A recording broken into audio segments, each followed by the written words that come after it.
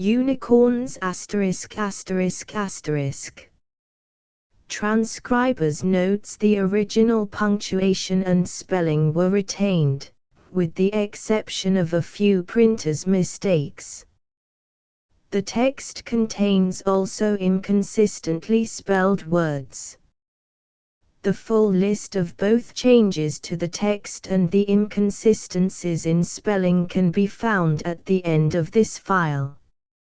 All the corrections are marked with a dashed line and the original text should appear on hovering the mouse over it. Books by James Huneker, published by Charles Scribner's Sons. Unicorns. 12 mo. net. $1.75 Ivory Apes and Peacocks. 12 mo. net. $1.50 New Cosmopolis.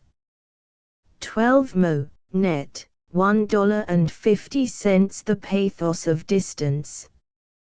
12 mo. net. $2 Franz Liszt. Illustrated. 12 mo. net. $2 Promenades of an Impressionist. 12 mo. net. $1.50 Egoists, a Book of Supermen. 12 mo. net. $1.50 Iconoclasts, a Book of Dramatists. 12 mo. net. $1.50 Overtones, a Book of Temperaments. 12 mo. net. $1.50 Mezzotints in Modern Music. 12 mo. net. $1.50 Chopin, The Man and His Music. With Portrait. 12 mo. net. $2 Visionaries. 12 mo. net. $1.50 Melomaniacs. 12 mo. net. $1.50 Unicorns by James Huneker. I would write on the lintels of the doorpost, Whim. Emerson, New York. Charles Scribner's Sons. 1917. Copyright 1917 by Charles Scribner's Sons, published September 1917. Copyright 1906 by the New York Herald Company. Copyright 1907 by the Ridgway Company. Copyright 1909, 1911, 1916, 1917 by the Sun Printing and Publishing Co. Copyright 1914, 1915, 1916, 1917 by the New York Times Company. Copyright 1915, 1916 by Puck Publishing Co. Copyright 1917 by North American. Copyright 1917 by the New York Evening Mail. This book of spleen and gossip is inscribed to my friend Edward Z. Aguilar. Come, let us lay a crazy lance in rest and tilt at windmills under a wild sky. John Galsworthy. He is a fribble, a sonsy faddle, whose conceits veer with the breeze like a creaking weather vane. As the sterile mooneth her librations, so must he boast of his oscillations, thinking them eternal verities. A very cockatoo in his perched-up vanity and prodigious clatter, from the velvet cactus. Anonymous. Printed at the sign of the Cat and Cameo, Threadneedle Street, London. AD 1723. Rare dot. Contents Chapter Page I. In Praise of Unicorns 1-2. An American Composer, The Passing of Edward MacDowell 6-3. Remy de Gourmont, His Ideas. The Color of His Mind 18-4. Artsai Barsh 33v. A Note on Henry James 53-6. George Sand 67-7. The Great American Novel 82-8. The Case of Paul Cézanne 96-9. Brahmsody 106x. The Opinions of J.K. Who is Man's 111-11. Style and Rhythm in English Prose 121-12. The Queerest Yarn in the World 139-13. On Rereading Malak 151-14. The Lost Master 161-15. The Grand Manner in Pianoforte Playing 171-16. James Joyce 187-17. Creative Involution 195-18. Four-Dimensional Vistas 203-19. OW 212XX. A Synthesis of the Seven Arts 218xxi.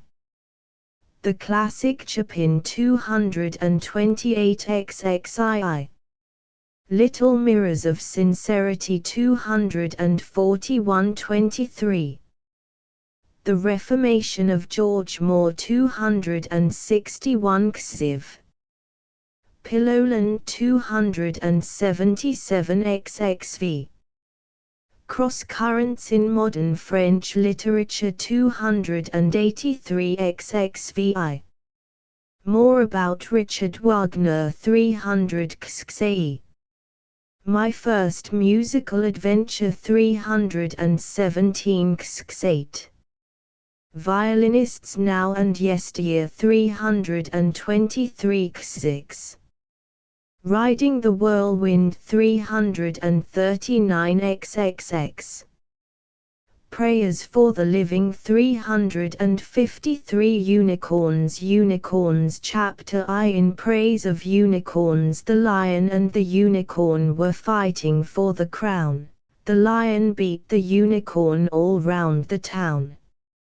In the Golden Book of Wit and Wisdom, Through the Looking Glass, the unicorn rather disdainfully remarks that he had believed children to be fabulous monsters. Alice smilingly retorts, "Do you know, I always thought unicorns were fabulous monsters, too. I never saw one alive before." "Well, now that we have seen each other," said the unicorn, "if you'll believe in me, I'll believe in you. Is that a bargain?" "Yes, if you like," said Alice. No such ambiguous bargains are needed to demonstrate the existence of unicorns. That is, not for imaginative people.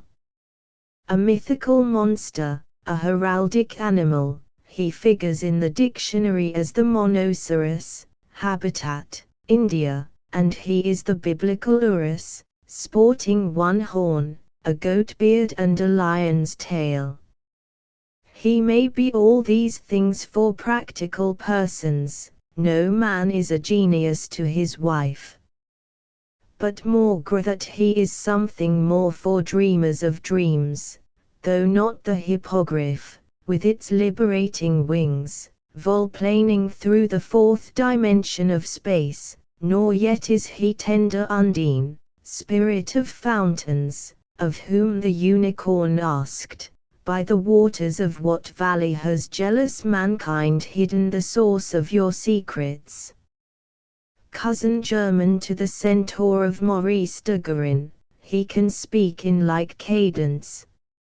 Alice with her dreaming eyes of wonder was, after the manner of little girls, somewhat pragmatic.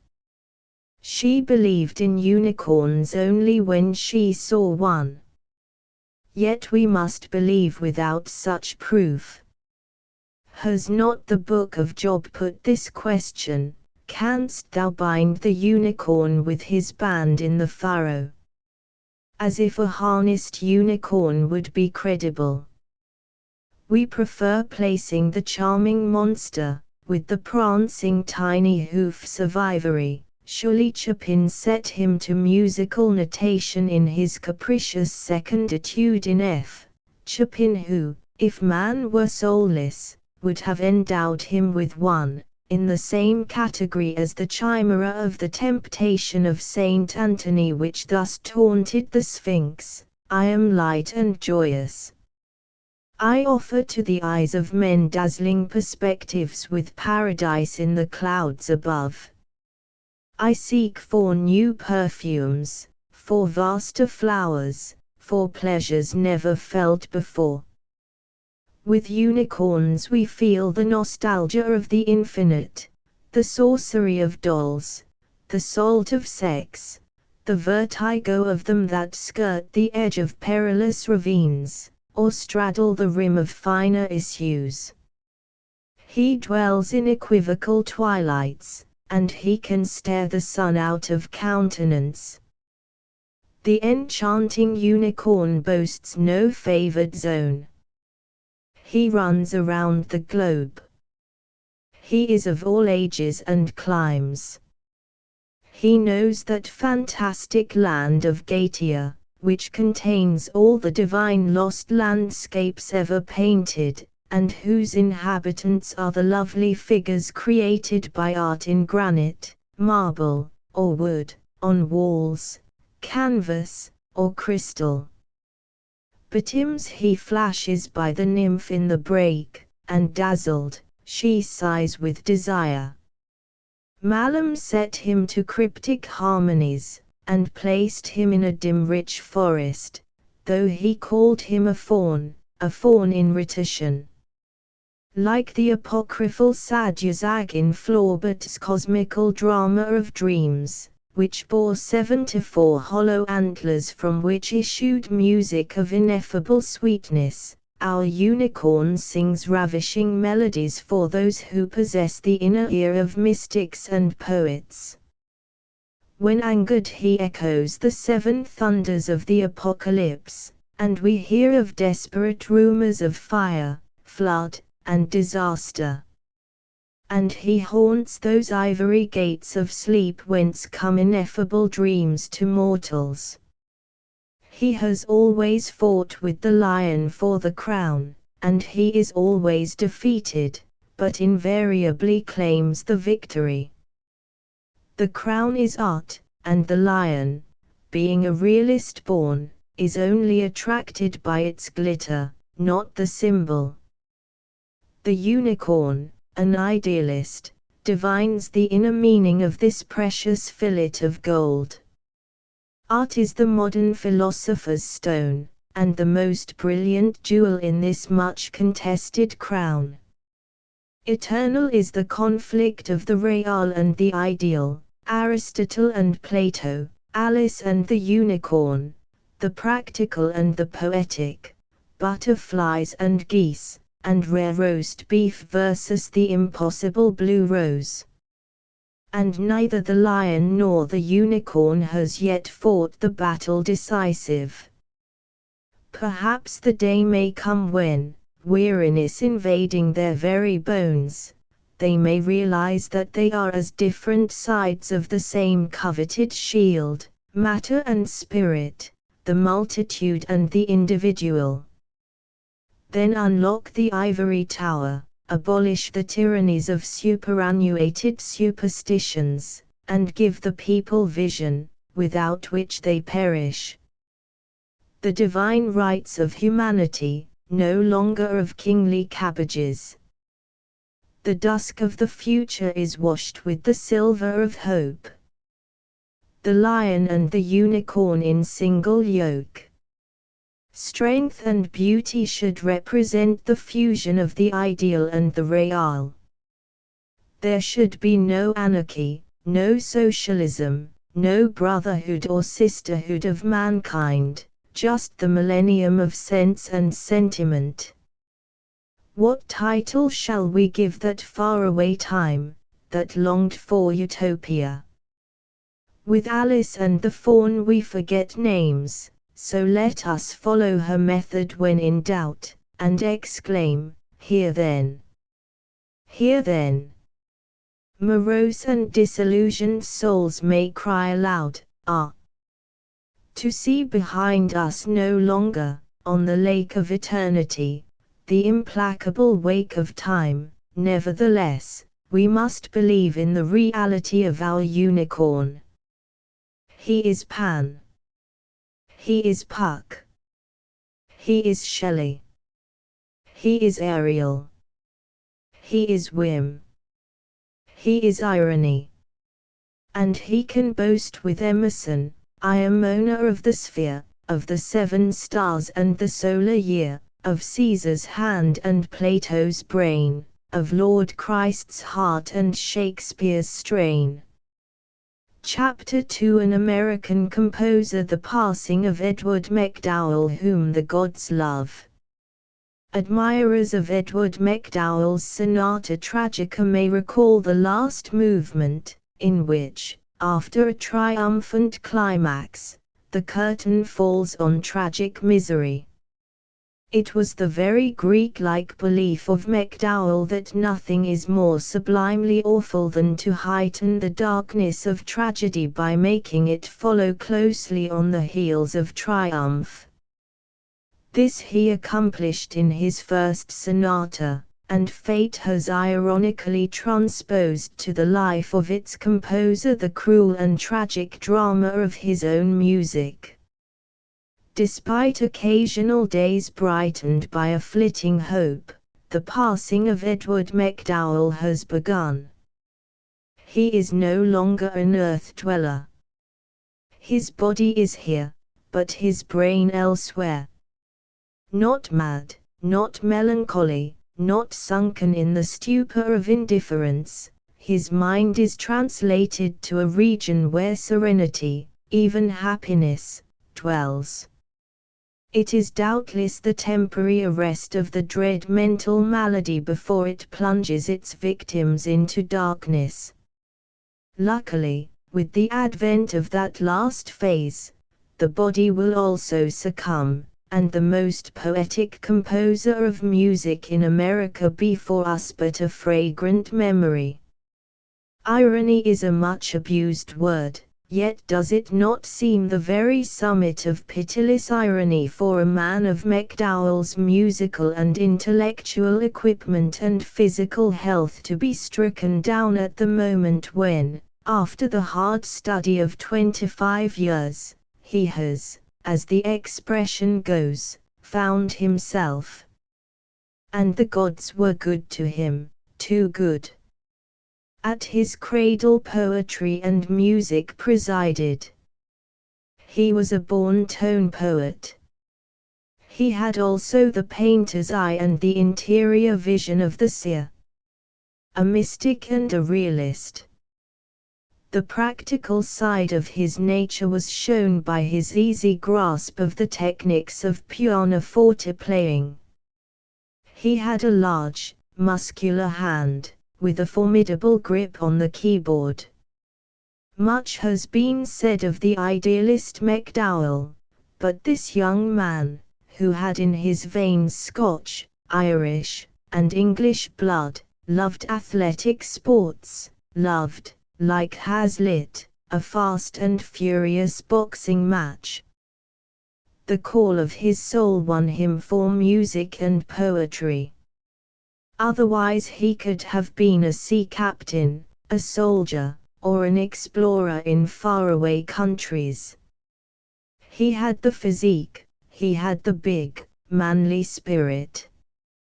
We are grateful, selfishly grateful, considering his life's tragedy, that he became a composer. Here, again, in all this abounding vitality, the irony of the skies is manifest. Never a dissipated man, without a touch of the improvidence we ascribe to genius, a practical moralist, rare in any social condition, moderate in his tastes, though not a Puritan, he nevertheless has been mowed down by the ruthless reaper of souls as if his were negligible clay. But he was reckless of the most precious part of him, his brain. He killed that organ by overwork. Not for gain, the money-getting ideal and this man were widely asunder, but for the love of teaching, for the love of sharing with others the treasures in his overflowing storehouse, and primarily for the love of music. He, American as he was, it is sad to speak of him in the past tense, and in these piping days of the pursuit of the gold piece, held steadfast to his art. He attempted to do what others have failed in, he attempted to lead, here in our huge, noisy city, antipathetic to aesthetic creation, the double existence of a composer and a pedagogue. He burned away the delicate neurons of the cortical cells, and today he cannot say pianoforte without a trial. He suffers from aphasia, and locomotor ataxia has begun to manifest itself. It would be tragedy in the household of any man, it is doubly so in the case of Edward MacDowell. He has just passed 45 years and there are to his credit some 60 works, about 132 compositions in all.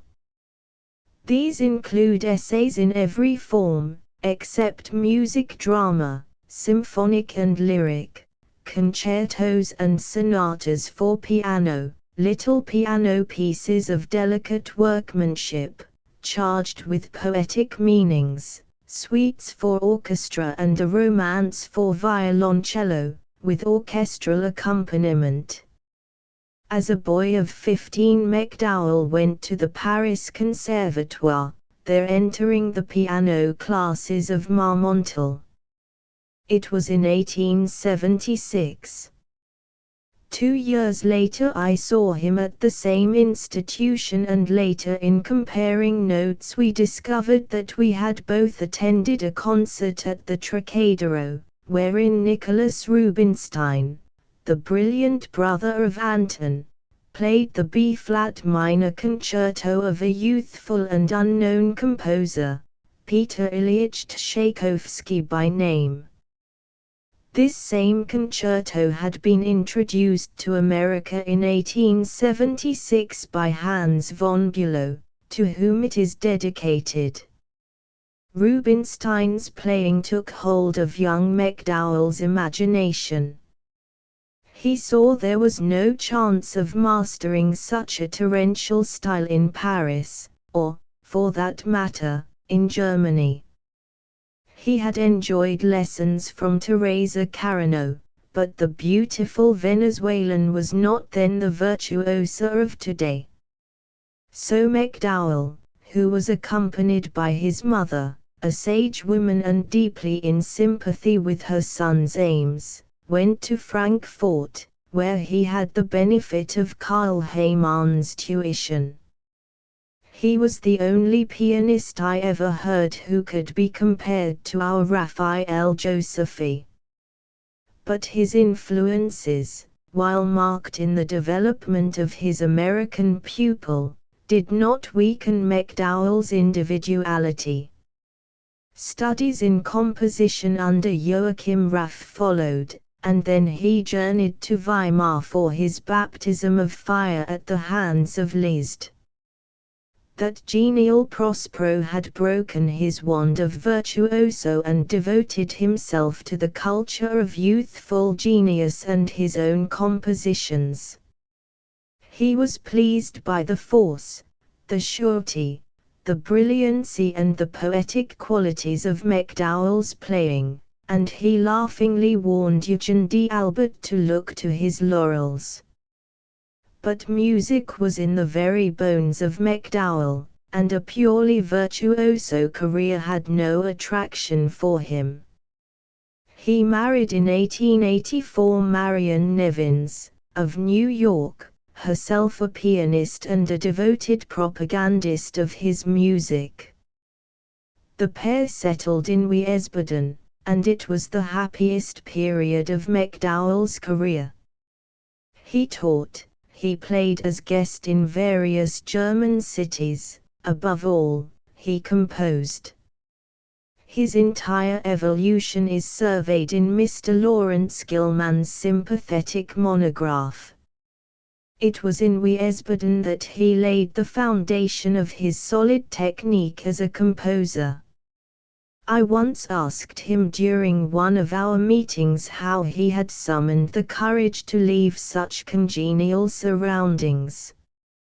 In that half-smiling, half-shy way of his, so full of charm and naivete, he told me his house had burned down and he had resolved to return home and make enough money to build another. He came to America in 1888 and found himself, if not famous, at least well known. To Frank van der Stucken belongs the glory of having launched the young composer, and so long ago as 1886 in the old Chickering Hall.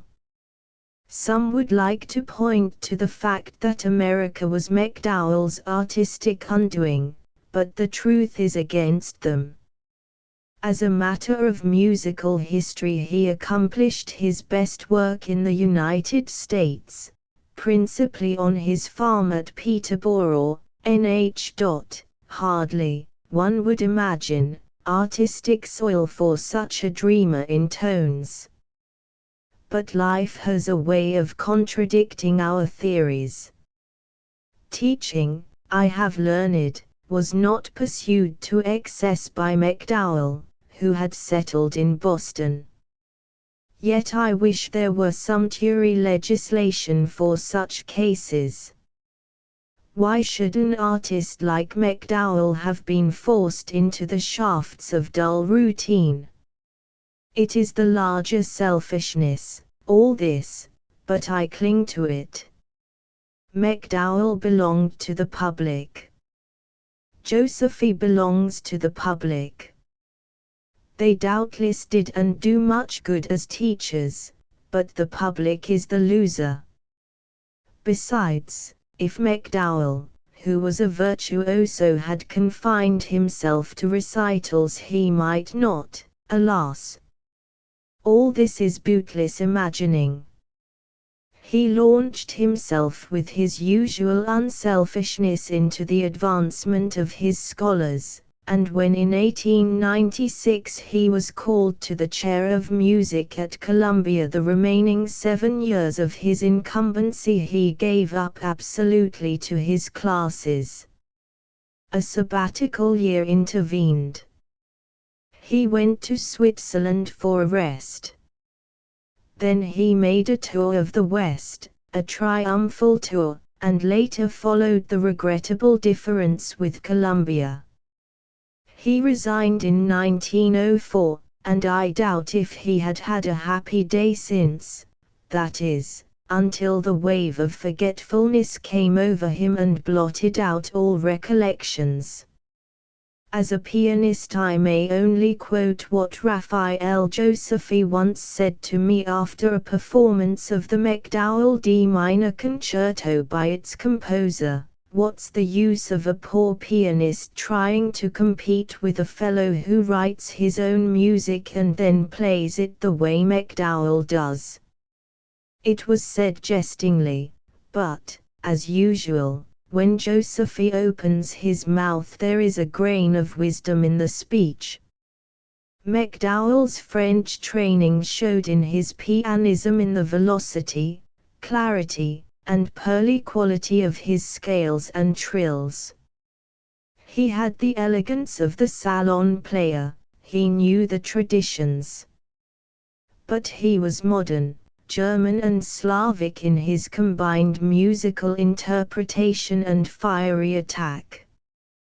His tone was large, at times it was brutal. This pianist did not shine in a small hall.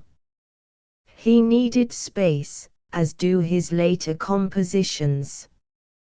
There was something both noble and elemental in the performance of his own sonatas.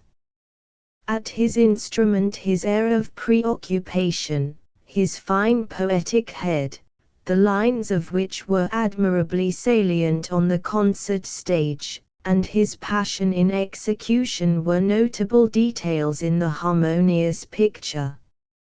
Like Liszt, MacDowell and his Steinway were as the rider and his steed. They seemed inseparable.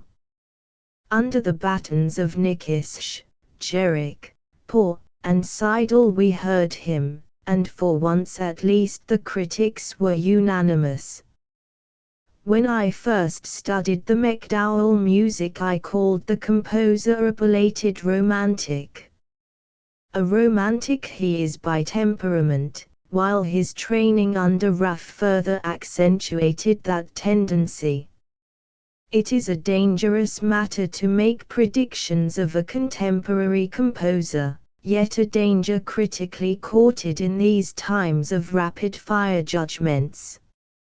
I have been a sinner myself, and am still unregenerate, for if it be sinful to judge hastily in the affirmative, by the same token it is quite as grave an error to judge hastily in the negative.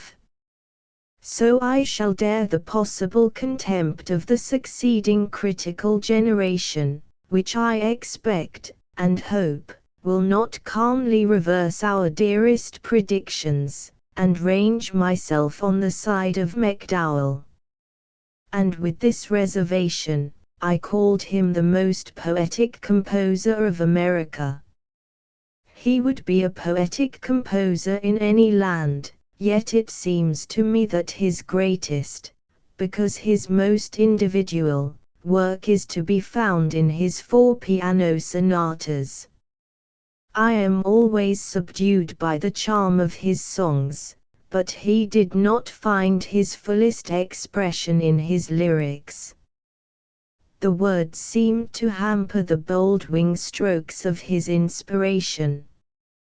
He did not go far enough in his orchestral work to warrant our saying, here is something new.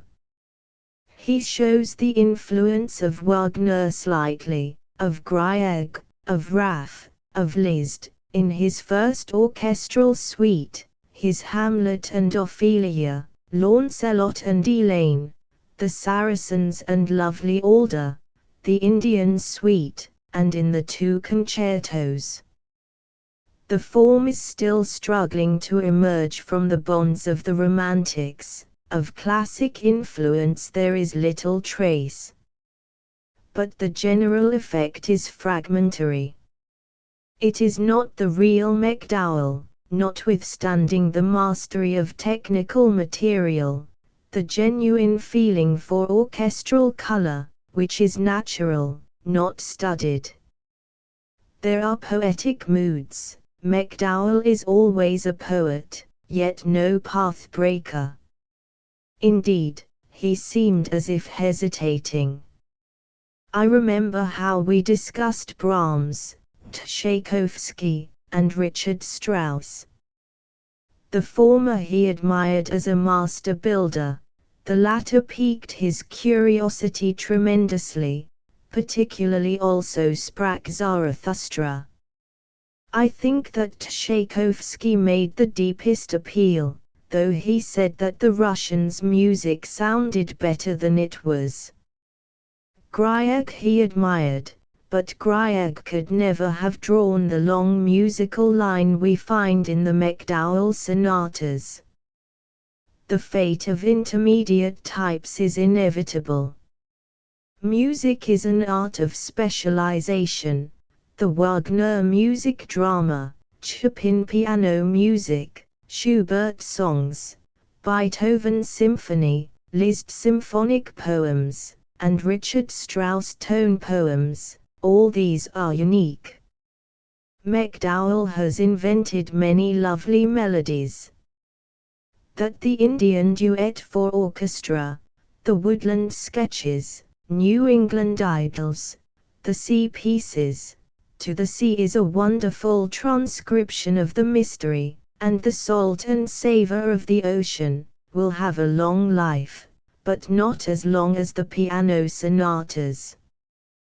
By them he will stand or fall.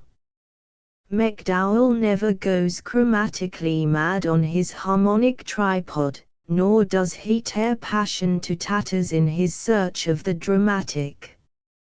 If he recalls any English poet, it is Keats, and like Keats he is simple and sensuous in his imagery, and a lover of true romance, not the sham ecstasies of mock medieval romance, but that deep and tender sentiment which we encounter in the poetry of Keats, in the magic of a moon half veiled by flying clouds, in the mystery and scent of old and tangled gardens. I should call MacDowell a landscape painter had I not heard his sonata music. Those sonatas, the Tragica, Eroica, Norse, and Celtic, with their broad, colored narrative, ballad-like tone, their heroic and chivalric accents, epic passion, and feminine tenderness. The psychology is simple if you set this music against that of Strauss, of Loeffler, or of Debussy. But it is noble, noble as the soul of the man who conceived it. Elastic in form, orchestral in idea, these sonatas, which are looser spun in the web than Liszt's, will keep alive the name of MacDowell. This statement must not be considered as evidence that I fail to enjoy his other work. I do enjoy much of it, especially the Indian orchestral suite, but the sonatas stir the blood, above all the imagination. When the Tragica appeared I did not dream of 3 such successors. Now I like best the Celtic, with its dark magic and its tales of Deirdre and the great Cuchulainn. This 4th sonata is as Celtic as the combined poetic forces of the Neo-Celtic Renaissance in Ireland. I believe MacDowell, when so sorely stricken, was at the parting of the ways. He spoke vaguely to me of studies for new symphonic works, presumably in the symphonic poem form of Liszt. He would have always remained the poet, and perhaps have pushed to newer scenes, but, like Schumann, Donizetti, Smetana and Hugo Wolf, his brain gave way under the strain of intense study. The composition of music involves and taxes all the higher cerebral centers. The privilege was accorded me of visiting the sick man at his hotel several weeks ago, and I am glad I saw him, for his appearance dissipated the painful impression I had conjured up. Our interview, brief as it was, became the reverse of morbid or unpleasant before it terminated. With his mental disintegration, sunny youth has returned to the composer. In Snowy White, he looks not more than 25 years old, until you note the grey in his thick, rebellious locks. There is still gold in his moustache and his eyes are luminously blue. His expression suggests a spirit purged of all grossness waiting for the summons. He smiles, but not as a madman, he talks hesitatingly, but never babbles. There is continuity in his ideas for minutes. Sometimes the word fits the idea, oftener he uses one foreign to his meaning. His wife, of whose devotion, almost poignant in its earnestness, it would be too sad to dwell upon, is his faithful interpreter. He moves with difficulty. He plays dominoes, but seldom goes to the keyboard. He reads slowly and, like the unfortunate Friedrich Nietzsche, he rereads one page many times. I could not help recalling what Mrs. Elizabeth Foerster Nietzsche told me in Weimar of her brother. One day, noticing that she silently wept, the poet-philosopher exclaimed, "But why do you weep, little sister? Are we not very happy?" MacDowell is very happy and his wife is braver than Nietzsche's sister. One fragment of his conversation I recall. With glowing countenance he spoke of the thunderbolt in his wonderfully realistic piano poem, The Eagle. There had been a lightning storm during the afternoon. Then he told me how he had found water by means of the hazel wand on his New Hampshire farm, a real happening. As I went away I could not help remembering that the final words I should ever hear uttered by this friend were of bright fire and running water and dream music. The above appeared in the New York Herald, the 24th of June, 1906, and is reprinted by request. Edward MacDowell died the 23rd of January, 1908. Chapter 3 Remy de Gourmont His Ideas. The colour of his mind J.E. Pence, R.D.G. Those were days marked by a white stone when arrived in the familiar yellow cover a new book, with card enclosed from Remy de Gourmont, 71, Rue des Saints-Pères, Paris. Sometimes I received as many as 2 in a year. But they always found me eager and grateful, did those precious little volumes bearing the imprint of the Mercure de France, with whose history the name of de Gourmont is so happily linked.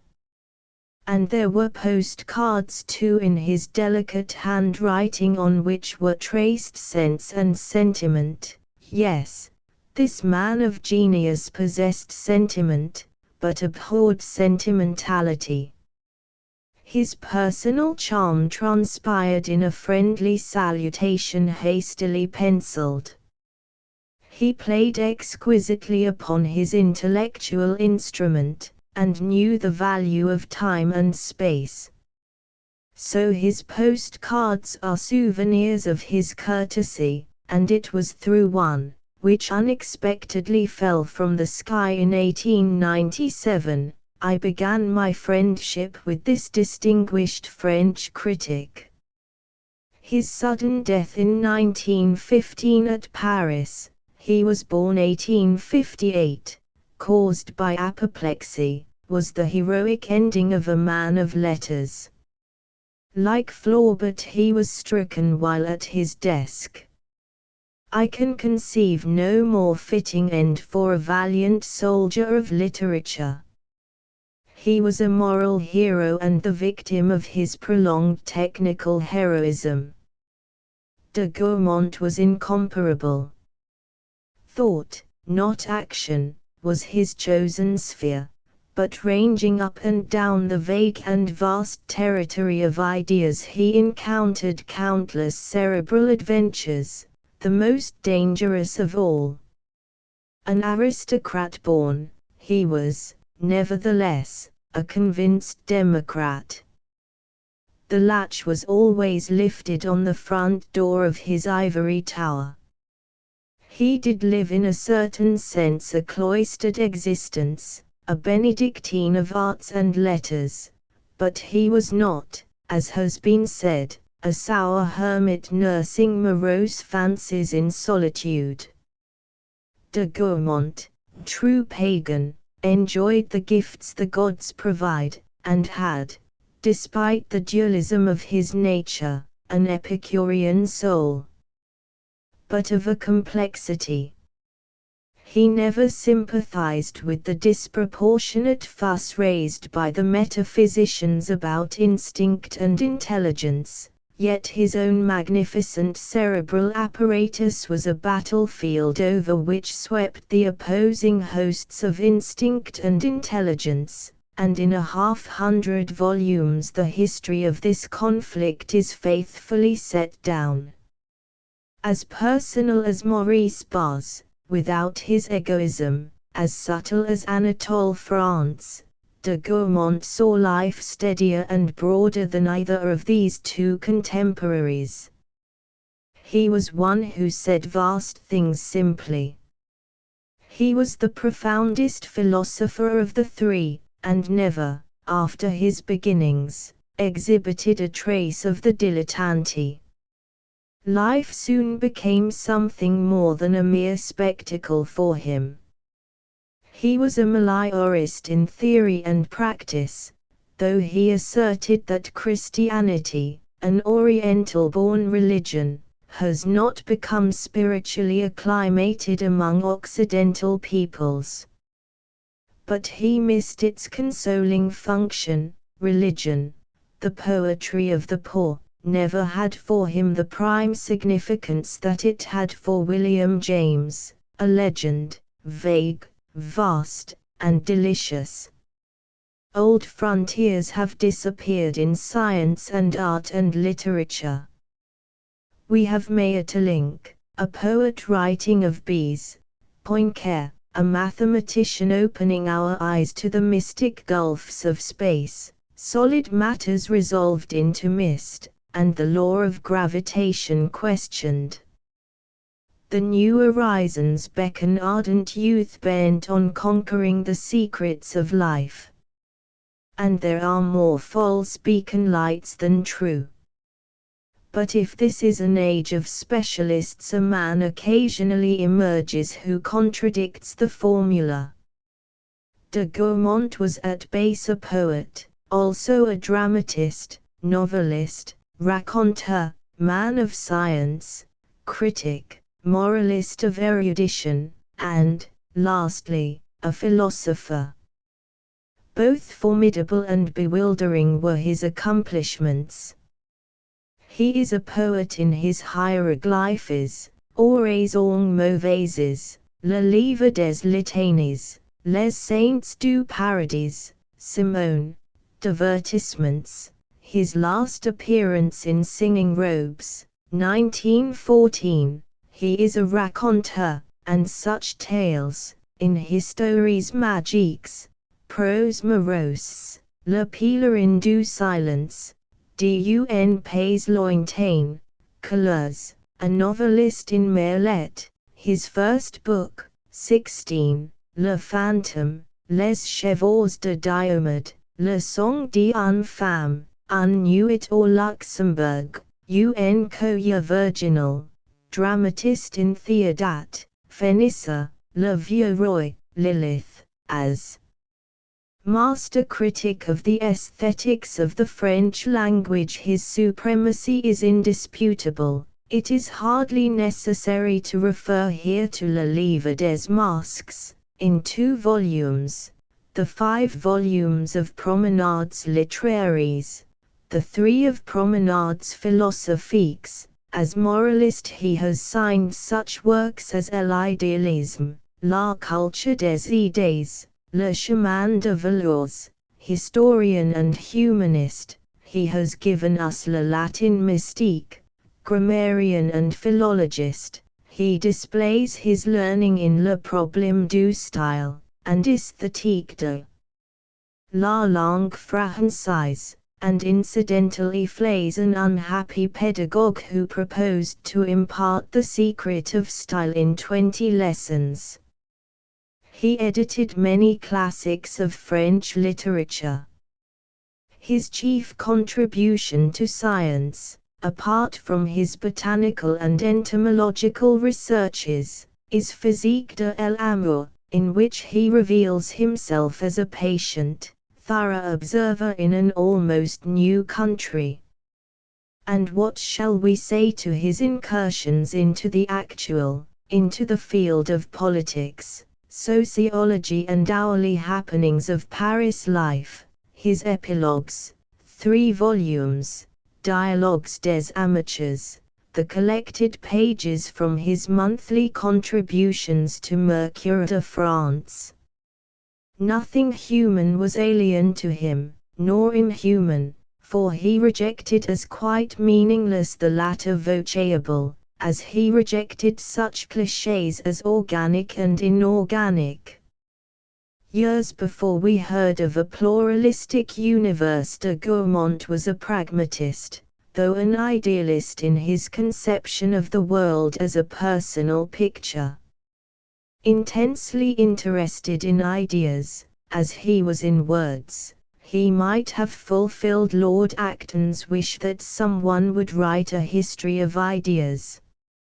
At the time of his death, the French thinker was composing a work entitled La physique des moeurs, in which he contemplated a demonstration of his law of intellectual constancy.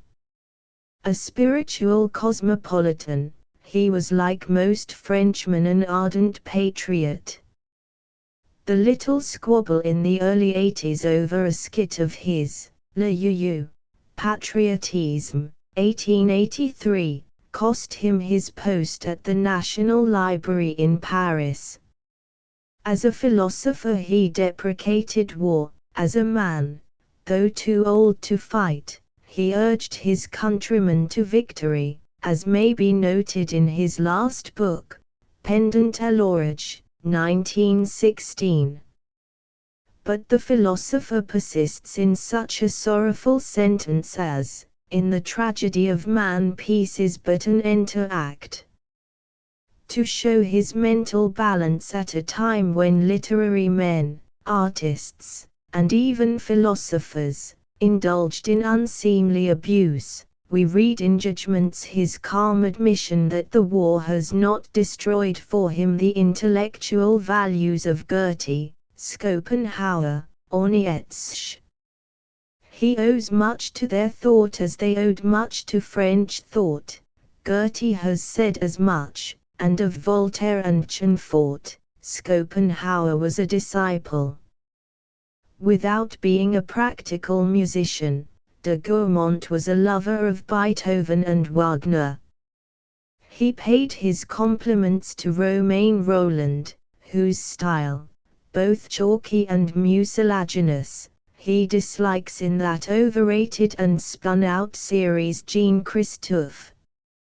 Another little volume, La Belgique littéraire, was published in 1915, which, while it contains nothing particularly new about Georges Rodenbach, Emile Verhaeren, Van Lerbergy, Camille Lemonnier, and Maurice Maeterlinck, is excellent reading.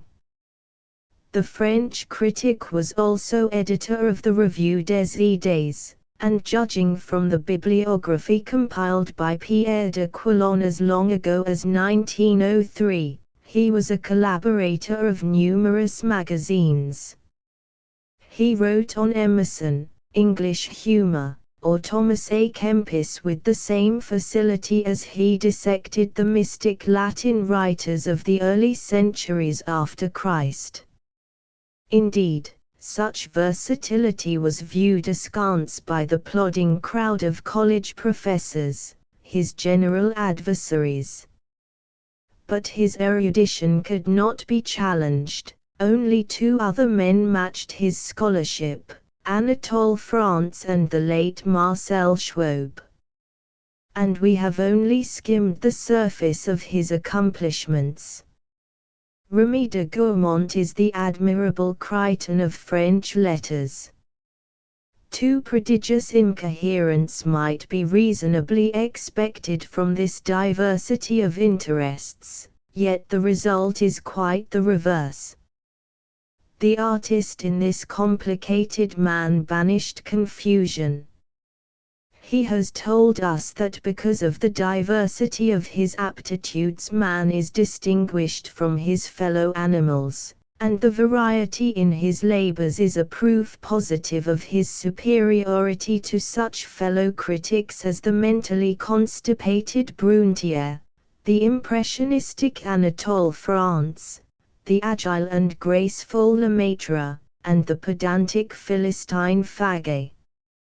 But if de Gourmont always attains clarity with no loss of depth, he sometimes mixes his genres, that is, the poet peeps out in his reports of the psychic life of insects, as the philosopher lords it over the pages of his fiction. A mystic betimes, he is a crystal-clear thinker. And consider the catholicity evinced in Le Livre des Masques. He wrote of such widely diverging talents as Maeterlinck, Mallam, Villiers de l'Isle Adam, and Paul Adam, of Henry de Regnier and Jules Renard, of Huysmans and Jules Lafargue, the mysticism of Francis Poictevin's style and the imagery of Saint Paul Rue he defined, and he displays an understanding of the first symbolist poet, Arthur Rimbaud, while disliking the personality of that abnormal youth. But why recite this litany of new talent literally made visible and vocal by our critic? It is a pleasure to record the fact that most of his swans remained swans and did not degenerate into tame geese. In this book he shows himself a profound psychologist. Insatiably curious, he yet contrived to drive his chimeras in double harness and safely. His best fiction is 16 and Unnuit or Luxembourg, if fiction they may be called. Never will their author be registered among bestsellers. 16 deals with the adventures of a masculine brain. Ideas are the hero. In Un Coeur virginal we touch earth, fleshly and spiritually. This story shocked its readers. It may be considered as a sequel to Physique de l'amour. It shows mankind as a gigantic insect indulging in the same apparently blind pursuit of sex sensation as a beetle, and also shows us the female of our species endowed with less capacity for modesty than the lady mole, the most chaste of all animals. Disconcerting, too, is the psychology of the heroine's virginal soul, not, however, cynical. Cynicism is the irony of vice, and de Gourmont is never cynical, but a master of irony. Unnuit or Luxembourg has been done into English. It handles with delicacy and frankness themes that in the hands of a lesser artist would be banished as brutal and blasphemous. The author knows that all our felicity is founded on a compromise between the dream and reality, and for that reason while he signals the illusion he never mocks it. He is too much an idealist. In the elaborately carved cups of his tales, foaming over with exquisite perfumes and nectar, there lurks the bitter drop of truth. He could never have said with proud Hun that woman is the desolation of the just, for him woman is often an obsession. Yet, captain of his instincts, he sees her justly. He is not subdued by sex. With a gesture he destroys the sentimental scaffolding of the sensualist and marches on to new intellectual conquests. In Lilith, an Adamitic morality, he reveals his Talmudic law.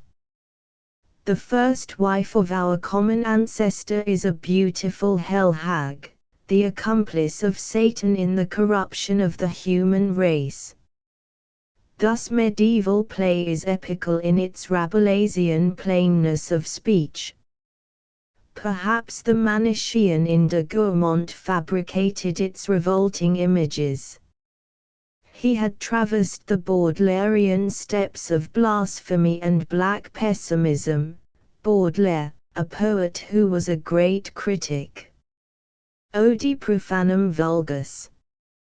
was de Gaumont's motto, but his soul was responsive to so many contacts that he emerged, as bars emerged, a citizen of the world. Anarchy as a working philosophy did not long content him, although he never relinquished his detached attitude of proud individualism. He saw through the sentimental equality of J. Rousseau. Rousseau it was who said that thinking man was a depraved animal. Perhaps he was not far from the truth. Man is an affective animal more interested in the immediate testimony of his senses than in his intellectual processes.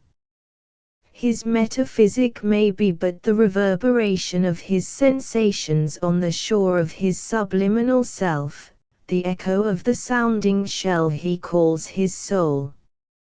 And our critic had his scientific studies to console him for the inevitable sterility of soul that follows egoism and a barren debauch of the sensations. He did not tarry long in the valley of excess. His artistic sensibility was his savior. Without being a dogmatist, de Gaumont was an antagonist of absolutism. A determinist, which may be dogmatism a Rebauers, a relativist, he holds that mankind is not a specially favored species of the animal scale, thought is only an accident, possibly the result of rich nutrition. An automaton, man has no free will, but it is better for him to imagine that he has. It is a sounder working hypothesis for the average human. The universe had no beginning, it will have no end. There is no first link or last in the chain of causality. Everything must submit to the law of causality. To explain a blade of grass we must dismount the stars. Nevertheless, de Gaumont no more than Renan, had the mania of certitude. Humbly he interrogates the Sphinx. There are no isolated phenomena in time or space. The mass of matter is eternal. Man is an animal submitting to the same laws that govern crystals or brutes. He is the expression of matter in physique and chemistry. Repetition is the law of life. Thought is a physiological product, intelligence the secretion of matter and is amenable to the law of causality. This tsounds like Taine's famous definition of virtue and vice. And who shall deny it all in the psychochemical laboratories? It is not the rigid old-fashioned materialism, but a return to the more plastic theories of Lamarck and the transformism of the Dutch botanist, Hugo de Vries. For de Gaumont the Darwinian notion that man is at the topmost notch of creation is as antique and absurd as most cosmogonies. Indeed, it is the Asiatic egocentric idea of creation. Jacob's ladder repainted in Darwinian symbols. Voilà l'ennemi, said de Gaumont and put on his controversial armor. What blows, what sudden deadly attacks were his! Quinton has demonstrated to the satisfaction of many scientists that bird life came later on our globe than the primates from whom we stem. The law of thermal constancy proves it by the interior temperature of birds. Man preceded the carnivorous and ruminating animals, of whom the bodily temperature is lower than that of birds. The ants and bees and beavers are not a whit more automatic than mankind. Automatism, says Ribot, is the rule. Thought is not free, wrote William James, when to it an affirmation is added, then it is but the affirmation of a preference. El homme asserts de gourmand, varier l'infini sa mimique. Sa supériorité, c'est la diversité immense de ses aptitudes. He welcomed Jules de Gaultier and his theory of Bouvierisme, of the vital lie, because of which we pretend to be what we are not. That way spells security, if not progress. The idea of progress is another necessary illusion, for it provokes a multiplicity of activities. Our so-called free will is naught but the faculty of making a decision determined by a great and varied number of motives. As for morality, it is the outcome of tribal taboos. The insect and animal world shows deepest dyed immorality, revolting cruelty, and sex perversity. Rabbits and earthworms through no fault of their own suffer from horrible maladies.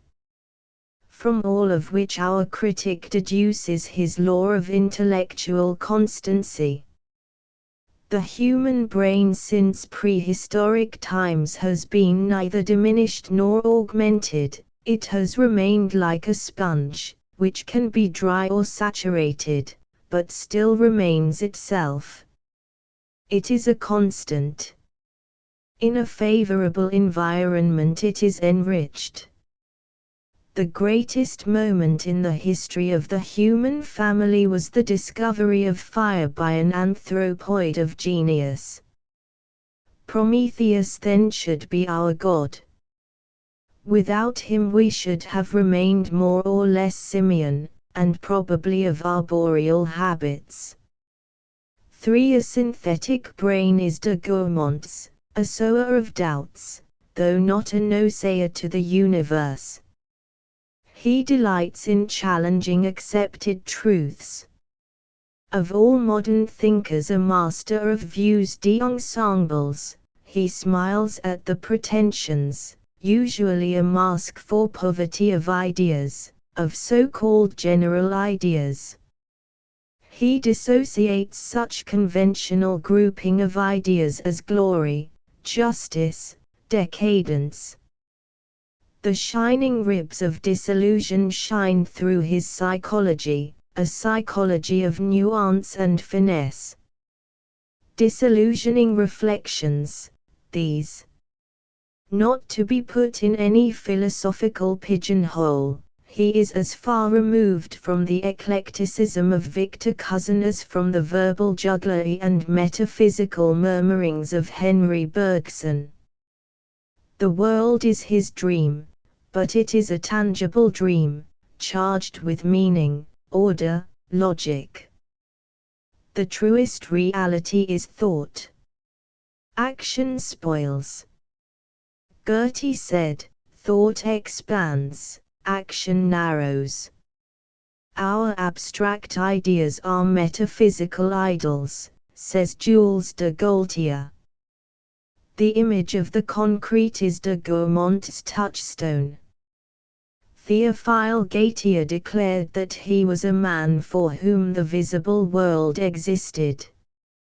He misjudged his capacity for apprehending reality. The human brain, excellent instrument in a priori combinations, is inept at perceiving realities. The Sultan of the Epithètes de Goncourt, nicknamed Le Bon Theo, was not the emperor of thought according to Henry James, and for him it was a romantic fiction spun in the rich web of his fancy. A vaster, greyer world is adumbrated in the books of de Gourmand. He never allowed symbolism to deform his representation of sober, everyday life. He pictured the future domain of art and ideas as a fair and shining landscape, no longer a series of little gardens with high walls. A hater of formulas, sects, schools, he teaches that the capital crime of the artist, the writer, the thinker, is conformity. Yet how serenely this critic swims in classic currents. The artist's work should reflect his personality, a magnified reflection. He must create his own aesthetic. There are no schools, only individuals. And of consistency he might have said that it is oftener a mule than a jewel.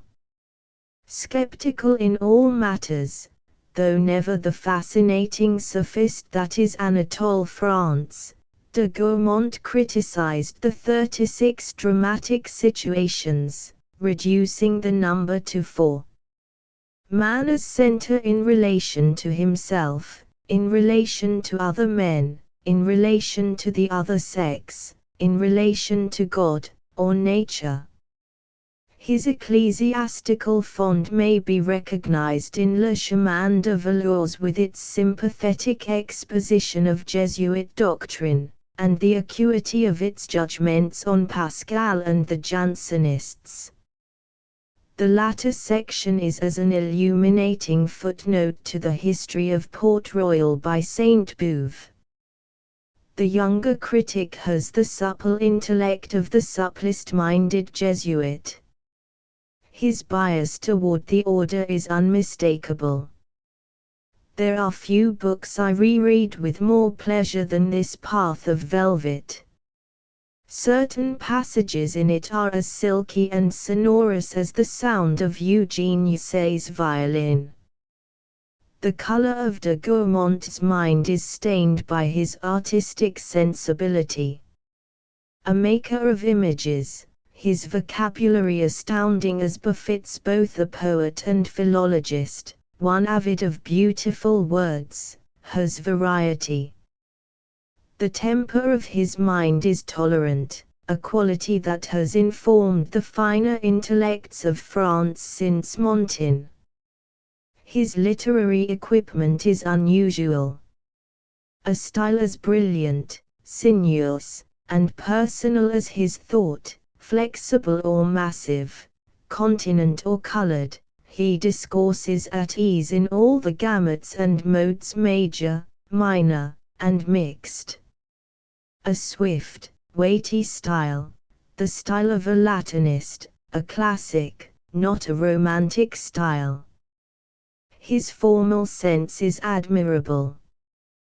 The tenderness of Anatole France is absent, except in his verse, which is less spontaneous than volitional. A pioneer in new aesthetic pastures, de Gourmont is a poet for poets. He has virtuosity, though the gift of tears nature, possibly jealous because of her prodigality, has denied him. But in the curves of his overarching intellect there may be found wit, gaiety, humor, the Gallic attributes, allied with poetic fancy, profundity of thought, and a many-sided comprehension of life, art, and letters. He is in the best tradition of French criticism, only more versatile than either Sainte-Beuve or Taine, as versatile as Dr. Brandes or Arthur Symons, and that is saying much. With Anatole France he could have exclaimed, "The longer I contemplate human life, the more I believe that we must give it, for witnesses and judges, irony and pity." Chapter 4 Art si barche fi. Once upon a time Maurice Maeterlinck wrote, "Whereas, it is far away from bloodshed, battle cry, and sword thrust that the lives of most of us flow on, and the tears of men are silent today, and invisible, and almost spiritual." This is a plea for his own spiritualized art, in which sensations are attenuated, and emotions within emotions, the shadow of the primal emotions, are spun into crepuscular shapes. But literature refused to follow the example of the Belgian dreamer, and since the advent of the new century there has been a recrudescence of violence, a melodramatic violence, that must be disconcerting to Maeterlinck. It is particularly the case with Russian poetry, drama, and fiction. That vast land of promise and disillusionment is become a trying out place for the theories and speculations of Western Europe. No other nation responds so sensitively to the vibrations of the time spirit. No other literature reflects with such clearness the fluctuations of contemporary thought and sensibility. The Slav is the most emotional among living peoples. Not that mysticism is missing, indeed, it is the keynote of much Russian literature, but it was the clash of events, the march of ideas which precipitated young Russia into the expression of revolt, pessimism, and its usual concomitant, materialism. There were bloodshed, battle cries, and sword thrusts, and tears, tangible, not invisible, in the uprising of 10 years ago. The four great masters, Gogol, Dostoevsky, Turgenev, and Tolstoy, still ruled the minds of the intellectuals, but a younger element was the yeast in the new fermentation. Chkov, with his epical ennui, with his tales of mean, colorless lives, Gorky and his disinherited Barefoot Brigade, the dramatic Andreev, the mystic Sologub, and Kuprin, Zinsky, Kusmin, Ivanov, Ropshin, Zaitsev, Chupigin, Serafimovich. I select a few of the romances, not to mention such poets as Bloch, Ruminsov, and Ivanov, are the men who are fighting under various banners but always for complete freedom. Little more than a decade has passed since the appearance of a young man named Michael Artseiboshev who, without any preliminary blaring of trumpets, has taken the center of the stage and still holds it. He is as Slavic as Dostoevsky, more pessimistic than Tolstoy, though not the supreme artist that was Turgenev. Of Gogol's overwhelming humor he has not a trace, instead, a corroding irony which eats into the very vitals of faith in all things human. Gorky, despite his bitter nickname, is an incorrigible optimist compared with Artseiboshev. One sports with Nietzsche, the other not only swears by Max Stirner, but some of his characters are Stirnerism incarnate. His chosen field in society is the portrayal of the middle class and proletarian. To André Villard, his friend and one of his translators, the new Russian novelist told something of his life, a life colorless, dreary, bare of dramatic events. Born in a small town in southern Russia, 1878, Michael Artseiboshev is of Tatar, French, Georgian, and Polish blood. His great-grandfather on the maternal side was the Polish patriot Kosciuszko. His father, a retired officer, was a small landowner. In the lad there developed the seeds of tuberculosis. His youth was a wretched one. At school he was unhappy because of its horrors. He has written of them in his first story, Pasha Tumanau, and he drifted from one thing to another till he wrote for a literary weekly in the provinces founded by a certain Myrolyubov, to whom he ascribes his first lift in life. Fellow contributors at the time were Maxim Gorky, Leonid Andreev, Kuprin, and other young men who, like Artseiboshev, have since arrived. His first successful tale was Ivan Landy. It brought him recognition. This was in 1904. But the year before he had finished Sanine, his masterpiece, though it did not see publication till 1908. This was 3 years after the Revolution of 1905, so that those critics were astray who spoke of the book as a naturally pessimistic reaction from the fruitless uprising. Pessimism was born in the bones of the author, and he needed no external stimulus to provoke such a realistic study as Sanine. Whether he is happier, healthier, whether he has married and raised a family, we know not. Personal as his stories are said to be, their art renders them objective. The world over Sanine has been translated. It is a significant book, and incorporates the aspirations of many young men and women in the Russian Empire. It was not printed at first because of the censorship, and in Germany it had to battle for its life. It is not only written from the standpoint of a professed immoralist, but the Russian censor declared it pernicious because of its defamation of youth, its suicidal doctrine, its depressing atmosphere.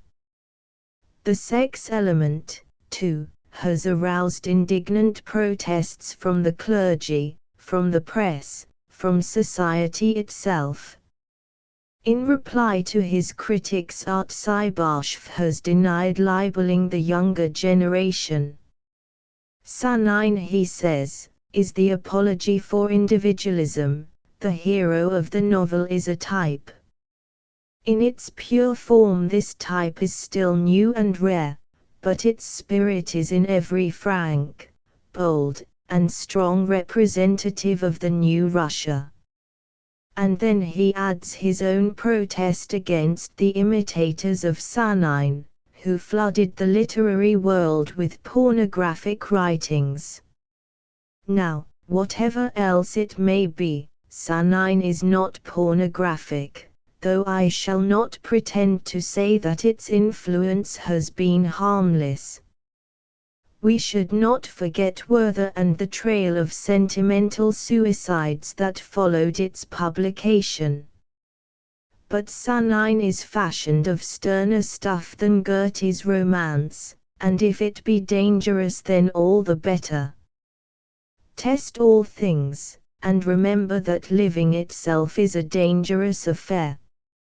Never has the world needed precepts of daring, courage, individualism more than in this age of cowardly self-seeking, and the sleek promises of altruism and its soulless well-being. Sanine is a call to arms for individualists. And recall the Russian saying, self-conceit is the salt of life. To that Artseibashv denies the influence of Nietzsche while admitting his indebtedness to Nietzsche's forerunner, Max Stirner, need not particularly concern us. There are evidences scattered throughout the pages of Sanine that prove a close study of Nietzsche and his idealistic Superman. Artist as is Artseibashv, he has densely spun into the fabric of his work the ideas that control his characters, and whether these ideas are called moral or immoral does not matter. The chief thing is whether they are propulsive forces in the destiny of his puppets.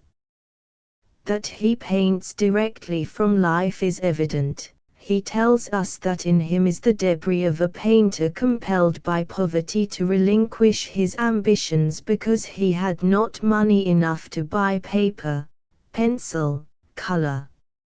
Such a realistic brush has seldom been wielded as the brush of Artseibashv.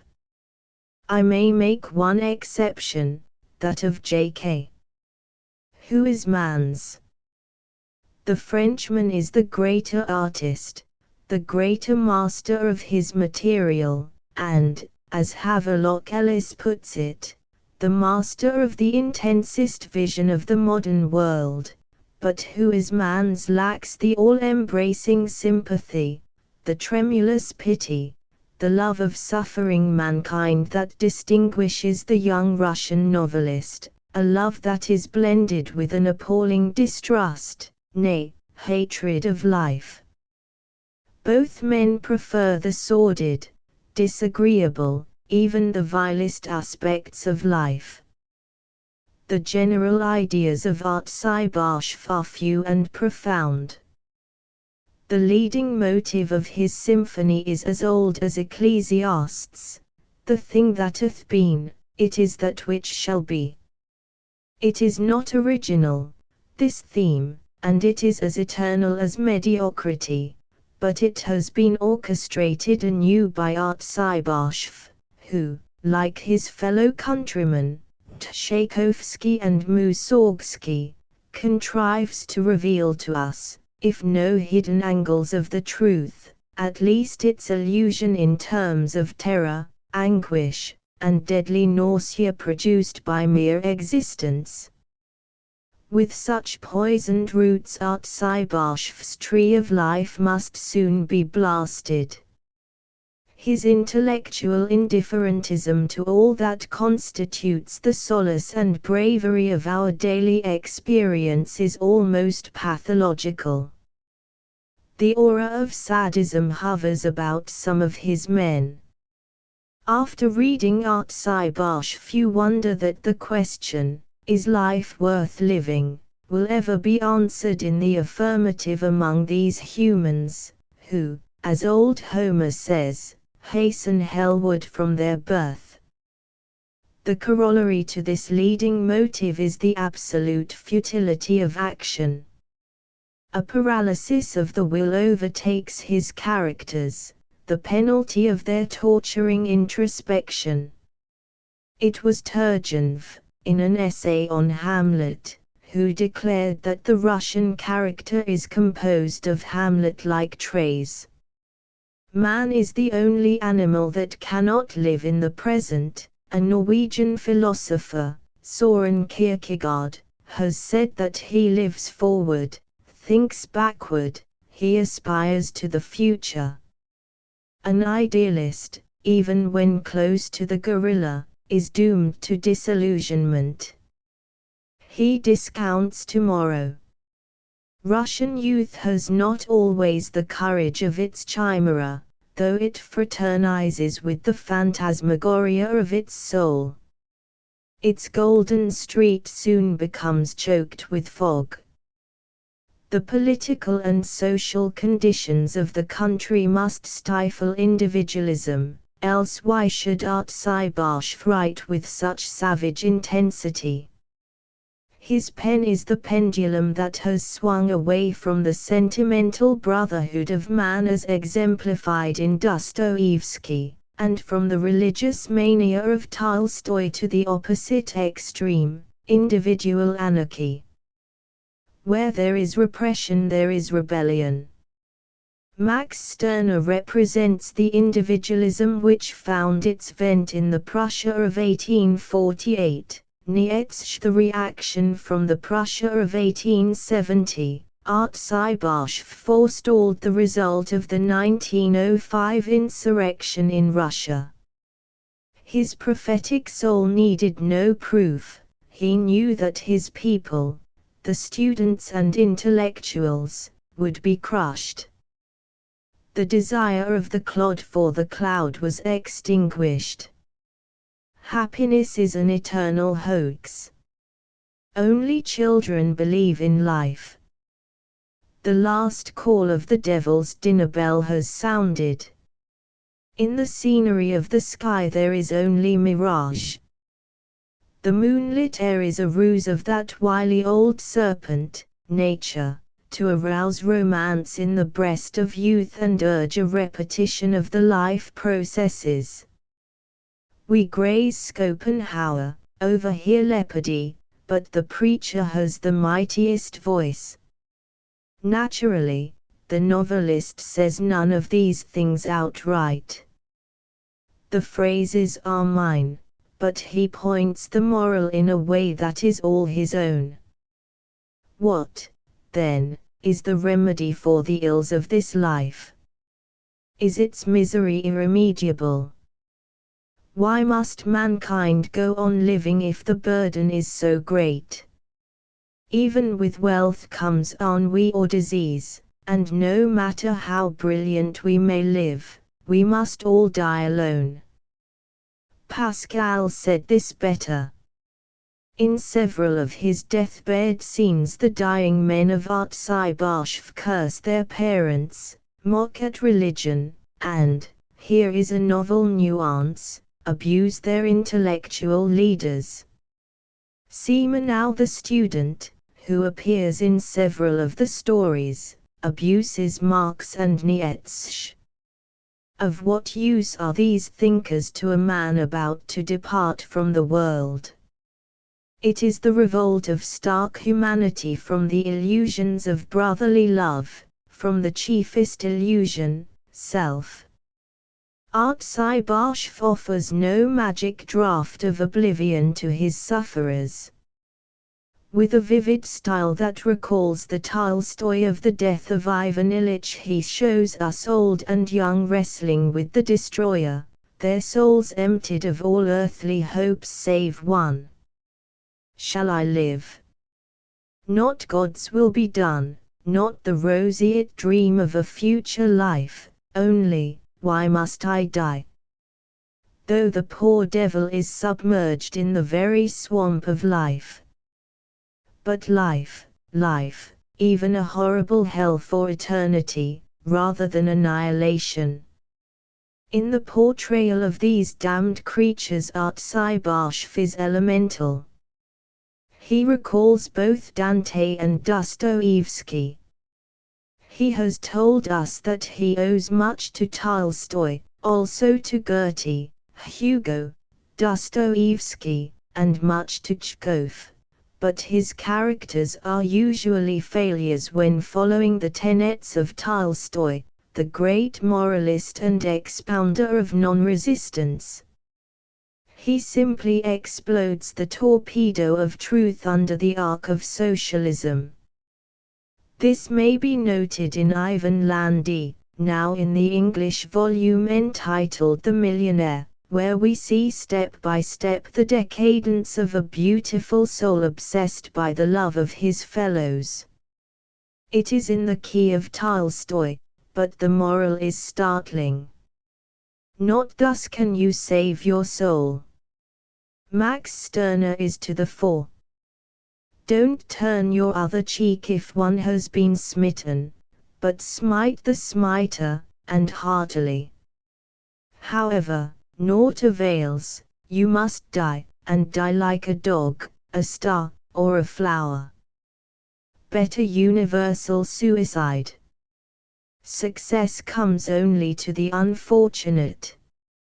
And so we swing back to Eduard von Hartmann, who, in his philosophy of the unconscious, counsels the same thing.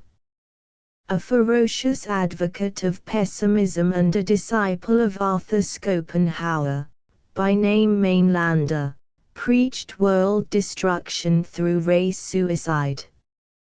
But all these pessimists seem well fed and happy when compared to the nihilists of Artsy-Bashf.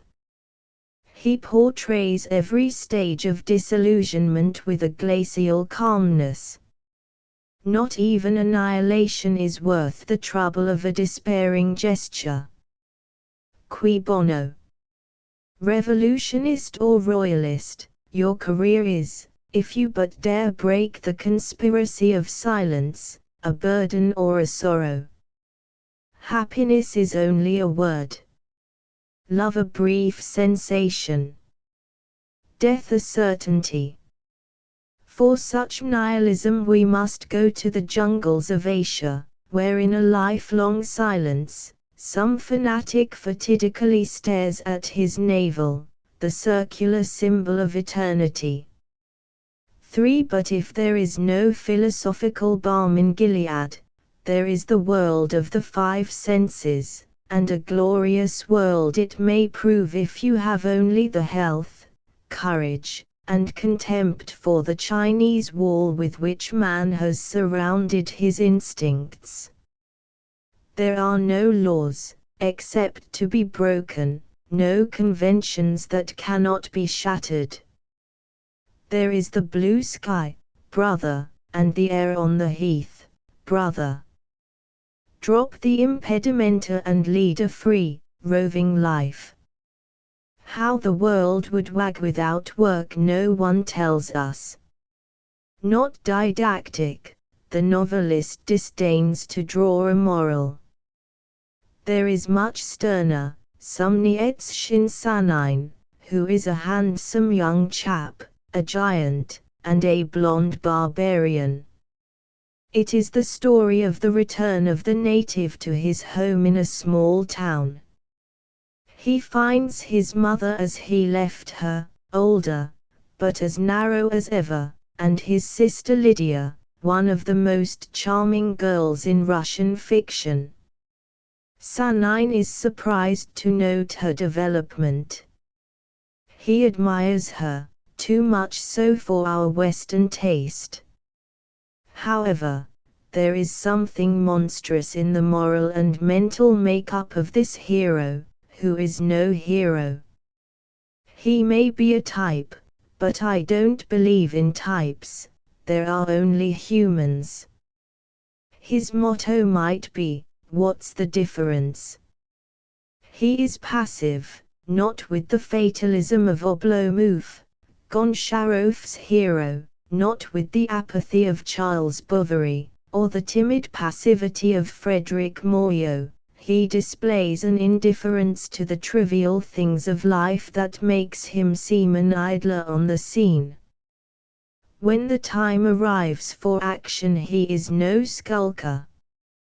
His sister has been ruined by a frivolous officer in garrison, and she attempts suicide. Her brother rescues her, not heroically, but philosophically, and shows her the folly of believing in words. Ruined. Very well, marry and forget. However, he drives the officer to suicide by publicly disgracing him. He refuses a duel, punches his head, and the silly soldier with his silly code of honor blows out his brains. A passive role is Sanine's in the composition of this elaborate canvas, the surface simplicity of which deceives us as to its polyphonic complexity. He remains in the background while about him play the little destinies of little souls. Yet he is always the fulcrum for a climax. I have not yet made up my mind whether Sanine is a great man or a thorough scoundrel. Perhaps both. A temperamental and imaginative writer is Artseibashv. I first read him, 1911, in French, the translation of Jacques Powolsky, and his style recalled, at times, that of Turgenev, possibly because of the language. In the German translation he is not so appealing, again perhaps of the difference in the tongues.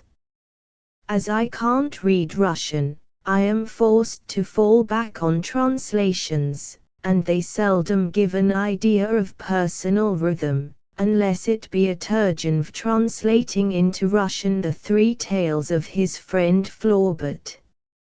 Nevertheless, through the veil of a foreign speech the genius of Artseibashv shines like a crimson sun in a mist. Of course, we miss the caressing cadence and rich sonorousness of the organ-toned Russian language. The English versions are excellent, though, naturally enough, occasionally chastened and abbreviated. I must protest here against the omission of a chapter in Breaking Point which is a key to the ending of the book. I mean the chapter in which is related the reason why the wealthy drunkard goes to the monastery, there to end his days. Years ago Mr. Howells said that we could never write of America as Dostoevsky did of Russia, and it was true enough at the time, nor would we ever tolerate the nudities of certain Gallic novelists. Well, we have, and I am fain to believe that the tragic issues of American life should be given fuller expression, and with the same sincerity as Artzybarshv's, whose strength is his sincerity, whose sincerity is a form of his genius. The very air of America makes for optimism. Our land of milk and honey may never produce such prophets of pessimism as Artzybarshv, unless conditions change. But the lesson for our novelists is the courageous manner, and artistic, too, with which the Russian pursues the naked soul of mankind and dissects it. He notes, being a psychologist as well as a painter, the exquisite recoil of the cerebral cells upon themselves which we call consciousness. Profoundly human in his sympathies, without being, in the least sentimental, he paints full-length portraits of men and women with a flowing brush and a fine sense of character values. But he will never bend the bow of Balzac. Vladimir Sanine is not his only successful portrait. In the book there are several persons: the disgraced student Uratu, who is self-complacent to the point of morbidity, his lovely sister, and her betrothed. The officers are excellently delineated and differentiated, while the girls, Sina Karsavina and her friend the teacher, are extremely attractive. Karsavina is a voracious personality. The poor little homeless Hebrew who desires light on the mystery of life could not be bettered by Dostoevsky. For that matter, Artzybarshv is partially indebted to Dostoevsky for certain traits of Ivan Landy, who is evidently patterned from Prince Mishkin in The Idiot. Wherever Sanine passes, trouble follows. He is looked on as possessing the evil eye, yet he does little but lounge about, drink hard, and make love to pretty girls. But as he goes he snuffs out ideals like candles. As Artzybarshv is a born storyteller, it must not be supposed that the book is unrelieved in its gloom. There are plenty of gay episodes, sensational, even shocking, a picnic, a shooting party, and pastorals done in a way which would have extorted the admiration of Turgenev. Thomas Hardy has done no better in his peasant life. There are various gatherings, chiefly convivial, a meeting of would-be intellectuals for self-improvement, related with blasting irony, and drinking festivals which are masterly in their sense of reality. Add to these pages of nature descriptions, landscapes, pictures of the earth in all seasons and guises, revealing a passionate love of the soil which is truly Russian. You fairly smell the frosty air of his winter days. Little cause for astonishment that Sanine at its appearance provoked as much controversy, as much admiration and hatred as did Fathers and Sons of Turgenev. Vladimir Sanine is not as powerful as Bazarov the anarchist, but he is a pedant, he is an anarch of the new order, neither a propagandist by the act, but a philosophical anarch who lazily mutters, "Let the world wag," I don't care so that it minds its own business and lets me alone. With few exceptions, most latter-day fiction is thin, papery, artificial, compared with Artzybarshv's rich, red-blooded genius. I have devoted so much attention to Sanine that little space is left for the other books, though they are all significant. Revolutionary Tales contains a strong companion picture to Sanine, the portrait of the metal worker Skivajoy, who is a revolutionist in the literal sense. His hunted life and death arouse a terrific impression. The end is almost operatic. A captivating little working girl figures in one episode. It may be remarked in passing that Artzybarshv does not paint for our delectation the dear dead drabs of yesteryear, nor yet the girl of the street who heroically brings bread to her starving family, as does Sonia in Crime and Punishment. Few outcasts of this sort are to be found in his pages, and those few are unflinchingly etched, as, for example, the ladies in The Millionaire. This story, which is affiliated in ideas with Sanine, is Tolstoyan in the main issue, yet disconcertingly different in its interpretation. Wealth, too, may become an incitement to self-slaughter from sheer disgust. The story of Pasha Tumanow is autobiographical, and registers his hatred of the Russian grammar schools where suicides among the scholars are anything but infrequent.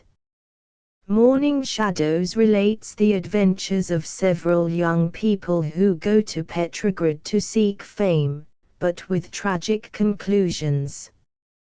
The two girl students end badly, one a suicide, the other a prisoner of the police as an anarchist caught red-handed. A stupefying narrative in its horrid realism and sympathetic handling. The Doctor gives us a picture of a pogrom in a tiny Russian province town. You simply shudder at the details of the wretched Jews shot down, ripped open, maltreated, and driven into the wilderness.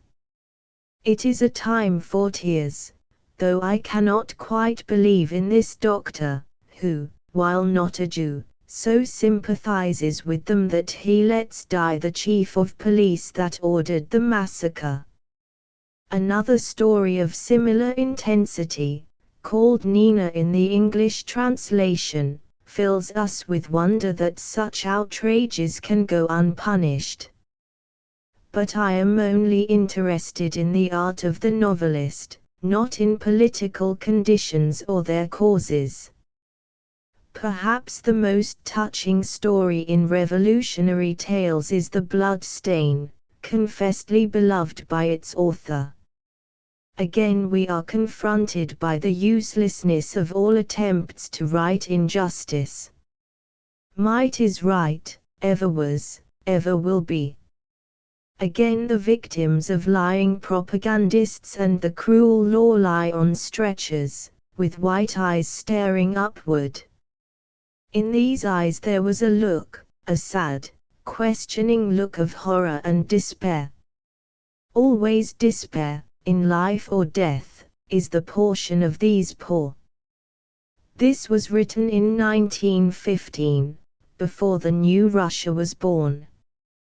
Since the beginning of the war Artzybarshv has served in the field and hospitals. He has written several plays, one of which, War, has been translated.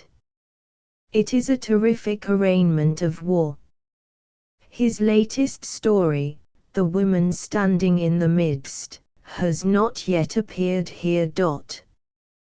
Without suggesting a rigid schematology, there is a composition plan in his larger work that may be detected if the reader is not confused by the elliptical patterns and the massive mounds of minor details in his novel Breaking Point. The canvas is large and crowded, the motivation subtly managed. As is the case with his novels, the drama plays in a provincial town, this time on the steppes, where the inhabitants would certainly commit suicide if the place were half as dreary as depicted.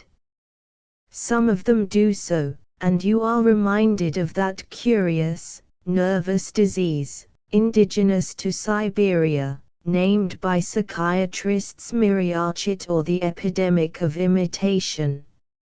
A man, a sinister rascal, Normo, preaches the greyness and folly of living, and this Normoism sets by the ears 3 or 4 impressionable young men who make their exit with a bare bodkin or its equivalent.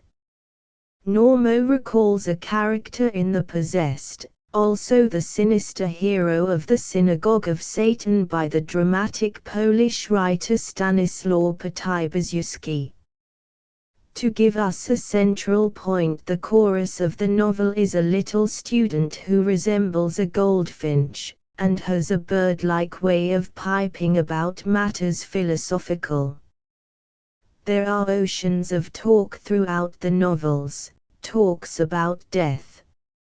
Really, you wonder how the Russians contrive to live at all till you meet them and discover what normal people they are. It should not be forgotten that art must contain as an element of success a slight deformation of facts. The student watches the comedy and tragedy of the town, his brain flaming with noble ideas for the regeneration of mankind. Alas! Normo bids him reflect on the uselessness of suffering from self-privation so that some proletarian family may eat roast larks in the 30th century. Eventually he succumbs to the contagion of resemblance, takes to drink, and hangs himself to a nail in the wall, his torn gum shoes, clinging to his feet, faithful to the last. They, Dickens-like, are shown from the start. There is a nihilistic doctor, the most viable character of all, about whose head hovers the aura of apoplexy, a particularly fascinating actress, an interesting consumptive, 2 wretched girls betrayed by a young painter, a sanine type, i.e., Max Stirnerism in action, while the officers of the garrison and club life are cunningly pictured. A wealthy manufacturer, with the hallmarks of Mr. Rogojin in Dostoevsky's The Idiot, makes an awful noise till he luckily vanishes in a monastery. Suicide, rapine, disorder, drunkenness, and boredom permeate nearly every page. Breaking Point is the most poignant and intolerable book I ever read. It is the prose complement of Tchaikovsky's so-called Suicide Symphony. Browning is reversed. Here the devil is in heaven. All's wrong in the world. Yet it compels reflection and rereading. Why? Because, like all of his writings, it is inevitable, and granting the exaggeration inherent in the nature of the subject, it is lifelike, though its philosophy is dangerously depressing. The little city of the steppes is the cemetery of the 7 sorrows. However, in it, as in Sanine, there is many an oasis of consolation where sanity and cheerfulness and normal humans may be enjoyed. But I am loath to believe that young Russia, Holy Russia, as the mystagogues call her, has lost her central grip on the things that most count, above all, on religious faith. then needs must she pray as prayed des Esseints in who is Mans's novel Rebowers. Take pity, O Lord, on the Christian who doubts, on the skeptic who desires to believe, on the convict of life who embarks alone, in the night, beneath a sky no longer lit by the consoling beacons of ancient faith. Chapter VA Note on Henry James I in company with other distinguished men who have passed away during the progress of the war, the loss of Henry James was passably chronicled. News from the various battlefields took precedence over the death of a mere man of literary genius. This was to be expected. Nor need the fact be disguised that his secession from American citizenship may have increased the coolness which prevailed, still prevails, when the name of Mr. James is mentioned in print. More English than the English, he only practiced what he preached, though tardily in the matter of his British naturalization. That he did not find all the perfections in his native land is a personal matter, but that he should be neglected in favor of mediocrity is simply the penalty a great artist pays for his devotion to art. There is no need of indignation in the matter. Time rights such critical wrongs. Consider the case of Stendhal. The fiction of Henry James is for the future. James seceded years ago from the English traditions, from Fielding, Dickens, Thackeray, and George Eliot. The Wings of a Dove, The Ambassadors, The Golden Bowl are fictions that will influence future novelists. In our own days we see what a power James has been. A subtle breath on the waters of creation. Paul Burgett, Edith Wharton, even Joseph Conrad, and many minor English novelists. His later work, say, beginning with the Tragic Muse, is the prose equivalent of the seven arts in a revolutionary ferment. A marked tendency in the new movements is to throw overboard superfluous technical baggage.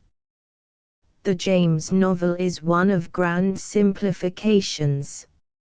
As the symphony was modified by Liszt into the symphonic poem and later emerged in the shape of the tone poem by Richard Strauss, so the novel of manners evolved from Flaubert's sentimental education, which, despite its heavenly length, contains in solution all that the newer men have accomplished. Zola patterned after it in the prodigious Rugen-Macquart series. Daudet found therein the impressionism of his Sappho anticipated, Maupassant and Huysmans delved patiently and practiced characteristic variations. Flaubert is the father of realism as he is part parent of symbolism. His excessive preoccupation with style and his attaching esoteric significance to words sound the note of symbolism. Now Henry James disliked sentimental education. Like other great critics, he had his blind side. Yet he did not fail to benefit by the radical formal changes introduced by Flaubert, changes as revolutionary as those of Wagner in the music drama. I call the later James novel a simplification. All the conventional chapter endings are dispensed with, many are suspended cadences. The accustomed and thrice barren modulations from event to event are swept away, unprepared dissonances are of continual occurrence. There is no descriptive padding, that bane of second-class writers, nor are we informed at every speech of the name of a character. This elliptical method James absorbed from Flaubert, while his sometime oblique psychology is partly derived from Stendhal. Indeed, without Stendhal both Meredith and James would have been sadly shorn of their psychological splendor. Nor is the shadow of Turgenev missing, not to mention that of Jane Austen. Possibly the famous third manner of James was the result of his resorting to dictation. The pen inhibits where speech does not. These things make difficult reading for a public accustomed to the hypnotic passes of successful fiction mongers.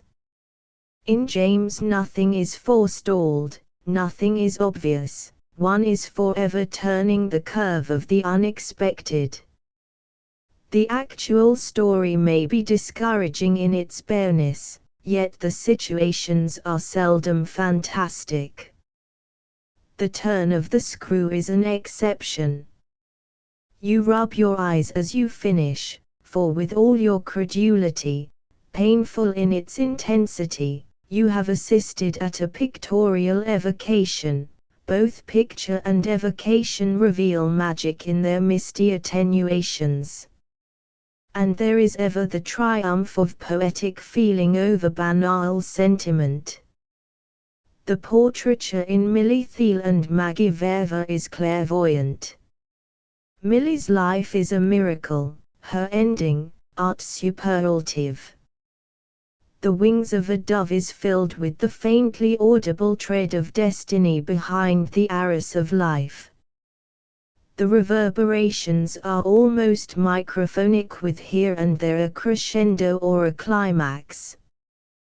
The spiritual string music of Henry James is more thrilling to the educated ear than the sound of the big drum and the blaring of trumpets. The implacable curiosity of the novelist concerning causes that do not seem final has been amply dealt with by Mr. Brownell. The question whether his story is worth the telling is a critical impertinence too often uttered. What most concerns us now in the James case is his manner, not his matter. All the rest is life. As far as his middle period his manner is limpidity itself. The later style is a jungle of inversions, suspensions, elisions, repetitions, echoes, transpositions, transformations, neologisms, in which the heads of young adjectives despairingly gaze from afar at the verbs which come thundering at the close of sentences leagues long.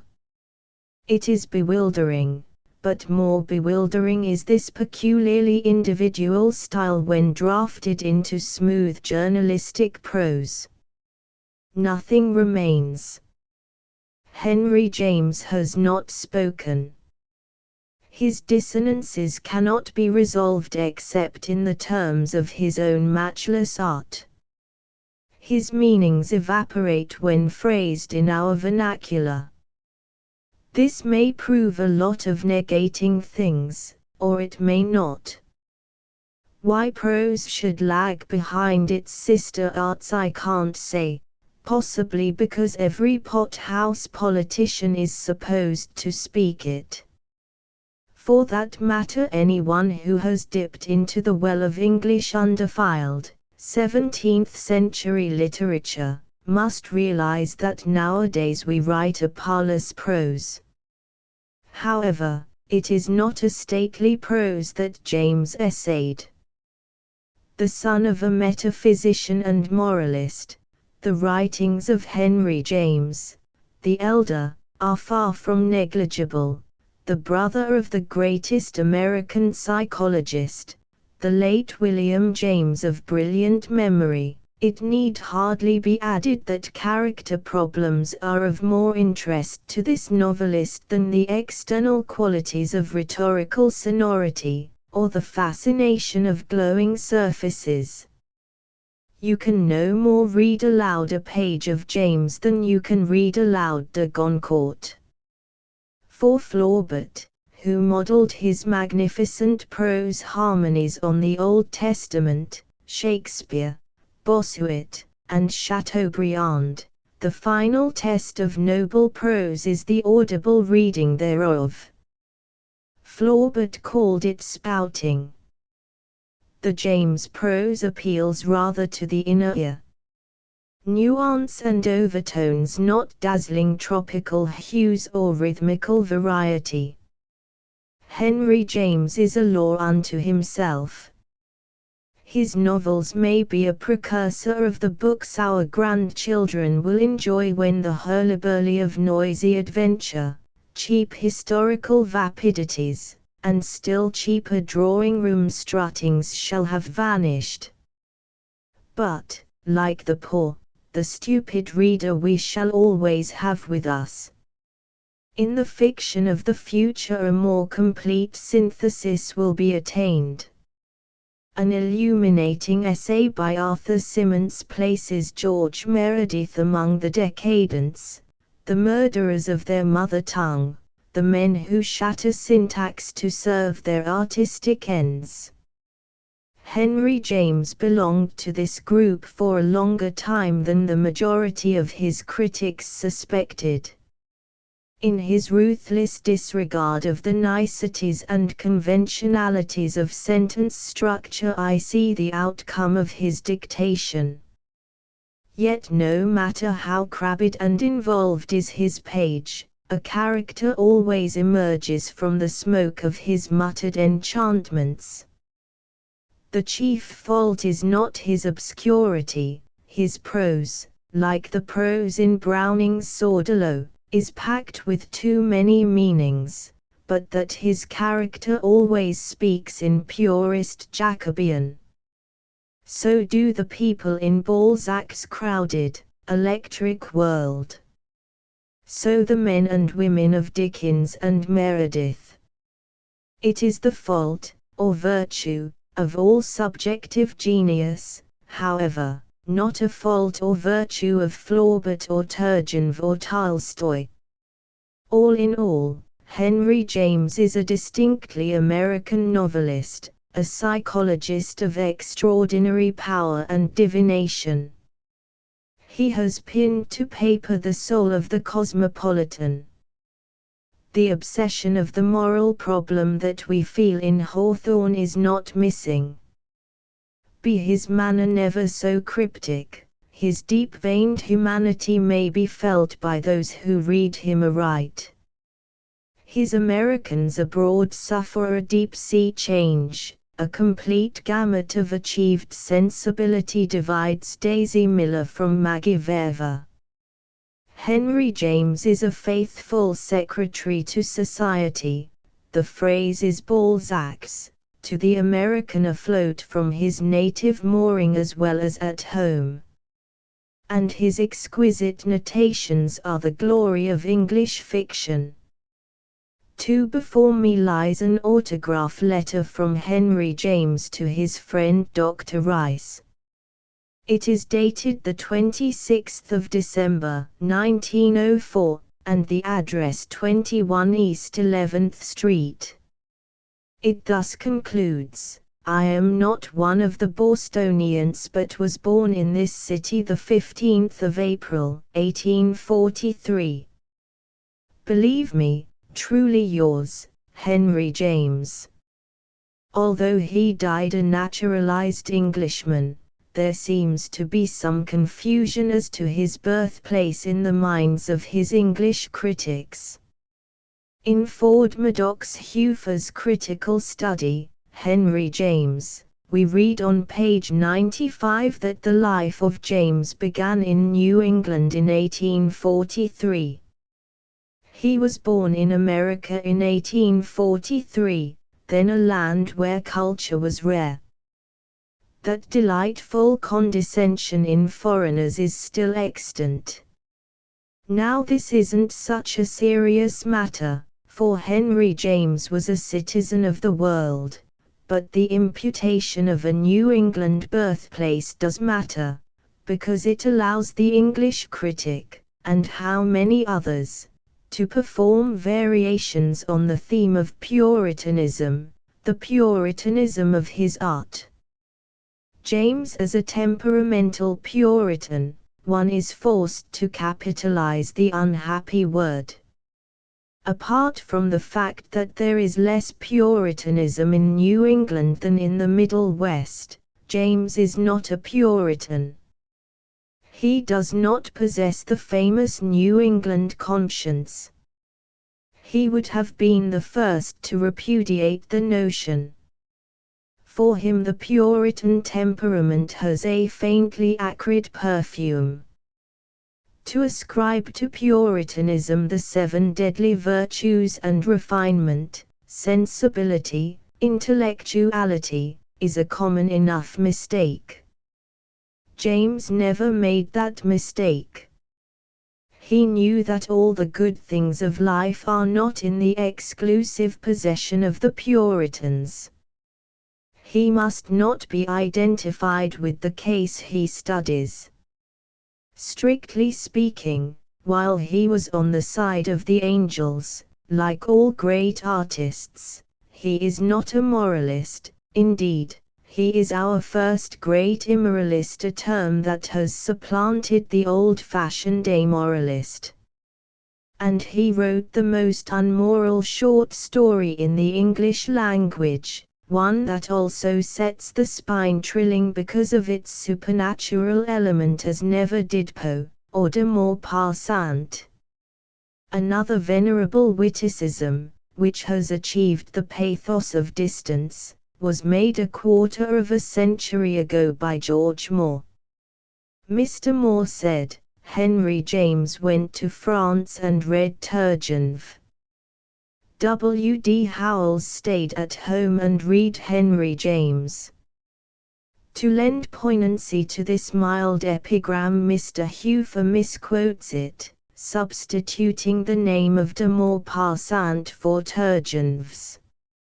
A rather uncanny combination, Henry and Guy. A still more aged wheeze bobs up in the pages of Mr. Huneker. Need we say that it recites the ancient saw about William James, the fictionist, and his brother Henry, the psychologist?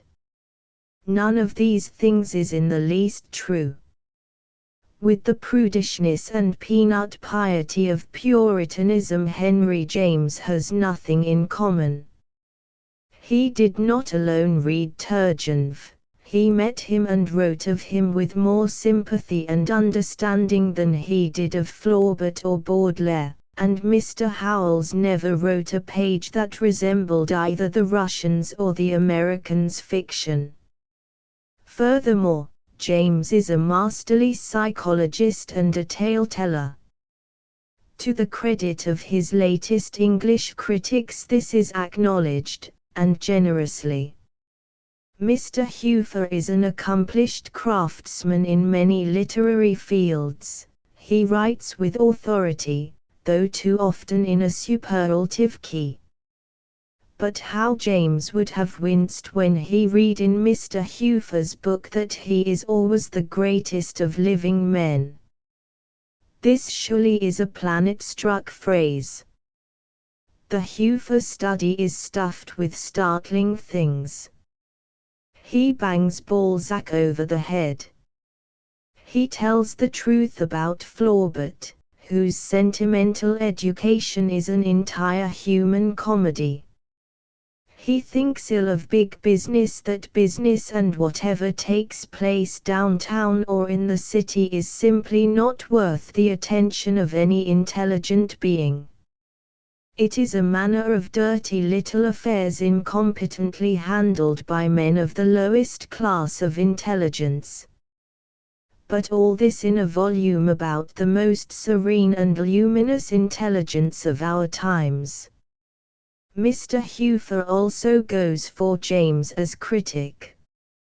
He once dared to couple the name of the odious George Eliot with Flaubert's.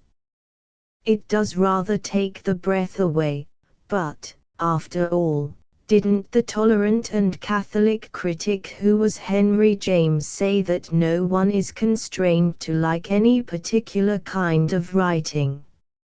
As to the cats and monkeys, monkeys and cats. All human life is there of the Madonna of the future. We need not take the words as a final message, nor are the other phrases quoted. The soul is immortal certainly, if you've got one, but most people haven't. Pleasure would be right if it were pleasure right through, but it never is.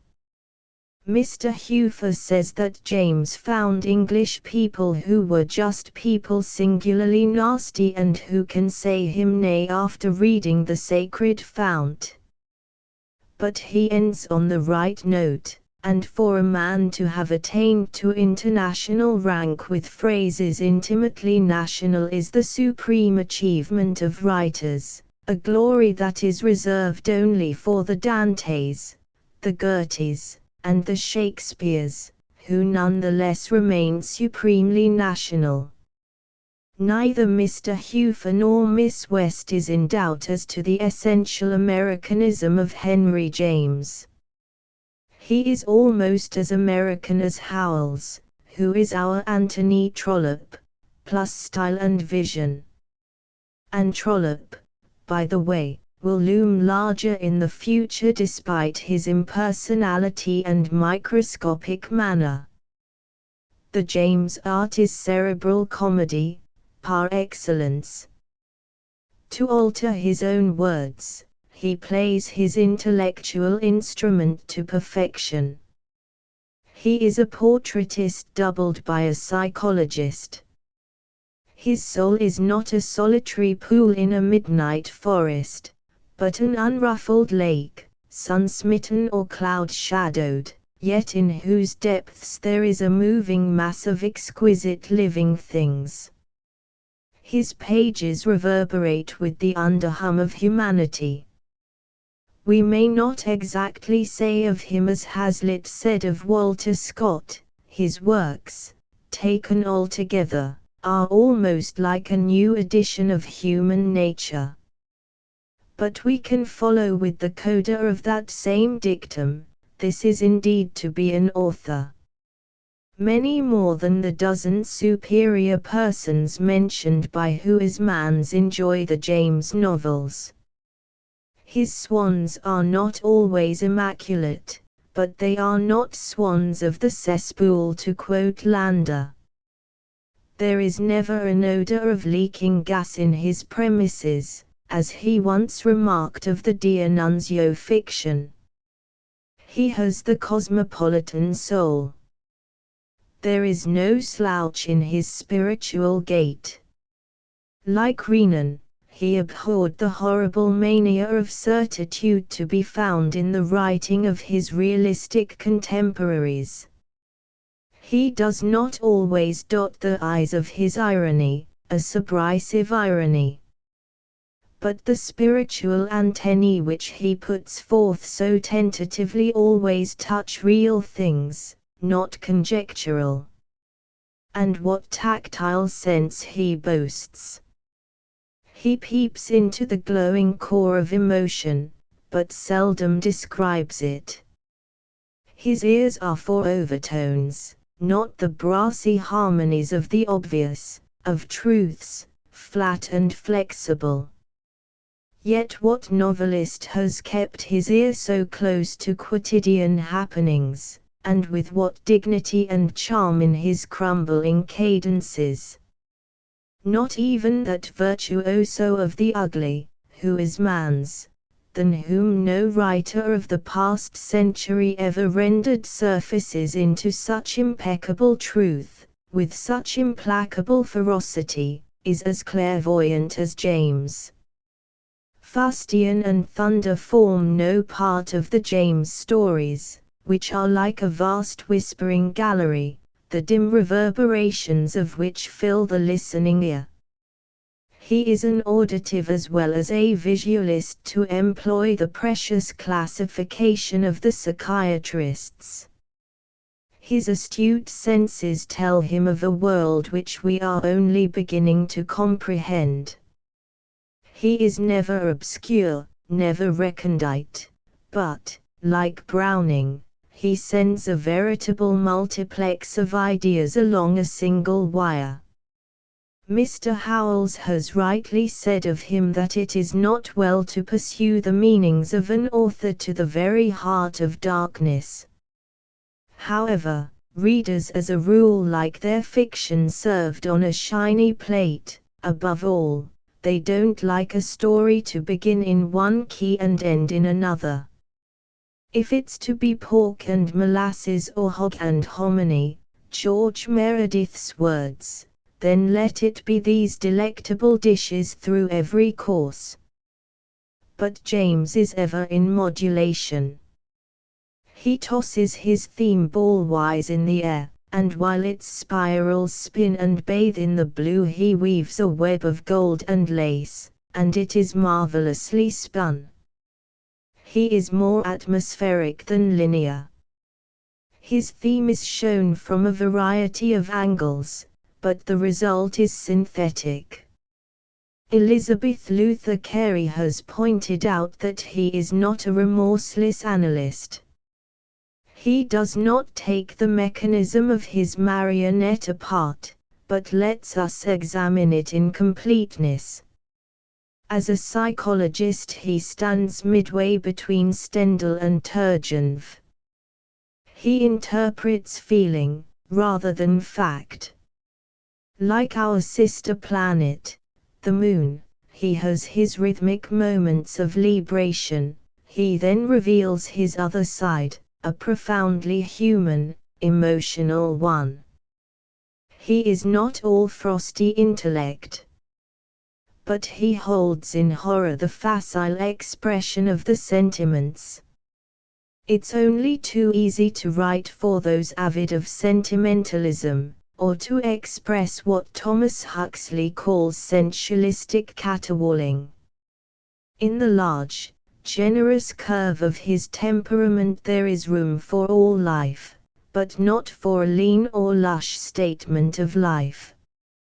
You may read him in a state of mellow exasperation, but you cannot deny his ultimate sincerity. There is no lack of substance in his densely woven patterns, for patterns there are, though the figure be difficult to piece out. His route of emerald is elliptical, follow him who dare. A wingy mystery.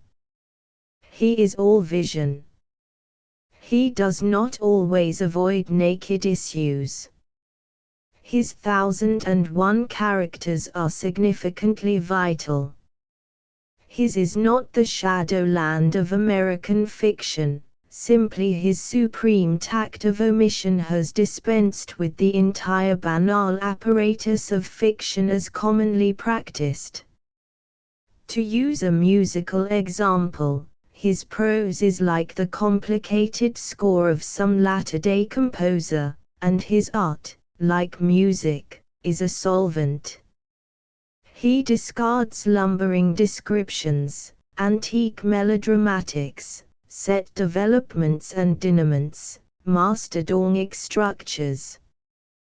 The sharp savor of character is omnipresent. His very pauses are eloquent. He evokes. His harmonic tissue melts into remoter harmonic perspectives. He composes in every tonality. Continuity of impression is unfailing. When reading him sympathetically one recalls the saying of Maurice Barres, for an accomplished spirit there is but one dialogue, that between our two egos, the momentary ego that we are and the ideal one toward which we strive. For Jacobeans this interior dialogue, with its secondary intention marches like muted music through the pages of the latter period.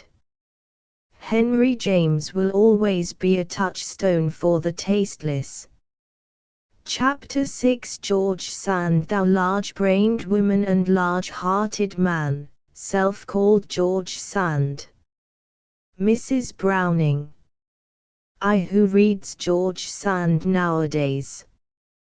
Was asked at the time of her centenary, She was born 1804, died 1876. Paris responded in gallant phrases.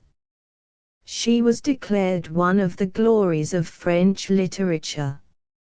Nevertheless, we are more interested in the woman, in her psychology, than in her interminable novels. The reason is simple: her books were built for her day, not to endure. She never created a vital character. Her men and women are bundles of attributes, neither flesh nor blood nor good red melodrama. She was a wonderful journalist, one is tempted to say the first of her sex, and the first feminist. Mary Wollstonecraft Godwin was a shriller propagandist, yet she accomplished no more for the cause than her French neighbor, not alone because she didn't smoke big cigars or wear trousers, but on general principles. In a word, Mrs. Godwin didn't exactly practice what she preached, and George Sand did. For her there was no talk of getting the vote. Her feminism was a romantic revolt, not economic or political rebellion. George Sand should be enshrined as the patron saint of female suffragism. By no means a deep thinker, for she reflected as in a mirror the ideas of the intellectual men she met, she had an enormous vogue. Her reputation was worldwide.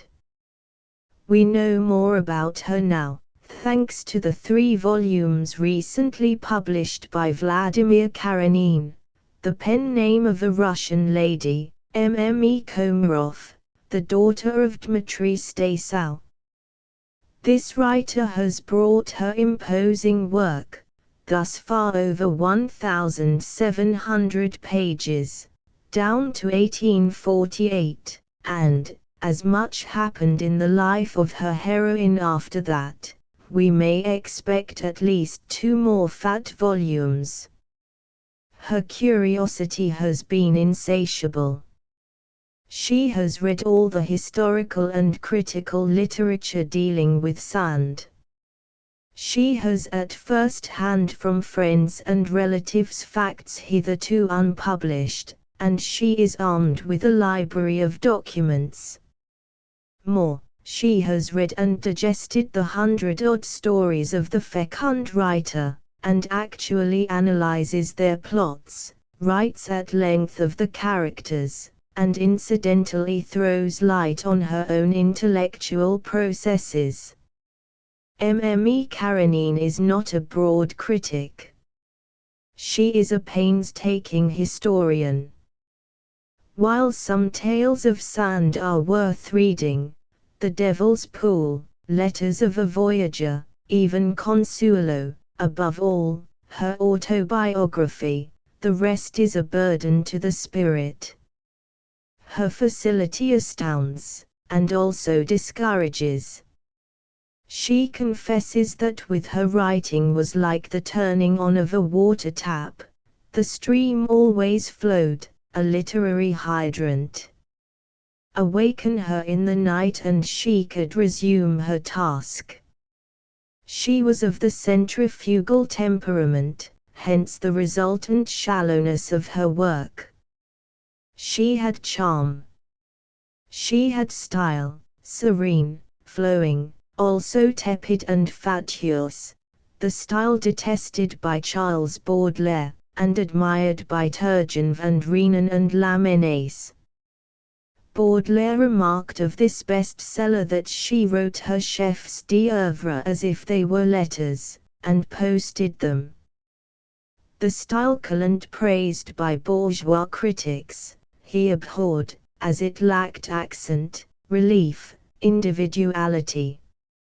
She is the Proudhon of immorality, he said, not a bad definition, and she is stupid, heavy, and a chatterer. She loves the proletarian, and her sentiment is adapted to the intelligent wife of the concierge and the sentimental harlot. Which shows that even such a versatile critic as Baudelaire had his prejudices. The sweetness and nobility of her nature were recognized by all her associates. Nietzsche is no less impolite. She derives from Rousseau, he might have added Byron, also. She is false, artificial, inflated, exaggerated. Her style is of a variegated wallpaper pattern. She betrays her vulgarity in her ambition to expose her generous feelings. She is, like all the romantics, a cold, insufferable artist.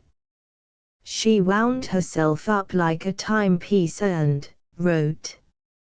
Nietzsche, like his great master, Schopenhauer, was never a worshipper of the irresponsible sex and her immorality.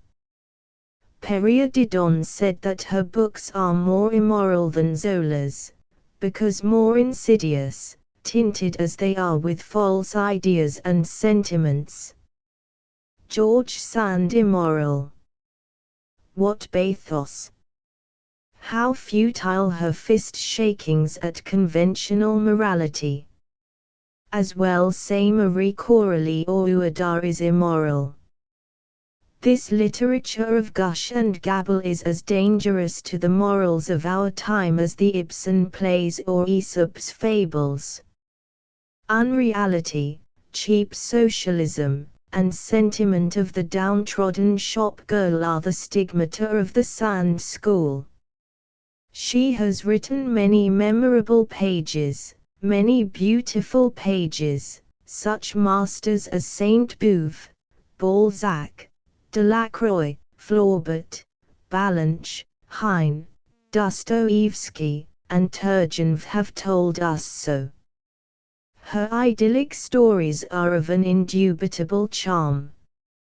But her immorality, like her style, is old-fashioned. There is a dating mark even in immorality, for if, as Ibsen maintained, all truths stale and die after 2 decades, how much less life may be allowed a lie. Your eternal verities, then, may be as evanescent as last year's mist.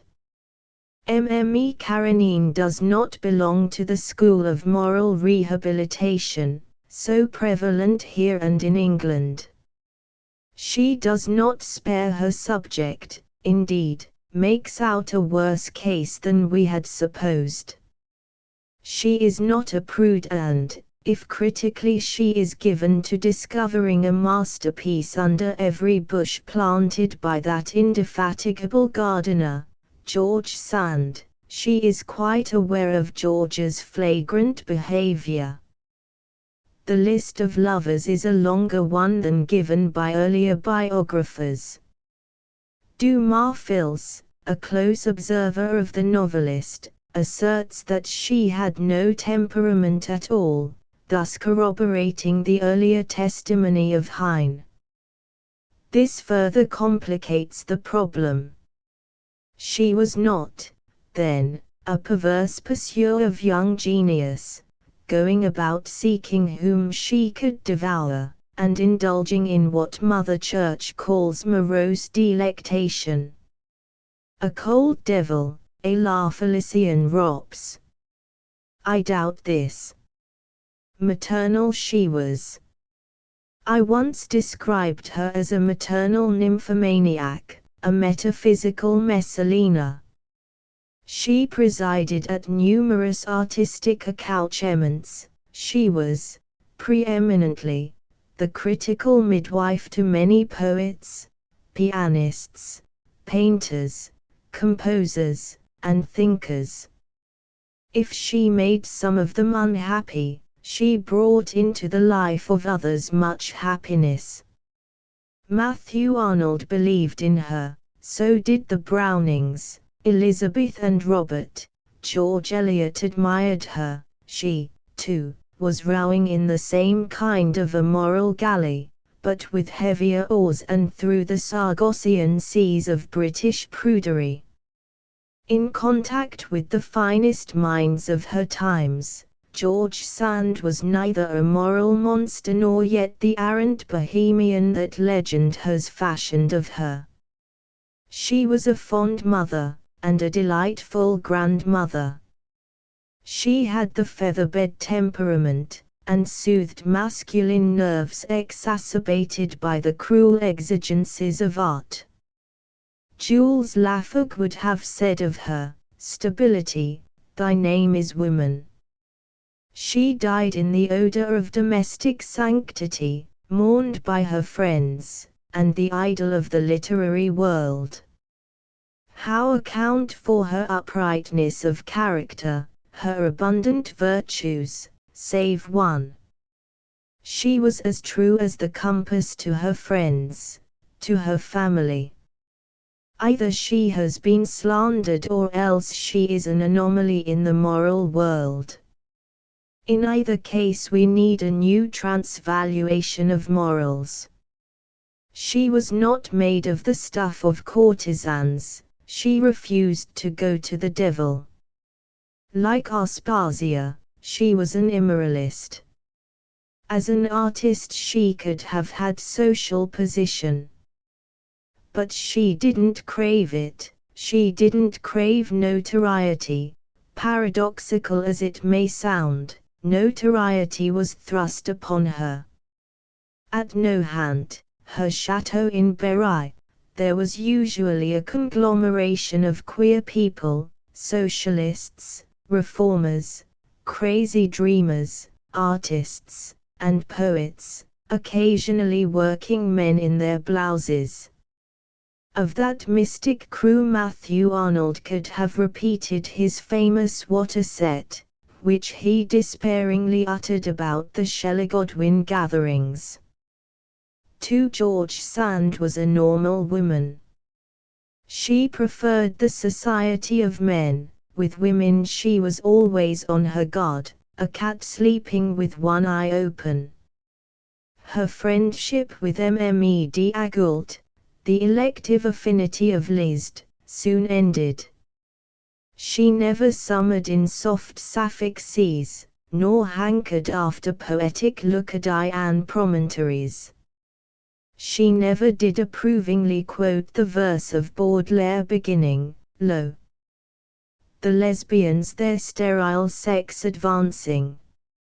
She was a woman from top to toe. Nor did she indulge often in casual gallant adventures. Her affairs were romantic. With the author of Carmen her spiritual thermometer registered at its lowest. She endured him just 8 days, and Marimi is responsible for the tasteless anecdote which he tells as his reason for leaving her. He saw her of a cold morning making the fire, her head in curl papers, and attired in an old dressing gown. No passion could survive that shock, and selfish Prosper at once grew frigid. A French expression may suit George, she always had her heart en compote. And she was incorrigibly naive. They called it idealism in those days, witness her affair with Dr. Pagello in Venice. The first handsome Italian she met she fell in love with and allowed poor sick Alfred de Musset to return to Paris alone, although she had promised his mother to guard him carefully. He was suffering from an attack of delirium tremens in Venice. He had said of himself, "I am not tender, I am excessive." He was. His name, unlike Keats's, is writ in absinthe, not water. Nevertheless, you can reread him. But the separation didn't kill him. He was 22, George 6 years older. Their affair struggled along about 6 months. Alfred consoled himself with Rachel and many others. He was more poet than artist, more artist than man, and a pretty poor specimen of a man. He wrote the history of his love for George. She followed suit. This Sphinx of the inkwell was a journalist born. She used her lovers for copy, and for that matter Byron and Gertie did the same. George always discoursed of her thirst for the infinite. It was only a species of moral indigestion. Every romance ended in disillusionment. The one with Chopin lasted the longest, nearly 10 years. She first met the Pole in 1836, not in 1837, as the Chopinists believe. Liszt introduced them. Later Chopin quarreled with Liszt about her. Chopin did not like her at first. Blue stockings were not to the taste of this conventional man of the world. Yet he succumbed. He died of the liaison itself, rather than from the separation in 1847. Sand divined the genius of Chopin before many of his critical contemporaries. She had the courage, and the wisdom, to write that one of his tiny preludes contained more genuine music than much of Meyerbeer's mighty trumpetings. And Meyerbeer ruled the world of music when she said this. The immediate cause of this separation I hinted at in my early study of Chopin. Solange Sand, the daughter of George, was a thoroughly perverse girl. She not only flirted with Chopin, seeking to lure him from her mother, truly a Gallic triangle, but she so contrived matters that her mother was forced to allow the intriguing girl to marry her lover, Cleisinger, the sculptor. The knowledge of this Mme Sand kept from Chopin for a while because she feared that he would side with Solange.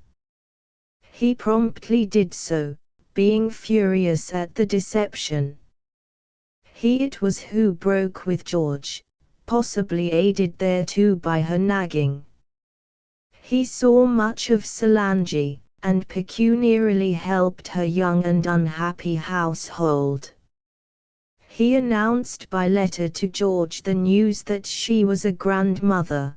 They occasionally corresponded. Cleisinger did not get on with his mother-in-law.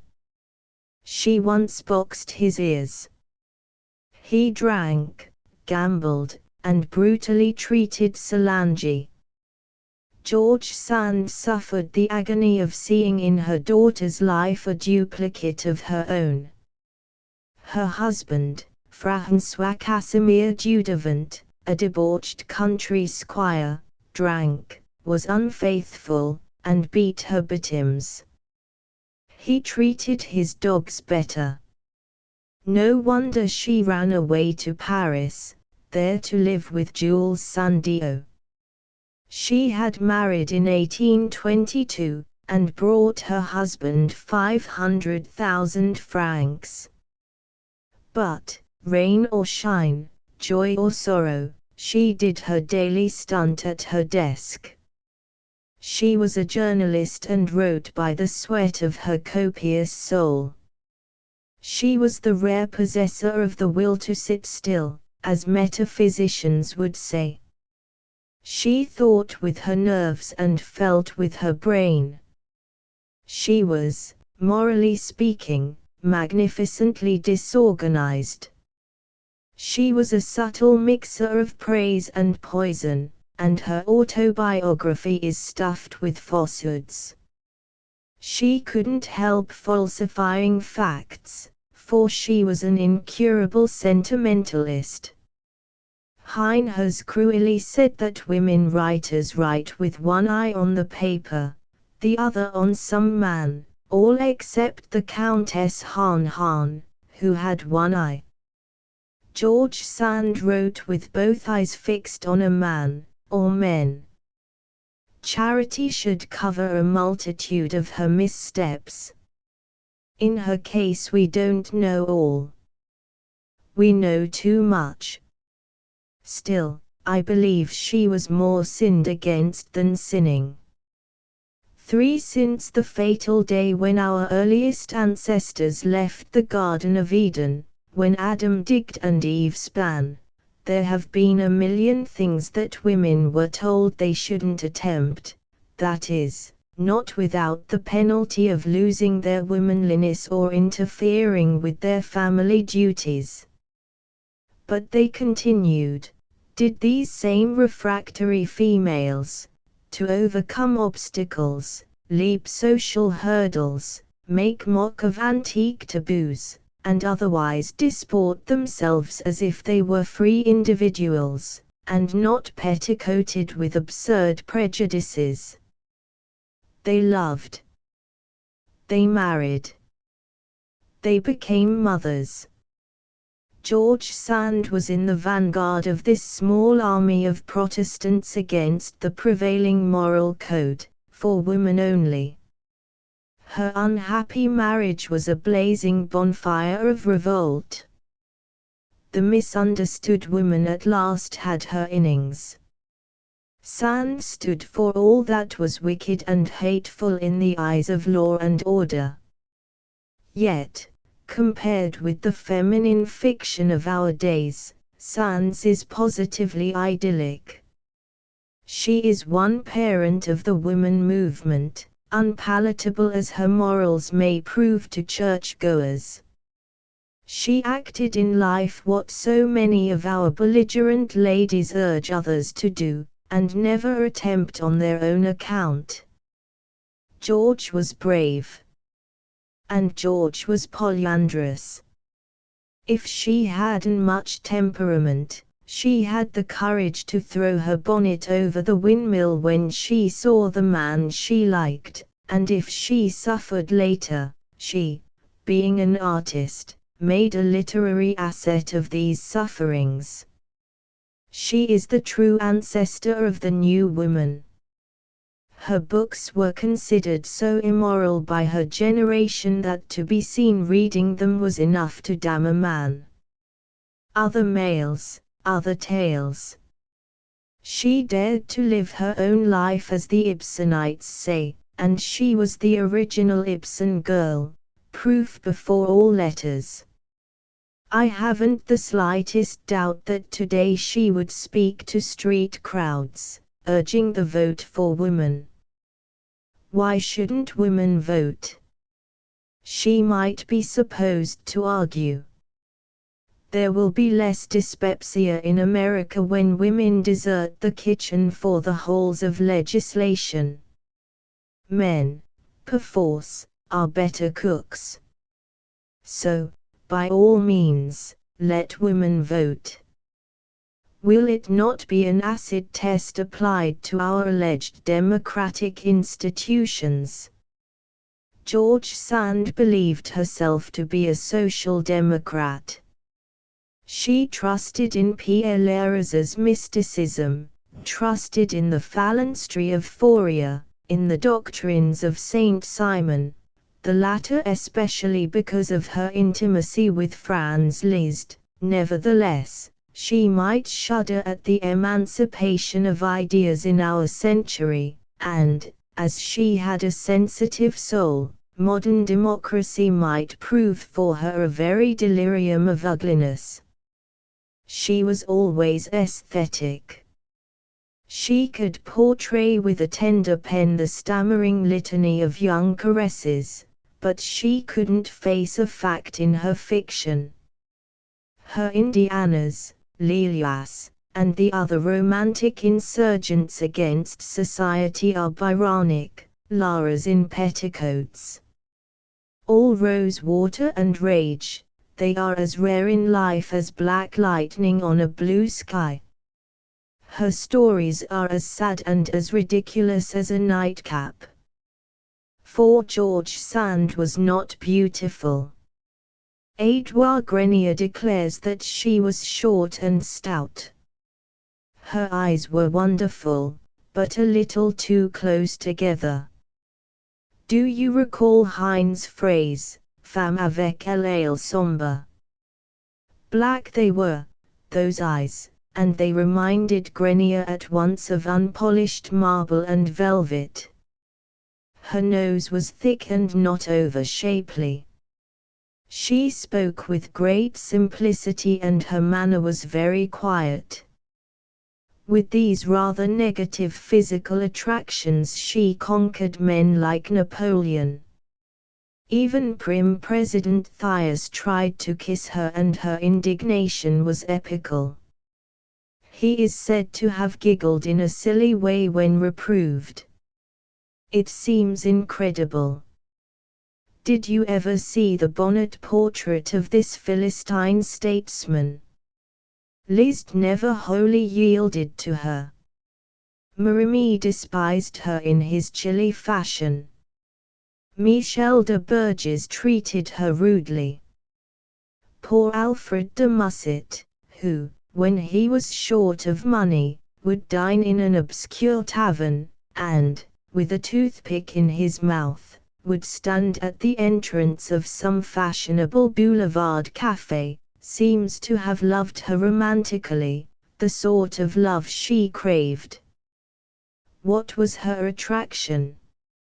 She had brains and magnetism, but that she could have loved all the lovers she is credited with is impossible.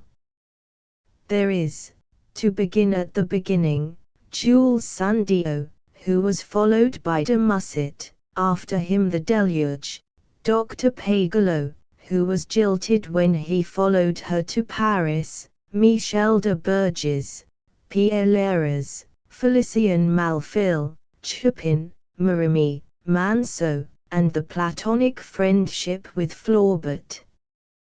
This was her sanest friendship, the correspondence proves it.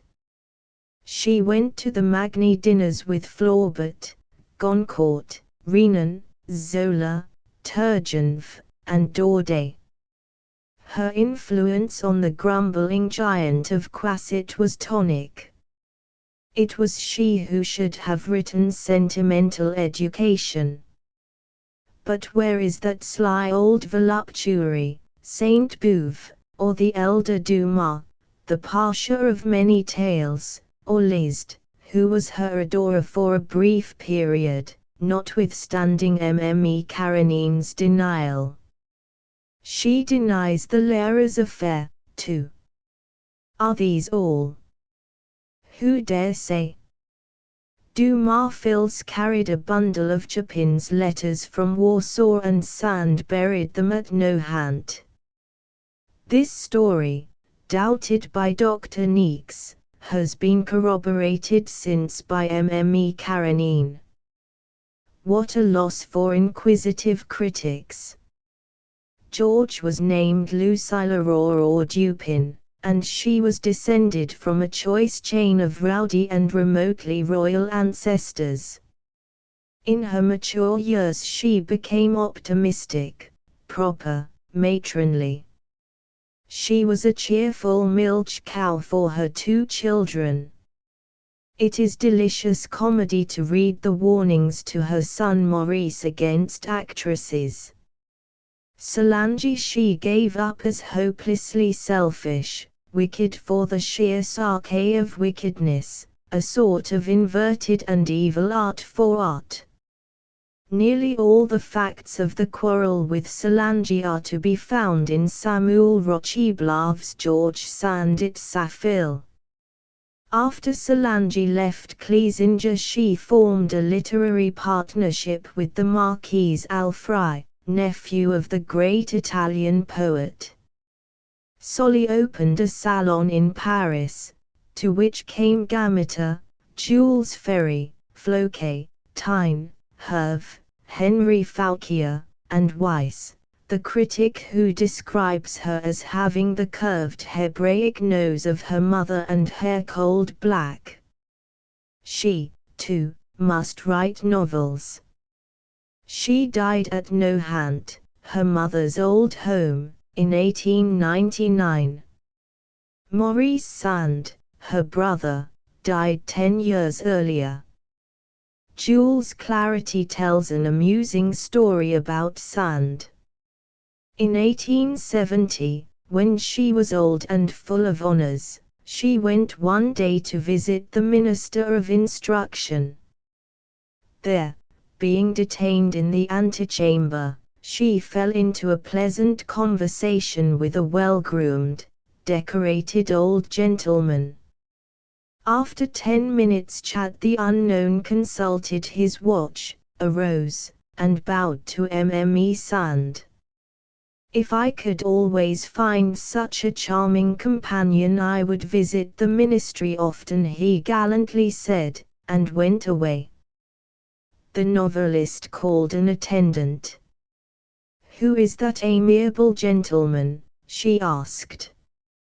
"Ah, that is M. Jules Sandio of the French Academy." "And he, her first flame in Paris?" inquired the name of the lady. What a lot of head-shaking and moralizing must have ensued. The story is pretty enough to have been written in the candid thunder of Sand herself.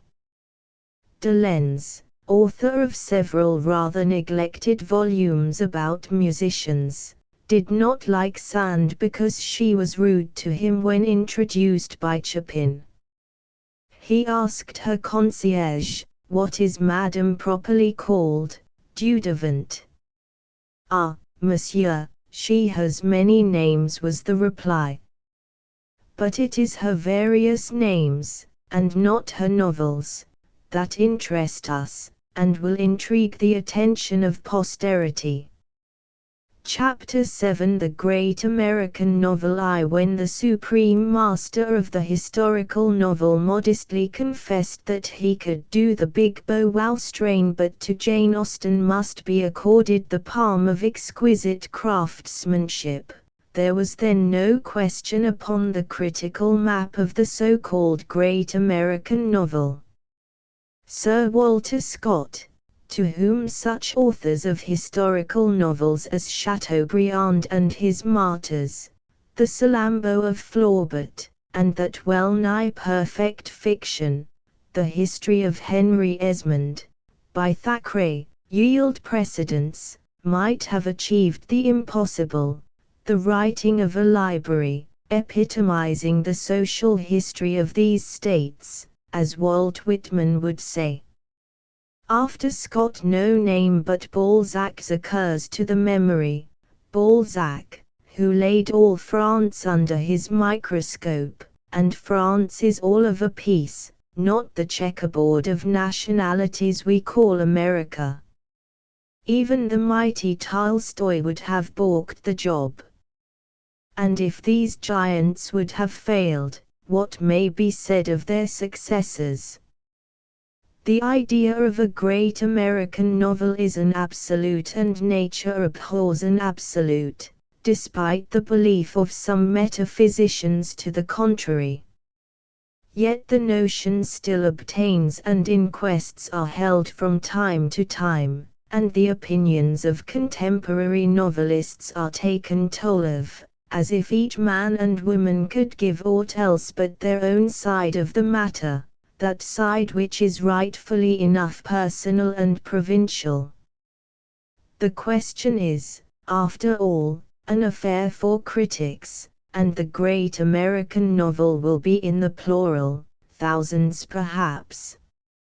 America is a chord of many nations, and to find the keynote we must play much and varied music. While a novelist may be cosmopolitan at his own risk, a critic should be ever so. Consider the names of such widely contrasted critical temperaments as Sainte-Beuve, Taine, de Gaumont, Matthew Arnold, Brands, Swinburne, Arthur Symons, Havelock Ellis, Henry James, Gosse, and W. C. Brownell, all cosmopolitan as well as national. The sublime tenuities of Henry James, like the black music of Michael Art Seiboshv, are questions largely temperamental.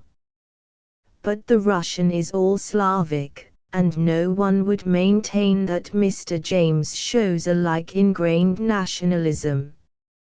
Nevertheless, he is American, though dealing only with a certain side of American life, the cosmopolitan phase. At his peril an American novelist sails eastward to describe the history of his countrymen abroad. With the critic we come upon a different territory. He may go gadding after new mud gods. The newest god invented by man is always the greatest, for the time being, and return to his native heath mentally refreshed and broadened by his foreign outing.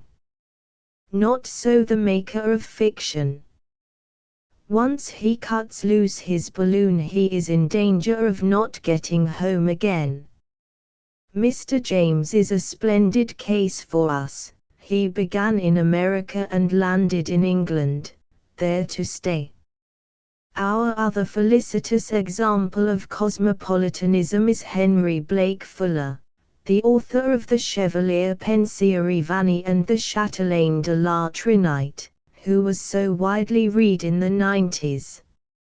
After those charming excursions into a rapidly vanishing Europe, Mr. Fuller reversed the proceeding of James. He returned to America and composed two novels of high artistic significance, The Cliff Dwellers and With the Procession, which, while they continued the realistic tradition of William Dean Howells, were also the forerunners of a new movement in America.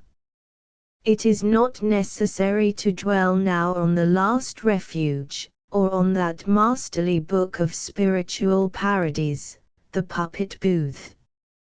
But Mr. Fuller did not write the great American novel. Neither did Mr. Howells, nor Mr. James. Who has? No one. Is there such a thing? Without existing, it might be described in Celtic fashion, this mythical work, as pure fiction. Let us admit for the sake of argument that if it were written by some unknown monster of genius, it would, like Lewis Carroll's Snook, turn into a boojum. Henry James has said that no one is compelled to admire any particular sort of writing, that the province of fiction is all life, and he has also wisely remarked that when you have no taste you have no discretion, which is the conscience of taste, and may we add, when you have no discretion you perpetrate the shocking fiction with which America is deluged at this hour. We are told that the new writers have altered the old canons of bad taste, but plus ca change, plus c'est la même chose. A liquorish sentimentality is the ever-threatening rock upon which the bark of young American novelists goes to pieces. Pardon the mixed metaphor. Be sentimental and you will succeed. We agree with Dostoevsky that in fiction, as well as in life, there are no general principles, only special cases.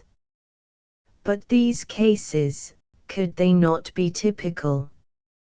Even if there are not types, only individuals. And are men and women so enthralled by the molasses of sentimentalism in life?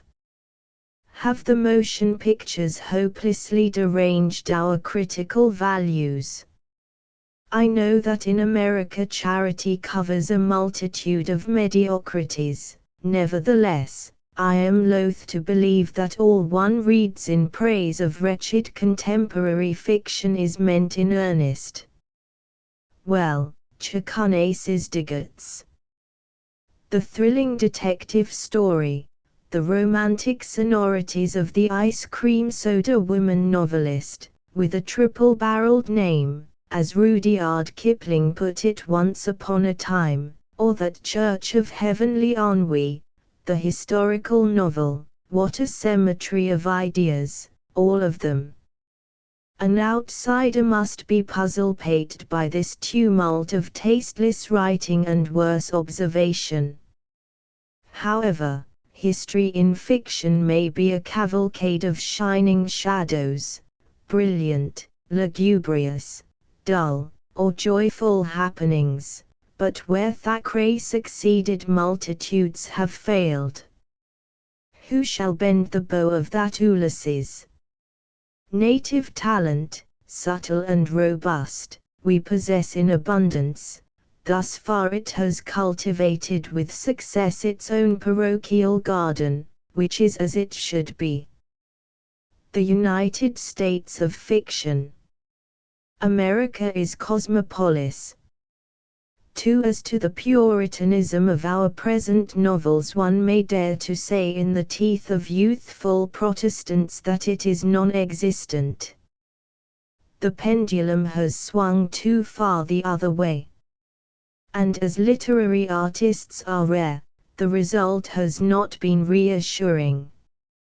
Zola seems prudish after some experiments of the younger crowd. How badly they pull off the trick! How coarse and hard and heavy their touch! Most of these productions read like stupid translations from a dull French original. They are not immoral, only vulgar. As old Flaubert used to say, such books are false, nature is not like that. How keenly he saw through the humbug of free love, a romantic tradition of George Sand's epoch, may be noted in his comment that Emma Bovary found in adultery all the platitudes of marriage. That much despised, stupid, venerable institution, marriage. How it has been flouted since the days of Rousseau, the father of false romanticism, and that stupefying legend, the equality of mankind. Oh, the beautiful word, equality, invented for the delectation of rudimentary minds. A century and more fiction has played with the theme of concubinage.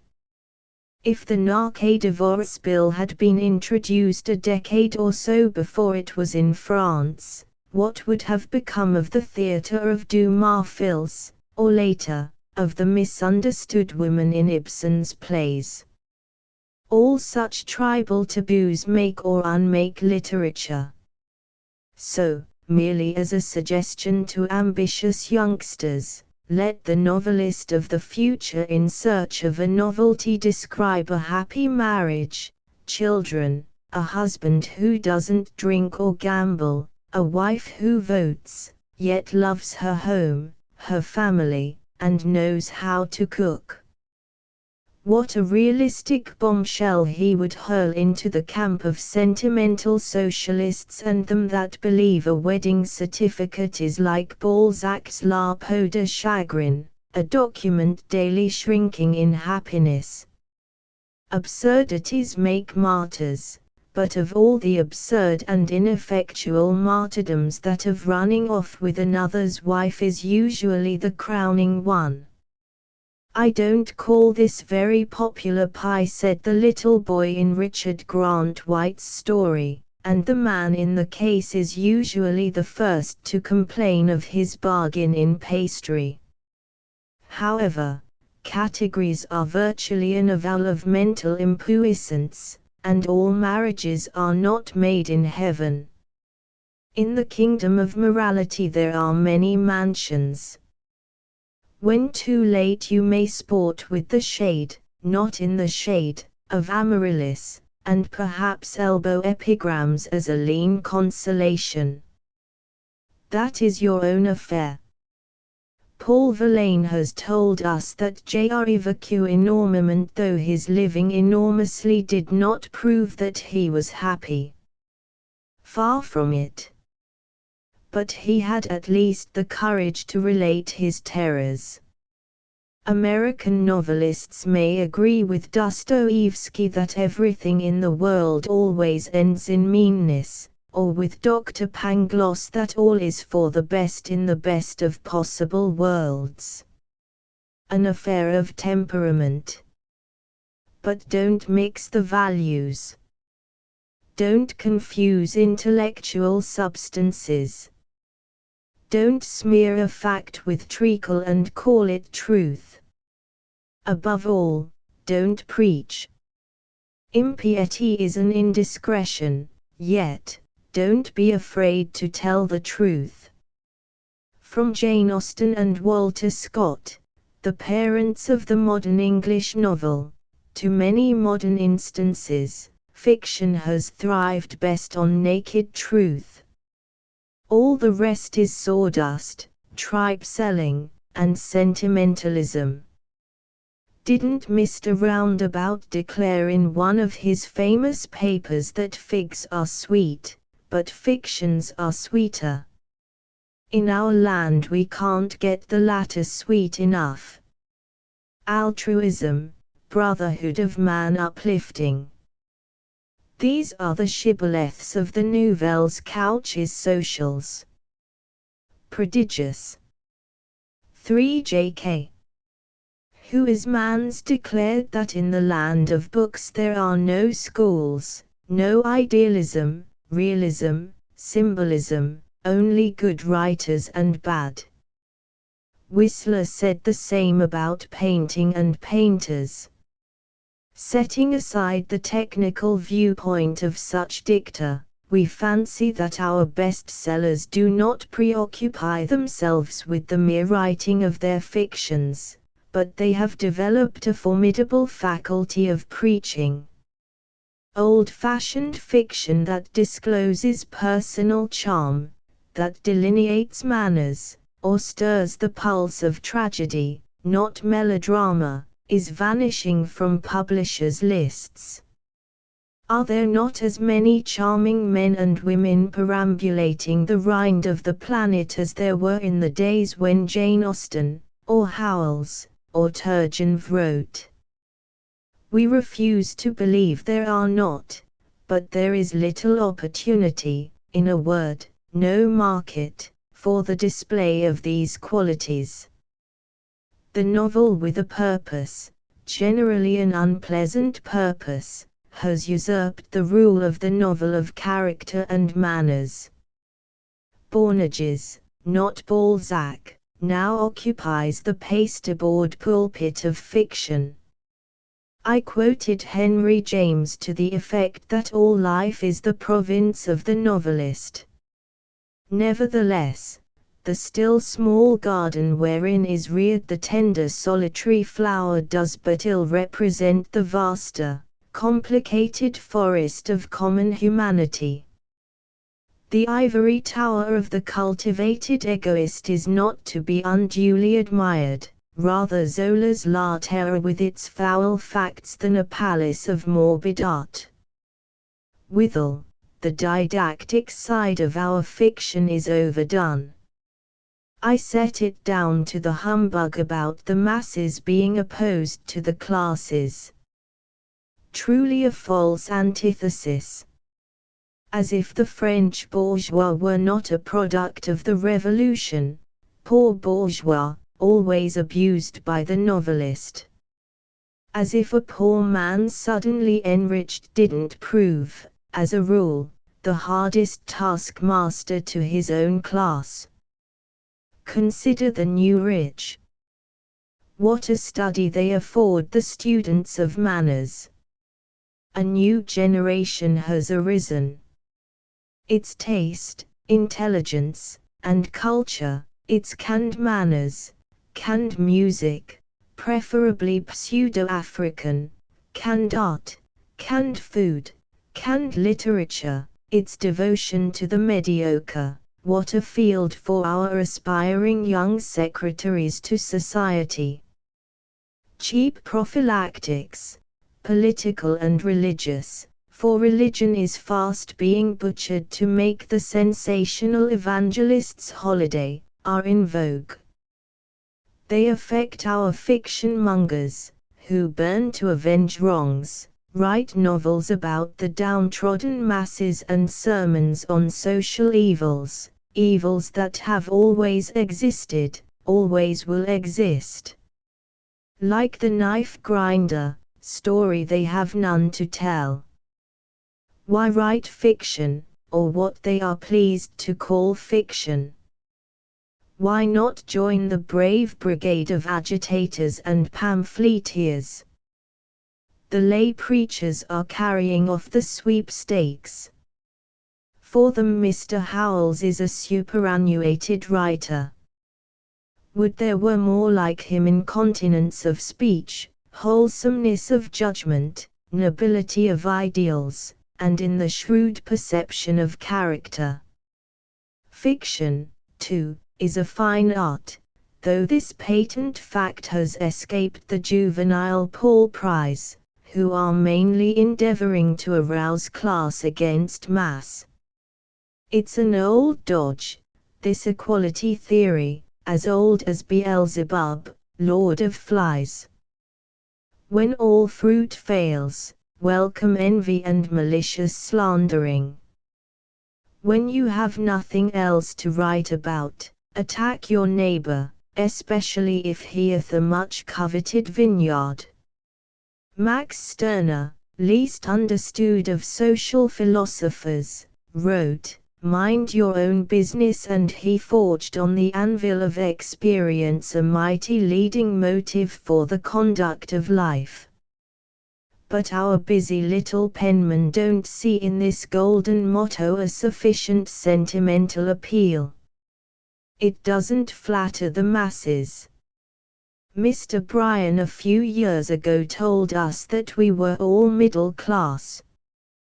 What is middle class? In Carlyle's day it was a gig man, in ours is it the owner of a flivver. But in the case of snob versus mob, snob always wins. This twaddle about democratic art is the bane of our literature. There is only good art.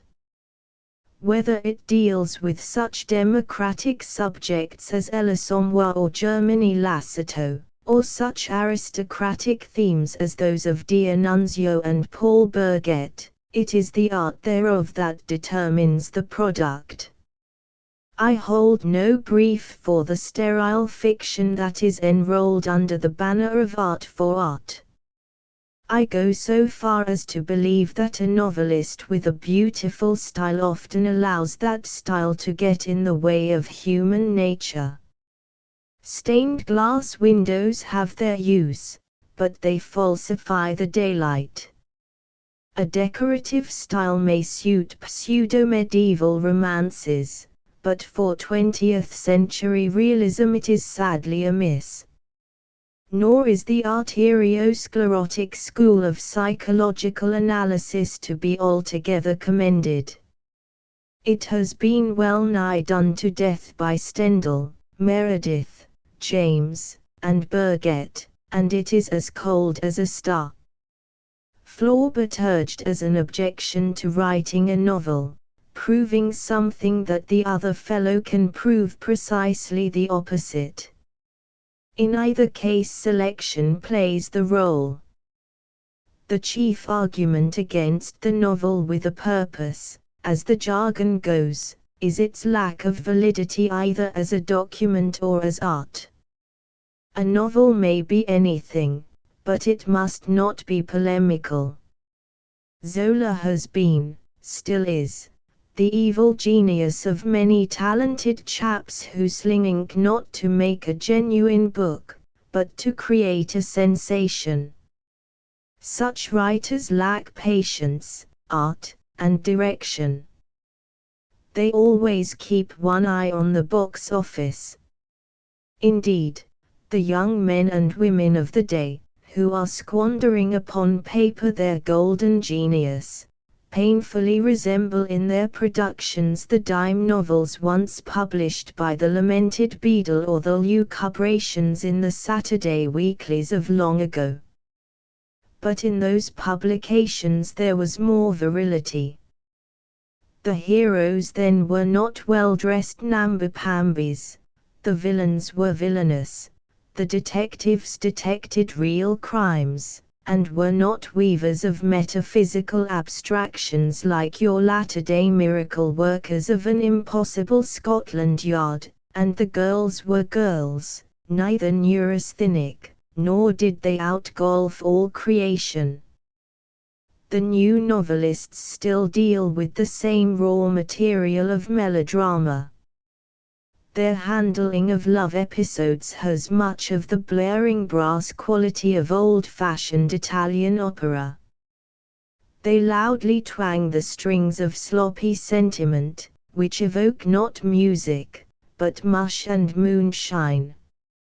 And these are our motion masters today.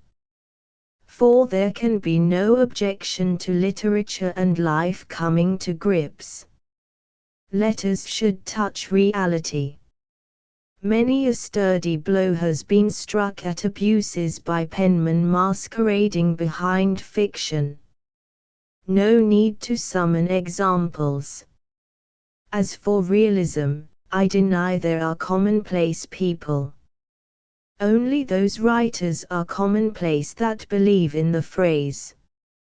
It is one of the paradoxes of art that the commonplace folk of Thackeray, Flaubert, or Anthony Trollope who delight us between covers would in life greatly bore us.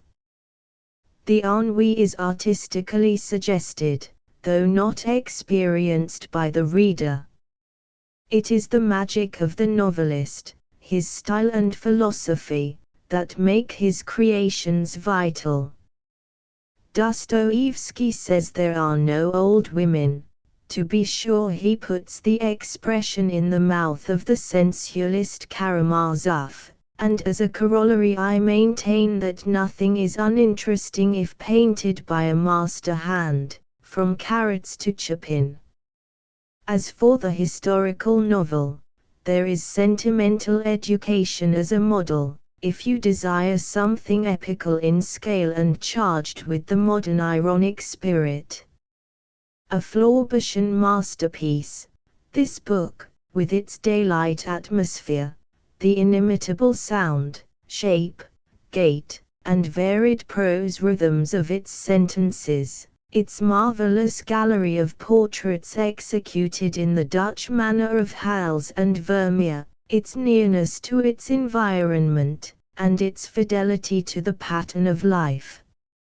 It is a true historical novel, for it is real, to employ the admirable simile of Mr. Howells. No need to transpose the tragic gloom of Artsy-Bashf to America. We are an optimistic people, thanks to our air and sky, political conditions, and the immigration of sturdy peasant folk. Yet we, too, have our own peculiar gloom and misery and social problems to solve. We are far from being the shadowland of fiction, as a certain English critic said. When I praise the dissonantal art of Michael Artsy-Bashf, it is not with the idea that either his style or his pessimism should be aped. That way unoriginality lies. But I do contend that in the practice of his art, its sincerity, its profundity, he might be profitably patterned after by the younger generation. Art should elevate as well as amuse. Must fiction always be silly and shallow? It need be neither sordid nor didactic. William James put the matter in a nutshell when he wrote that the whole atmosphere of present-day utopian literature tastes mawkish and dishwatery to people who still keep a sense of life's more bitter flavors. And on this fundamentally sound note I must end my little sermon, for I find that I have been practicing the very preaching against which I warned embryo novelists. But, then, isn't every critic a lay preacher? Chapter 8 The Case of Paul Cézanne. The Case of Painter Paul Cézanne. Is he a stupendous nobody or a surpassing genius? The critical doctors disagree, an excellent omen for the reputation of the man from Provence. We do not discuss a corpse, and though Cézanne died in 1906, he is still a living issue among artists and writers. Every exhibition calls forth comment, fair, unfair, ignorant, and seldom just. Yet the Cézanne question, is it so difficult to resolve? Like Brahms, the Frenchman is often misrepresented. Brahms, known now as a romantic writing within the walls of accepted forms, neither a pedant nor a revolutionist. Cézanne, not a revolutionist, not an innovator, vastly interested in certain problems, has been made chef d'école and fathered with a lot of theories which would send him into one of his famous rages if he could hear them. Either a revolutionist or a plagiarist, cried Paul Gauguin, whose work was heartily detested by Cézanne, but truth is ever mediocre, whether it resides at the bottom of a well or swings on the cusps of the new moon. What is the truth about Cézanne? The question bobs up every season. His so-called followers raise a clamor over the banality of representation in art, and their master is the one man in the history of art who squandered on canvas startling evocations of actuality, whose nose was closest to the soil. Who is man's was called an eye by Remy de Gourmont. Paul Cézanne is also an eye. In 1901 I saw at the Champs de Mars Salon a picture by Maurice Denis entitled Homage à Cézanne, the idea of which was manifestly inspired by Manet's Homage à Fantine later. The canvas depicted a still life by Cézanne on a chevalet and surrounded by Bonnard, Denis, Redon, Russell, Ceruzia, Vuillard, Mellerio, and Vollard. Himself, as they say in Irish, is shown standing and apparently unhappy, embarrassed. Then came the brusque apotheosis of 1904 at the Autumn Salon, the most revelatory of his unique gift thus far made. Puvis de Chavannes had a special salle, so had Eugène Carrière. Cézanne held the place of honor. The critical press was hostile or half-hearted. Poor Cézanne, with his naive vanity, seemed dazzled by the uproarious championship of les jeunes and, to give him credit for a peasant-like astuteness, he was rather suspicious and always on his guard. He stolidly accepted the frantic homage of the youngsters, looking all the while like a bourgeois Buddha. In the sun of 1901, 1904, and 1906, the latter the year of his death, appeared my articles on Cézanne, among the first, if not the first, that were printed in this country. Since then he has been hoisted to the stars by his admirers, and with him have mounted his prices. Why not? When juxtaposed with most painters, his pictures make the others look like linoleum or papier-mâché. He did not occupy himself, as did Manet, with the manners, ideas, and aspects of his generation. In the classic retort of Manet he could have replied to those who taunted him with not finishing his pictures, "Sir, I am not a historical painter.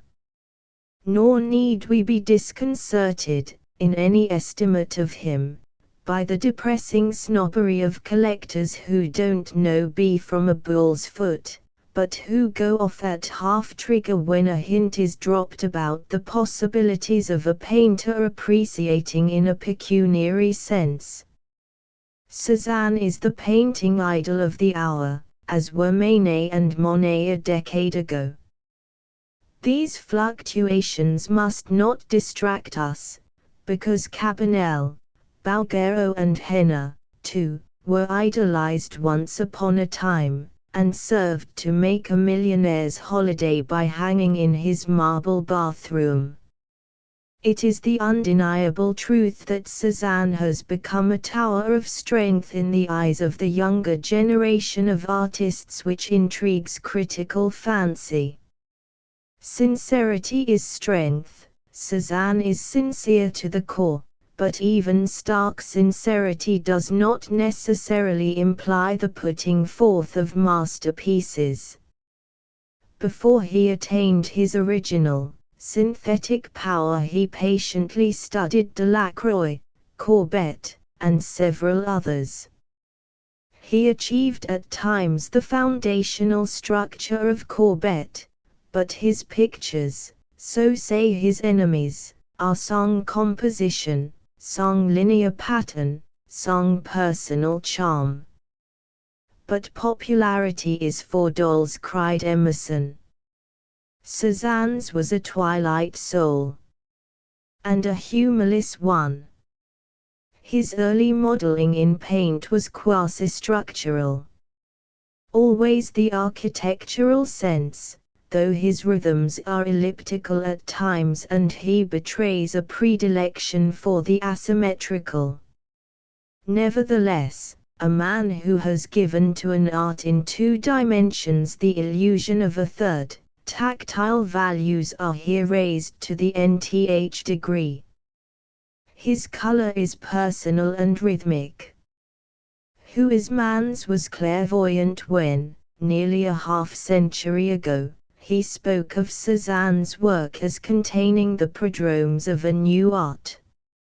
He was absorbed in the handling of his material, not in the lyric, dramatic, anecdotic, or rhetorical elements.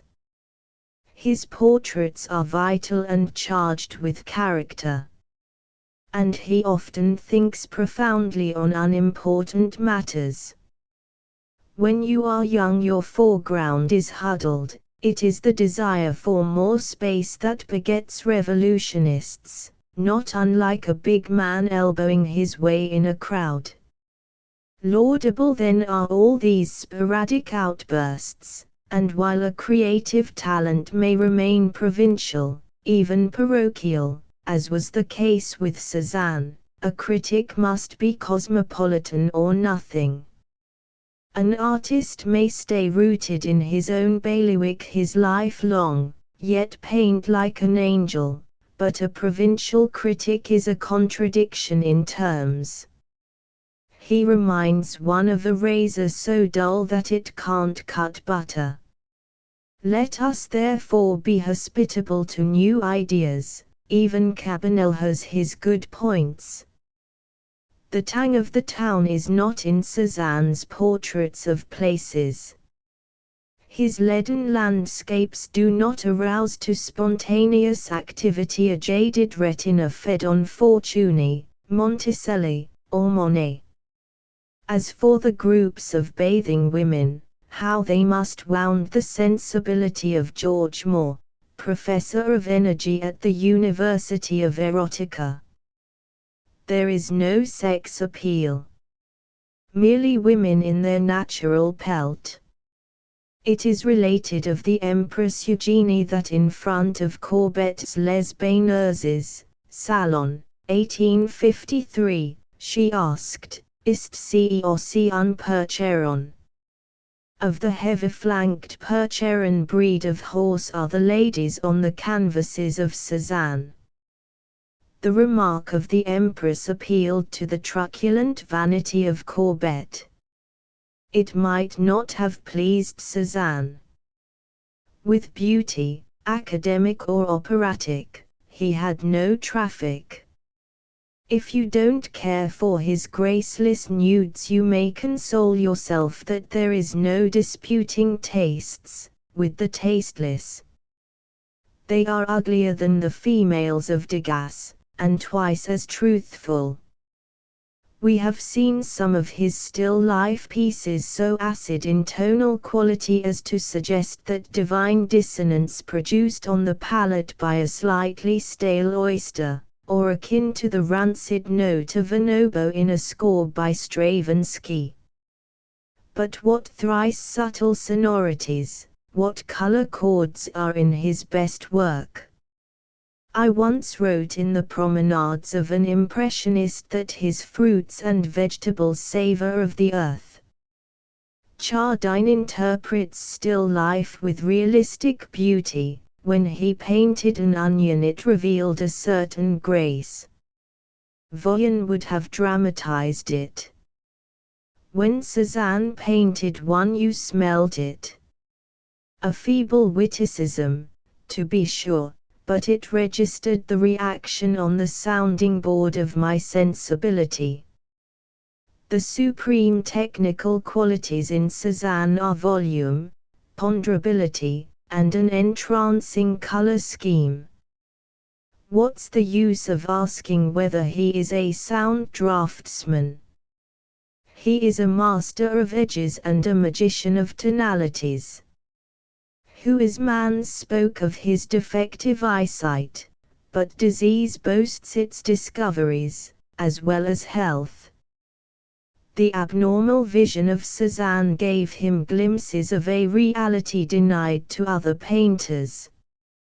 He advised Émile Bernard to look for the contrasts and correspondences of tones.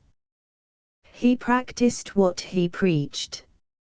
No painter was so little affected by personal moods, by those variations of temperament dear to the artist. Had Cézanne the temperament that he was always talking about? If so, it was not decorative in the accepted sense. An unwearying experimenter, he seldom finished a picture. His morose landscapes were usually painted from one scene near his home at Aix. I visited the spot. The pictures do not resemble it, which simply means that Cézanne had the vision and I had not. A few themes with polyphonic variations filled his simple life. Art submerged by the apparatus. And he had the centripetal, not the centrifugal temperament. In his rigid, intense ignorance there was no room for climate, personal charm, not even for sunshine. Think of the blazing blue sky and sun of Provence, the romantic, semi-tropical riot of its vegetation, its gamuts of green and scarlet, and search for this mellow richness and misty golden air in the pictures of our master. You won't find them, though a mystic light permeates the entire series. The sallow sublime. He did not paint portraits of Provence, as did Daudet in Numérumistan, or Bizet in La Lycienne. He sought for profounder meanings. The superficial, the facile, the staccato, and the brilliant repelled him. Not that he was an abstract painter, as the jargon goes. He was eminently concrete. He plays a legitimate trompe-l'œil on the optic nerve.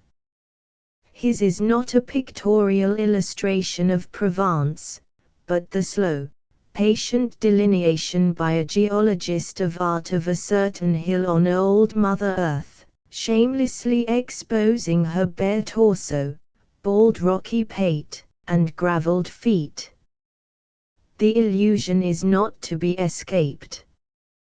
as drab as the orchestration of Brahms, and as austere in linear economy, and as analytical as Stendhal or Ibsen. Cézanne never becomes truly lyrical except in his still life.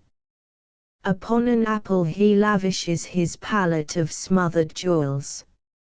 And, as all things are relative, an onion for him is as beautiful as a naked woman. And he possesses a positive genius for the tasteless. The chiefest misconception of Cézanne is that of the theoretical fanatics who not only proclaim him their chief of school, which may be true, but also declare him to be the greatest painter that ever wielded a brush since the Byzantines. The nervous, shrinking man I saw at Paris would have been astounded at some of the things printed since his death. While he yearned for the publicity of the official salon, as did Zola for a seat in the Academy, he disliked notoriety. He loved work, above all, solitude. He took with him a fresh batch of canvases every morning and trudged to his pet landscapes, the motive he called it, and it was there that he slaved away with technical heroism, though he didn't kill himself with his labors as some of his fervent disciples have asserted. He died of unromantic diabetes. When I first saw him he was a queer, sardonic old gentleman in ill-fitting clothes, with the shrewd, suspicious gaze of a provincial notary, a rare impersonality, I should say. There is a lot of inutile talk about significant form by propagandists of the new aesthetic. As if form had not always been significant. No one can deny Cézanne's preoccupation with form, nor Courbet's either. Consider the Ornans landscapes, with their sombre flux of forest. By the crassest realist among French painters, he seems hopelessly romantic to our sharper and more petulant modern mode of envisaging the world. There is significant form and a solid structural sense. But Cézanne quite overcrows Courbet in his feeling for the massive. Sometimes you can't see the ribs because of the skeleton. Goethe has told us that because of his limitations we may recognize a master. The limitations of Paul Cézanne are patent to all. He is a profound investigator, and if he did not deem it wise to stray far from the territory he called his own, then we should not complain, for therein he was monarch of all he surveyed.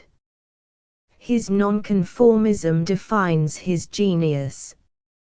Imagine reversing musical history and finding Johann Sebastian Bach following Richard Strauss. The idea seems monstrous. Yet this, figuratively speaking, constitutes the case of Cézanne. He arrived after the classic, romantic, impressionistic, symbolic schools. He is a primitive, not made, like Puvis, but one born to a crabbed simplicity. His veiled, cool harmonies sometimes recall the throb of a deep bass organ pipe. Our positional splendor is there, and the stained radiance of a Bachchan chorale. The music flows as if from a secret spring.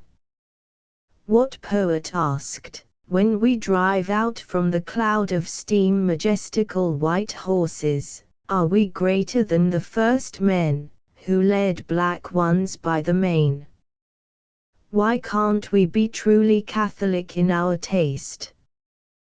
The heaven of art contains many mansions, and the rainbow more colors than one. Paul Cézanne will be remembered as a painter who respected his material, and as a painter, pure and complex. No man who wields a brush need wish a more enduring epitaph. Chapter 9 Brahmsody after Wagner The Deluge. No, Johannes Brahms. Wagner, the high priest of the music drama, a great scene painter in tones. Brahms, a wrestler with the dwellers on the threshold of the infinite, a musical philosopher, but ever a poet. Bach, Beethoven, and Brahms cried von Bülow, but he forgot Schumann. The molten tide of passion and extravagance that swept over intellectual Europe 70 years ago bore on its foaming crest Robert Schumann. He was first cousin to the prince of romancists, Heinrich Heine, who dipped his pen in honey and gall and sneered and wept in the same couplet. In the tangled, rich underwood of Schumann the young Brahms wandered. There he heard the moon sing silvery, and the leaves rustle rhythms to the heartbeats of lovers. All German romance, fantasy, passion was in Schumann, the Schumann of the Papillons and the Carnival. Brahms walked as did Dante, with the shades. Bach guided his footsteps, Beethoven bade him glance aloft at the stars. And Brahms had for his legacy polyphony, form, and masterful harmonies. In his music the formulist finds perfect things. Structurally he is as great as Beethoven, perhaps greater. His architectonic is superb. His melodic content is his own as he strides in stately pomp in the fugued Alexandrines of Bach. Brahms and Browning. Brahms and freedom. Brahms and now.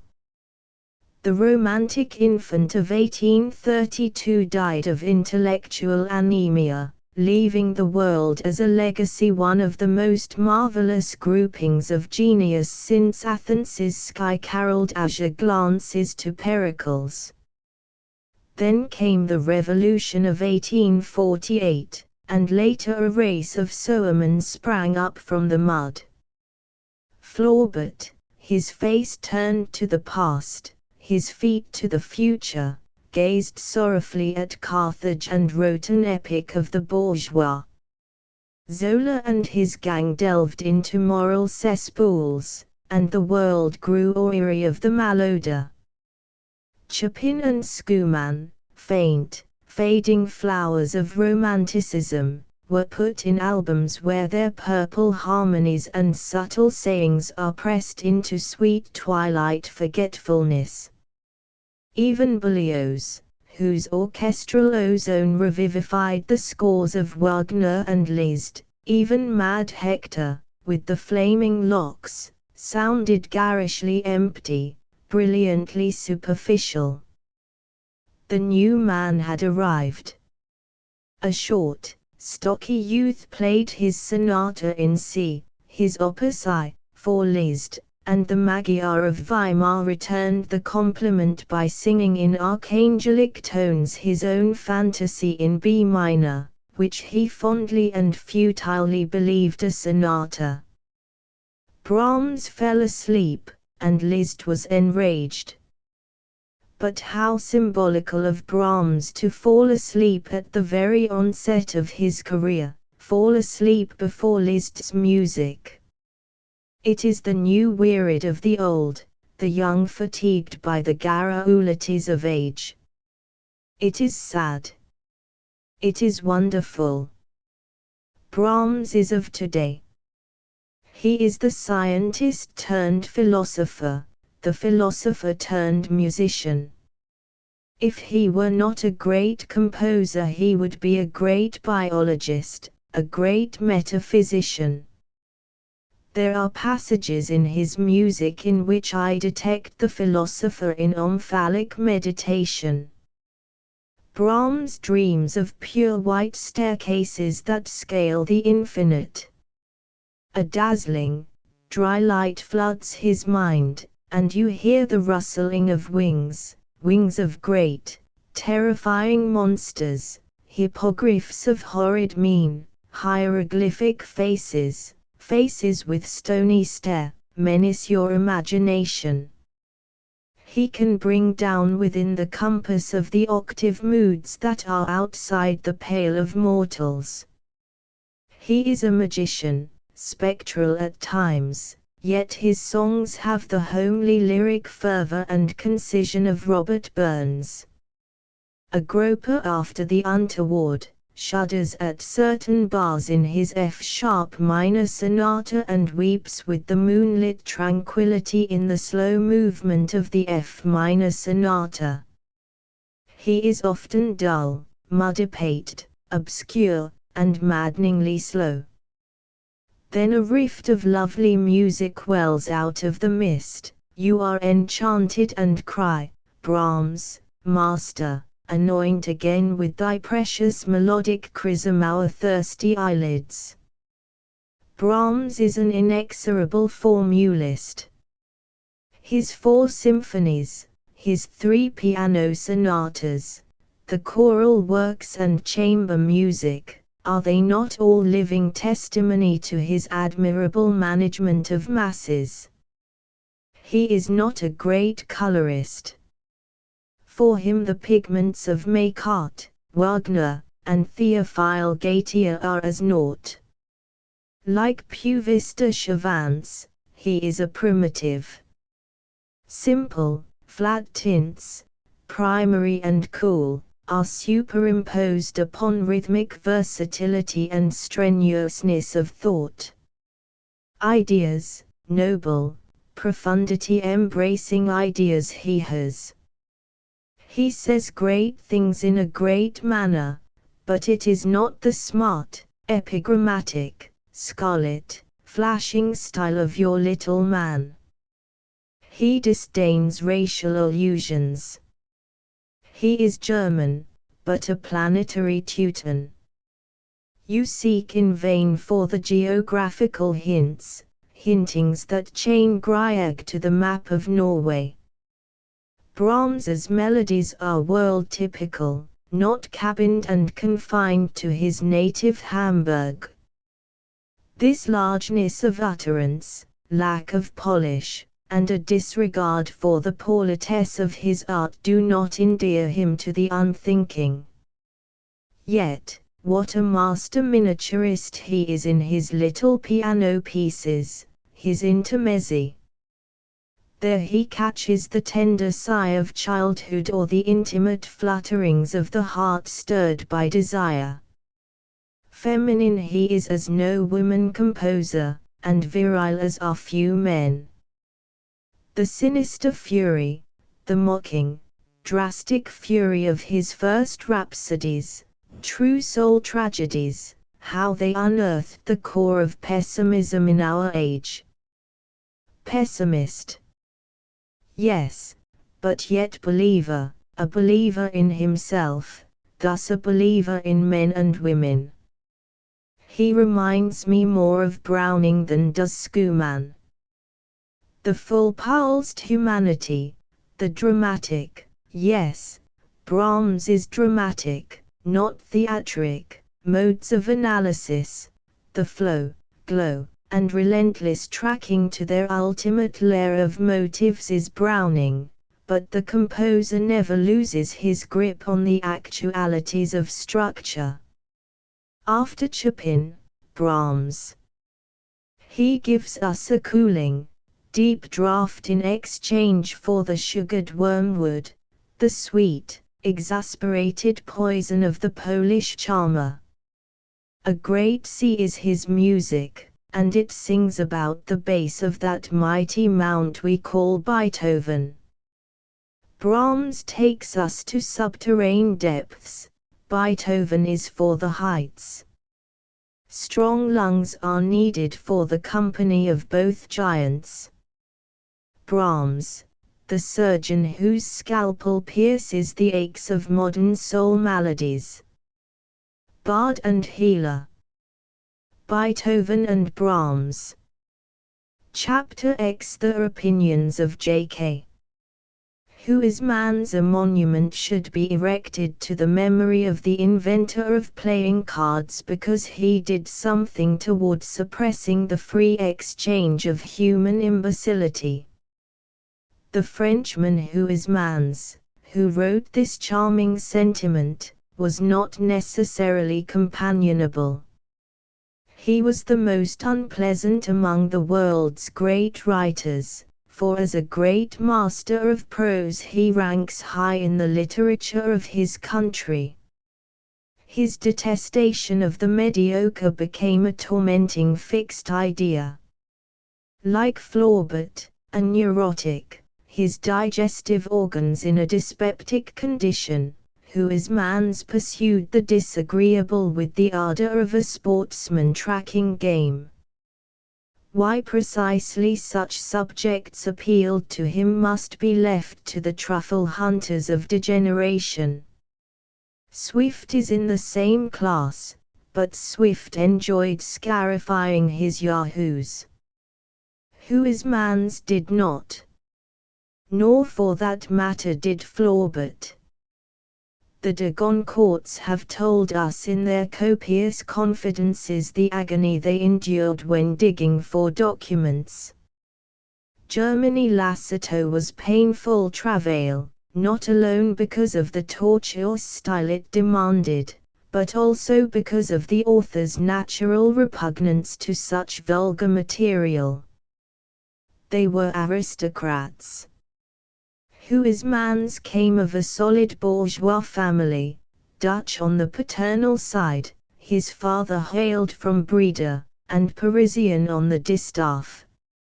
Therefore he might have described his modest surroundings with less acerbity than the irritable de Goncourts. Such was not the case. He loathed his themes. He was unhappy while developing them. Perhaps the clairvoyance of hatred, which may be a powerful incentive, forced his pen to the task. But the fact remains that, art and religion aside, Who is man's did not love what he transposed from life to his marvelously written pages. His was a veritable aesthetic of the ugly and hateful. Yet he possessed a nature sensitive to the pathological point. And, like Schopenhauer, he masked this undue sensibility with a repelling misanthropy. In a study of him by his disciple, Gustave Coquillat, Le Vrai J.K. Who is man's, with an etched portrait by Raffaele, we are shown some intimate characteristics. Who is man's never beat about the social ambush, but freely expressed his opinions concerning contemporaries. Indeed, a phrase of the Goncourts might have been his, Je vomis mes contemporains. He has been called an exasperated Goncourt, which is putting it mildly. However, it must not be supposed that he was a roaring egoist, hitting out blindly. He seems, according to the account of Coquillat and Remy de Gourmont, to have been an unassuming and industrious functionary in the Ministry of the Interior, and even when aroused not so truculent as sarcastic. The Dutch and Flemish base to his temperament endowed him with considerable phlegm. He was never demonstrative, disliked effusiveness in life and literature, and only in his ironical speech lurked the distilled bitterness of his prejudices.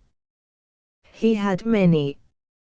Yet, fearful of a literary career, with its poverty and disillusionments, he endured the ennui and fatigues of 32 years of office work, and, a model clerk, he was decorated when he left his bureau in the ministry. That is, decorated for his zeal and punctuality, not for his books. Numberless are the jokes made about the Legion of Honor, yet none contain such subacid irony as this one. Who is man's the irascible among decorated Philistines? Perhaps it is only a stupid book that someone has mentioned, or a stupid woman. As he speaks, the book looms up before one, becomes monstrous in its dullness, a masterpiece and a miracle of imbecility. The unimportant little woman grows into a slow horror before your eyes. It is always the unpleasant aspect of things that he seizes, but the intensity of his revolt from that unpleasantness brings a touch of the sublime into the very expression of his disgust. Every sentence is an epigram, and every epigram slaughters a reputation or an idea. He speaks with an accent as of pained surprise, and amused look of contempt, so profound that it becomes almost pity, for human imbecility. This tiny etched portrait is by Mr. Arthur Symons, who practically introduced Who is Man's to English-speaking letters. Pitiless he was, as pitiless to himself as to others. Yet Coquillat found him entertaining betimes, while de Gourmont scoffs at his tales of stomachic woe. Who is man's, he says, et heartily in the very restaurants he so viciously abuses throughout that Iliad of indigestion, a Vorello. He was the Empholentin, the unheroic hero, as he was the unpatriotic hero of the knapsack, published in Zola's collection, Les Soirées de Medan. In all his books he figures. Jules Lemaitre describes them collectively as a young man with the dysentery, a young man who disliked single blessedness. The critic used a stronger expression, a man who couldn't get a beefsteak in Paris cooked as he wanted it, and a man who liked to read the chaste chronicle of Gilles de Rais, otherwise known as the sadistic Bluebeard. These comprise the characters of Who is Man's. After his conversion he made amends, though he was always the atrabilious fault-finder. No matter. One of the most notable of art critics in a city abundantly supplied with criticism was this same Who is Man's. His critical achievement may outlive his fiction and his religious confessions. He preferred Certains to his other books. It is written in his most astounding and captivating style. The portraits of certain artists in this unique volume recite the history of the critic's acuity and clairvoyance. He first announced Edgar Degas as the greatest artist we possess today in France. He discovered Odilon Redon, Raffaele, Forain, and wrote of Gustave Moreau in enameled prose. Whistler, Chet, Pissarro, Gauguin were praised by him before they had attracted the pontifical disdain of academic criticism. To Rops he consecrated some extraordinary pages, for Who is Man's was a verbal virtuoso superior to any of the artists he praised, and later he cynically confessed to Coquillat that he didn't highly estimate the Belgian etcher, but found in him excellent pasture for his own picture-making pen. In a word, the erotic Rops attracted him more than Rops the everyday craftsman, and rightly enough. With the Japanese this erotic side of Rops is only for the connoisseur. Who is Man's said some just things of Whistler, and he was the first critic to salute the rising star of Paul Cézanne, who, he asserts, contributed more to the Impressionist movement than Manet, and one who also discovered the prodromes of a new art. This was as early as 1877. He found the Cézanne still life brutally real, above all, a preoccupation with forms and edges that betrayed this painter's tendency toward a novel synthesis. But according to Coquillat, who is man saw through the hole in the Cézanne millstone. The Provençal was a ruse, an intrigant, and a money-grubber in his old age, and proved his plebeian ancestry. His father began barber, ended banker, shaved faces as well as notes, bled his clientele in both professions. American collectors of art who is man's treated as brigands. In the matter of the classical painters and sculptors he manifested himself intransigent. He adored the Flemish primitives, the school of Cologne and a few of the Italian primitives, but with the exception of Fra Angelico found their types detestingly androgynous. He employed a more pungent term. In the Low Countries are the true primitives, he declared, as the only mysticism is that of John of the Cross and Saint Teresa. Matthias Grunewald's crucifixion is his idol.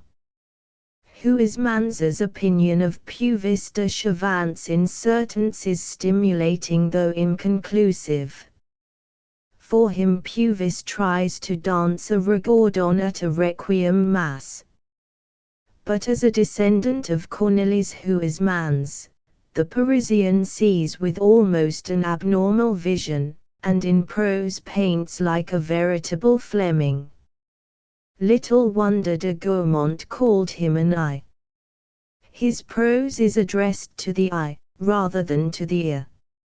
Sumptuous in coloring, its rhythmic movement is pompous, its tone hieratic, and he so manipulated it that it was a perfect medium to depict the Paris of his time.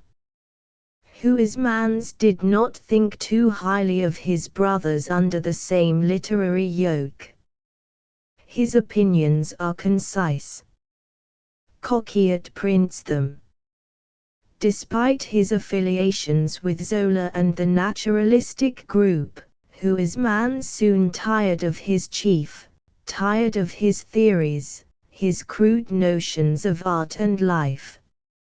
He definitely broke away from him in his famous preface to La Base. And it should not be forgotten that he was the first to celebrate in fiction, if celebration it may be called, the prostitute of modern Paris. Marthe appeared a year earlier than either Nana or La Philelise, the latter by Edmond de Goncourt. But he sickened of the surfiction only to dive deeper in the medieval vileness of La Base.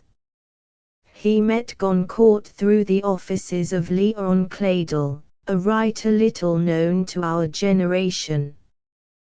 Huysmans was a friend in need to Villiers de l'Isle-Adam, and frequented the eccentric company of Barbey d'Aurevilly, in whose apartment he said that Paul Bourget was apt to pop out of a closet or a cloak.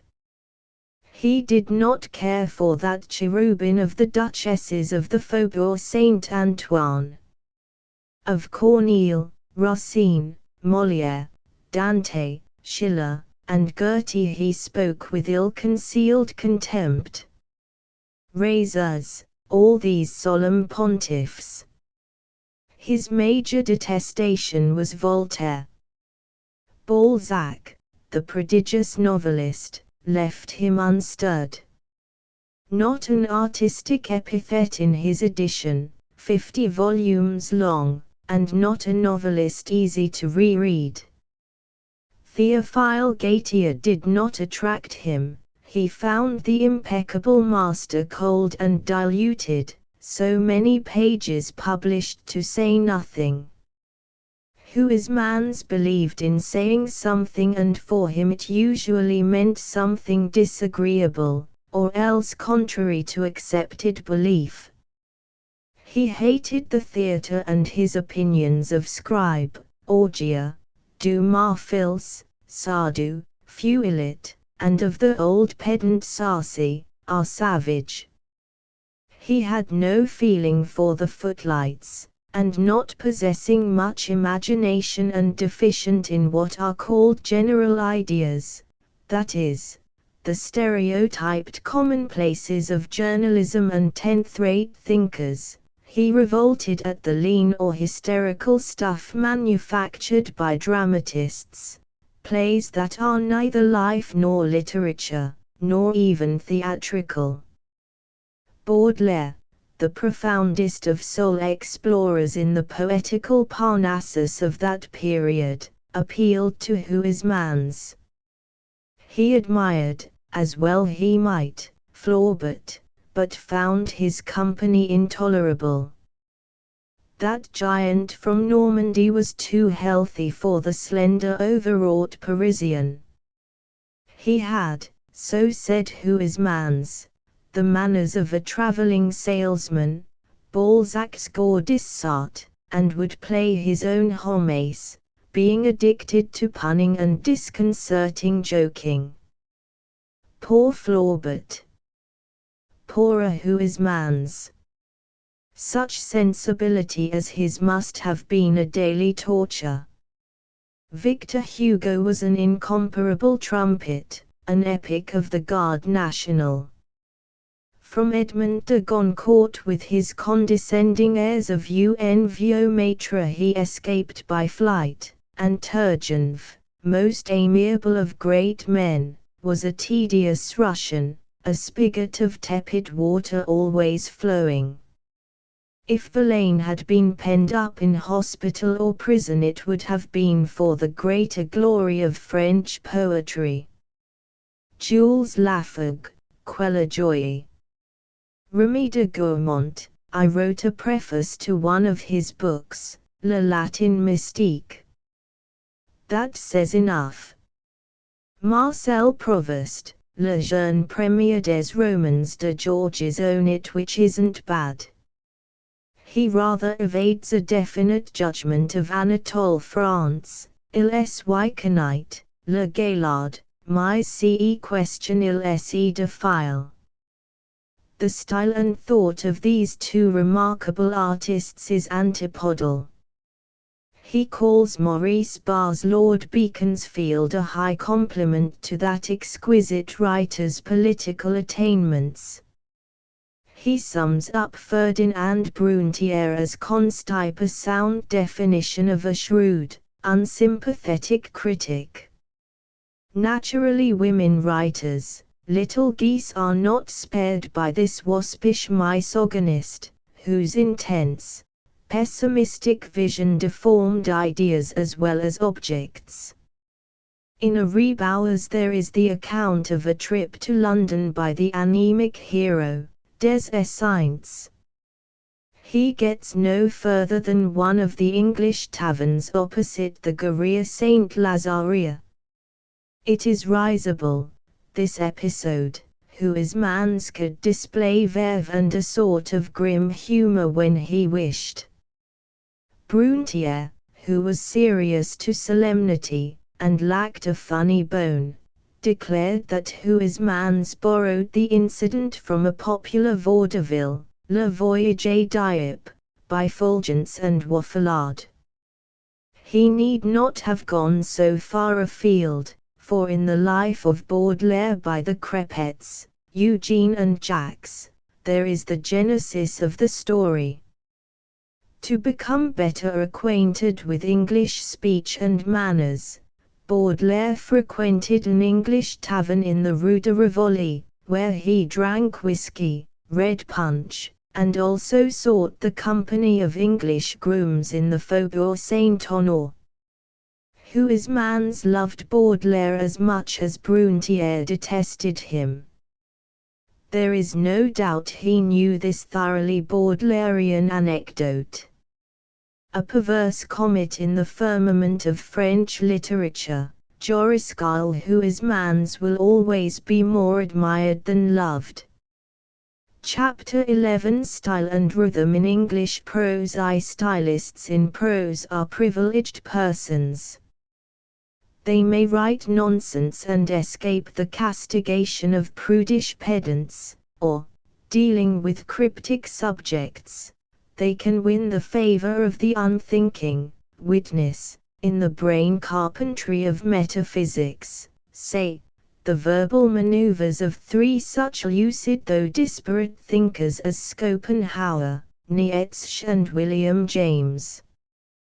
The names of these three writers are adduced as evidence that it is not necessary to be foggy of style even when dealing with abstract ideas. And Germany has long been the Nibelheim of philosophy. Need we mention Hegel, whose commentators have made his meanings thrice confounded? Style in literature is an antiseptic. It may embalm foolish flies in its amber, and it is a brevet of immortality, that is, as immortality goes, a brief thing, but a man's boast.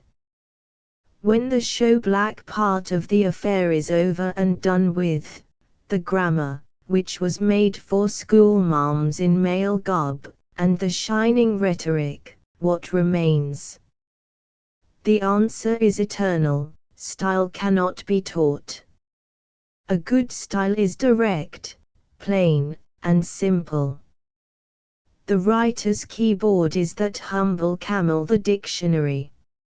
Style, being concerned with the process of movement, has nothing to do with results, says one authority.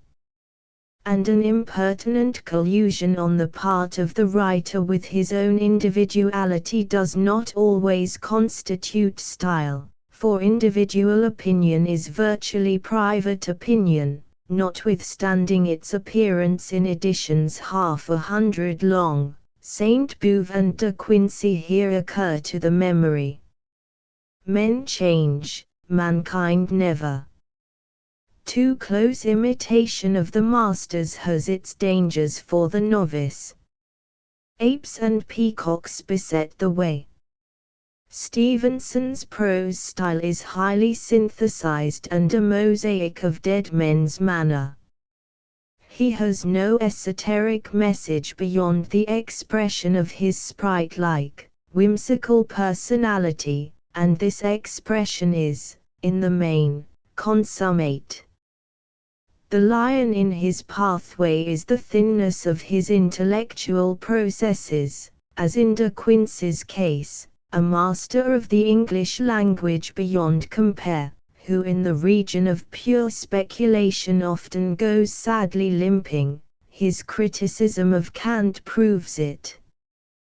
But a music maker in our written speech, Robert Louis Stevenson is the supreme mockingbird in English literature. He overplayed the sedulous imitator. John J. Chapman in a brilliant essay has traced the progress of this prose pilgrim, a professional stylist as well as a professional invalid. The American critic registers the variations in style and sensibility of the Scotsman, who did not always demonstrate in his writing the fundamental idea that the sole exponent of sensibility is analytic power.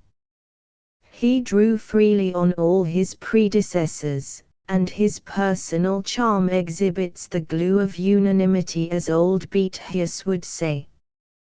Mr. Chapman quotes a passage supposedly from Sir Thomas Browne, beginning, "Time sadly overcometh all things," which is not to be found in his collected writings. Yet it is apropos because, like Stevenson's prose, it is from the crucible of an alchemist, though at the time Mr. Chapman quoted it was not known to be a clever Liverpudlian forgery. Since then, after considerable controversy, the paragraph in question has been shown as the fabrication of a Liverpool man of letters, whose name we have forgotten. But it suggests, does this false Brown, that good prose may be successfully simulated, though essentials be missing. If style cannot be imparted, what, then, is the next best thing to do, after a close study of the masters? We should say, go in a chastened mood to the nearest newspaper office and apply for a humble position on its staff. Then one will come to grips with life, the pacemaker of style. There is a lot of pompous advice emitted by the college professor, the eternal sophomore, about fleeing journalese, whereas it is in the daily press, whether New York, Paris, Vienna, or London, that one may find the soundest, most succinct prose stripped of superfluous ornament, prose bare to the bone, and in fighting trim. But not elevated prose, numerous prose, as Quintilianeth it. For the supreme harmony of English prose we must go to the Bible, the authorized, not the revised, the latter manufactured by the persons called revisers as George Saintsbury bluntly describes them, to Shakespeare, Jeremy Taylor, Sir Thomas Browne, Walter Raleigh, Milton, De Quincey, Ruskin, Swinburne, Cardinal Newman, Pater, and Arthur Symonds. And not forgetting the sweet intimacy of Charles Lamb, the sly charm of Max Beerbohm, or the harmonious and imaginative prose of W. H. Hudson, whose Green Mansions recalls the Chateaubriand of Attila, without its hateful note of morbid egotism. Nor are the exponents of the grand manner, of an ornate style, to be patterned after. If elevation of theme is not present, then the peril of fine writing is scarcely to be avoided. Better follow such writers as Bacon, Bunyan, Hobbes, Swift in preference. Or the Augustan group, Dryden, Addison, Shaftesbury, and Temple. But Dr. Johnson, Burke and Gibbon are not models for the beginner, any more than the orotund prose of Bossuet, the musical utterance of Chateaubriand, or the dramatic prose of Hugo are safe models for French students. The rich continence of Flaubert, the stippled concision of Merimee or the dry sherry wit of Voltaire are surer guides. And the urbanese and flowing rhythms of Thackeray are preferable to the baphometic verbal baptisms of Carlyle the Bournages. Yet what sweet temptations are to be found in the golden age of English prose, beginning with the evocation of Sir Walter Raleigh, O eloquent, just, and mighty death, whom none could advise, thou'st persuaded, surely not far beneath the magnificent prose of the 60th chapter of Isaiah in the authorized, Arise, shine, for thy light is come, and the glory of the Lord is risen unto thee, which is so mighty in rhythm that even those dolefulest of creatures, utterly ignorant of English literature, the revisers of 1870–85, hardly dared to touch at all, blandly remarks Professor Saintsbury. And to balance the famous now since these dead bones of Sir Thomas, there is the tender coda to Sir William Temple's use of poetry and music. When all is done, human life is at the greatest and best.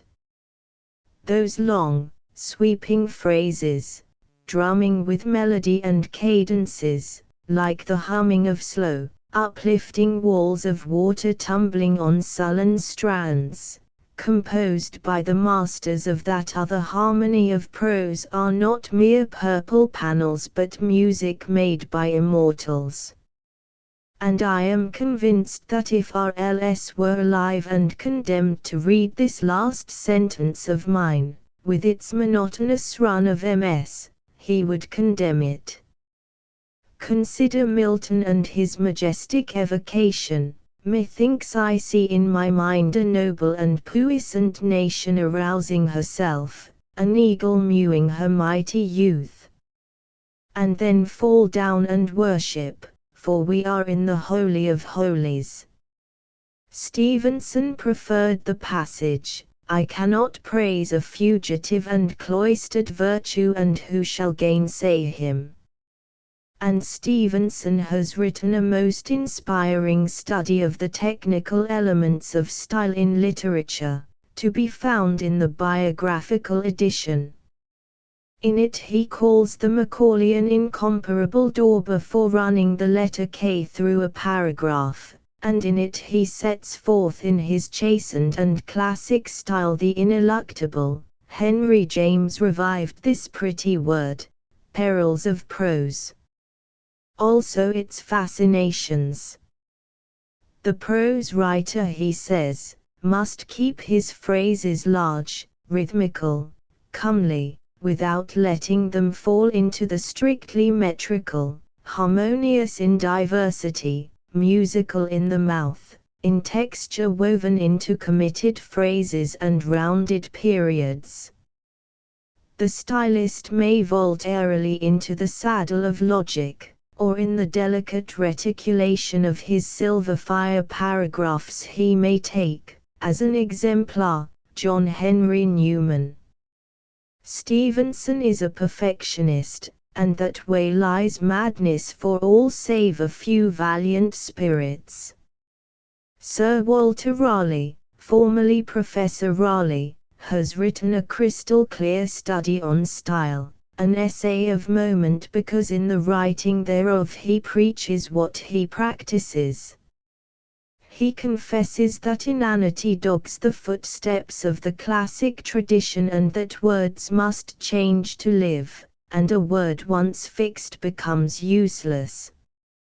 This is the error of the classical creed, to imagine that in a fleeting world, where the quickest eye can never see the same thing twice, and a deed once done can never be repeated, language alone should be capable of fixity and finality.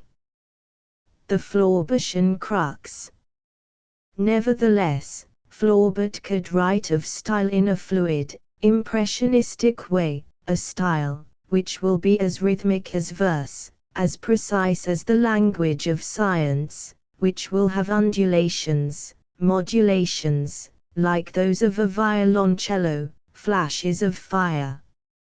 A style which would enter into the idea like the stroke of a stiletto. All the combinations of prosody have been made, those of prose are still to make. Flaubert was not obsessed by the unique word but by a style which is merged in the idea, as the melodic and harmonic phrases of Richard Wagner were born simultaneously and clothed in the appropriate orchestral colors.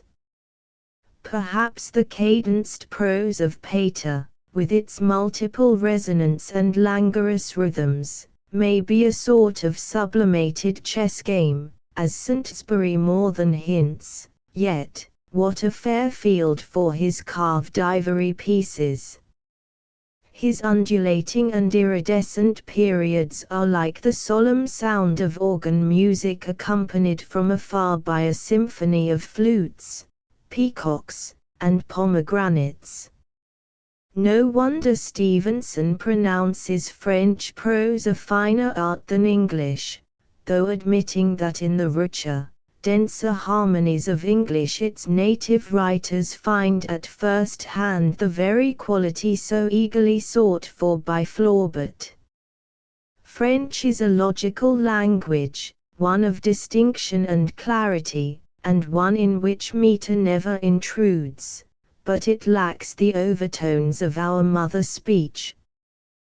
The English shares in common with the Russian the art of awakening feelings and thoughts by the resonance of words, which seem to be written not in length but in depth, and then are lost in faint reverberations.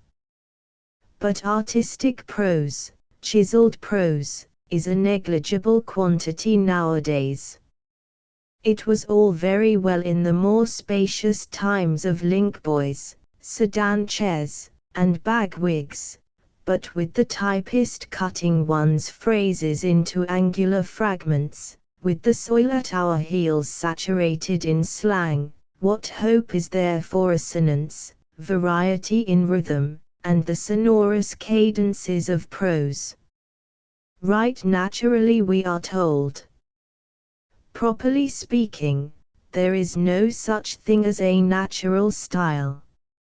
Even Newman, master of the pellucid, effortless phrase, confesses to laborious days of correction, and he wrote with the idea uppermost and with no thought of style, so called. Abraham Lincoln nourished his lonely soul on the Bible and Bunyan. He is a writer of simple yet elevated prose, without parallel in our native literature other than Emerson. Hawthorne and Poe wrote in the key of classic prose, while Walt Whitman's jigsaw jingle is the ultimate deliquescence of prose form. For practical everyday needs the 18th century prose men are the best to follow. But the Bible is the golden book of English prose. Quintilian wrote, "We cannot even speak except in longs and shorts, and longs and shorts are the material of feet." All personal prose should go to a tune of its own. The curious are recommended to the monumental work of George Saintsbury, A History of English Prose Rhythm. Prose may be anything else, but it must not be bad blank verse. Numerous as to rhythms, but with no hint of balance, in the metrical sense, without rhythm it is not prose at all. Professor Oliver Elton has set this forth with admirable lucidity in his English prose numbers. He also analyzes a page from the Golden Bowl of Henry James, discovering new beauties of phrasing and subtle cadences in the prose of this writer. Professor Saintsbury's study is the authoritative one among its fellows. Walter Pater's essay on style is honeycombed with involutions and preciosity. When On the Art of Writing, by Arthur Quiller Couch, appeared, we followed Hazlitt's advice and reread an old book, English Composition, by Professor Barrett Wendell, and with more pleasure and profit than followed the later perusal of the Cornish novelist's lectures. He warns against jargon. But the 7 arts, science, society, medicine, politics, religion, have each their jargon. Not music criticism, not baseball, are so painfully jargonist as metaphysics. Jargon is the fly in the ointment of every critic. Even the worthy fellow of Jesus College, Sir Arthur himself, does not altogether escape it. On page 23 of his inaugural address he speaks of loose, distinct talk. Distinct is good, but ungirded is better because it is not obsolete, and it is more sonorous and Saxon. On page 42 we stumble against subditate and gnash our teeth. After finishing the book the timid neophyte will be apt to lay the flattering unction to his soul that he is a born stylist, like the surprised Mr. Jourdain, who spoke prose so many years without knowing it.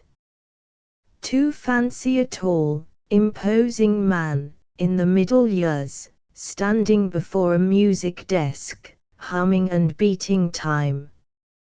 His grey, lion-like mane is in disorder, his large eyes, pools of blue light, gleam with excitement. The color of his face is reddish, the blood mounts easily to his head, a prophetic sign of his death by apoplexy. It is Gustave Flaubert in his study at Quasset, a few miles down the Seine below Rouen. He is chanting a newly composed piece of prose, marking time as if he were conducting a music drama. "What are you doing there?" asked his friend. "Scanning these words, because they don't sound well," he replied. Flaubert would spend a day over a sentence and practically tested it by declaiming, spouting, he called it, for as he wisely remarked, a well-constructed phrase adapts itself to the rhythm of respiration. His delight in prose assonance and cadence manifested itself in his predilection for such a phrase as Chateaubriand's in Attila. Elle répond dans le boissy grand secret de mélancolie question elle aime raconter auxiliary vieux et auxiliary ravages antiques d'esmas. There's a mouther for you, as George Saintsbury would say. But in this age of uninflected speech, the louder the click of the type machine, the better the style.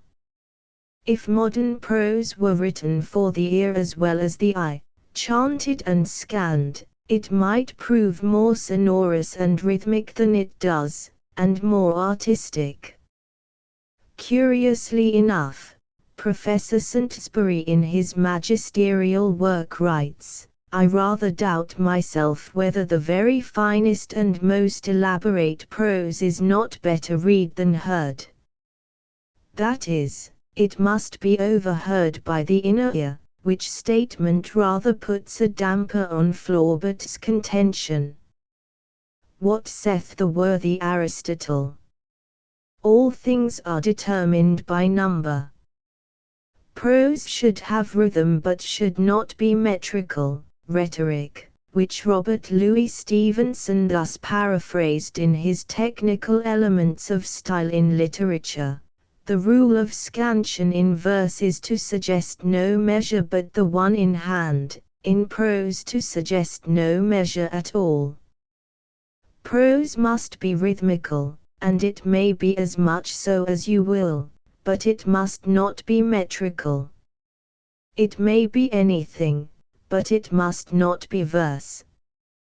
Probably if he had read the amorphous stuff by courtesy named vers libre, Stevenson would have written a stronger word than anything. Or, again, Saintsbury, the rhythm of prose, like the meter of verse, can, in English as well as the classical languages, be best expressed by the foot system, or system of mathematical combinations of long and short syllables. A fig for your ancient trumpery of skeleton scanning, cries Professor William Morrison Patterson in his The Rhythm of Prose, amphibrachts, bacchics, antibacchics, antipasts, molossi, dogmiacs, and proselysematics, which heretofore have been brandished before our eyes, as if they were anything more than, as stress patterns, merely half the story. The Columbia University professor would be far more likely to endorse the axiom of Remy de Gourmont that style is physiological, which Flaubert well knew. And now, having deployed my heaviest artillery of quotation, let me begin by saying that Professor Patterson's study is a remarkable contribution to the critical literature of a much debated theme, prose rhythms, and this without minifying the admirable labors of Saintsbury, Shelley, Oliver Elton, Kerr, or Professor Bhutan of the New York University. One of the reasons that interest the present writer in the monograph is its strong musical bias. Professor Patterson is evidently the possessor of a highly organized musical ear, even if he be not a practical musician. He no doubt agrees with Disraeli's dictum that the key to literature is music, i.e., number, cadence, rhythm. I recall Miss Dabney's study, The Musical Basis of Verse, dealing as it does with a certain side of the subject. But the Patterson procedure is different. It is less literary than psychological, less psychological than physiological. He experiments with the Remy de Gaumont idea, though he probably never saw it in print. Rhythm, he writes in his preface, is thus regarded as first of all an experience, established, as a rule, by motor performance of however rudimentary a nature. Here is the man of science at work. He speaks of the lost art of rhythm, adduces syncopation so easily mastered by those born timers, the Indians and Negroes, pertinently remarks that no two individuals ever react exactly alike. The term type is in many ways a highly misleading fiction. Prose rhythm, he continues, must be classed as subjective organization of irregular, virtually haphazard arrangement of sounds. The ultimate basis of all rhythmic experience, however, is the same. To be clear-cut, it must rest upon a series of definite temporal units. Professor Patterson experimented in 2 rooms, one the regular sound room belonging to the Department of Psychology at Columbia, the other an expressly constructed, fairly soundproof cabinet built into one end of an underground room belonging to the Department of Physics. It has a slightly sinister ring, all this, has it not? Padded cells and oral fingerprints, to make an Irish bull. Max Nordau called John Ruskin a Torquemada of aesthetics. Professor Patterson might be styled a tonal torturer. But the experimentings were painless. The first object, he informs us, was to find out, as far as possible, how a group of 12 people, 10 men and 2 women, differed with respect to the complex of mental processes usually designated roughly as the sense of rhythm. After they had been ranked according to the nature of their reactions and achievements in various tests, one of the group, who had evinced a measure of ease in rapid tapping, was chosen to make drumbeat records on a phonograph. A sentence from Walter Pater, a sentence from Henry James, a passage of music from Chopin, a haphazard arrangement of words and a haphazard arrangement of musical notes, were tapped upon a small metal drum and the beats recorded by the phonograph. The words were tapped according to the syllables as felt, a tap for each syllable. Hours, for instance, was given 2 beats. The notes were tapped according to their designated time values. Observer number 1, having had long training as a musician, found no technical difficulty in the task. The remaining 11 observers, without being told the source of the records, heard the 5 series of drum beats and passed judgment upon them. The most significant judgment made was that of observer number 7, who declared that all 5 records gave him the impression of regular musical themes.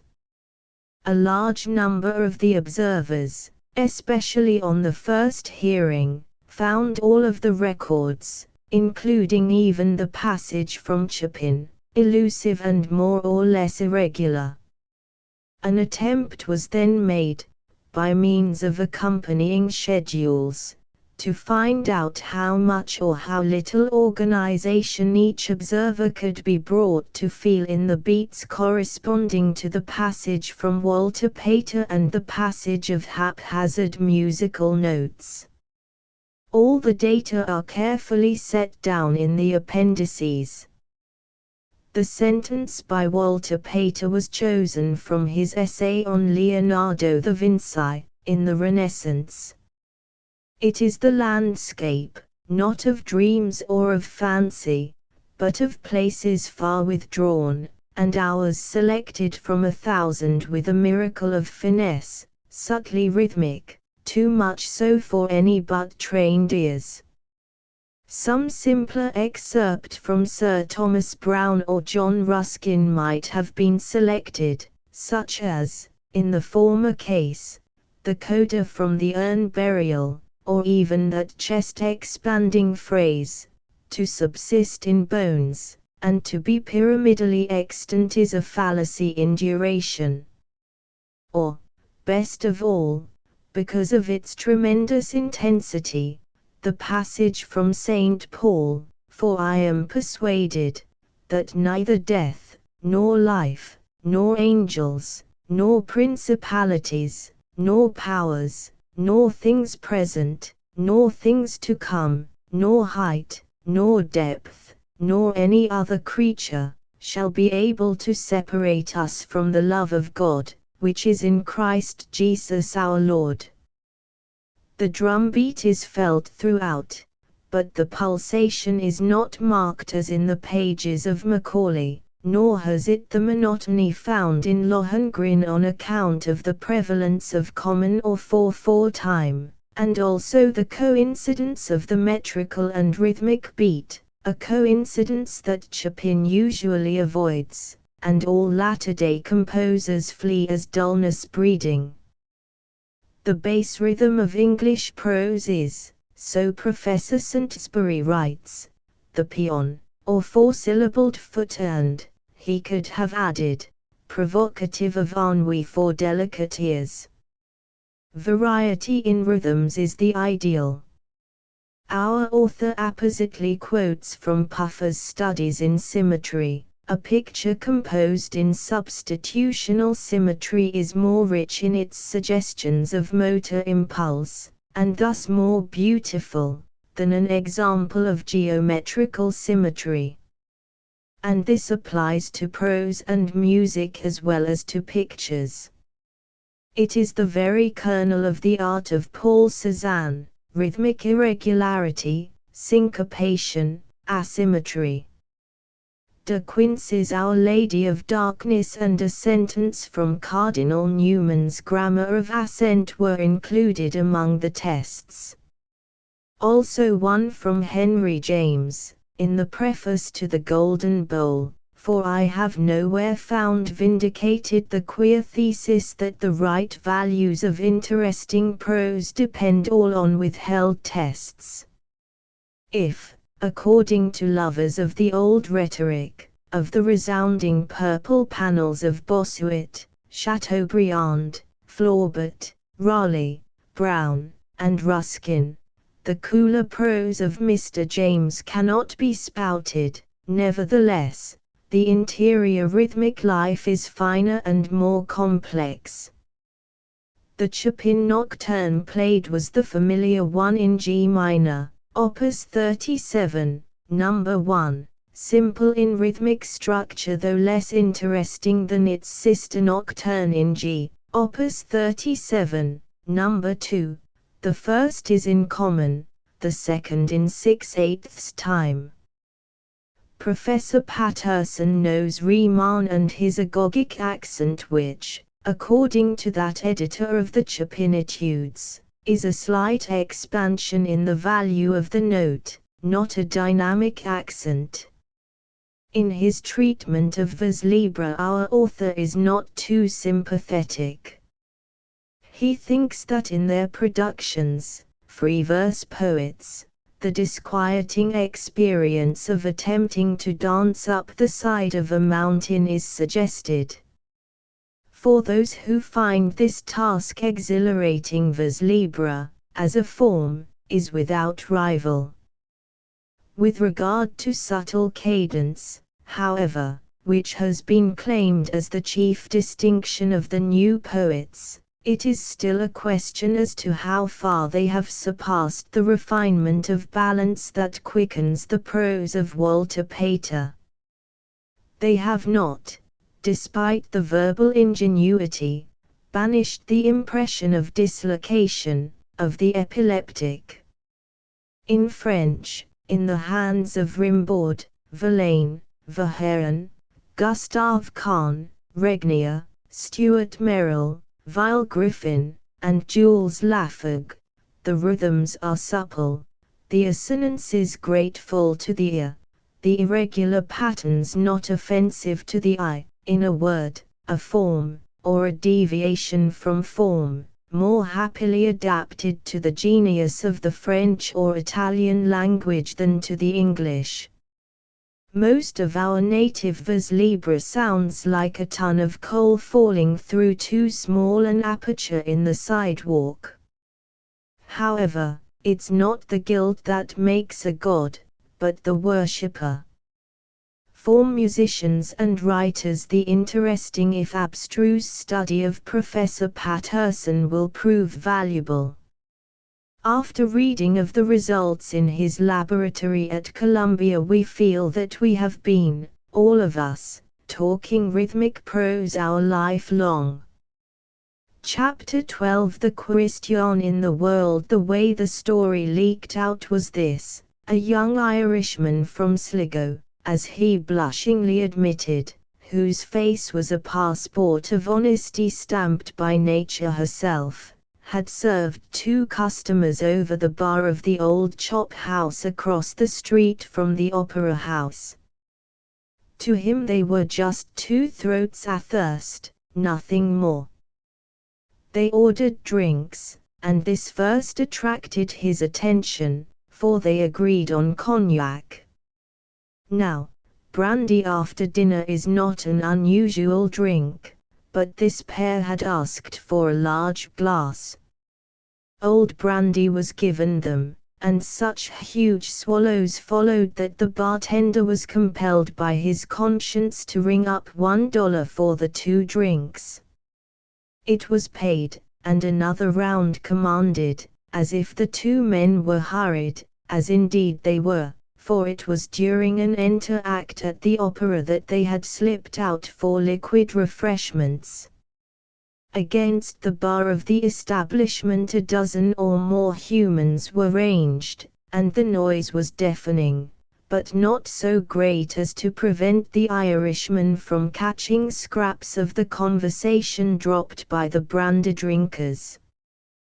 Their talk went something like this, and, although Michael had little schooling, his memory was excellent, and, being a decent chap, there is no need to impeach the veracity of his report. The taller man, neither young, neither old, and, like his friend, without a grey hair, burst out laughing after the disappearance of the second cognac. "I say, old pal, who was it wrote that brandy was for heroes?" "Kipling." "What?" The other man, stockily built, foreign-looking, answered in a contemptuous tone, sneering like as my informant put it. "Where's your memory? Gone to rack and ruin like your ideals, I suppose." "Kipling. What do such youngsters know? Dr. Johnson or Walter Savage Landor was the originator of the lying epigram. After them Byron gobbled it up, as he gobbled up most of the good things of his generation, and after him, the deluge of this mediocre century. When I told Byron this, at Milan, I think it was, he vowed me an ass. Now, it was Dr. Johnson. Cheer up, it's not so bad. I remember once at Paris, or was it Vienna, you said the same thing about, and here followed a strange name. And, anyhow, you are mixing dates. Landor followed Byron, please, but I suppose he said it first. I told Metternich of your bon mot, and, ignored. He laughed, did that old parchment face. As for Bonaparte, upstart and charlatan, he was too selfish to smile at anybody's wit but his own, and little he had. Do you remember the Congress of Vienna? Do I, 1815. Some such year. Or was it in 1750 when we saw Casanova at Venice? Well, at this point the alarm signal went off, and the mob went over to the opera. The young bartender's heart was beating so fast that it leapt up in his bosom as he described it. Two middle-aged men talking of a century ago as calmly as if they had spoken of yesterday flustered him a bit. He heard the dates. He noticed the perfectly natural manner in which events were mentioned. There was no mystification. For the first time in his life Michael was sorry the between-act pause was so short, and he longed for the next one, though fatigued from the labors of the last. Would these gentlemen return for more cognac? In an hour they came back with the crowd, again drank old five-star brandy, and gossiped about a lot of incomprehensible things that had evidently taken place in the 16th or 17th century. At least, Michael overheard them disputing dates, and one of them bet the other that the big fire in London occurred in 1666, and referred the question to Mr. Peppers, or Peps, some such name. Ah, poor old Pepys, sighed the dark man, if he had only taken better care of himself he might have been with us today instead of mouldering in his grave. Oh, well. You can't expect everyone to believe in your Struldbrug cure, replied his friend dreamily. Even Her Majesty, Queen Anne, would not take your advice, though Mrs. Masham and Mr. Harley begged her to. Yes, about the only thing they ever agreed upon in their life. Where is Harley today? Oh, I suppose in London, carelessly replied the other.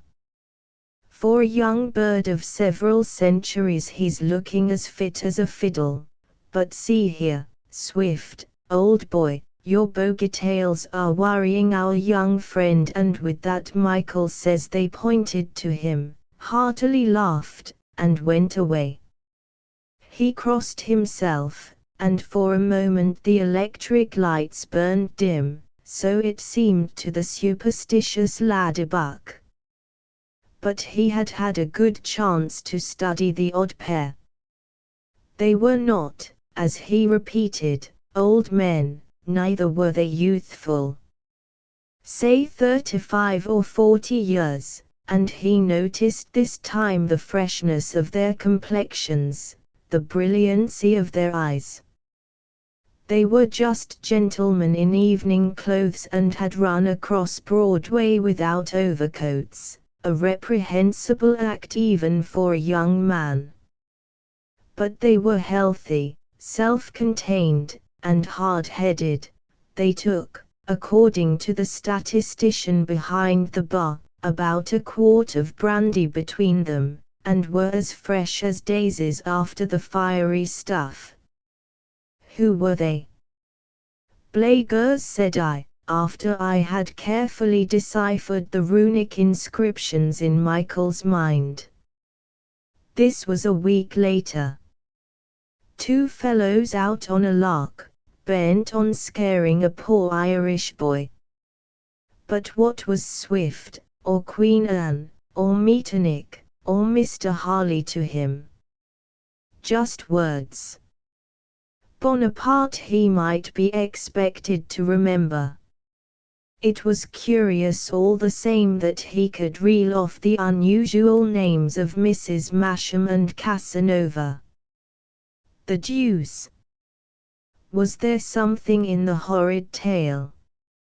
Two immortals stalking the globe when their very bones should have been dissolved into everlasting dust. Two wraiths revisiting the glimpses of the moon. Hold on. Struldbrug. Who was Struldbrug? What his cure? I tried to summon from the vasty deep all the worthies of the 18th century. Struldbrug. Swift. Struldbrug. Sir William Temple. Struldbrug, ah! By the great horn spoon. The Struldbrugs of the island of Laputa. Gulliver's hideous immortals, and then the horror of the story enveloped me, but, despite my aversion to meeting the dead, I determined to live in the chop house till I saw face to face these ghosts from a vanished past. My curiosity was soon gratified, as the sequel will show. Just 1 week after the appearance of this pair I stood talking to the Irish barman, when I saw him start and pale. Ha! I thought, here are my men. I was not mistaken. Two well-built and well-groomed gentlemen asked for brandy, and swallowed it in silence. They were polite enough to avoid my rather rude stare. No wonder I stared. They recalled familiar faces, yet I couldn't at once place the owners. Presently they went over to a table and seated themselves. Loudly calling for a mug of musty ale, I boldly put myself at an adjacent spot, and continued my spying tactics. The friends were soon in hot dispute. It concerned the literary reputation of Balzac. I sat with my mouth wide open. The elder of the pair, the one called Swift, snapped at his friend. Zounds, sir! You and your Balzac. Hogwash and roosters in rut, that's about his capacity. Of course, when your own dull stuff appeared he praised you for the sake of the paradox. You moderns. Balzac the father of French fiction. You the father, or is it grandfather, of psychology, a nice crew. That boy Maupassant had more stuff in him than a wilderness of Zolas, Goncourts, and the rest. He is almost as amusing as Paul de Kock. The other, the little man, bristled with rage. Because you wrote a popular boys' book, full of filth and pessimism, you think you know all literature. And didn't you copy Cyrano de Bergerac's Voyages, and Defoe? You satirize everyone except God, whom you spare because you don't know him. I don't care much for Balzac, though I'm free to confess he did treat me handsomely in praising my Chartreuse, good God. I groaned, it's Stendhal, otherwise Henry Beale, laying down the law to the tremendous author of Gulliver's Travels. And yet neither man looked the accepted portrait of himself. Above all, no Struldbrug moles were in view. I forgot my former fear, being interested in the dispute of these two giant writers who are more akin artistically than ever taken cognizance of by criticism. Dead. What did I care? They were surely alive now, and I was not dreaming. I didn't need to pinch myself, for my eyes and ears reported the occurrence. A miracle. Why not?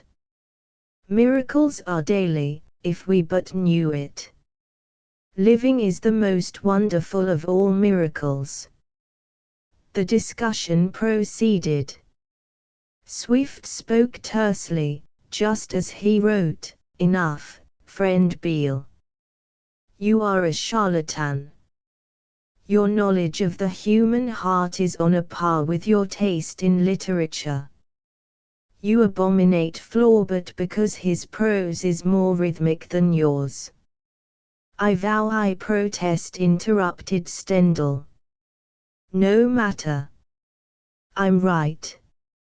Murimi, your pupil, is your master at every point." I could no longer contain myself, and, bursting with curiosity, I cried, "Pardon me, dear masters, for interrupting such a luminous altercation, but, notwithstanding the queerness of the situation, may I not say that I meet in the flesh, Jonathan Swift and Henry Beale Stendhal?" "Discovered, by the eternal Jehovah," roared Swift, adding an obscene phrase, which I discreetly omit.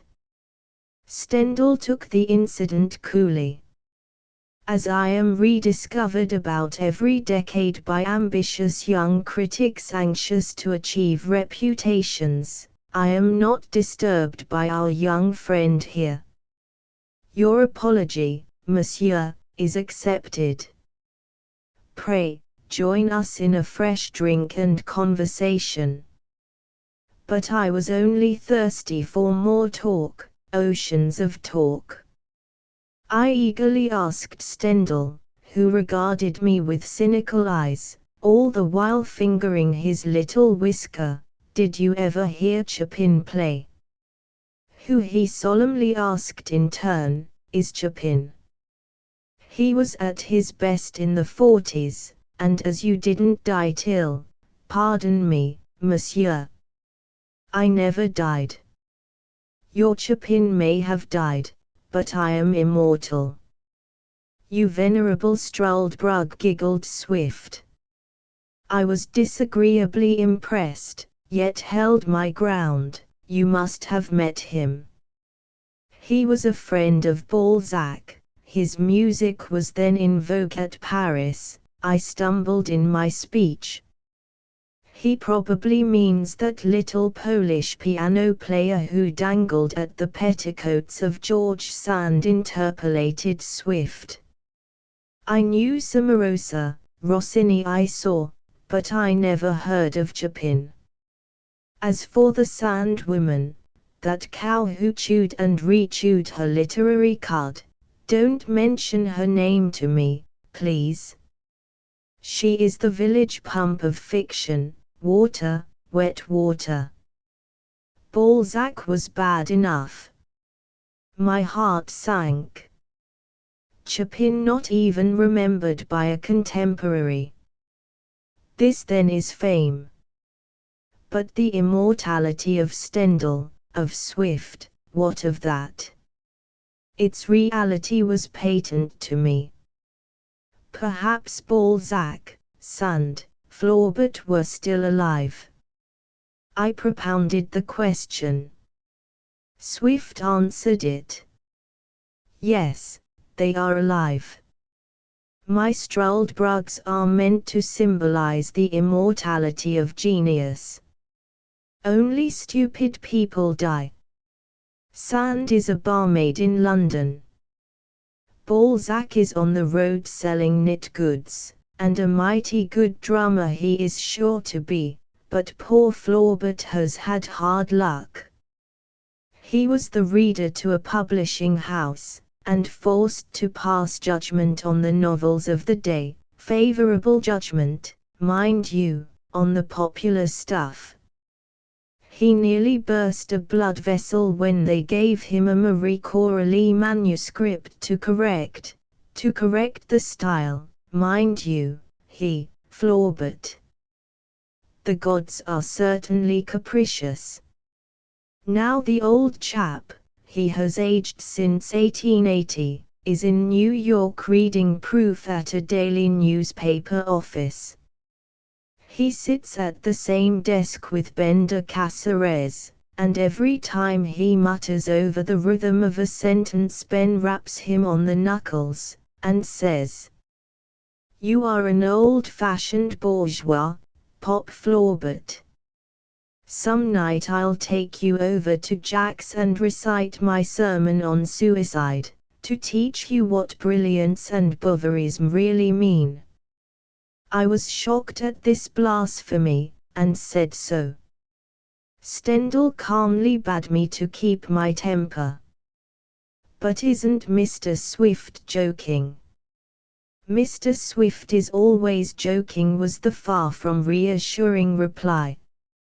To fill in the interval I called for the waiter. The ghosts again demanded cognac. Stendhal looked like the caricature by Felician Rops, in which his little pot-bellied figure, broad face, snub nose, and protuberant eyes are shown dominating some strange cosmopolis of 1932. In life, or death, he seemed supremely self-satisfied. He glowered at the name of Flaubert, rejoicing in the sad existence of the mighty prose master, but he smiled superciliously when I reproached him with not knowing Chopin. Heine's poetic fantasy of the gods of Greece, alive, and still in hiding, was not precisely convincing in the present reincarnation. A feeling of repulsion ensued, and finally I arose and said good night to my very new and very old friends. Swift's picture of the Struldbrugs was realized, and it was an unpleasant one. Men of genius should never be seen, in their works alone they live. Swift, with his nasty, sly, constipated humor, Stendhal, with his overwhelming air of arrogance and superiority, did not win my sympathy. They evidently noted my dismay. "You're disappointed." "So sorry," said Swift ironically. "At first I was vastly intrigued at the opportunity of talking with one of you modern persons, but I see I'm mistaken, ha. Beale, what do ye say?" Stendhal pondered. Cimarosa, Rossini, and Haydn I knew. Correggio I admire, but who was Chopin? Stung to anger, I retorted, yours is the loss, not Chopin's. Whereat Michael, the bartender, merrily laughed, and the company joined him. I was the sacrificial goat. My head was on the chopping block, and Stendhal was the executioner.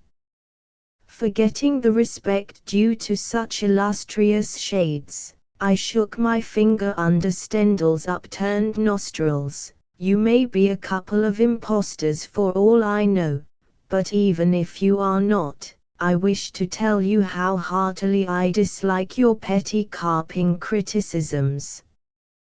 Better oblivion than immortality for your lean and sinister souls." Again hysterical laughter.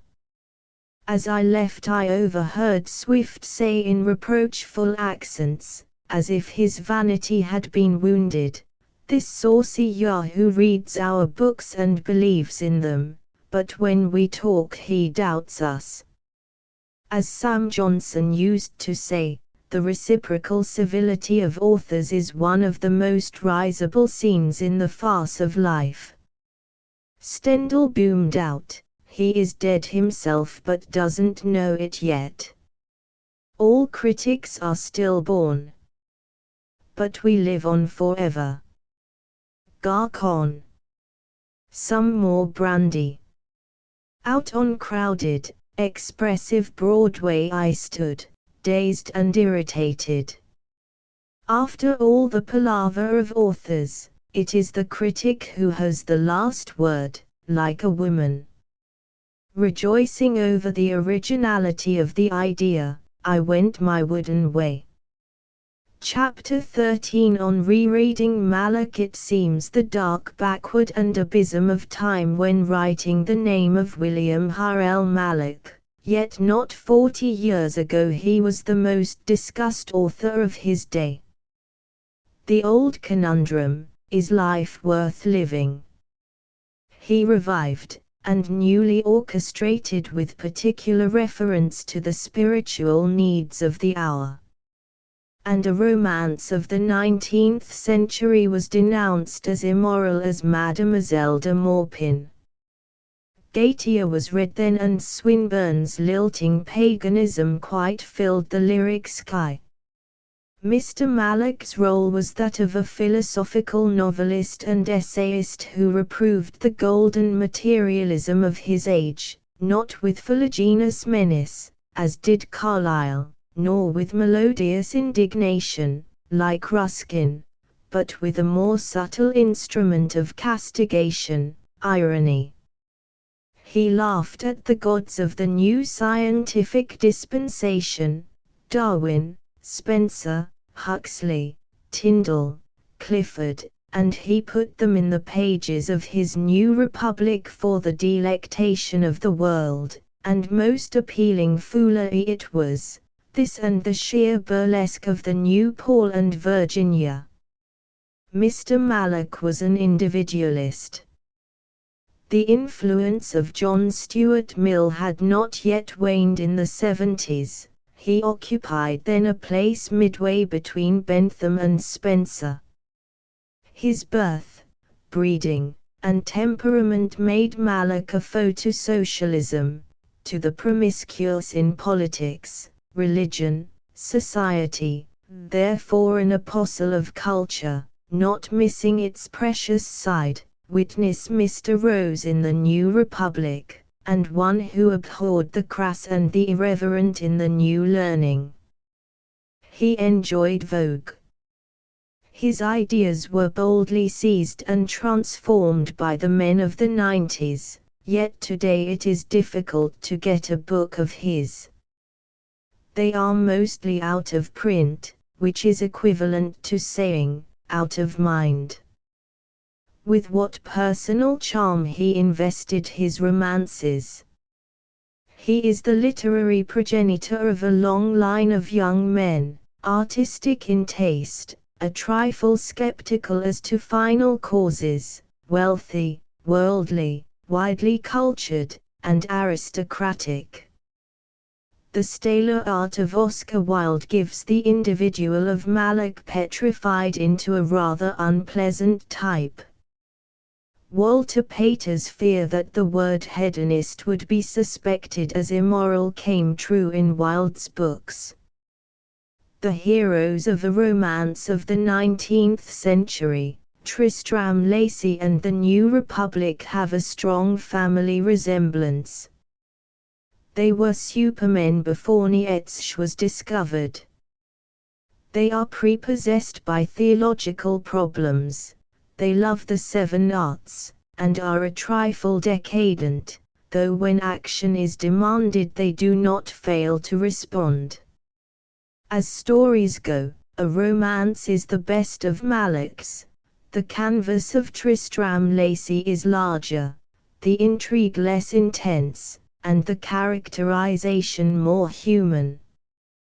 The unhappy girl, Cynthia Walters, who so shocked our mothers, is not duplicated in Tristram. Mr. Malak wrote a preface to the second edition of a romance, a superfluous one, for the book needs no apology. It never did. It is as moral as Madame Bovary, though not as pleasant. The triangle is a revered convention in French fiction, but the naturalistic photographs in a romance are not agreeable, and Cynthia's epitaph, "Blessed are the pure in heart, for they shall see God," leaves a bitter taste in the mouth.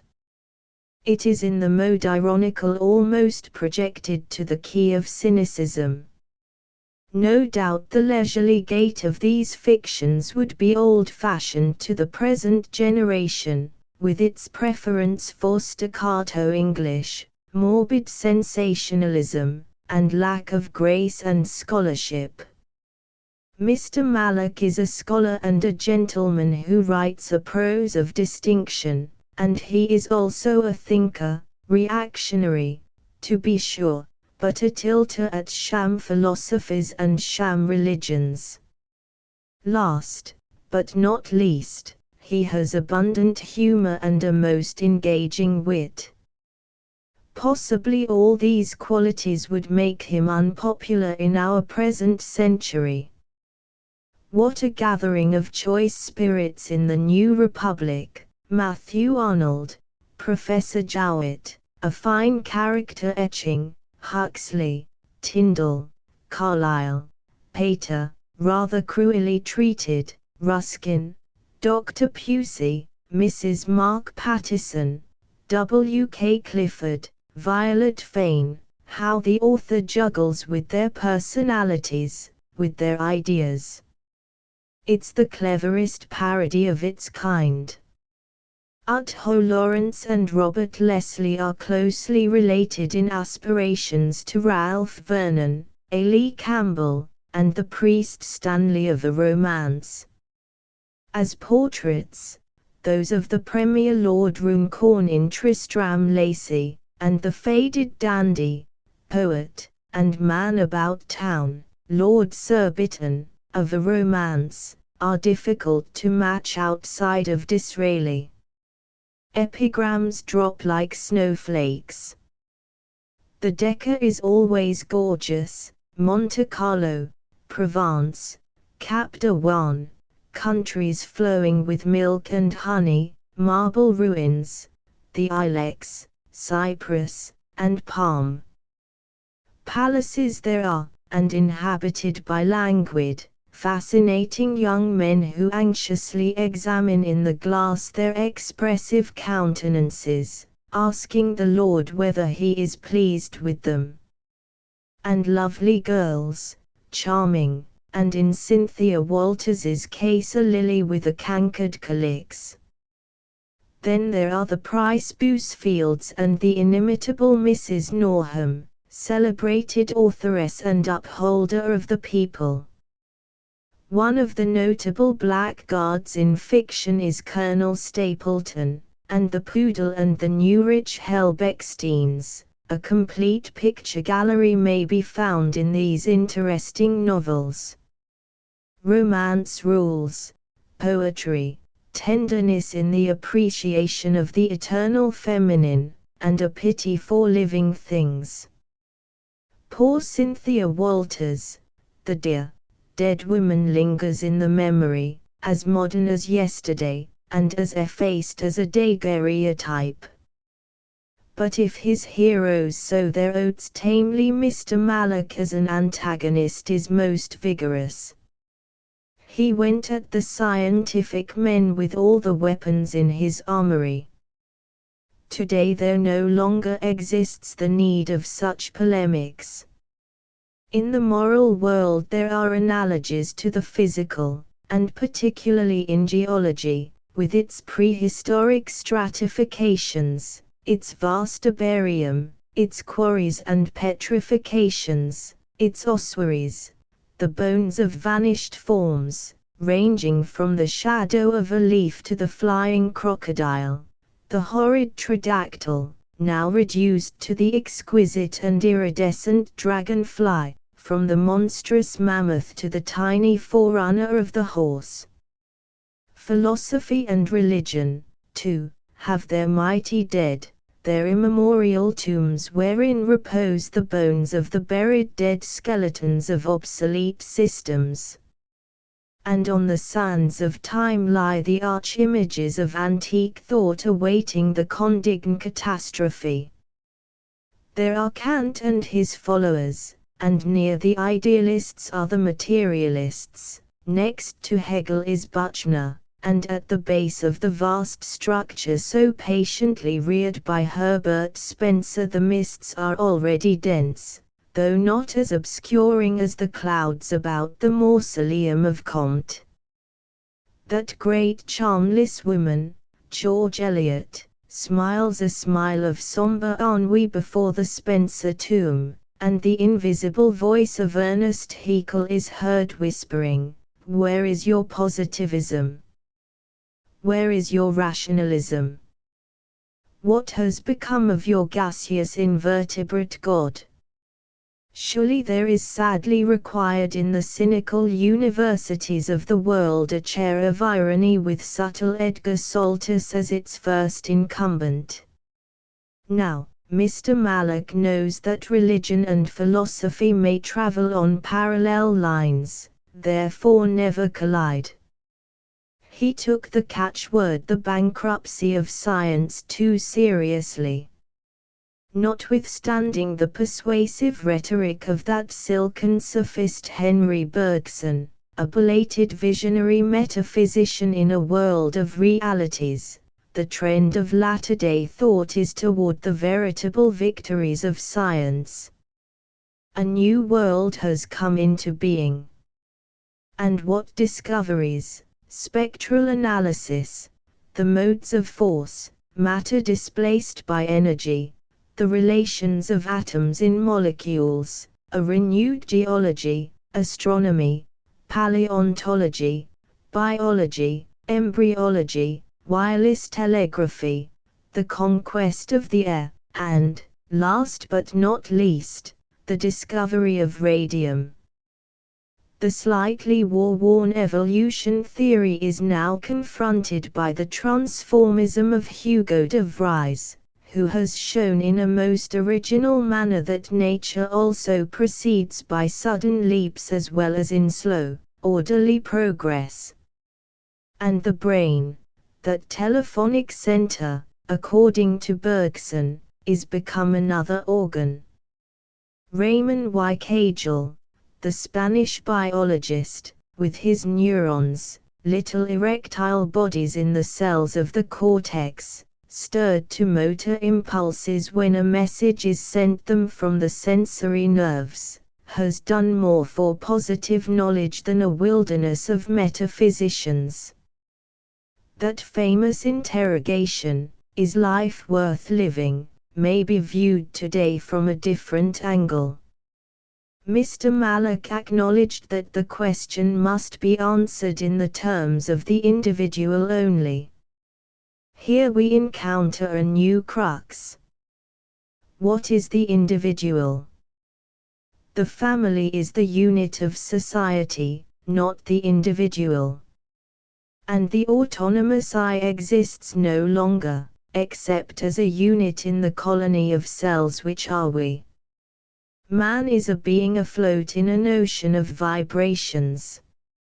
Society demands the cooperation of its component cells, else relegates to solitude the individual who cannot adapt himself to play a humble part in the cosmical orchestra.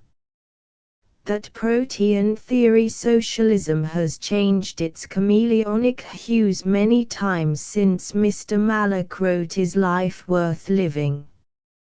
His idea is worked out with great clearness in the apprehension of details, but with little feeling for their relations to each other. Sadly considered, we may take it for granted that life has a definite aim.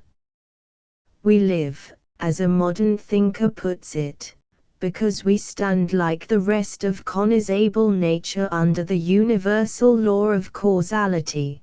This idea is founded not on a metaphysical but a biological basis.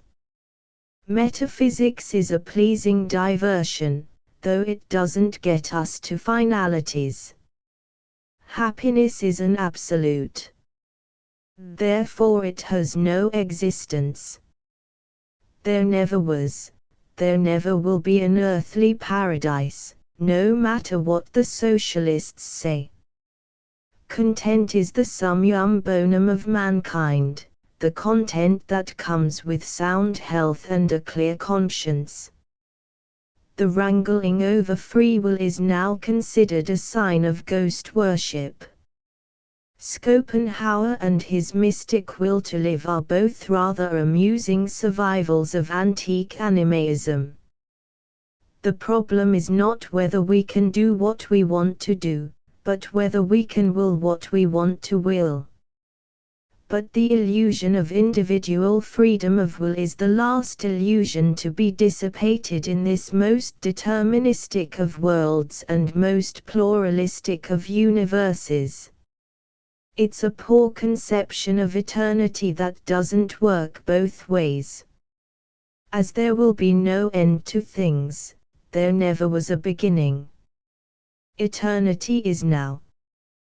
Professor Hugh S. R. Eliot wrote in his brilliant refutation of Bergson that the feeling we have of a necessity for such an explanation, the attempt to explain the universe, arises from the conformation of our brains, which think by associating disjoined ideas. No last explanation is possible or perhaps even exists which will please the relativists and pain the absolutists.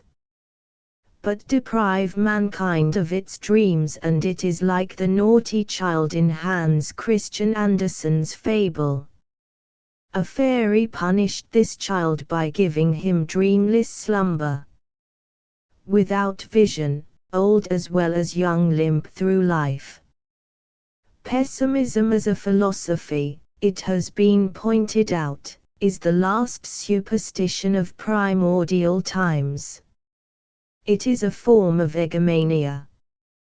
From Byron to D'Annunzio pessimism filled poetry. From Werther to Sanine it has ruled fiction. It is less a philosophy than a matter of temperament. It was the mode during the last century, and as an issue is as dead as the humanitarianism that followed. Is life worth living? Was properly, if somewhat cynically, answered, it depends on the liver. Pessimism is the pathetic fallacy reduced to medicinal formula. It is now merely in our stock of mental attitudes, usually a pose. When it is not, it's bound to be pathological. Yet Bossuet has spoken of the inexorable ennui which forms the basis of life. Mr. Mallock was once accused of dilettanteism, aesthetic and ethical. Nevertheless, there is no mistaking his moral earnestness at the close of his life worth living. Furthermore, he foresaw the muddle the world is making today in the conduct of life. All the self-complacent chatter about self-annihilation during the Buddhist upheaval some decades ago has been translated into a veritable annihilation. The holy name of altruism, social emotion made functional, has vanished into the intense inane. The higher forms of discontent have modulated into the debasing superstition of universal slaughter. With Bergson the divinity of diving into the subconscious, what else is his intuition, is set before the lovers of the mystic to worship. Years ago the Sufi doctrine declared that the judging faculty should be abandoned for the intuitive. Don't reason. Just dream. The poet Rogers replied to a lady who asked his religion that his was the religion of all sensible men. And what is that? She persisted. That no sensible men ever tell. but Mr. Mallock has told, and 4 decades after his confession he is still worth rereading. Chapter 14 The Lost Master. What's become of Waring since he gave us all the slip, was quoted by a man at the Painters Club the other night. What made him think of Browning, he blandly explained to the 2 or 3 chaps sitting at his table on the terrace, was not the terrific heat, but the line swam across his memory when he recalled the name of Albertus Magnus as a green meteor seen for a moment far out at sea drops into the watery void. Who, in the name of Apollo, is Albertus Magnus? Was asked. The painter sat up. There you are, you fellows, he roared. You all paint or write or spoil marble, but for the history of your art you don't care a rap. Yes, but what has your Albertus thingamajig to do with Browning's Waring? Only this, was the grumbling reply, it is a similar case. A story, we all cried, and settled down for a yarn, but no yarn was spun. The painter relapsed into silence, and the group gradually dissolved. We sat still, hoping against hope. See here, we expostulated, really you should not arouse expectations, and then evade the logical conclusions. It's not fair. I didn't care to explain to those other fellows, was the reply. They are too cynical for my taste. They go to the holy of holies of art to pray, and come away to scoff.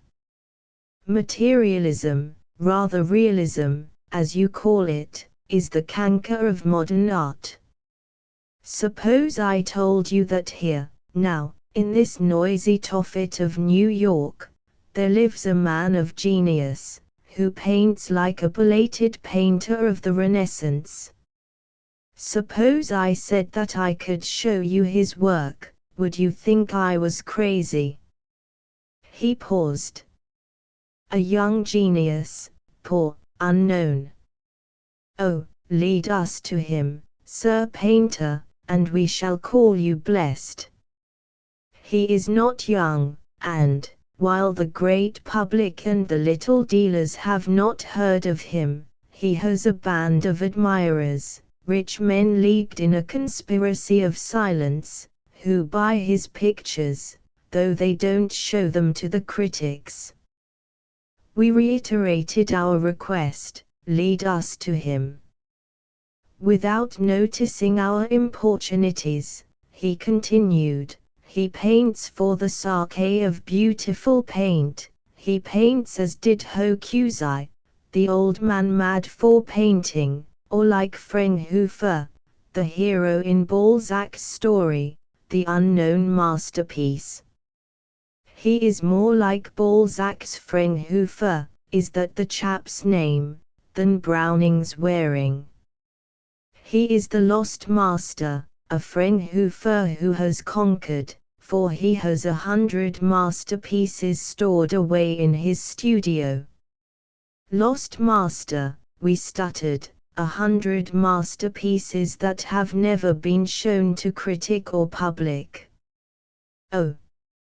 Never star was lost here, but it rose afar. Yes, and he quotes Browning by the yard, for he was a close friend of the poet, and of his best critic, Nettleship, the animal painter, now dead. Won't you tell his story connectedly, and put us out of our agony, we pleaded. No, he answered, I'll do better. I'll take you to his studio. The evening ended in a blaze of fireworks. The afternoon following we found ourselves in Greenwich Village, in front of a row of old-fashioned cottages covered with honeysuckle. You may recall the avenue and this particular block that has thus far resisted the temptation to become either lofty apartment or business palace. But the painter met us here, and conducted us westward until we reached a warehouse, gloomy, in need of repair, yet solid, despite the teeth of time. We entered the wagonway, traversed a dirty court, mounted a dark staircase, and paused before a low door. "Do you knock?" we were admonished, and at once did so. Approaching footsteps. A rattling and grating of rusty bolts and keys. The door was slowly opened. A big hairy head appeared. The eyes set in this halo of white hair were positively the most magnificent I had ever seen sparkle and glow in a human countenance. If a lion were capable of being at once poet and prophet and exalted animal, his eyes would have possessed something of the glance of this stranger. We turned anxiously to our friend. He had disappeared. What a trick to play at such a moment! "Who do you wish?" rumbled a mellow voice. "Albertus Magnus," we timidly inquired, expecting to be pitched down the stairs the next minute. "Ah," was the reply. Silence. Then, "Come in, please, don't stumble over the canvases." We followed the old man, whose stature was not as heroic as his head, and we did not fail to stumble, for the way was obscure, and paved with empty frames, canvases, and a litter of bottles, paint tubes, easels, rugs, carpets, wretched furniture, and all the other flotsam and jetsam of an old-style studio. We were not sorry when we came into open space and light. We were in the room that doubtless concealed the lost masterpieces, and there, blithely smoking a cigarette, sat our guide, the painter. He had entered by another door, he explained, and, without noticing our discontented air, he introduced us to the man of the house. In sheer daylight he looked younger, though his years must have bordered upon the biblical 70. But the soul, the brain that came out of his wonderful eyes, were as young as tomorrow. "Isn't he a corker?" irreverently demanded our friend. "He is not even as old as he looks. He doesn't eat vegetables. When thirsty he drinks anything he can get, and smokes day and night. And yet he calls himself an idealist." The old painter smiled. "I suppose I have been described as wearing to you, because I knew Robert Browning. I did vanish from the sight of my friends for years, but only in the attempt to conquer paint, not to achieve money or kingship, like the original Alfred de Met, called Waring in the poem. But when I returned from Italy I was a stranger in a strange land. No one remembered me. I had last seen Elihu Vedder at Capri. Worst of all, I had forgotten that with time fashions change in art as in dress, and nowadays no one understands me, and, with the exception of Arthur Davies, I understand no one. I come from the Venetians, Davies from the early Florentines, his line is as beautiful as Pollajuolo. I love gold more than did Facino Cane of Balzac. Gold, ah! Luscious gold, the lost secret of the masters. Tell me, do you love Titian? We swore allegiance to the memory of Titian. The artist seemed pleased.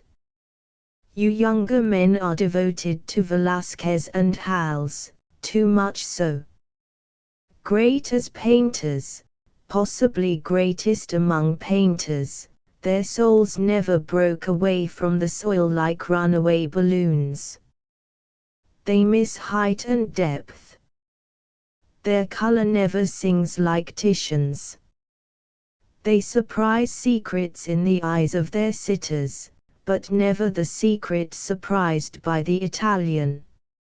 I sat at his feet, before his canvases, 50 years, and I'm further away than ever. Our friend interrupted this rhapsody.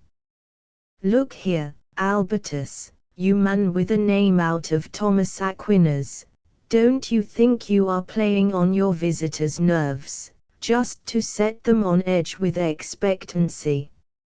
I've heard this choral service for the glorification of Titian more than once, and I've inevitably noticed that you had a trump of your own up your sleeve. You love Titian. Well, admit it.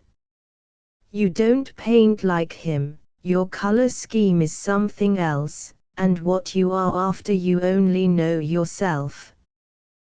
Come. Trot out your phantom ship or the cascade of gold, or, better still, that landscape with a riverbank and shepherds. The old man gravely bowed. Then he manipulated the light, placed a big easel in proper position, fumbled among the canvases that made the room smaller, secured one and placed it before us. We drew a long breath. Richard Wagner, not Captain Marryat, was the inspiration, murmured the master. The tormented vessel stormed down the picture, every inch of sail bellying out in a wind that blew a gale infernal beneath the rays, so it seemed to us, of a poisonous golden moon. The water was massive and rhythmic. In the first plane a smaller ship does not even attempt to tack. You anticipate the speedy crackling and smashing when the Flying Dutchman rides over her, but it never happens. Like the moonshine, the phantom ship may melt into air bubbles before it reaches the other boat. No figures are shown. Nevertheless, as we studied the picture we fancied that we discerned the restless soul of Vanderdecken pacing his quarterdeck, cursing the elements, or longing for some faraway center. A poetic composition handled with masterly evasiveness, the color was the strangest part of it. Where had Albertus caught the secret of that flowing gold, potable gold, gold that threateningly blazed in the storm rack, gold as lyric as sunshine in spring? And why such sinister gold in a moonlit sea?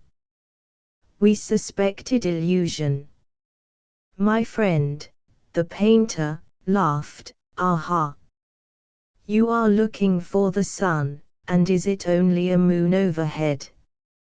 Our conjurer here has a few tricks. Know then, credulous one, that the moon yonder is really the sun. Seek the reason for that suffused back sky. Realize that the solar photosphere in a mist is precisely the breeder of all this magic gold you so envy. Yes, we exclaimed, but the motion of it all, the grip. Only Turner, we were interrupted by a friendly slap on the back. Now, you are talking sense, said our friend. Turner, a new Turner, who has heard the music of Wagner and read the magic prose of Joseph Conrad. What followed we shall not pretend to describe. Landscapes of old ivory and pearly greys, portraits, in which varnish modulated with colors of a gamut of intensity that set tingling the eyeballs, and played a series of tonal variations in the thick of which the theme was lost, hinted at, emerged triumphantly, and at the end vanished in the glorious arabesque. Then followed apocalyptic visions, in which the solid earth staggered through the empire eon after a black sun, a magnetic disk doomed by a mighty voice that cried aloud, "It is accomplished." Pastorals as ravishing as Georgians, with nuances of gold undreamed of since the yellow flecks in the robes of Rembrandt, faced us. Our very souls centered in our eyes, but, uncritical as was our mood in the presence of all this imaginative art, we could not help noting that it was without a single trait of the modern. Both in theme and treatment these pictures might have been painted at the time of the Renaissance. The varnish was as wonderful as that on the belly of a Stradivarius fiddle. The blues were of a celestial quality to be found in Titian or Vermeer, the resonant browns, the whites, such exquisite whites, plus blanche Cular plus blanche Hermine, the rich blacks, sonorous reds and yellows. What were all these but secrets recovered from the old masters? The subjects were mainly legendary or mythological, no discordant note of modernity obtruded its ugly self. We were in the presence of something as rare as a lyric by Shelley or the playing of Frederick Chopin. What? Why? How? We felt like asking all at once, but Albertus Magnus only smiled, and we choked our emotion. Why had he never exhibited at the Academy or at a special show? Our friend saw our embarrassment, and shielded us by blurting out, "No. He never exhibited, this obstinate Albertus. He never will. He makes more money than he needs, and will leave it to some cat asylum, for he is a hardened bachelor. Women do not interest him. You won't find one female head in all this amazing collection. Nor has the dear old Diogenes suffered from a love affair. His only love is his paint. His one weakness is a selfish, a miserly desire to keep all this beautiful paint for himself." Balzac would have delighted to analyze such a peculiar mania. Degas's amiability itself compared with this curmudgeon of genius. Now, don't stop me, Albertus, but I must expostulated the painter. I am always glad to receive visitors here if they are not dealers or persons ignorant of art, or those who think the moderns can paint. Yet no one comes to see me. My chattering friend here occasionally asks them, and he is a hoaxer. While I go nowhere, I haven't been east of 9th Avenue for years. What shall I do? Paint, was the curt answer of our friend, as we took our leave. In New York, now, a painter of genius who is known to few. Extraordinary. Is his name really Albertus Magnus, or is that only Latin for Albert Rider? Our friend shrugged his shoulders and smiled mysteriously. We hate tomfoolery. Be frank, we adjured him. He hummed, in Vishnu land what avatar? More Browning, we sneered. Then we crossed over to the club and talked art far into the night. Also wet our clay. And Albertus Magnus, will he never come from his paint cave and reveal to the world his masterpieces? perhaps. Who knows? As the Russians say, avos. Chapter 15. The grand manner in pianoforte playing. Here lies one whose name is writ on ivory. Might be the epigraph of every great pianist's life, and the ivory is about as perdurable stuff as the water in which is written the epitaph of John Keats. Despite cunning reproductive contrivances, the executive musician has no more chance of lasting fame than the actor. The career of both is brief, but brilliant. Glory, then, is largely a question of memory, and when the contemporaries of a tonal artist pass away, then he has no existence except in the biographical dictionaries. Creative, not interpretative, art endures. Better be immortal while you are alive, which wish may account for the number of young men who write their memoirs while their cheeks are still virginal of beards, while the pianist or violinist plays his autobiography, and this may be some compensation for the eternal injustice manifested in matters mundane. Whosoever heard the lion-like velvet paws of Anton Rubinstein caress the keyboard shall never forget the music. He is the greatest pianist in my long and varied list.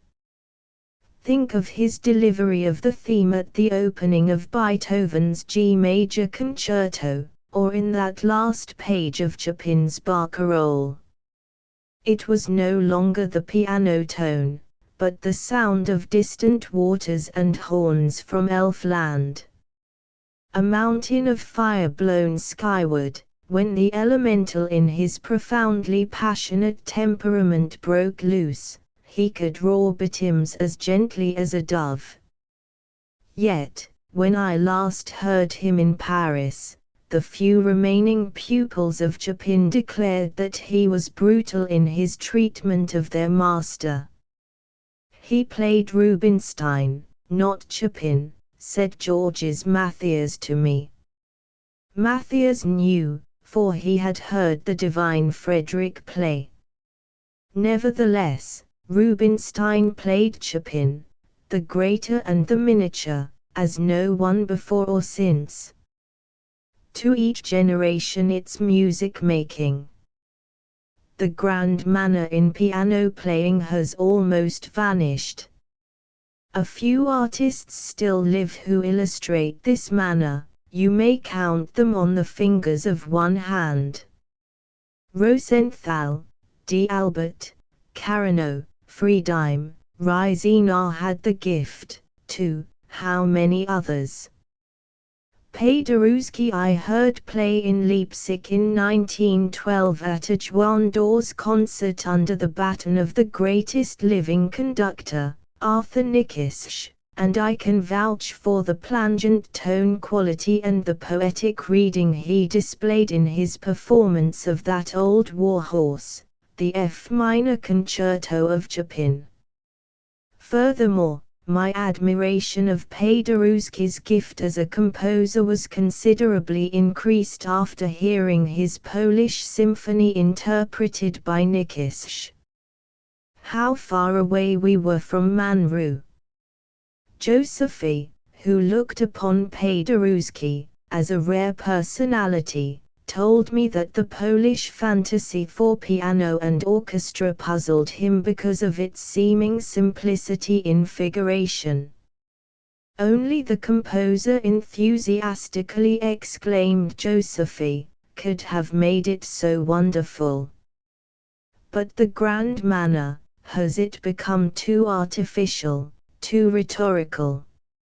It has gone out of fashion with the eloquence of the old historians, probably because of the rarity of its exponents, also because it no longer appeals to a matter-of-fact public. Liszt was the first. He was dithyrambic. He was a volcano, Tharberg, his one-time rival, possessed all the smooth and icy perfections of Nesselrode pudding. Liszt in reality never had but two rivals close to his throne, Karl Tausig, the Pole, and Anton Rubinstein, the Russian. Von Bülow was all intellect. His Bach, Beethoven, Chopin, and Brahms were cerebral, not emotional. He had the temperament of the pedant. I first heard him in Philadelphia in 1876 at the Academy of Music. He introduced the Tchaikovsky B-flat minor concerto, with B.J. Lang directing the orchestra, a quite superfluous proceeding, as von Bülow gave the cues from the keyboard and distinctly cursed the conductor, the band, the composition, and his own existence, as befitted a disciple of Schopenhauer. Oh!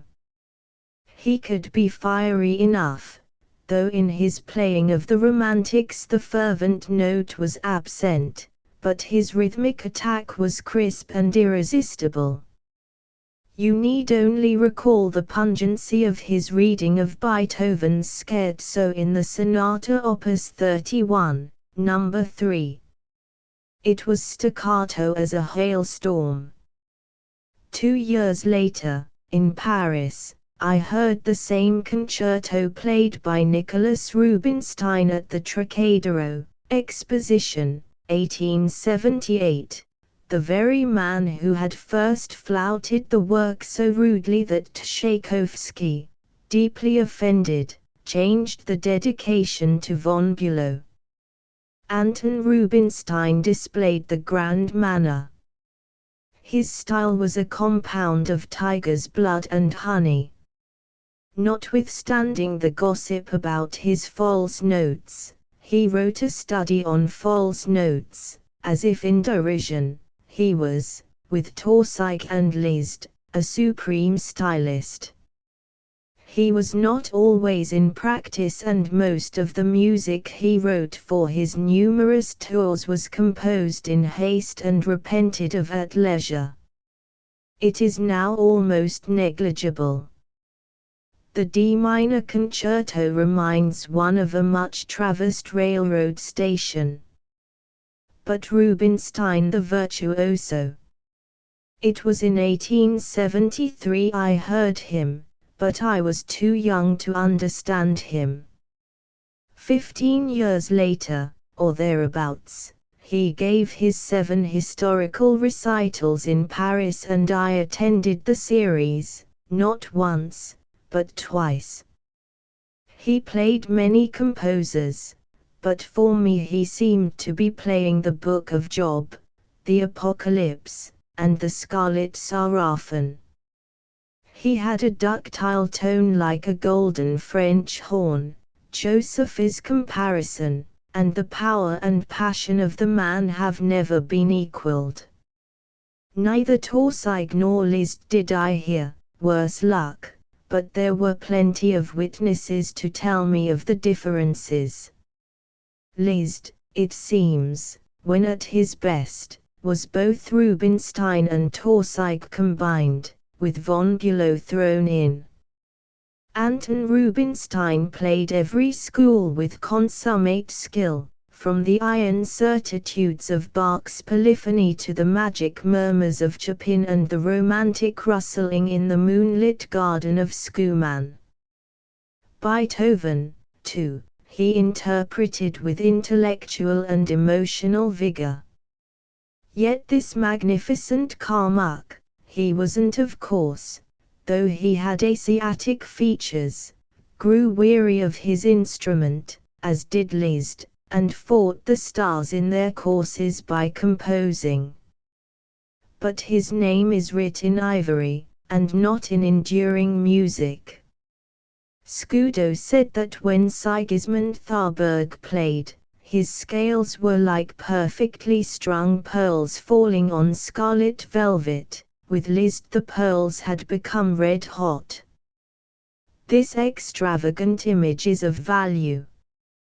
We have gone back to the Tharbergian pearls, for too much passion in piano playing is voted bad taste today. Nuance, then color, and ripe conception. Technique for technique's sake is no longer a desideratum. Furthermore, as Felix Leifels wittily remarked, no one plays the piano badly, just as no one acts Hamlet disreputably. Mr. Leifels, as a veteran contrabassist and at present manager of the Philharmonic Society, ought to be an authority on the subject. The old Philharmonic has had all the pianists, from H. C. Tim, in 1844, a Hummel concerto, to Tharberg and Rubinstein, Josephy, Paderewski, and Joseph Hoffmann. Truly the standard of virtuosity is higher than it was a quarter of a century ago. Girls give recitals with programs that are staggering.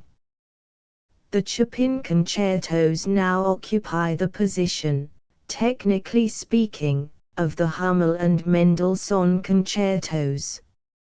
Everyone plays Chopin as a matter of course, and, with a few exceptions, horribly. Yes, Mr. Leifels is right, no one plays the piano badly, yet new Rubinsteins do not materialize. The year of the Centennial Exposition in Philadelphia, 1876, was a memorable one for visiting pianists. I heard not only Hans von Bülow, but also two beautiful women, one at the apex of her artistic career, Annette Essepeth, or Essepower, and Teresa Carreño, just starting on her triumphal road to fame. Essepower was later the wife of Leschetizky, maybe she was married then, and she was the most poetic of all women pianists that I have heard. Clara Schumann was as musical, but she was aged when I listened to her. Essepower played Chopin as only a Russian can. They are all Slavs, these Poles and Russians, and no other nation, except the Hungarian, interpret Chopin. Probably the greatest German virtuoso was Adolf Henselt, Bavarian-born, though a resident of Petrograd.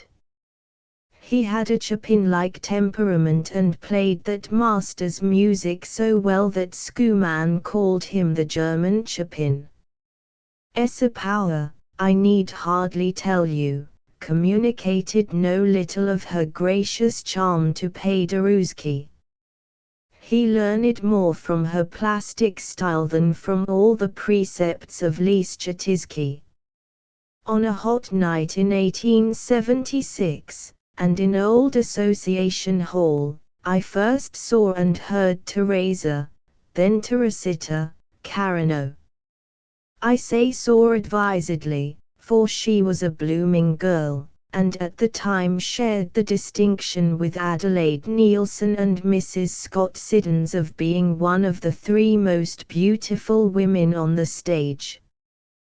Carreño, still vital, still handsome, and still the conquering artist, till her death last spring, was in that faraway day fresh from Venezuela, a pupil of Gottschalk and Anton Rubinstein.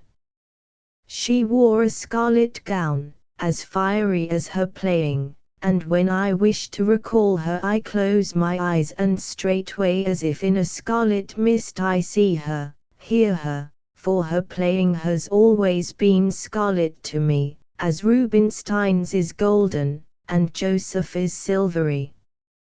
The French group I have heard, beginning with Theodore Ritter, who came to New York in company with Carlotta Patti, Plant, still living and over 80, so I have been told by M. Philip, Saint Saëns, whom I first saw and heard at the Trocadero, Paris, with his pupil, Montigny Maury, Clotilde Kleberg, D. Emma, Risler, the Venerable Georges Mathias, a pupil of Chopin, Raoul Pugnot, who was veritably a pugnacious pianist, Cécile Chaminade, Marie Gille, and her corpulent husband, Alfred Gille. Eugene d'Albert, surely the greatest of Scotch pianists, he was born at Glasgow, though musically educated in London, is another heaven-stormer.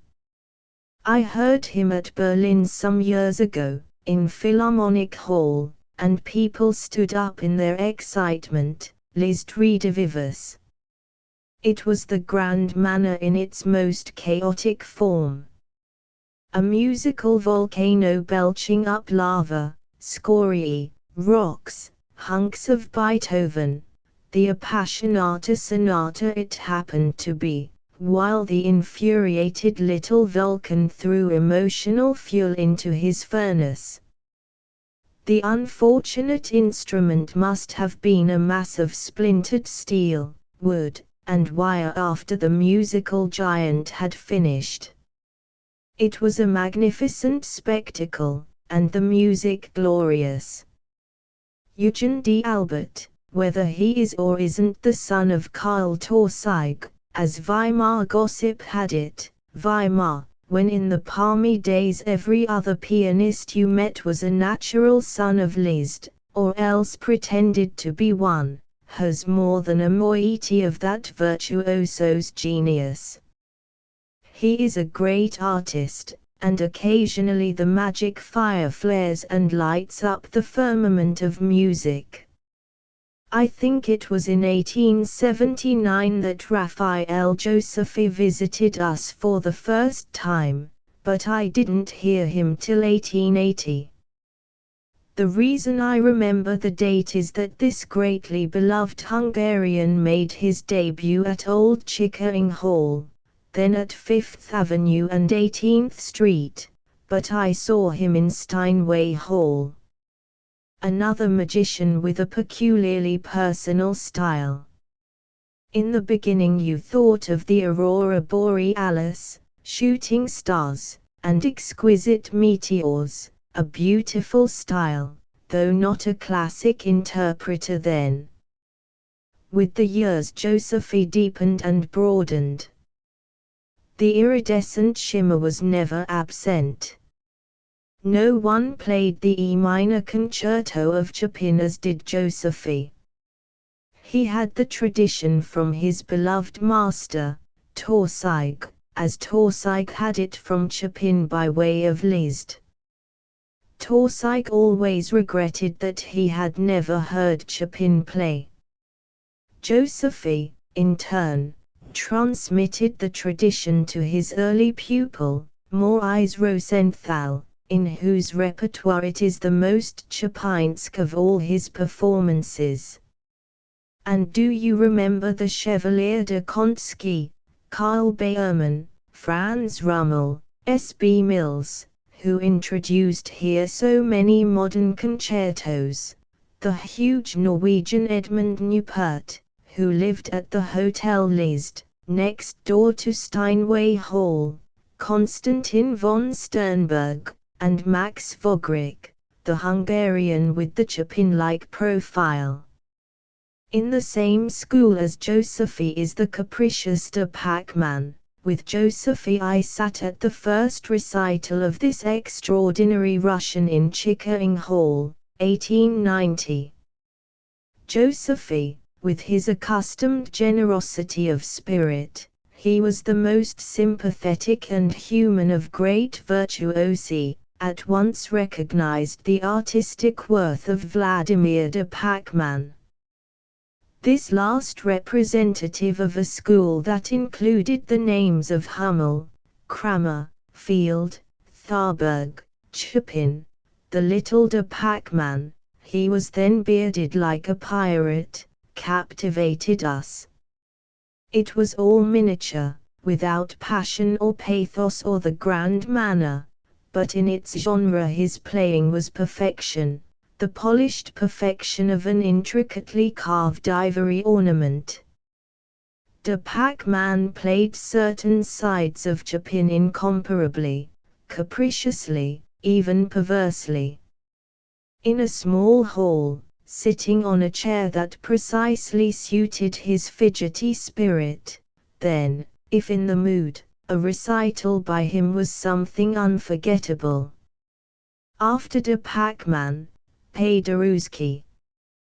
Paderewski, the master colorist, the grand visionary, whose art is often strained, morbid, fantastic.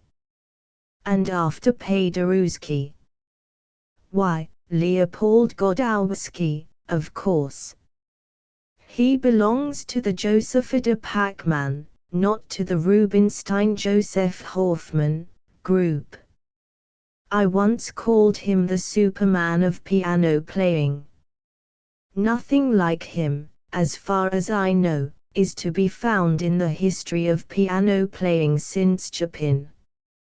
He is an apparition. A Chopin doubled by a contrapuntist. Bach and Chopin.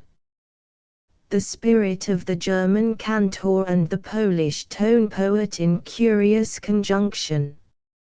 His playing is transcendental, his piano compositions the transcendentalism of the future. That way, else retrogression. All has been accomplished in ideas and figuration. A new synthesis, the combination of seemingly disparate elements and styles, with innumerable permutations, he has accomplished. He is a miracle worker. The violet ray. Dramatic passion, flame, and fury are not present, they would be intruders on his map of music. The piano tone is always legitimate, never forced. But every other attribute he boasts. His 10 digits are 10 independent voices recreating the ancient polyphonic art of the Flemings. He is like a Brahma at the piano. Before his serene and all-embracing vision every school appears and disappears in the void.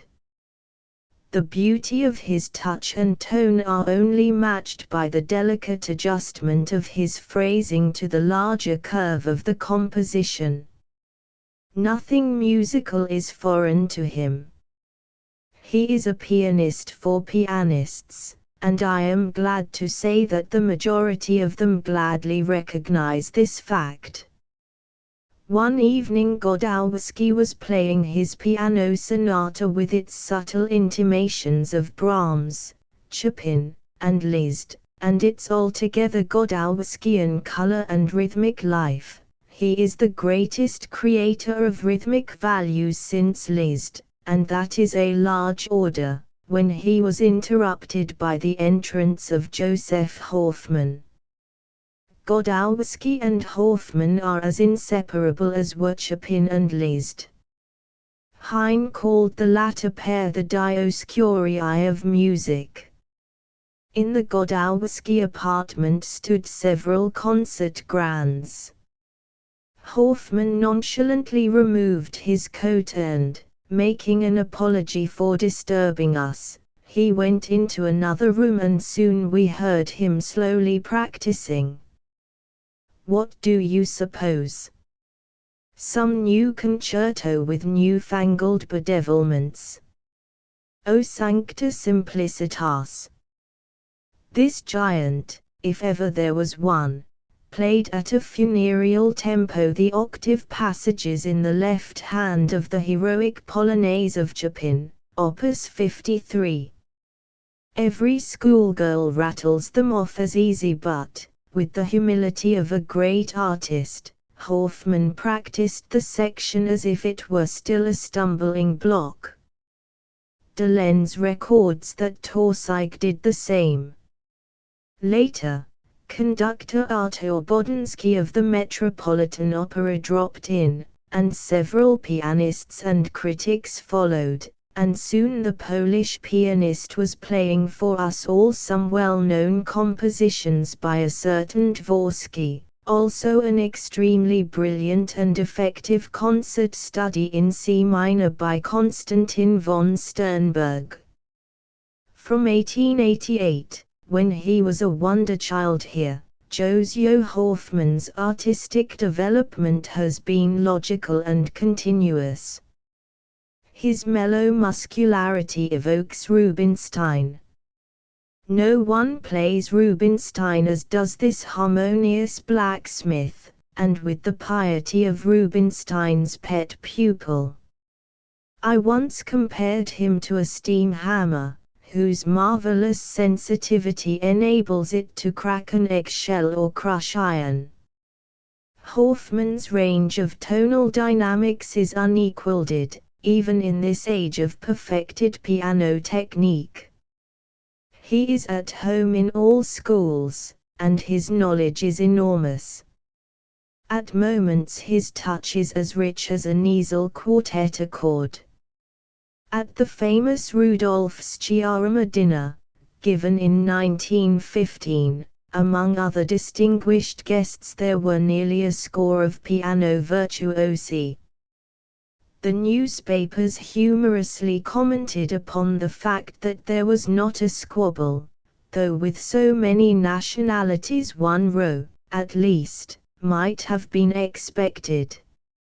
As a matter of fact, if any discussion had arisen it would not have been over politics, but about the fingering of the double note study in G-sharp minor of Chopin, so difficult to play slowly, the most formidable of argument-breeding questions among pianists. A parterre of pianists, indeed, some in New York because of the war, while Paderewski and Rosenthal were conspicuous by their absence.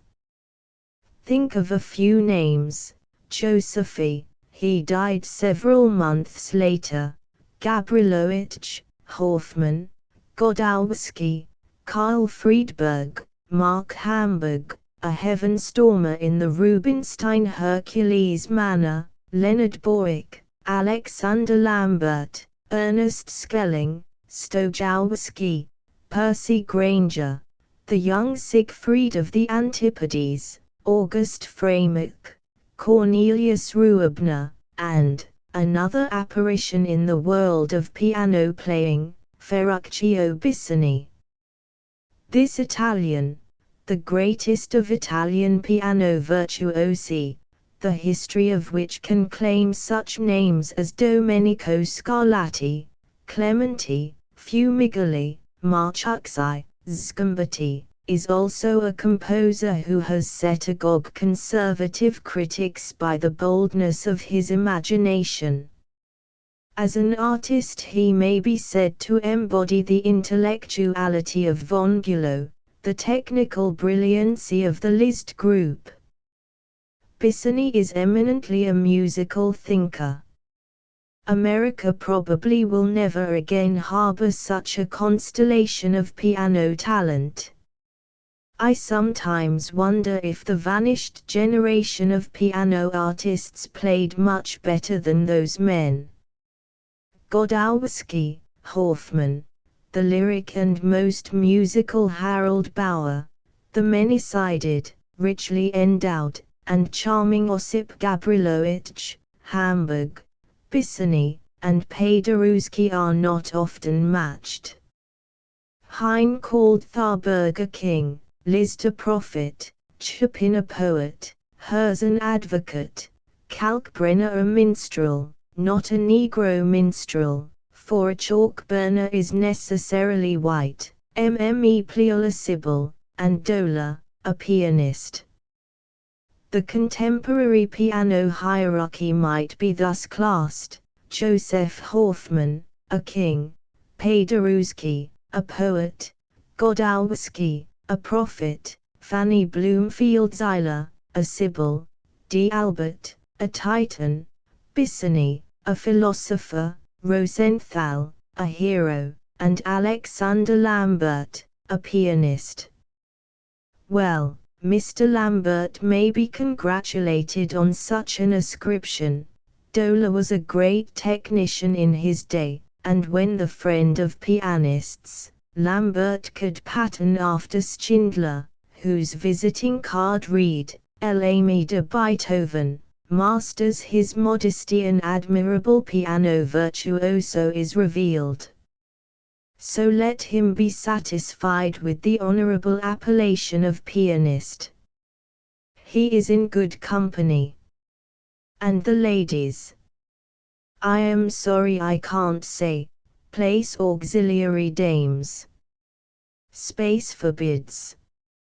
I've heard them all, from Arabella Goddard to Mme Montigny Maury, in Paris, 1878, with her master, Camille Saint-Saëns, from Allied Top, Marie Krebs, Anna Millig, Pauline Fittner, Vera Taimanov, Ingeborg Bronsart, Madeleine Schiller, to Julia Rive King, from Cecilia Gall and Svave de Claus to Anna Bock, from the Amazon, Sophie Mentor, the most masculine of Liszt players, to Adele Margulies, Yolande Mayro, and Antoinette Sumoska-Adamoska, from Iloka von Ravax to Ethel Legenska, who plays Like a House Afire, from Helen Hopikuk to Catherine Goodson, from Clara Schumann to Fanny Bloomfield-Zyler, Olga Samarov,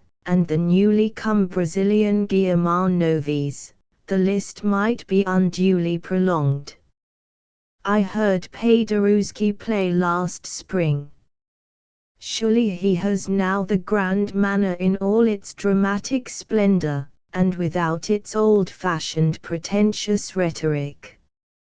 Nor has he lost the lusciousness of his touch, a Caruso voice on the keyboard, or the poetic intensity of his Chopin and Schumann interpretations. He is still Prince Charming.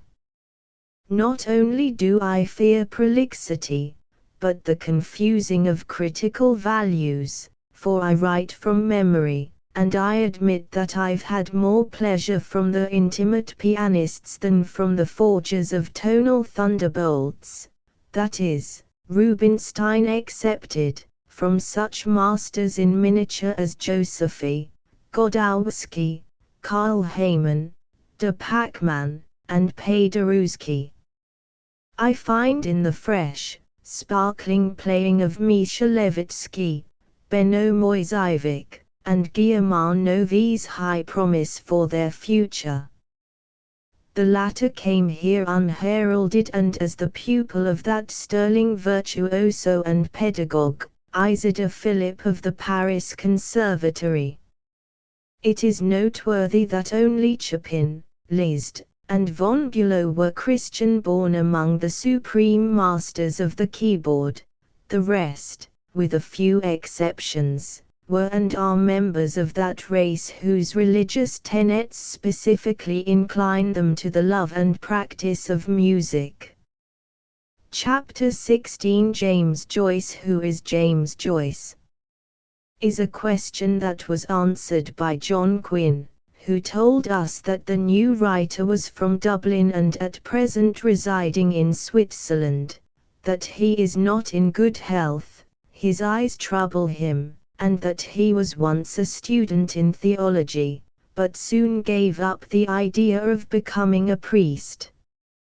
He is evidently a member of the new group of young Irish writers who see their country and countrymen in anything but a flattering light. Ireland, surely the most beautiful and most melancholy island on the globe, is not the Isle of Saints for those iconoclasts. George Moore is a poet who happens to write English, though he often thinks in French. Bernard Shaw, notwithstanding his native wit, is of London and the Londoners, while Yeats and Synge are essentially Celtic, and both poets.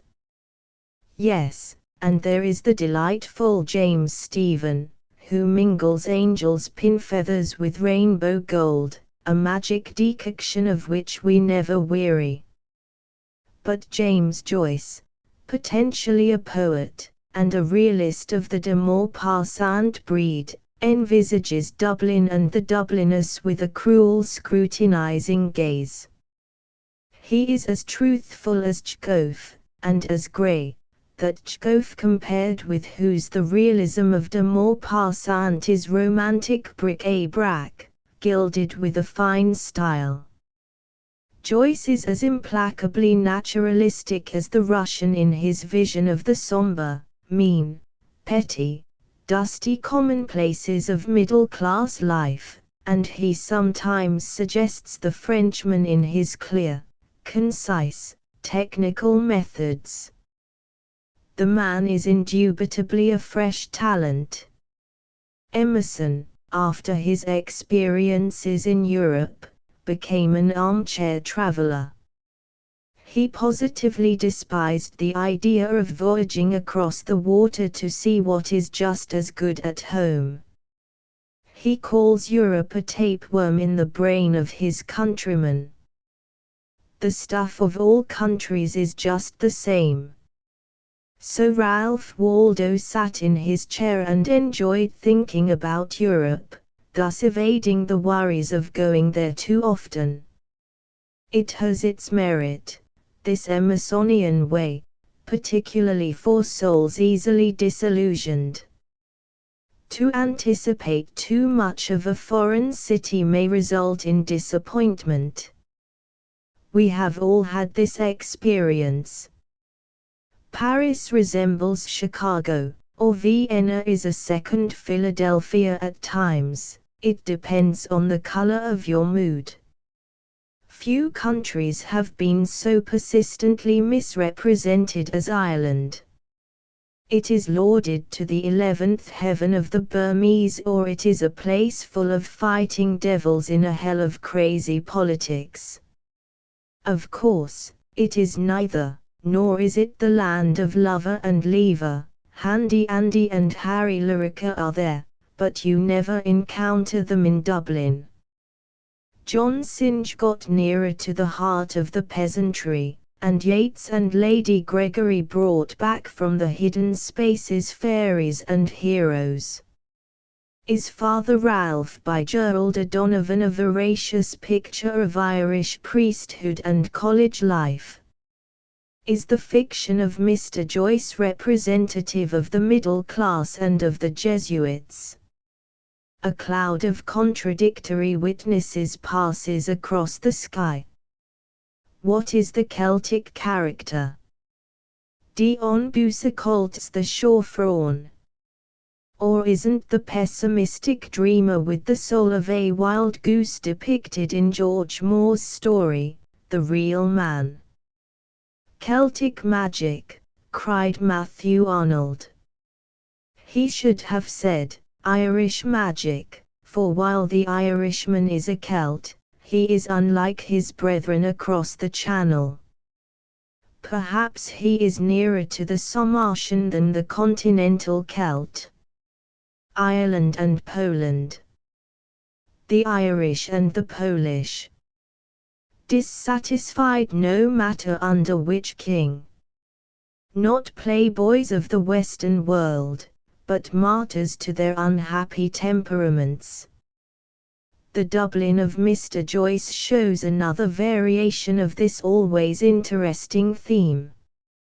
It is a rather depressing picture, his, of the daily doings of his contemporaries. His novel is called A Portrait of the Artist as a Young Man, a title quite original and expressive of what follows. Also a title that seems to have emerged from the catalogue of an art collector. It is a veritable portrait of the artist as a boy, a youth and a young man. From school to college, from the brothel to the confessional, from his mother's apron strings to coarse revelry, the hero is put to the torture by art and relates the story of his blotched yet striving soul. We do not recall a book like this since the autobiography en route of J.K. Who is Mans? This Parisian of Dutch extraction is in the company of James Joyce.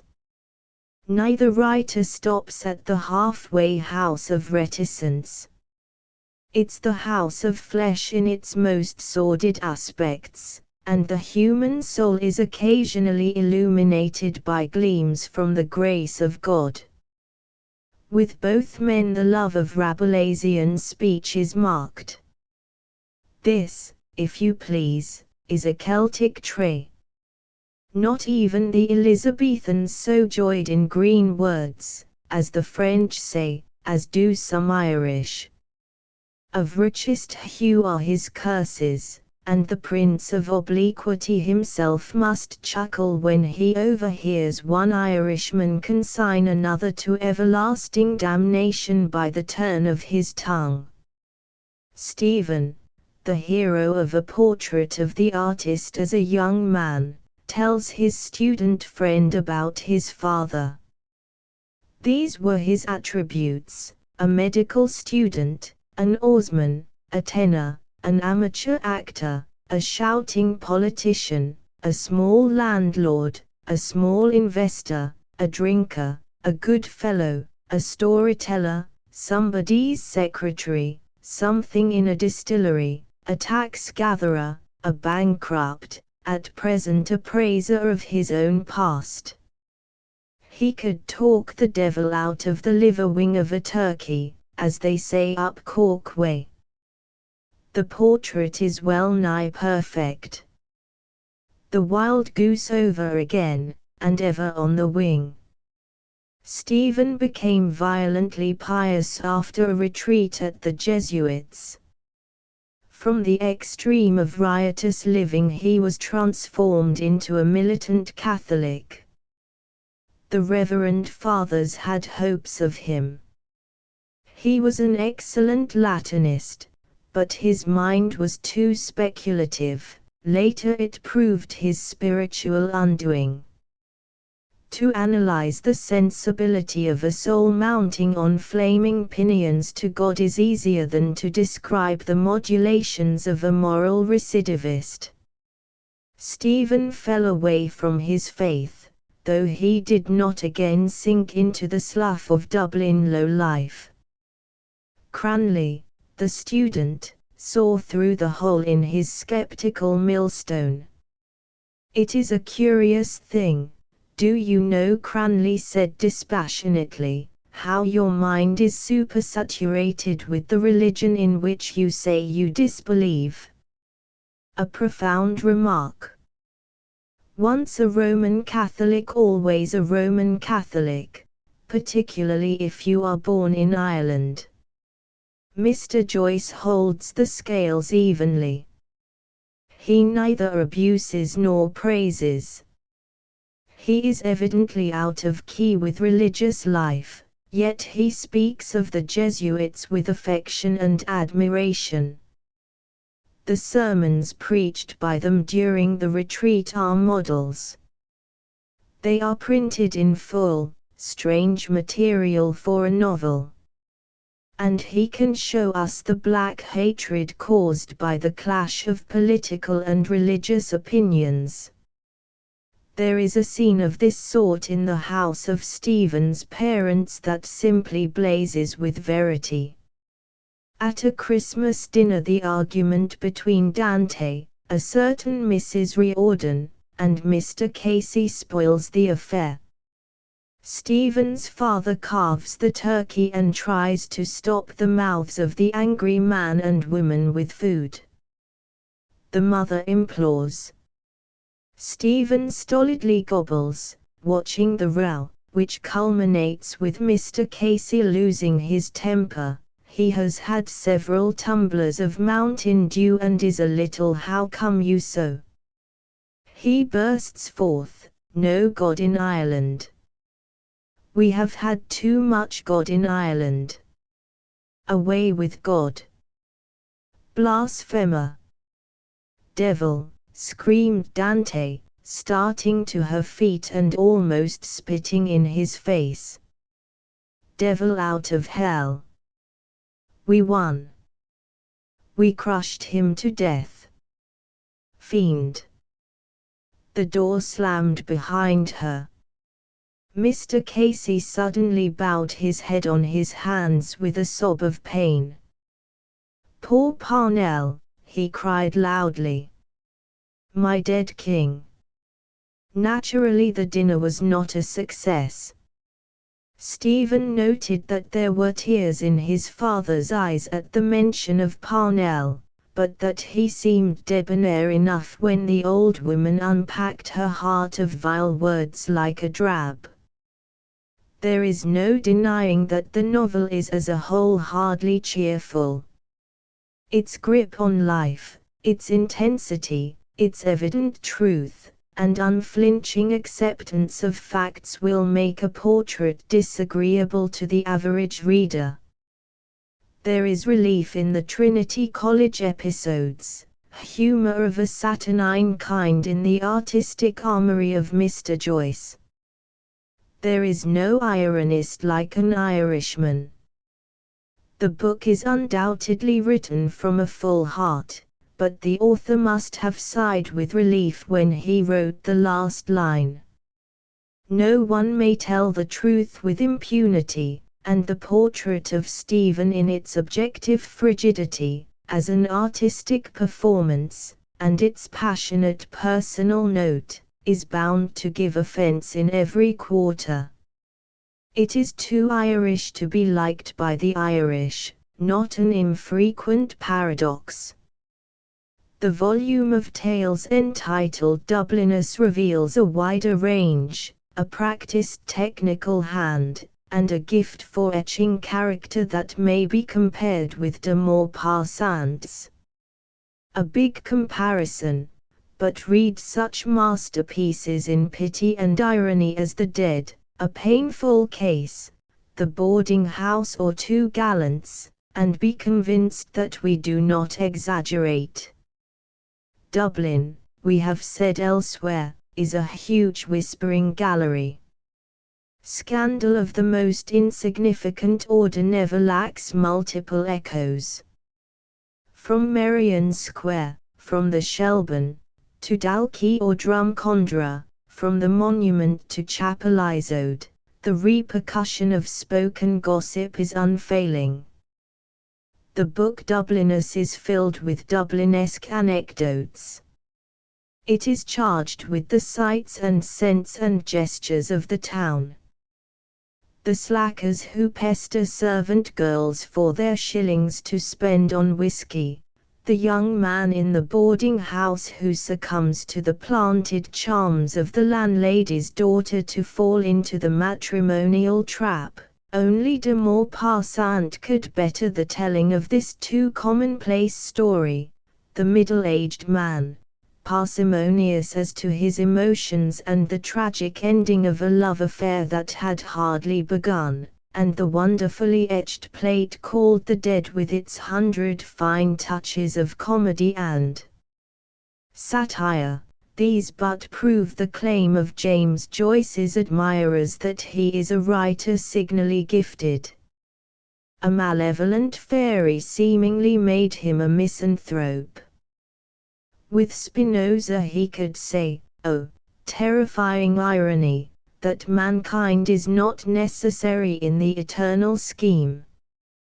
We hope that with the years he may become mellower, but that he will never lose the appreciation of life's more bitter flavors. Insipid novelists are legion. He is who is Manza's little brother in his flair for disintegrating character. But yet an Irishman, who sees the shining vision in the sky, a vision that too often vanishes before he can pin its beauty on canvas.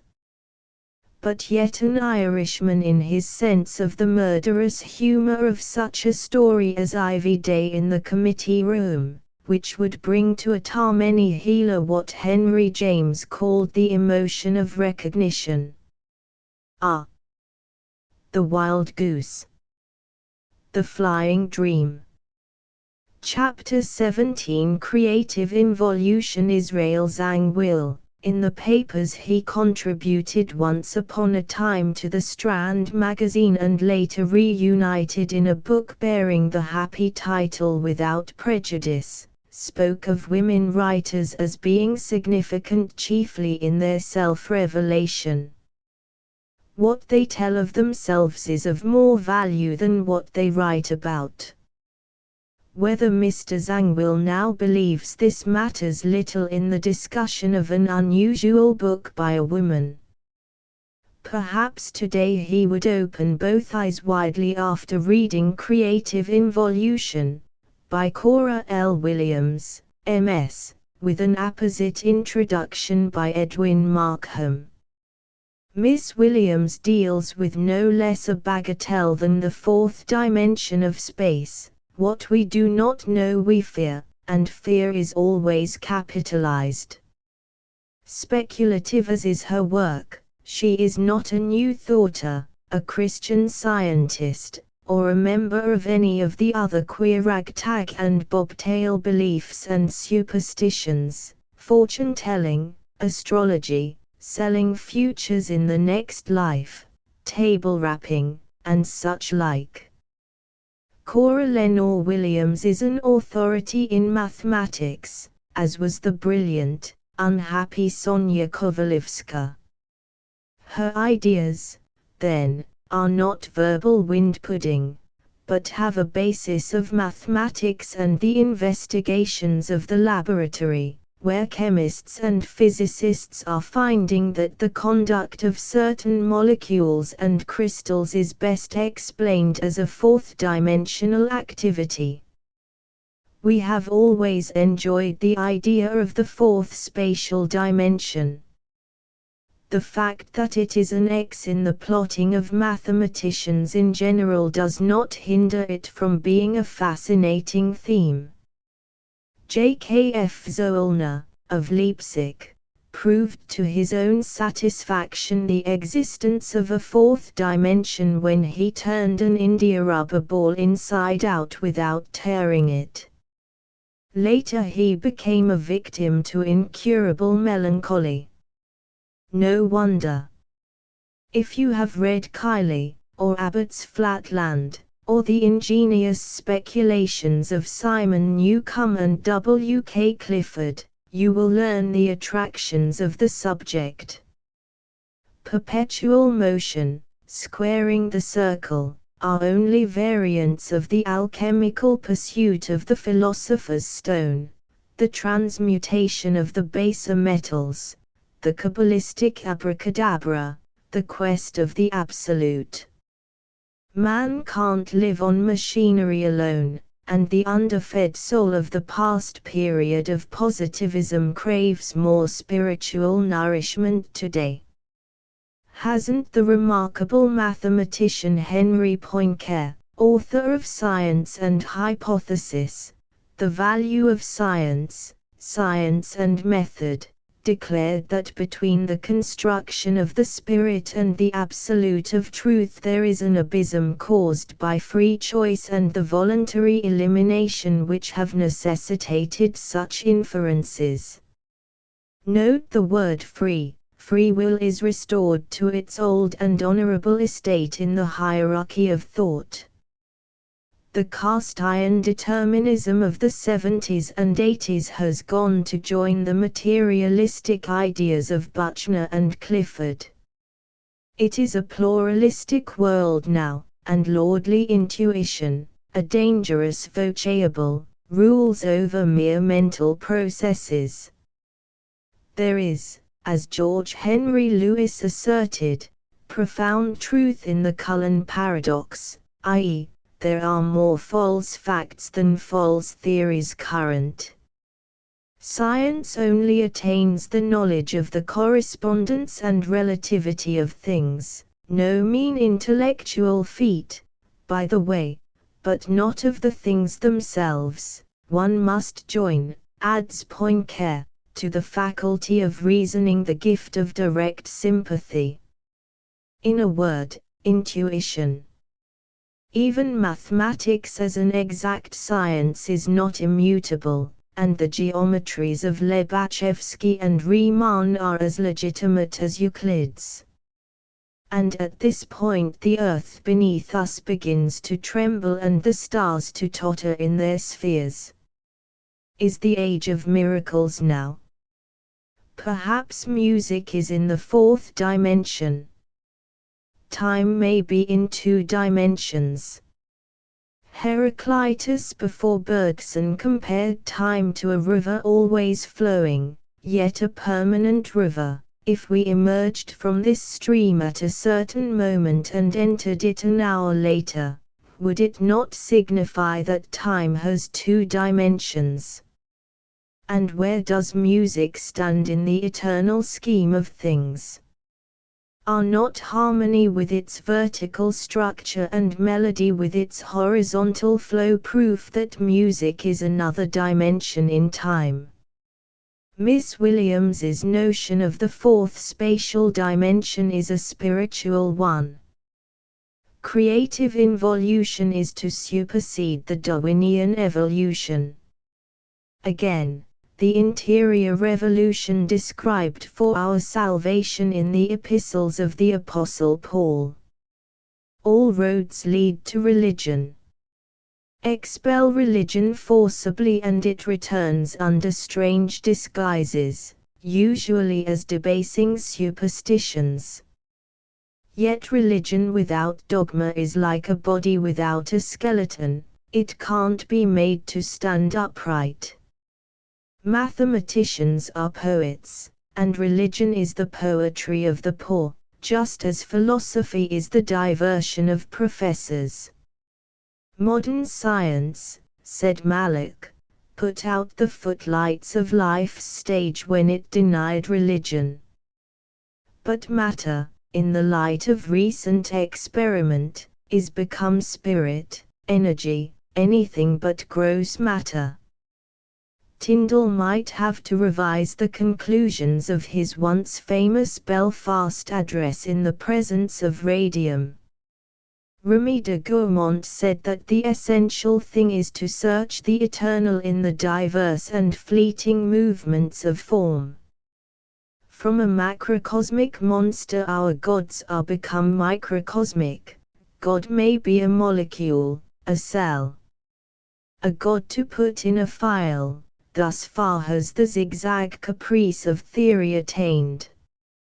And religion is a sum of scruples which impede the free exercise of our faculties, says Salomon Reinach in Orpheus. Bossuet did not write his variations in vain. All is vanity, even doctrinal fluctuations. Goethe has warned us that man is not born to solve the mystery of existence, but he must nevertheless attempt it, in order that he may learn how to keep within the limits of the knowable. Goethe detested all thinking about thought. Spinoza was his only philosophical recreation. Man must no longer be egocentric. The collective soul is born. The psychology of the mob, according to Professor Le Bon, is different from the psychology of the individual. We know this from the mental workings of a jury. 12 otherwise intelligent men put in a jury box contaminate each other's will so that their united judgment is, as a rule, that of a full-fledged imbecile. Mark Twain noted this in his accustomed humorous, a mordant humor, fashion, adding that trial by jury was all very well in the time of Alfred the Great, candle clocks, and small communities. Miss Williams, who sees salvation for the single soul in the collective soul, not necessarily socialistic, nevertheless warns parents against the dangers in our public school system, where the individuality of the child is so often disturbed, if not destroyed, by class teaching. Mob psychology is always false psychology. The crowd obliterates the ego. yet to collective consciousness may belong the future. It is all very well for Malak to call war the glorification, the result, and the prop of limited class interests. This was years ago. Stately, sedate, stable is the class that won't tolerate war, a class of moral lollipops. War we must have, it is one of the prime conditions of struggling existence. As belief in some totem, fetish, taboo is the basis of all superstitions, so the superstition of yesterday builds the cathedrals of faith today. Read Fraser's Golden Bough, James Fraser, who is the Darwin of social anthropology.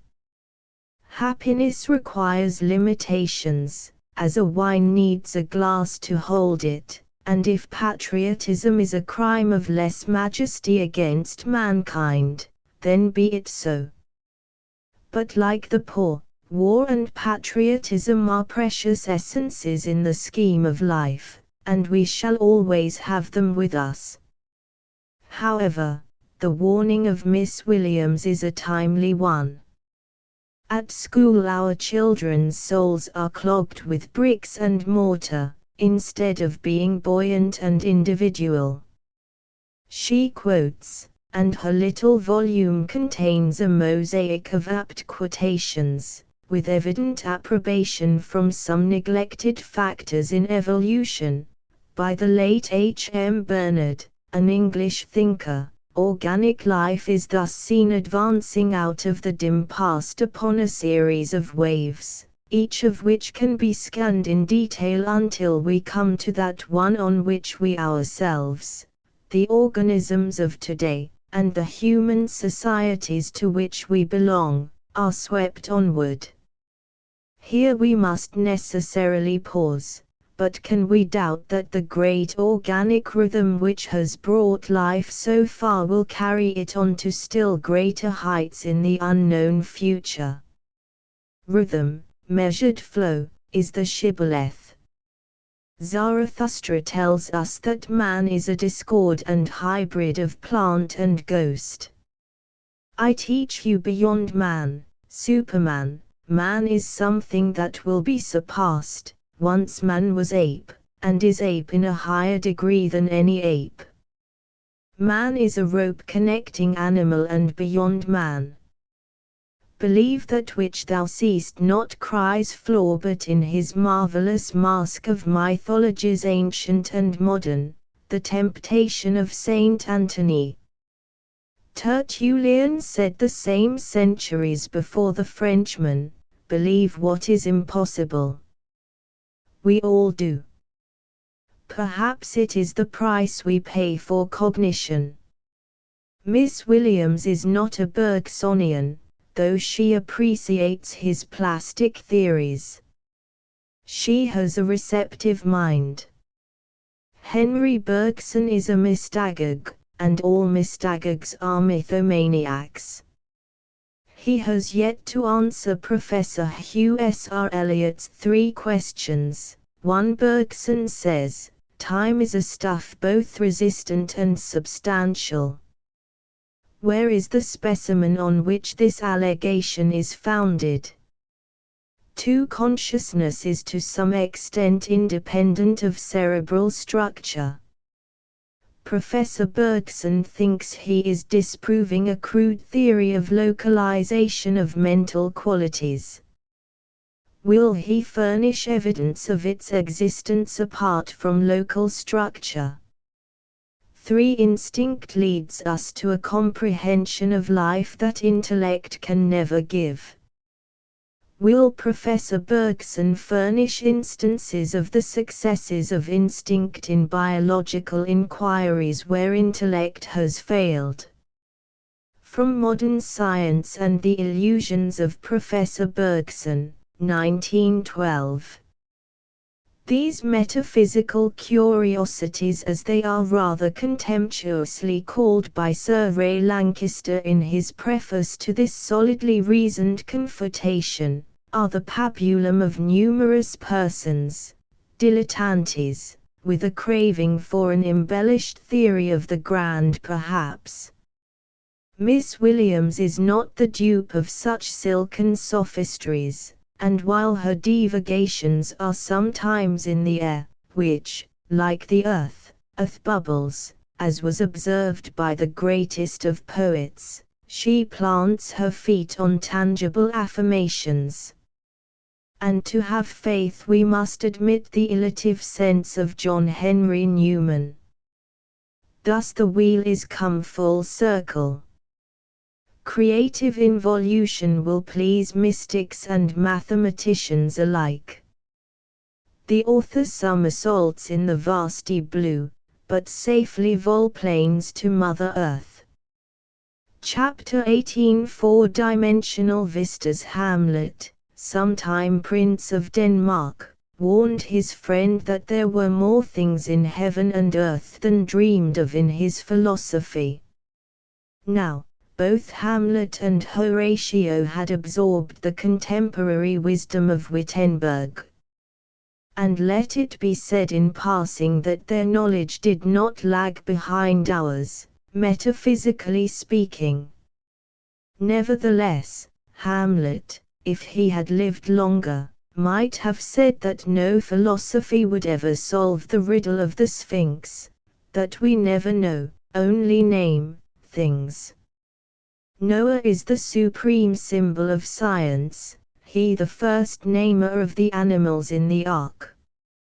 The world of sensation is our ark, and we are one branch of the animal family.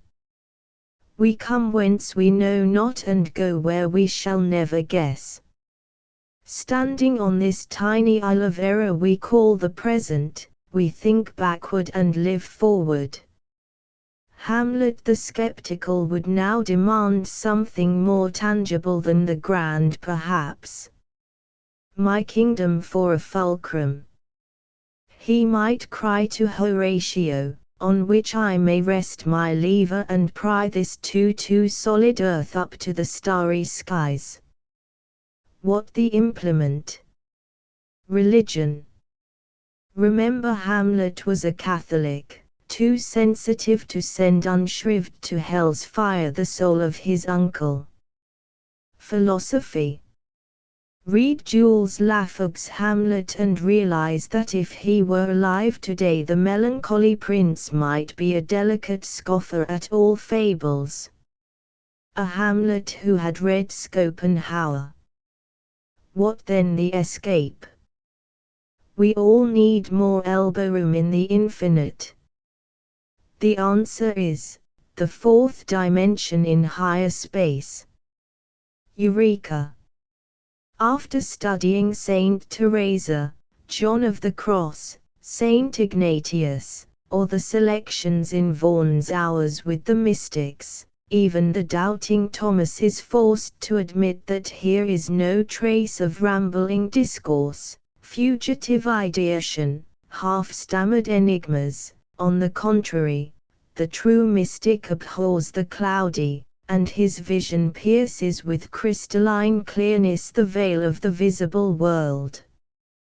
As literary style we find sharp contours and affirmations.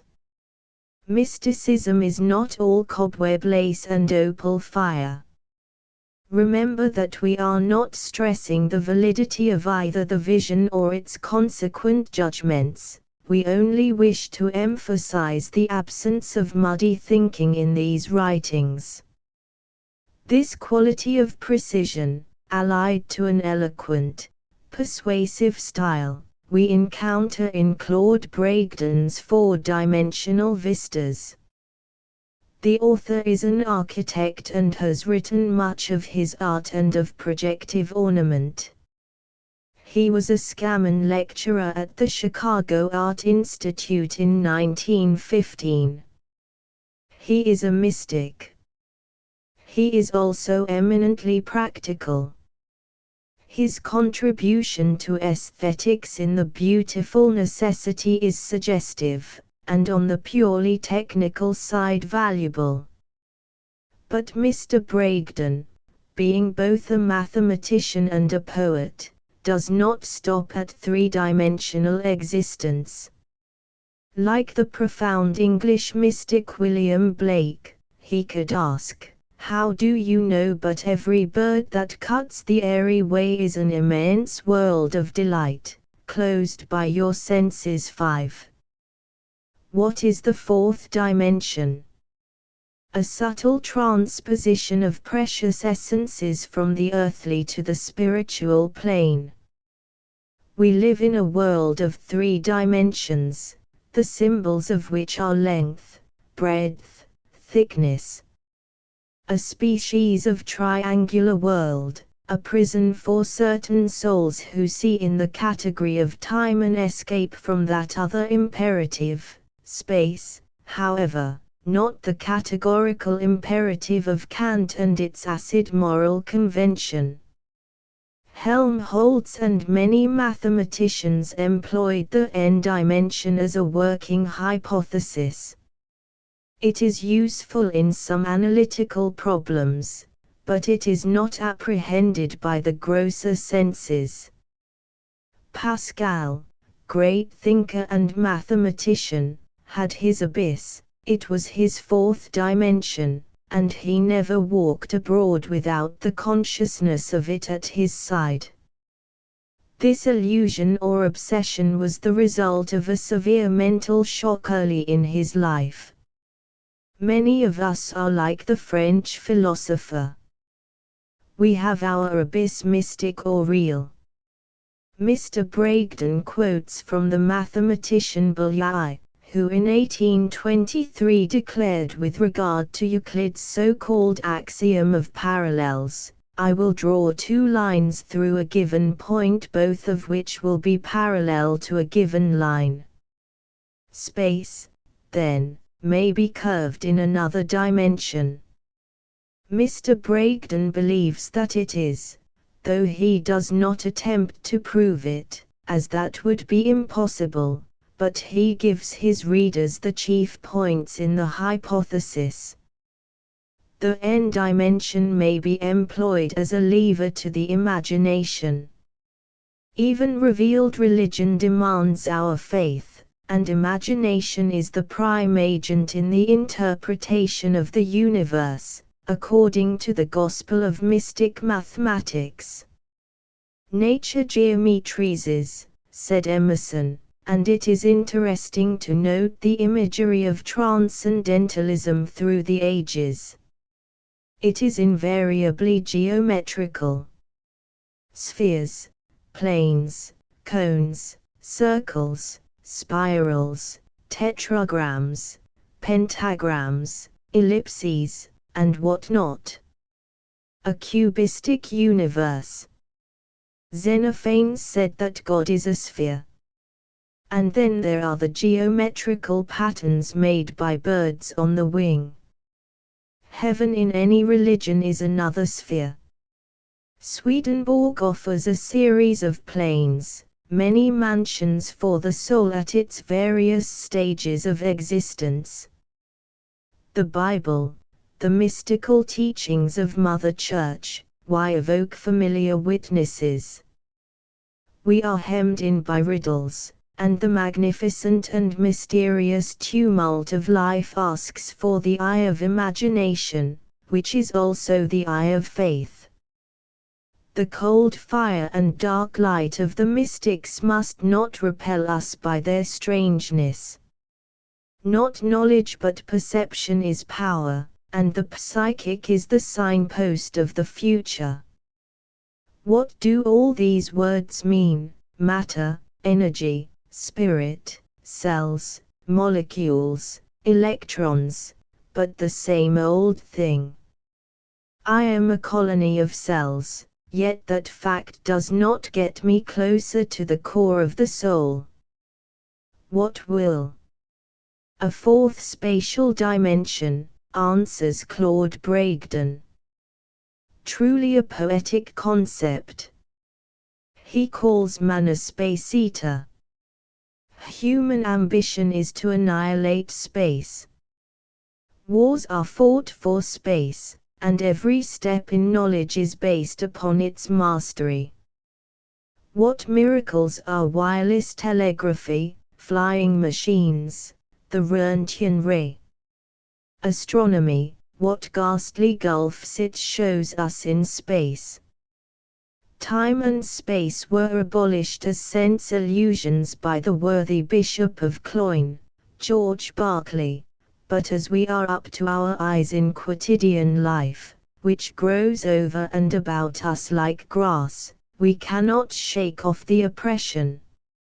First thought, and then realized, these marvels are now accepted as matter of fact because mankind has been told the technique of them, as if any explanation can be more than nominal. We shall never know the real nature of the phenomena that crowd in on us from lust to dust. Not even that synthesis of the five senses, the sixth, or sex sense, with its evanescent ecstasy, cuts deeply into the darkness. There may be a seventh sense, a new dimension, intimations of which are setting advanced thinkers on fresh trails. But there is as yet no tangible proof. Philosophers, who, like some singers, bray their brainless convictions to a gaping auditory, ask of us much more credence, and little or no imagination. As that old mole working in the ground, gravitation, is defied by aeroplanes, then we should not despair of any hypothesis which permits us a peep through the partly opened door. Plato's cavern and the shadows. Who knows but in this universe there may be a crevice through which filters the light of another life. Emerson, who sheds systems yet never organized one, hints at aerial perspectives. A flight through the sky with the sun bathing in the blue jolts one's conception of a rigid finite world. In such perilous altitudes I have enjoyed this experience and felt a liberation of the spirit which has no parallel, not even when listening to Bach or Beethoven or Chopin. Music, indeed, is the nearest approach to psychic freedom. Mr. Bragdon approvingly quotes Goethe's expression frozen music applied to Gothic architecture. Stendhal appropriated this phrase. For us the flying buttress is aspiring, and the pointed arch is a fugue. Our author is rich in his analogies, and like Sir Thomas Browne sees quincunxes in everything, his particular quincunx being higher space. The precise patterns in our brain, like those of the ant, bee, and beaver, which enable us to perceive and build the universe, otherwise called innate ideas, are geometrical. Space is the first and final illusion. Time, which is not a stuff both resistant and substantial as Henry Bergson declares, is perhaps the fourth dimension in the guise of a sequence of states, and not grasped simultaneously, as is the idea of space. That time can shrink and expand, opium eaters, who are not always totally drugged by their dreams, assure us. A second becomes an eon. And space curvature.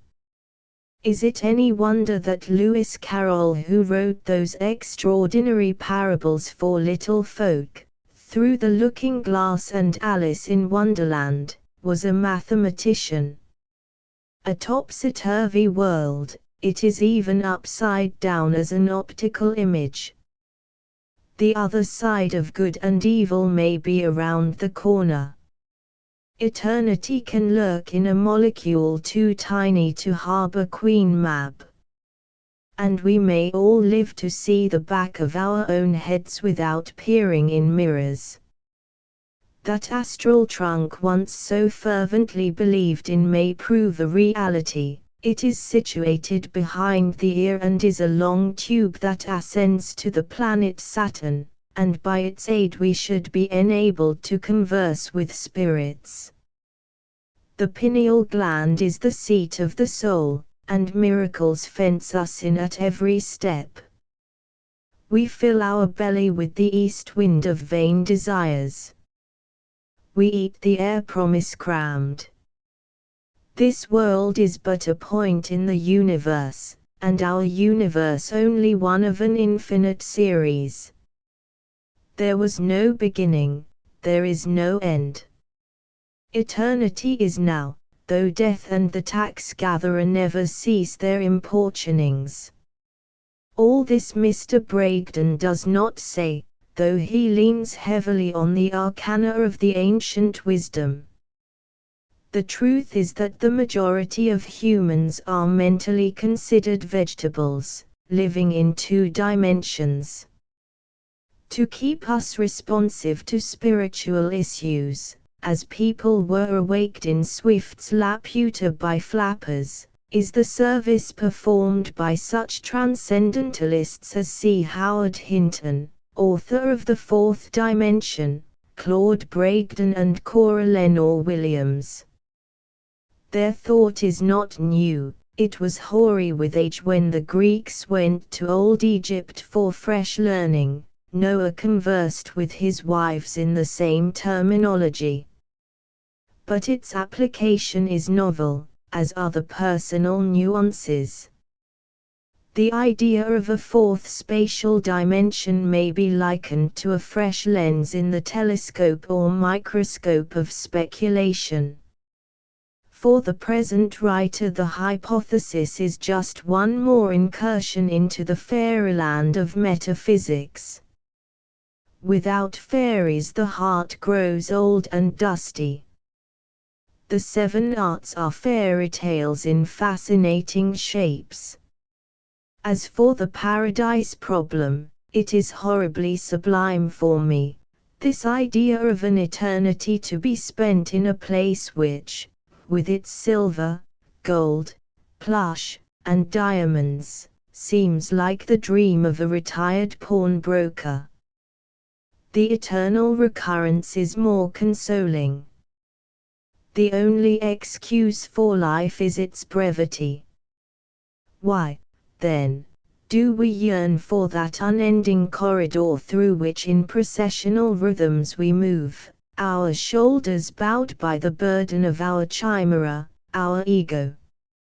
I confess that I prefer to watch on the edge of some vast promontory the swift approach of a dark sun rushing out from the primordial depths of interstellar spaces to the celestial assignation made at the beginning of time for our little solar system, whose provinciality, remote from the populous path of the Milky Way, has hitherto escaped colliding with a segment of the infinite. Perhaps in that apocalyptic flare-up, surely a more cosmical and heroic death than stewing in greasy bliss, higher space may be manifested and time and tridimensional space be no more. The rest is silence. Chapter 19 OW. It is an enormous advertisement nowadays to win a reputation as a martyr, whether to an idea, a vice, or a scolding wife. You have a label by which a careless public is able to identify you. Oscar Wilde was a born advertiser. From the Sunflower Days to Holloway Gaol, and from the Gaol to the Virgins of Dieppe, he kept himself in the public eye.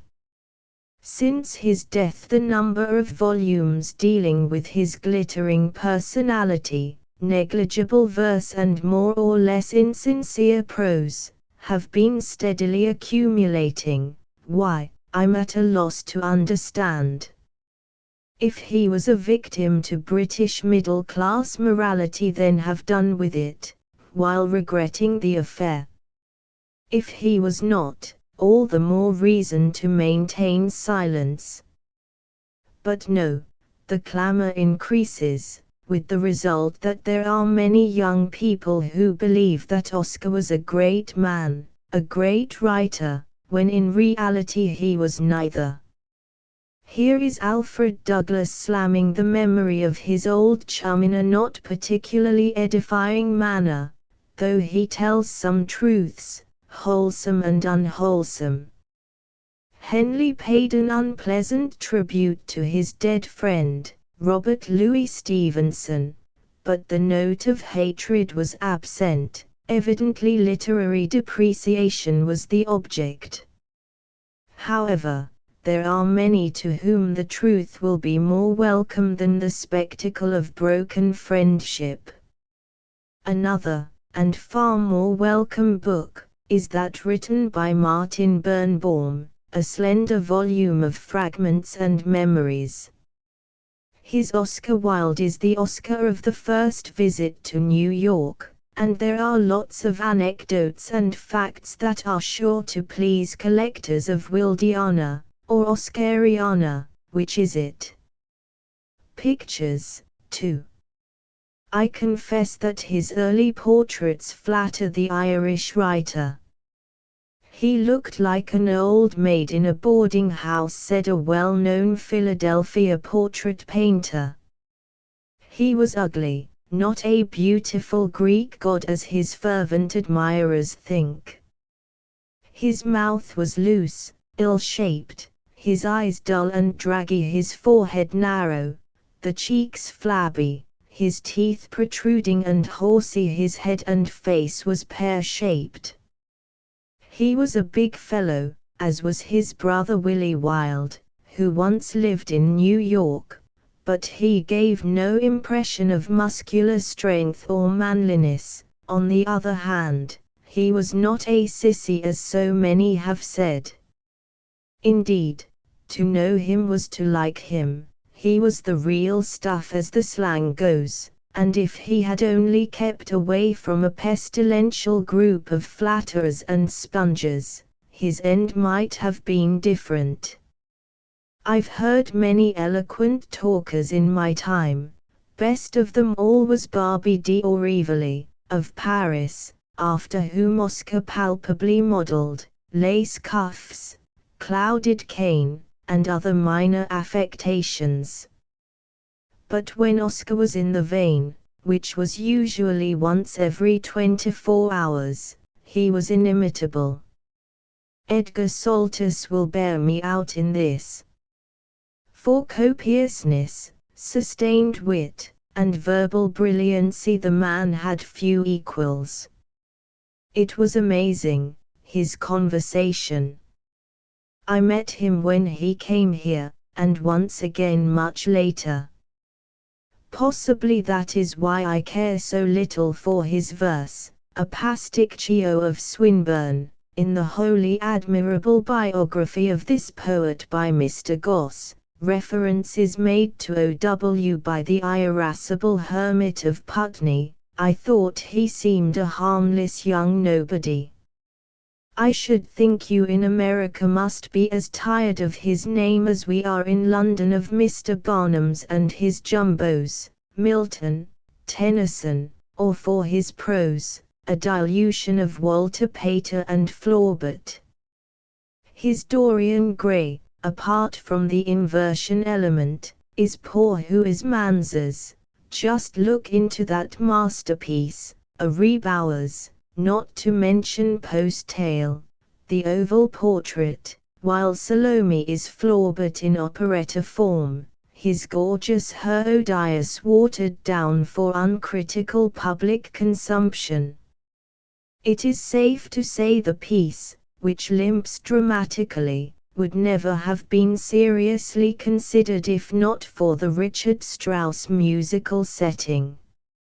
As for the vaunted essay on socialism, I may only call attention to one fact, i.e., it does not deal with socialism at all, but with philosophical anarchism.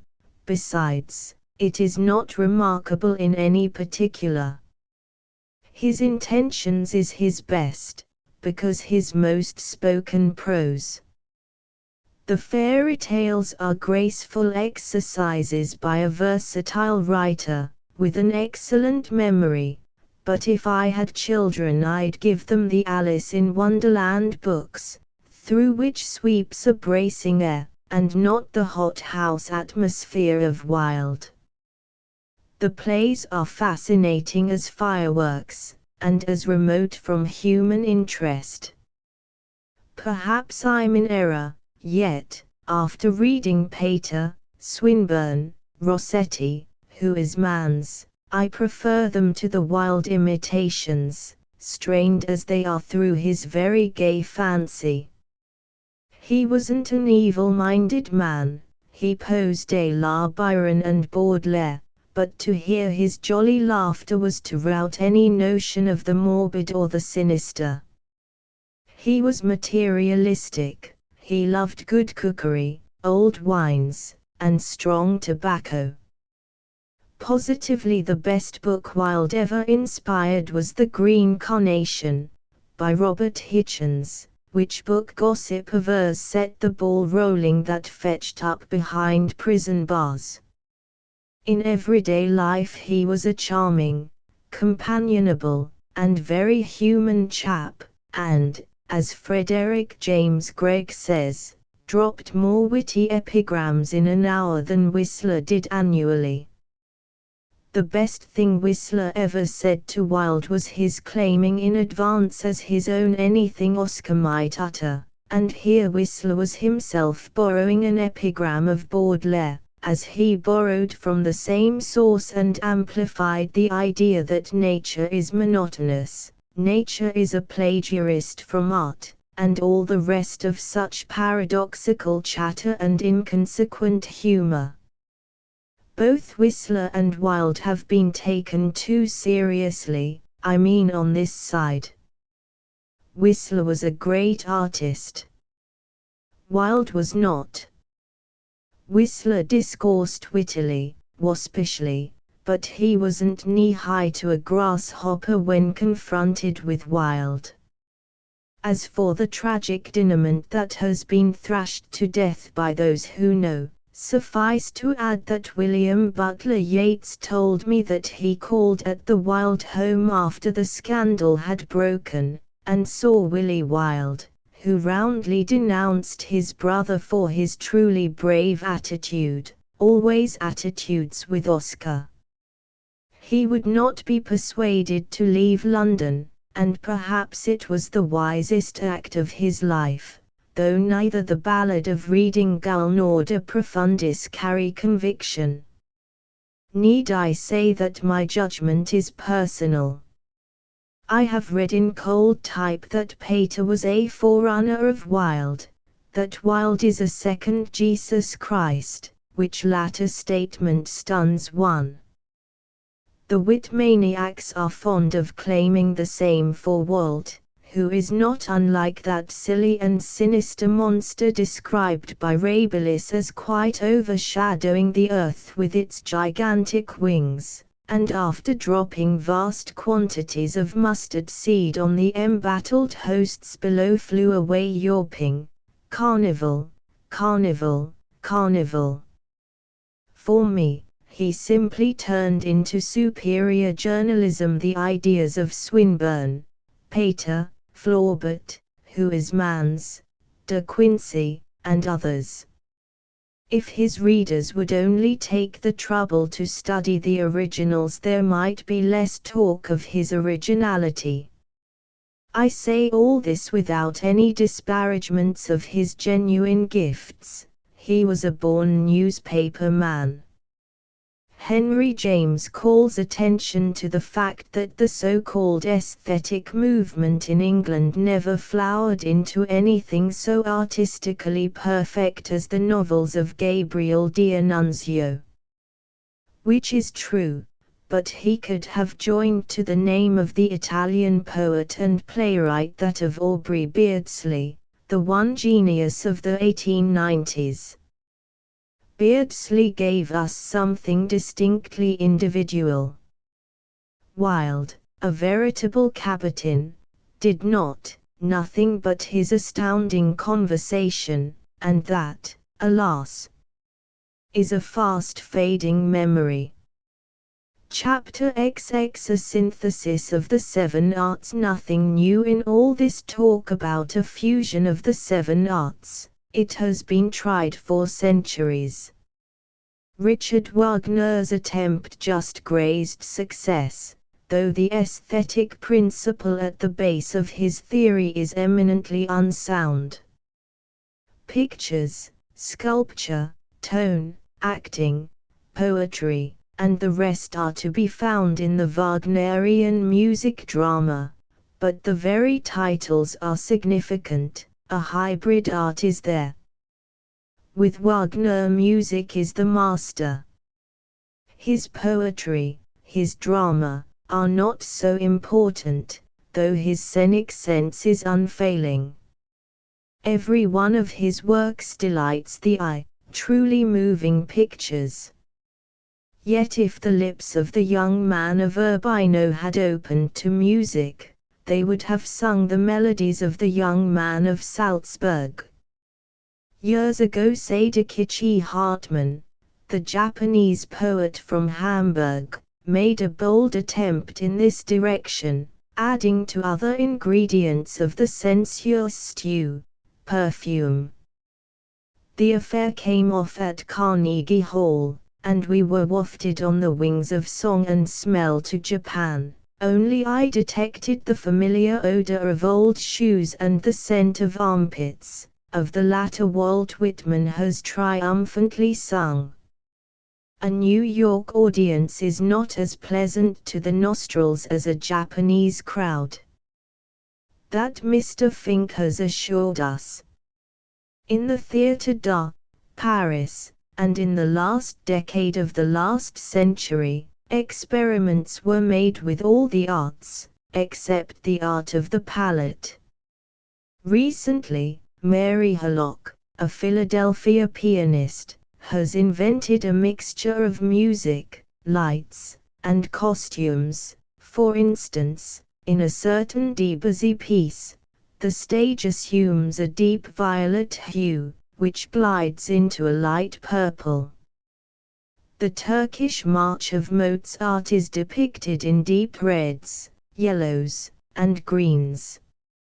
Philip Hale, the Boston music critic, has written learnedly on the relation of tones and colors, and that astonishing poet, Arthur Rimbaud, in his Alchimie du Verbe, tells us, "I believe in all the enchantments.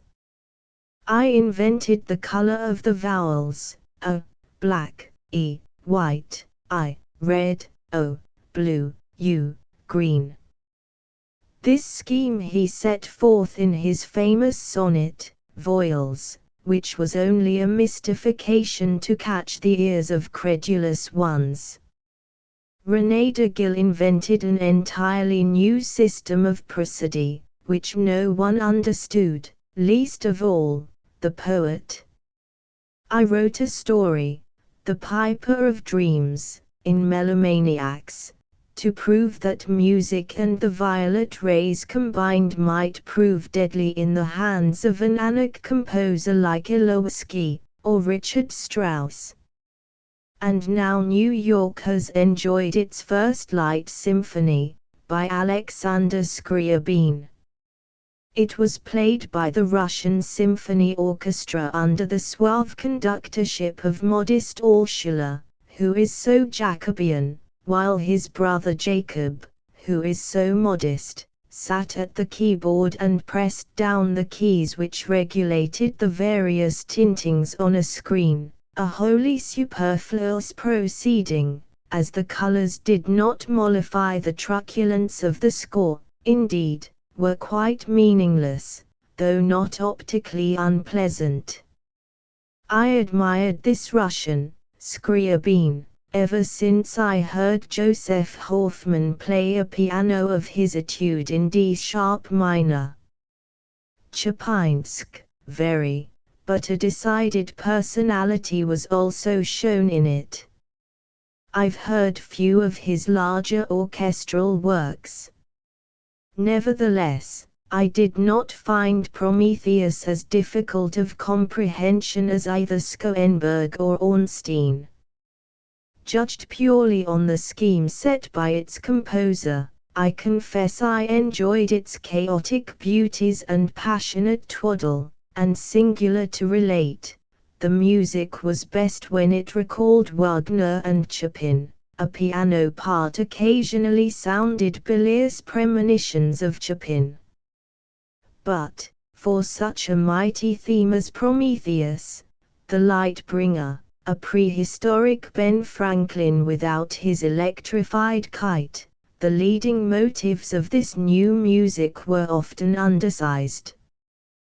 The dissociation of conventional keys was rigorously practiced, and at times we were in the profoundest gulfs of cacophony.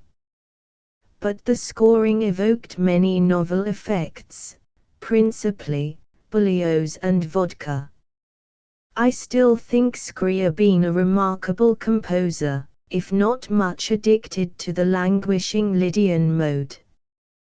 But his light symphony proved to be only a partial solution of the problem.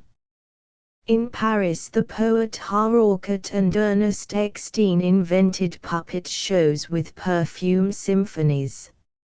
A quarter of a century ago I visited the Théâtre d'Art in Paris, that is, my astral soul did, for in those times I was a confirmed theosophist. The day had been a stupid one in Gotham, and I hadn't enough temperament to light a cigarette, so I simply pressed the nombral button, took my Rigveda, a sacred buggy, projected my astral being, and sailed through space to the French capital, there to enjoy a bath in the new art, or synthesis of the 7 arts, eating included. As it was a first performance, even the police were deprived of their press tickets, and the deepest mystery was maintained by the experimenters.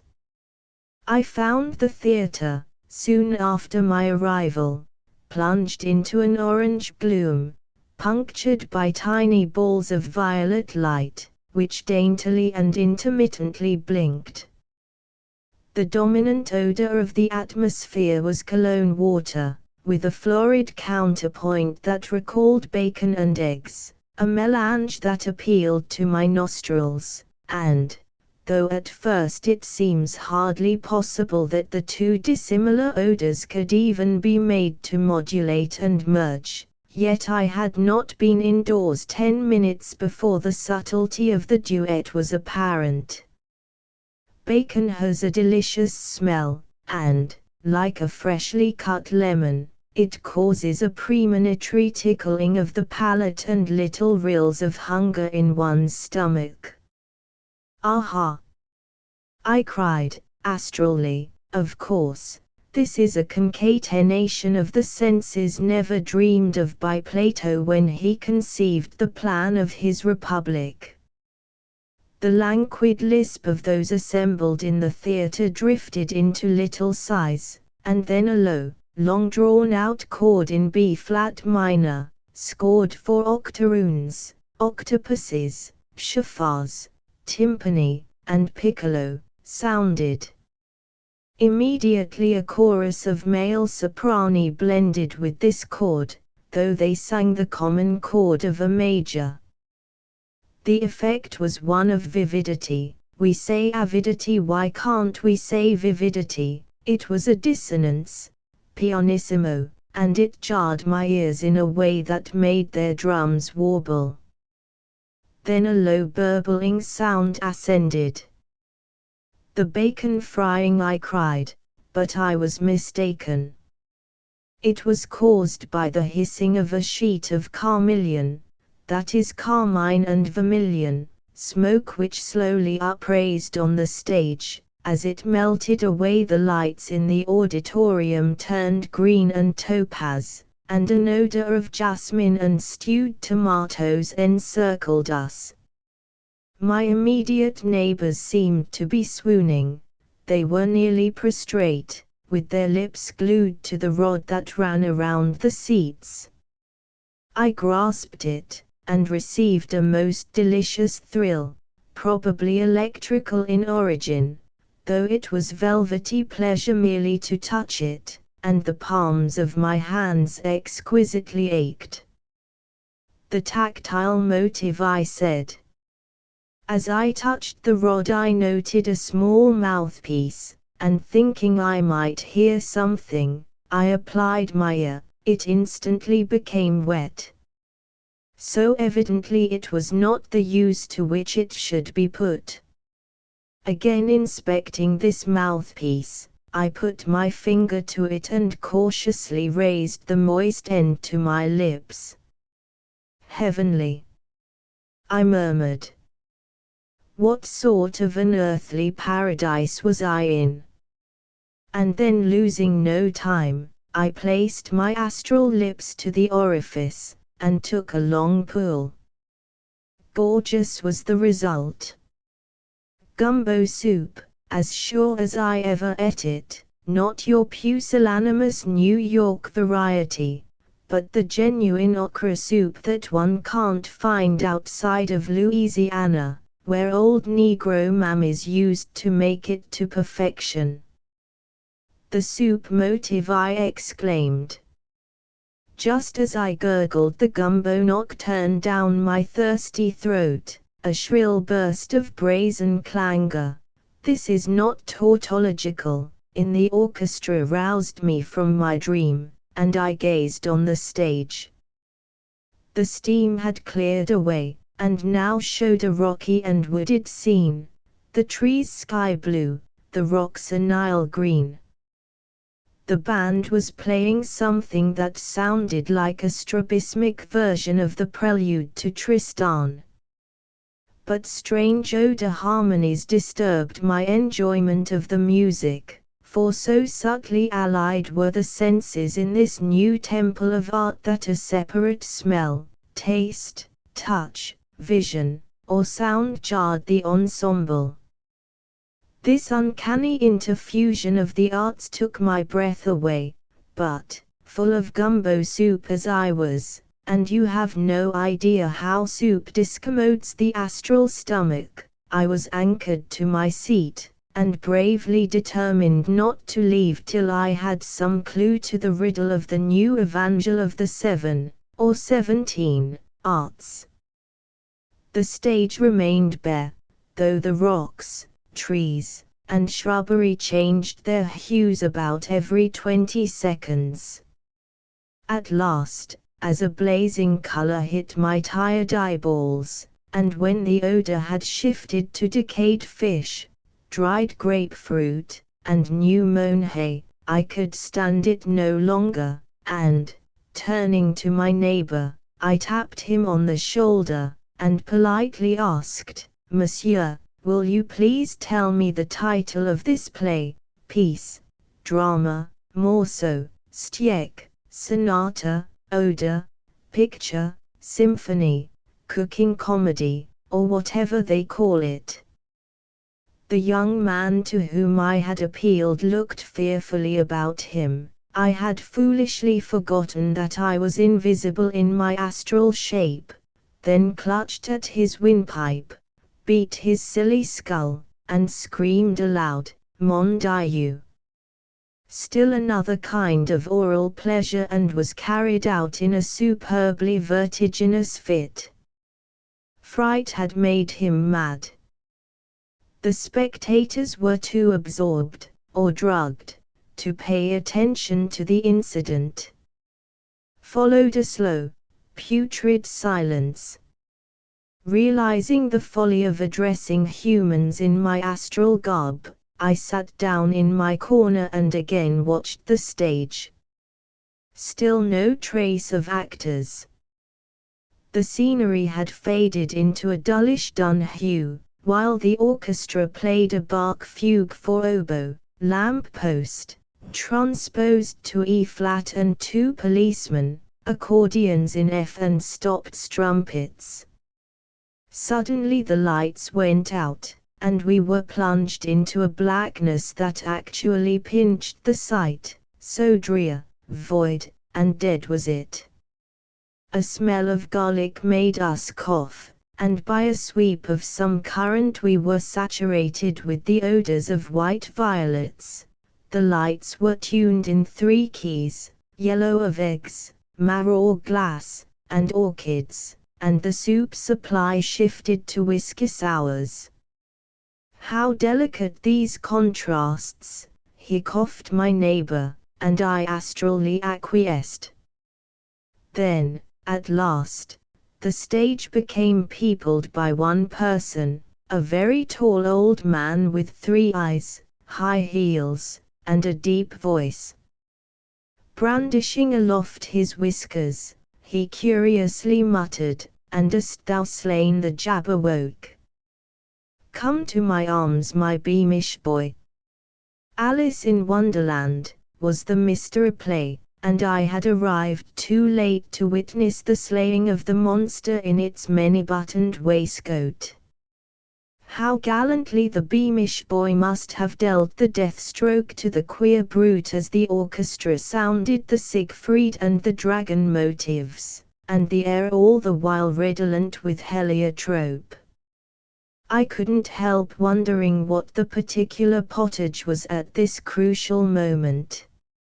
My cogitation was interrupted by the appearance of a gallant-appearing young knight in luminous armor, who dragged after him a huge carcass, half dragon and 2/3 pig.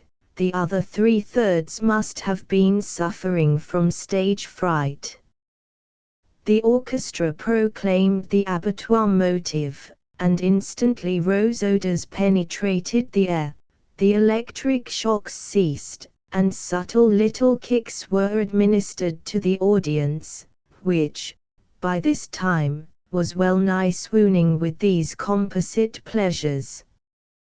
The scenery had begun to dance gravely to an odd Russian rhythm, and the young hero monotonously intoned a verse, making the vowel sounds sizzle with his teeth, and almost swallowing the consonants, and as in uffish thought he stood, the Jabberwock, with eyes of flame, came whiffling through the tulgey wood, and burbled as it came. This beats Gertrude Stein, I thought, as the orchestra played the galumphing motive from the Ride of the Valkyrs, and the lights were transposed to a shivering purple. Then lilac steam ascended, the orchestra gasped in C/D-flat major, 4 corno di bassito and 3 yelping poodles. A smell of cigarettes and coffee permeated the atmosphere, and I knew that this magical banquet of the senses was concluded. I was not sorry, as every nerve was sore from the strain imposed. Talk about faculty of attention. When you are forced to taste, see, hear, touch, and smell simultaneously, then you yearn for a less alembicated art. Synthesis of the arts. Synthesis of rubbish. One at a time, and not too much time at that. I pressed my astral button, and flew homeward, wearily, slowly. I was full of soup and tone, and my ears and nostrils quivered from exhaustion. When I landed at the Battery it was exactly 5 o'clock. It had stopped snowing, and an angry sun was preparing to bathe for the night in the wet of the western sky. New Jersey was etched against a cold hard background, and as an old hand organ struck up its a long, long way to retrograde, I threw my cap in the air and joined in, astrally, but joyfully, the group of ragged children who danced around the venerable organist with jeers and shouting. After all, life is greater than the 7 arts. Chapter XXI. The classic Chopin. That Chopin is a classic need not be unduly insisted upon. He is classic in the sense of representing the best in musical literature, but that he is of a classical complexion as a composer from the beginning of his career may seem in the nature of a paradox. Nevertheless, it is a thesis that can be successfully maintained now, since old party lines have been effaced. To battle seriously for such words as classic or romantic or realism is no longer possible. Cultured Europe did so for a century, as it once wrangled over doctrinal points, as if the salvation of mankind depended upon the respective verbal merits of transubstantiation or consubstantiation. Only yesterday that ugly word degeneracy, thanks to quack critics and charlatan psychiatrists, figured as a means of estimating genius. This method has quite vanished among reputable thinkers, though it has left behind it another misunderstood vocabule, decadence. Wagner is called decadent. So is Chopin. While Richard Strauss is held up as the prime exponent of musical decadence. What precisely is decadent? Says Havelock Ellis, technically, a decadent style is only such in relation to a classic style. It is simply a further development of a classic style, a further specialization, the homogeneous, in Spencerian phraseology, having become heterogeneous. The first is beautiful because the parts are subordinated to the whole, the second is beautiful because the whole is subordinated to the parts. Swift's prose is classic, Pater's decadent. Roman architecture is classic, to become in its Byzantine developments completely decadent, and St. Mark's is the perfected type of decadence in art. Purely Gothic, again, is strictly classic in the highest degree because it shows an absolute subordination of detail to the bold harmonies of structure, while the later Gothic is decadent. All art is the rising and falling of the slopes of a rhythmic curve between these two classic and decadent extremes. I make this quotation for it clearly sets forth a profound but not widely appreciated fact. In art, as in life, there is no absolute. Perhaps the most illuminating statement concerning the Romantic style was uttered by Theophile Gautier. Of it he wrote, in his essay on Baudelaire, unlike the classic style it admits shadow. We need not bother ourselves about the spirit of Romanticism, that has been done to the death by hundreds of critics. And it is a sign of the times that the old-fashioned Chopin is fading, while we are now vitally interested in him as a formalist. Indeed, Chopin the romantic, poetic, patriotic, sultry, sensuous, morbid, and Chopin the pianist, need not enter into our present scheme.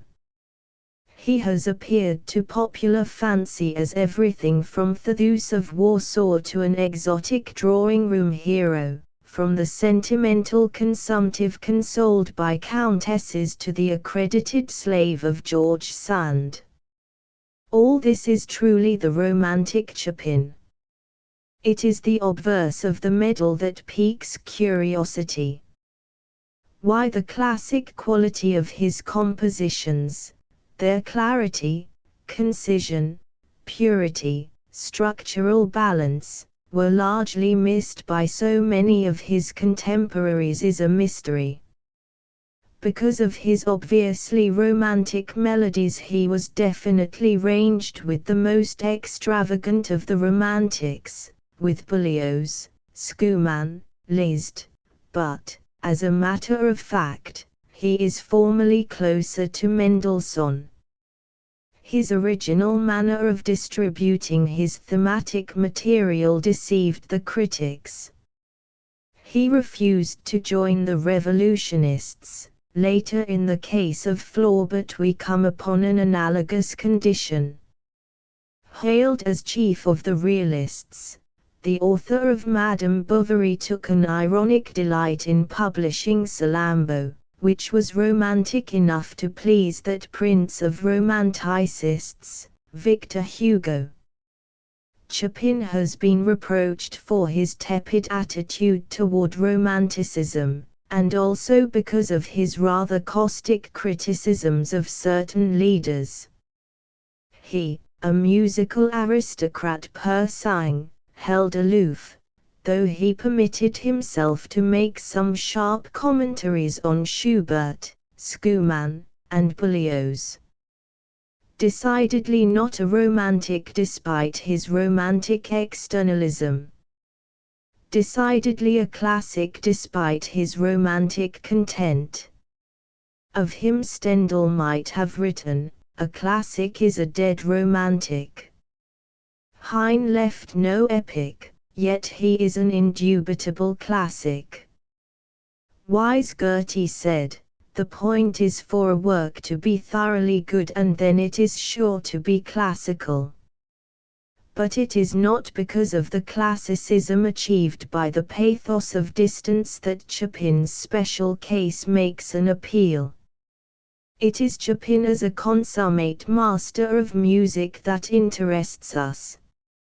In his admirable Chopin the Composer, Edgar Stillman Kelly considers Chopin and puts out of court the familiar gifted amateur improvisator of genius and the rest of the theatrical stock description by proving beyond peradventure of a doubt that Frédéric François Chopin was not only a creator of new harmonies, inventor of novel figuration, but also a musician skilled in the handling of formal problems, one grounded in the schools of Bach, Mozart, and Beethoven. Furthermore, that if he did not employ the sonata form in its severest sense, he literally built on it as a foundation. He managed the rondo with ease and grace, and if he did not write fugues it was because the fugue form did not attract him. Perhaps the divination of his own limitations is a further manifestation of his extraordinary genius.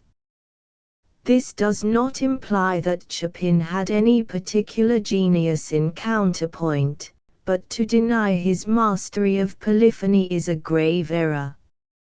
And it is still denied with the very evidence staring his critics in the face. Beethoven in his sonatas demonstrated his individuality, though coming after Mozart's perfect specimens in that form. Chopin did not try to bend the bow of Ulysses, though more than a word might be said of his two last sonatas. The first is boyishly pedantic, and monotonous in key contrast, while the cello and piano sonata hardly can be ranked as an exemplar of classic form. Of the etudes Kelly says, "In this group of masterpieces we find the more desirable features of the classical school, diatonic melodies, well-balanced phrase and period building, together with the richness afforded by chromatic harmonies and modulatory devices heretofore unknown. Indeed, a new system of music that changed the entire current of the art." It was not without cause that I once called Chopin the open door. Through his door the East entered, and whether for good or for ill certainly revolutionized Western music. Mr. Haddo is right in declaring that Mozart, Beethoven, Schubert, are not as far from each other as the music of 1880 from that of 1914. And Chopin was the most potent influence, in company with Beethoven and Wagner, in bringing about that change.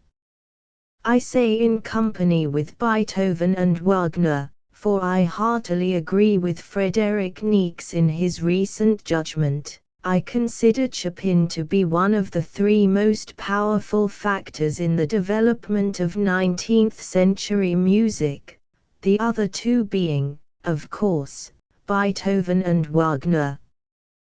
The absolute originality of Chopin's personality, and that of its expression through novel harmony, chromaticism, figuration justifies the assertion.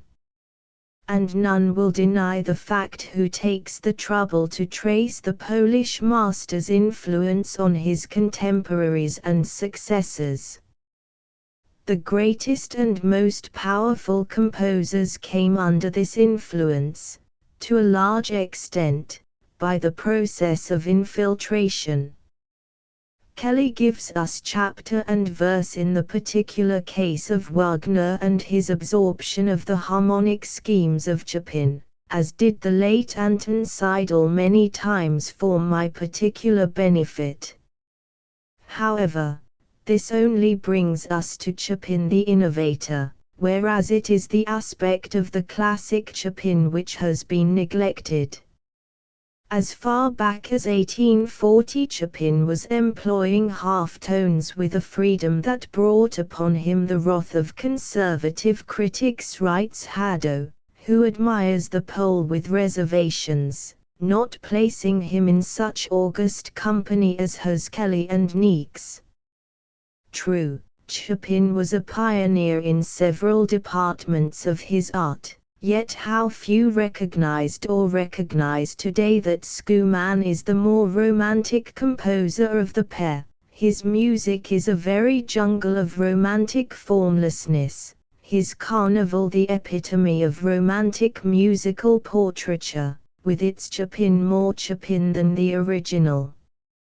Contrast the noble fantasy in C, Opus 17 of Schumann, with the equally noble fantasy in F minor, Opus 49 of Chopin, and ask which is the more romantic in spirit, structure, and technique. Unquestionably to Schumann would be awarded the quality of romanticism.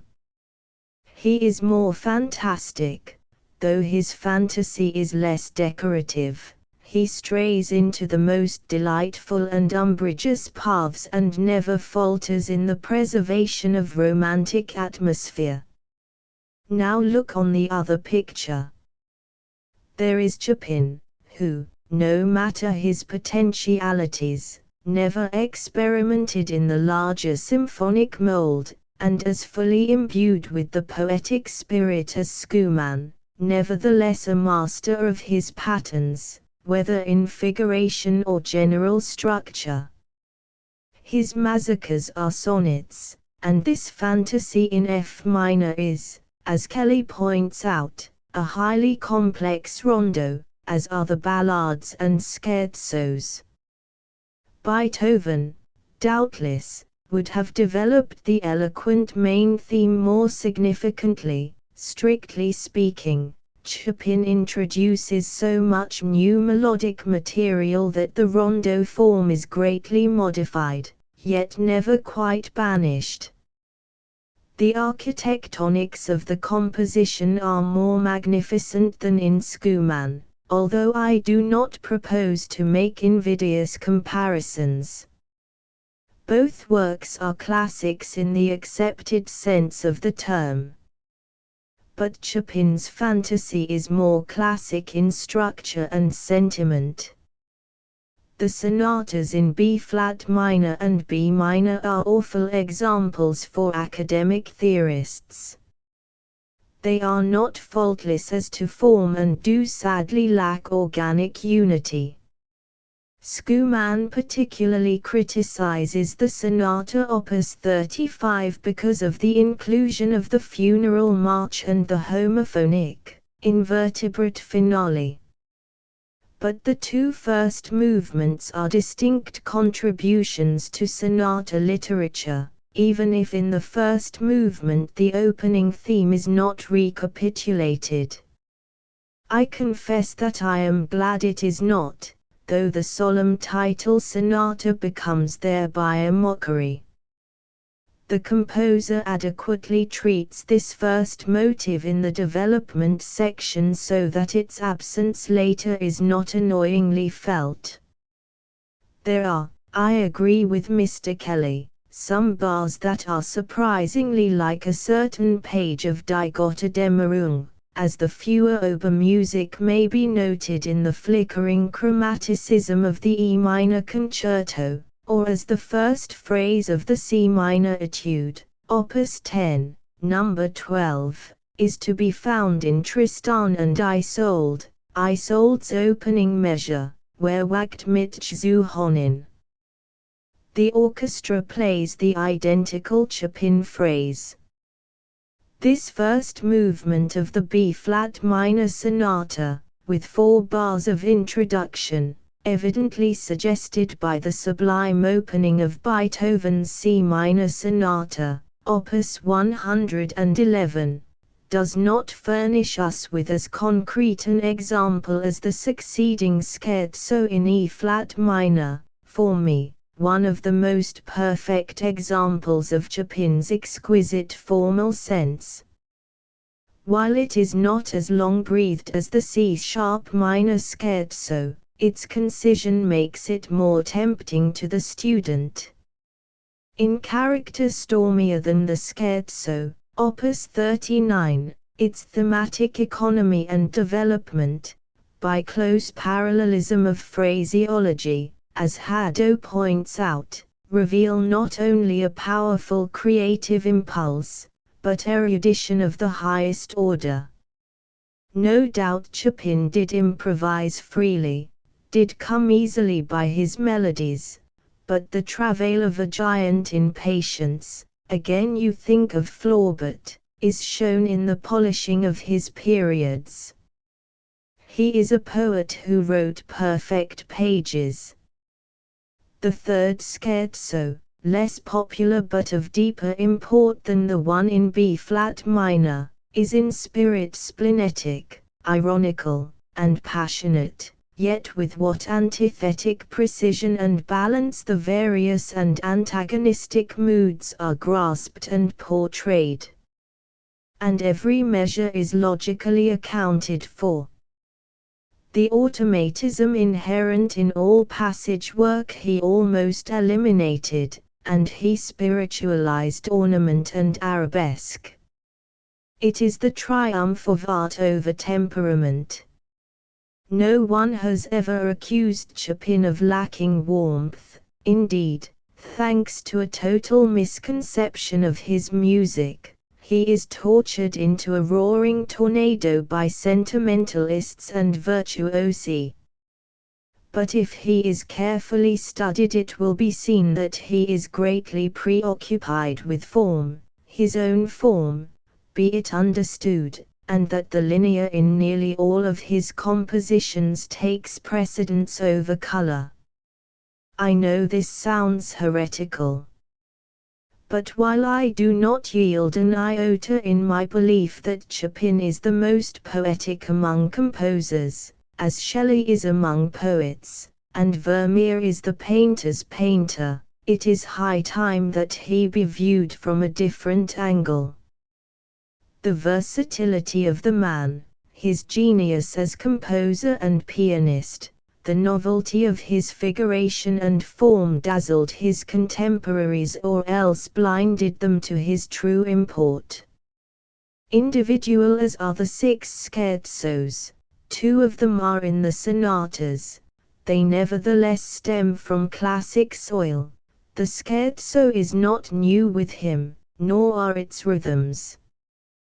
But the ballades are Chopinesque to the last degree, with their embellished thematic cadenzas, modulatory motifs, richly decorated harmonic designs, and their incomparable content, above all, in their amplification of the coda, a striking extension of the postlude, making it as pregnant with meaning as the main themes.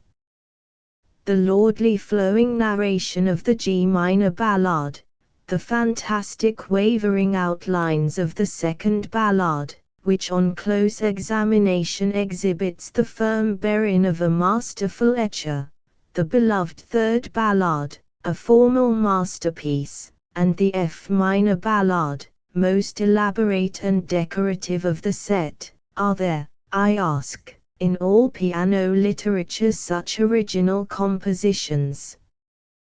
The four impromptus are mood pictures, highly finished, not lacking boldness of design, and in the second, F-sharp major, there are fertile figurative devices and rare harmonic treatment. The melodic organ point is original. Polyphonic complexity is to be found in some of the massacres. Ehlert mentions a perfect canon in the octave in one of them, C-sharp minor, opus 63. Of the concertos there is less to be said, for the conventional form was imposed by the title. Here Chopin is not the greater Chopin, notwithstanding the beautiful music for the solo instrument. The sonata form is not desperately evaded, and in the rondo of the E minor concerto he overtops Hummel on his native heath. As to the instrumentation, I do not believe Chopin had much to do with it, it is the average colorless scoring of his day. Nor do I believe with some of his admirers that he will bear transposition to the orchestra, or even to the violin. It does not attenuate the power and originality of his themes that they are essentially of the piano. A song is for the voice and is not bettered by orchestral arrangement. The same may be said of the classic concertos for violin. With all due respect for those who talk about the Beethoven sonatas being orchestral, I only ask, why is it they sound so unorchestral when scored for the full battery of instruments? The sonata pathetic loses its character thus treated. So does the A-flat Polonaise of Chopin, heroic as are its themes. Render unto the keyboard that which is composed for it. The Appassionata sonata in its proper medium is as thrilling as the Eroica symphony. The so-called orchestral test is no test at all, only a confusion of terms and of artistic substances. Chopin thought for the piano, he is the greatest composer for the piano, by the piano he stands or falls. The theme of the Grandiosa minor etude, opus 25, number 11, is a perfect specimen of his invention, yet it sounds elegiac and feminine when compared with the first tragic theme of Beethoven's C minor symphony. The Allegro da Concert, opus 46, is not his most distinguished work, truncated concerto as it is, but it proves that he could fill a larger canvas than the valse. In the massacres and etudes he is closer to Bach than elsewhere. His early training under Elsner was sound and classical. But he is the real Chopin when he goes his own way, a fiery poet, a bold musician, but also a refined, tactful temperament, despising the facile, the exaggerated, and bent upon achieving a harmonious synthesis. Truly a classic composer in his solicitude for contour, and chastity of style. The Slav was tempered by the Gallic strain. Insatiable in his dreams, he fashioned them into shapes of enduring beauty. You would take from us the old Chopin, the greater Chopin, the dramatic, impassioned poet improvisateur, I hear some cry. Not in the least. Chopin is Chopin. He sings, even under the fingers of pedants, and today is butchered in the classroom to make a holiday for theorists. Nevertheless, he remains unique. Sometimes the whole in his work is subordinated to the parts, sometimes the parts are subordinated to the whole. The romantic shadow is there, also the classic structure. Again, let me call your attention to the fact that if he had not juggled so mystifyingly with the sacrosanct tonic and dominant, had not distributed his thematic material in a different manner from the prescribed methods of the schools, he would have been cheerfully, even enthusiastically, saluted by his generation. But, then, we should have lost the real Chopin. Chapter XXII Little Mirrors of Sincerity. Barney in the box office. First scene. It is snowing on the Strand. Not an American actor is in sight, though voices are wafted occasionally from the bar of the Savoy. Remember, this is a play, and the unusual is bound to happen. In front of the newly built Theatre of Arts, Shaw, and Science, two figures stand as if gazing at the brilliantly lighted facade. The doors are wide open, a thin and bearded man sits smiling and talking to himself in the box office. His whiskers are as sandy as his wit. The pair outside regard him suspiciously. Both are tiny fellows, one clean-shaven, the other wearing elaborately arranged hair on his face. They are the two Maxes, Nordau and Birnbaum. Says Nordau, "Isn't that Bernard in the booking office?" "By Jove, it is, let's go in." "Hasn't he a new play on?" "I can't say. I'm only a critic of the drama." "No cynicism," Max urges Nordau. They approach. In unanimous flakes the snow falls. "It is very cold," cries Bernard on recognizing them. "Hi there, Skip. Tonight free list is suspended. I'm giving my annual feast in the Cave of Culture of the Modern Idols, in one scene. No one may enter, least of all you, Nordau, or you, Sir Critic." "Why, what's up, George?" asks in a pleading mid-Victorian timbre the little Max. "Back to the woods, both of you," commands George, who has read both Mark Twain and Oliver Herford. Besides, he confidentially adds, "You surely don't wish to go to a play in which your old friends Ibsen and Nietzsche are to be on view?" "On view," quoth the author of Degeneration. "Yes, visible on a short furlough from Shiel, for one night only. My benefit. Step up, ladies and gentlemen. A few seats left. The greatest show on earth. I'm in it. Lively, please." A mob rushes in. The two Maxes fade into the snow, but in the eyes of one there is a malicious glitter. "I'm no Max," he murmurs, "if I can't get into a theatre without paying." Nordau doesn't heed him. They part. The night closes in, and only the musical rattle of bangles on a naughty wrist is heard. Second scene. On the stage of the theatre there are two long tables. The scene is set as if for a banquet.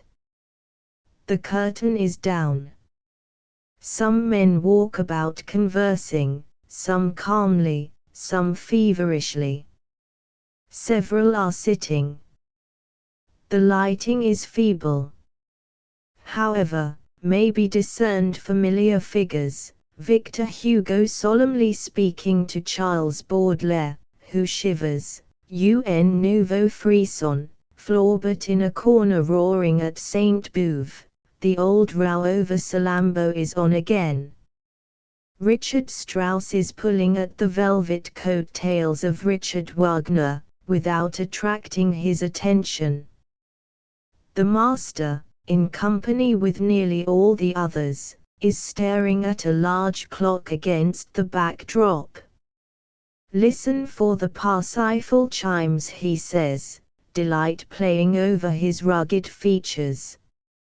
Ape of the ideal booms a deep voice hard by.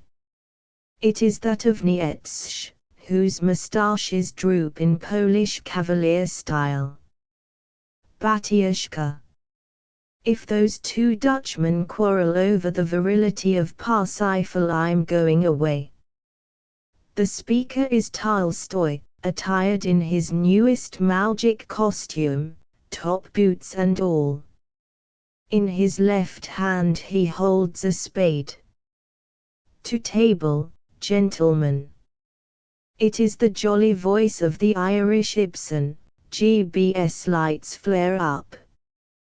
Without is heard the brumming of the audience. An orchestra softly plays motifs from Pellerzit Melisande. Wagner wipes his spectacles, and Maurice Maeterlinck crushes a block of Belgian oaths between his powerful teeth. But Debussy doesn't appear to notice either man. He languidly strikes his soup spoon on a silver salt cellar and immediately jots down musical notation. The correspondences of nuances he sings to his neighbor, who happens to be Whistler. The correspondence of fudge, retorts James. Do you think I'm interested in wallpaper music? Oh, Lil Libulero. All are now seated.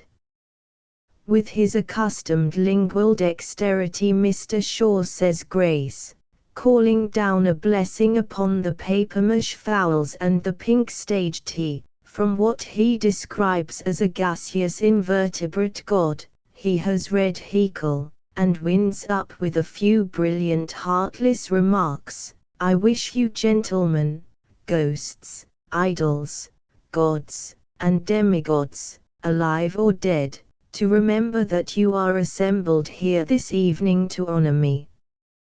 Without me, and my books and plays, you would, all of you, be dead in earnest, dead literature as well as dead bones. As for the living, I'll have a shy at you some day. I'm not fond of Maeterlinck. Here, comes from Debussy's mystic beard.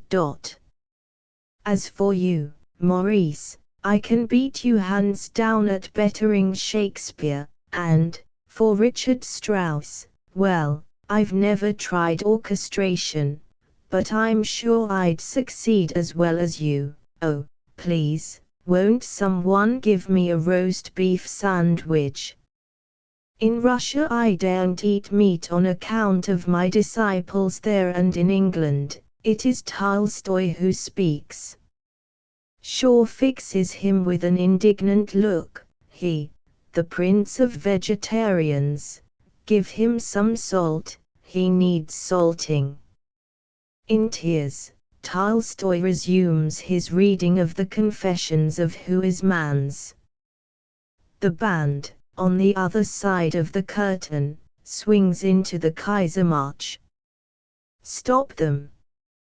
Stop it, screams Wagner. I'm a social democrat now. I wrote that march when I was a monarchist. This was the chance for Nietzsche. Drawing up his tall, lanky figure, he began, you mean, Herr Geier, to give you your real name, you wrote it for money. You mean, Richard Geier, that you cut your musical coat to suit your snobbish cloth.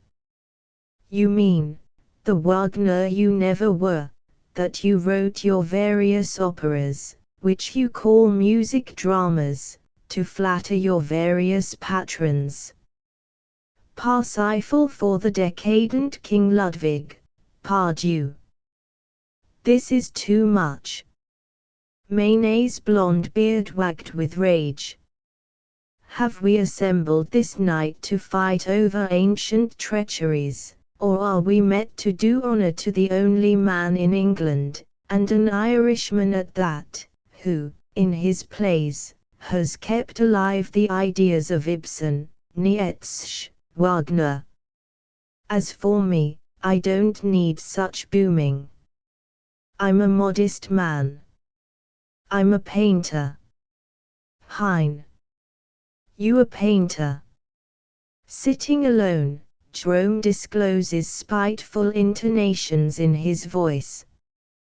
Yes, a painter, hotly replies Manet. And I'm in the Louvre, my Olympe, all the worse for the Louvre, sneers Jerome. The two men would have been at each other's throats if someone from the land of the midnight whiskers hadn't intervened. It was Henrik Ibsen. Children, he remarks, in a strong Norwegian brogue, please to remember my dignity if not your own. Long before Max Stirner, Nietzsche interrupted, there never was such a person. Ibsen calmly continued, I wrote that my truth is the truth. And when I see such so-called great men acting like children, I regret having left my cool tomb in Norway. But where are the English dramatists, our confrères? Ask the master of the revels. Ibsen sat down. Shaw pops in his head at a practicable door. Who calls? We wish to know why our brethren, the English playwrights, are not bidden to meet us, said Maeterlinck, after gravely bowing to Ibsen. Smiling beatifically, Saint Bernard replied, because there ain't no such thing as an English dramatist. The only English dramatist is Irish. He disappears. Ensues a lively argument. He may be right, exclaims Maeterlinck, yet I seem to have heard of Pinero, Henry Arthur Jones, Barry. Well, I'll have to ask the trusty BCZ Walkley. And the Americans, cries Ibsen, who is annoyed because Richard Strauss persists in asking for a symphonic scenario of Peer Gynt. I'm sure the composer complains, Grieg will be forgotten if I write new incidental music for you. Ibsen looks at him sourly. American dramatists, or do you mean American millionaires? Manet interpolated. No, I fancy he means the American painters who imitate my pictures, making them better than the originals, and also getting better prices than I did. What envy! What slandering! What envious feelings, sighs Nietzsche.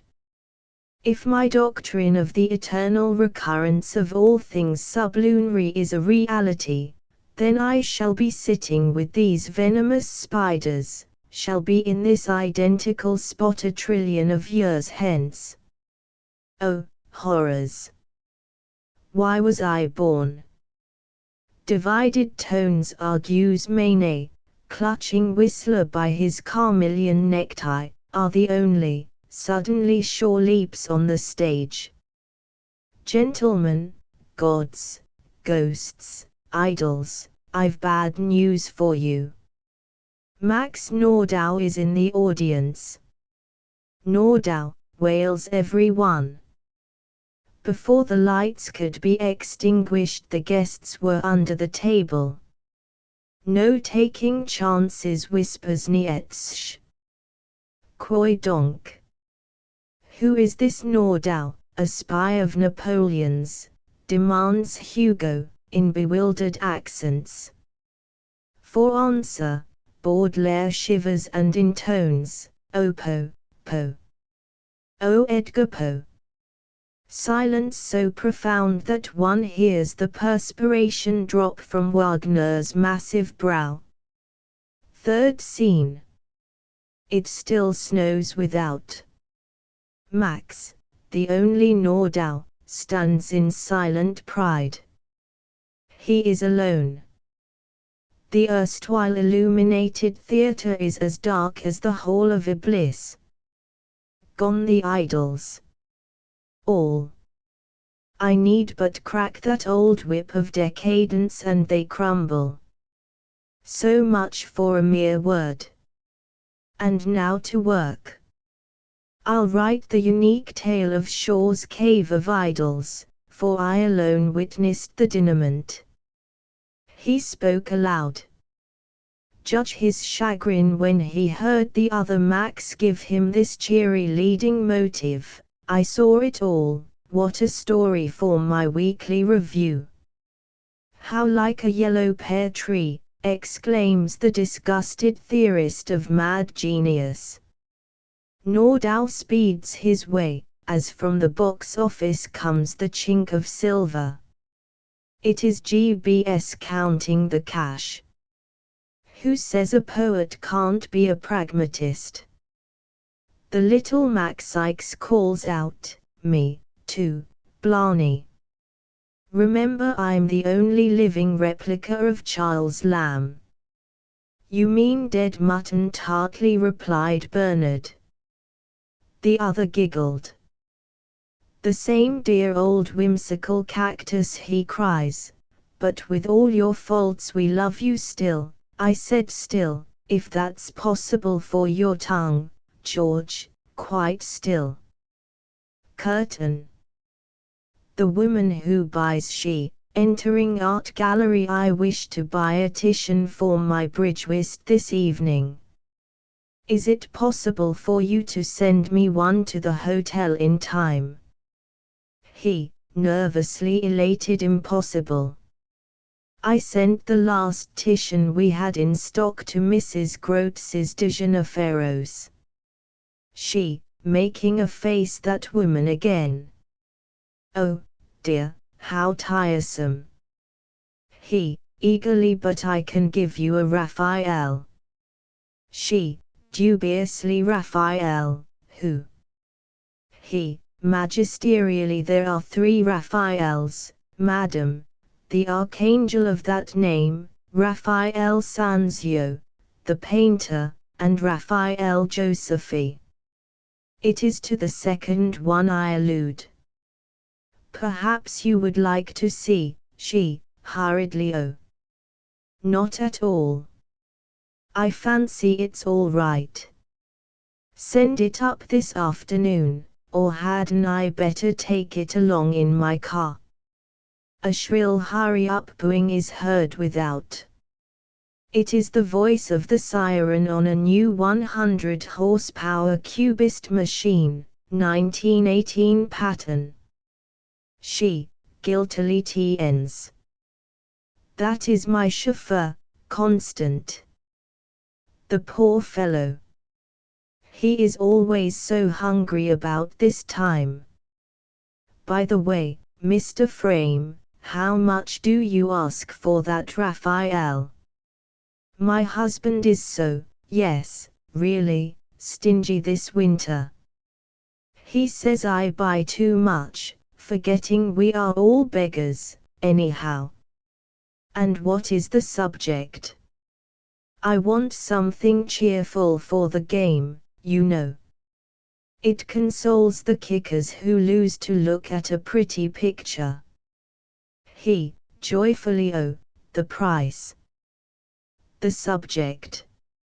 500,000 is the price, surely not too much. The picture is called The Wooing of Eve. It has been engraved by Bartolozzi. Oh, it is a genuine Raphael. There are no more imitation old masters, only modern art is forged nowadays. She, interrupting, proudly Bartolozzi, the man who paints skinny women in Florence, something like Boldini, only in old-fashioned costumes. He, resignedly no, madam. Possibly you allude to Botticelli. The Bartolozzi I mention was a school friend of Raphael or a cousin to Michelangelo, I've forgotten which.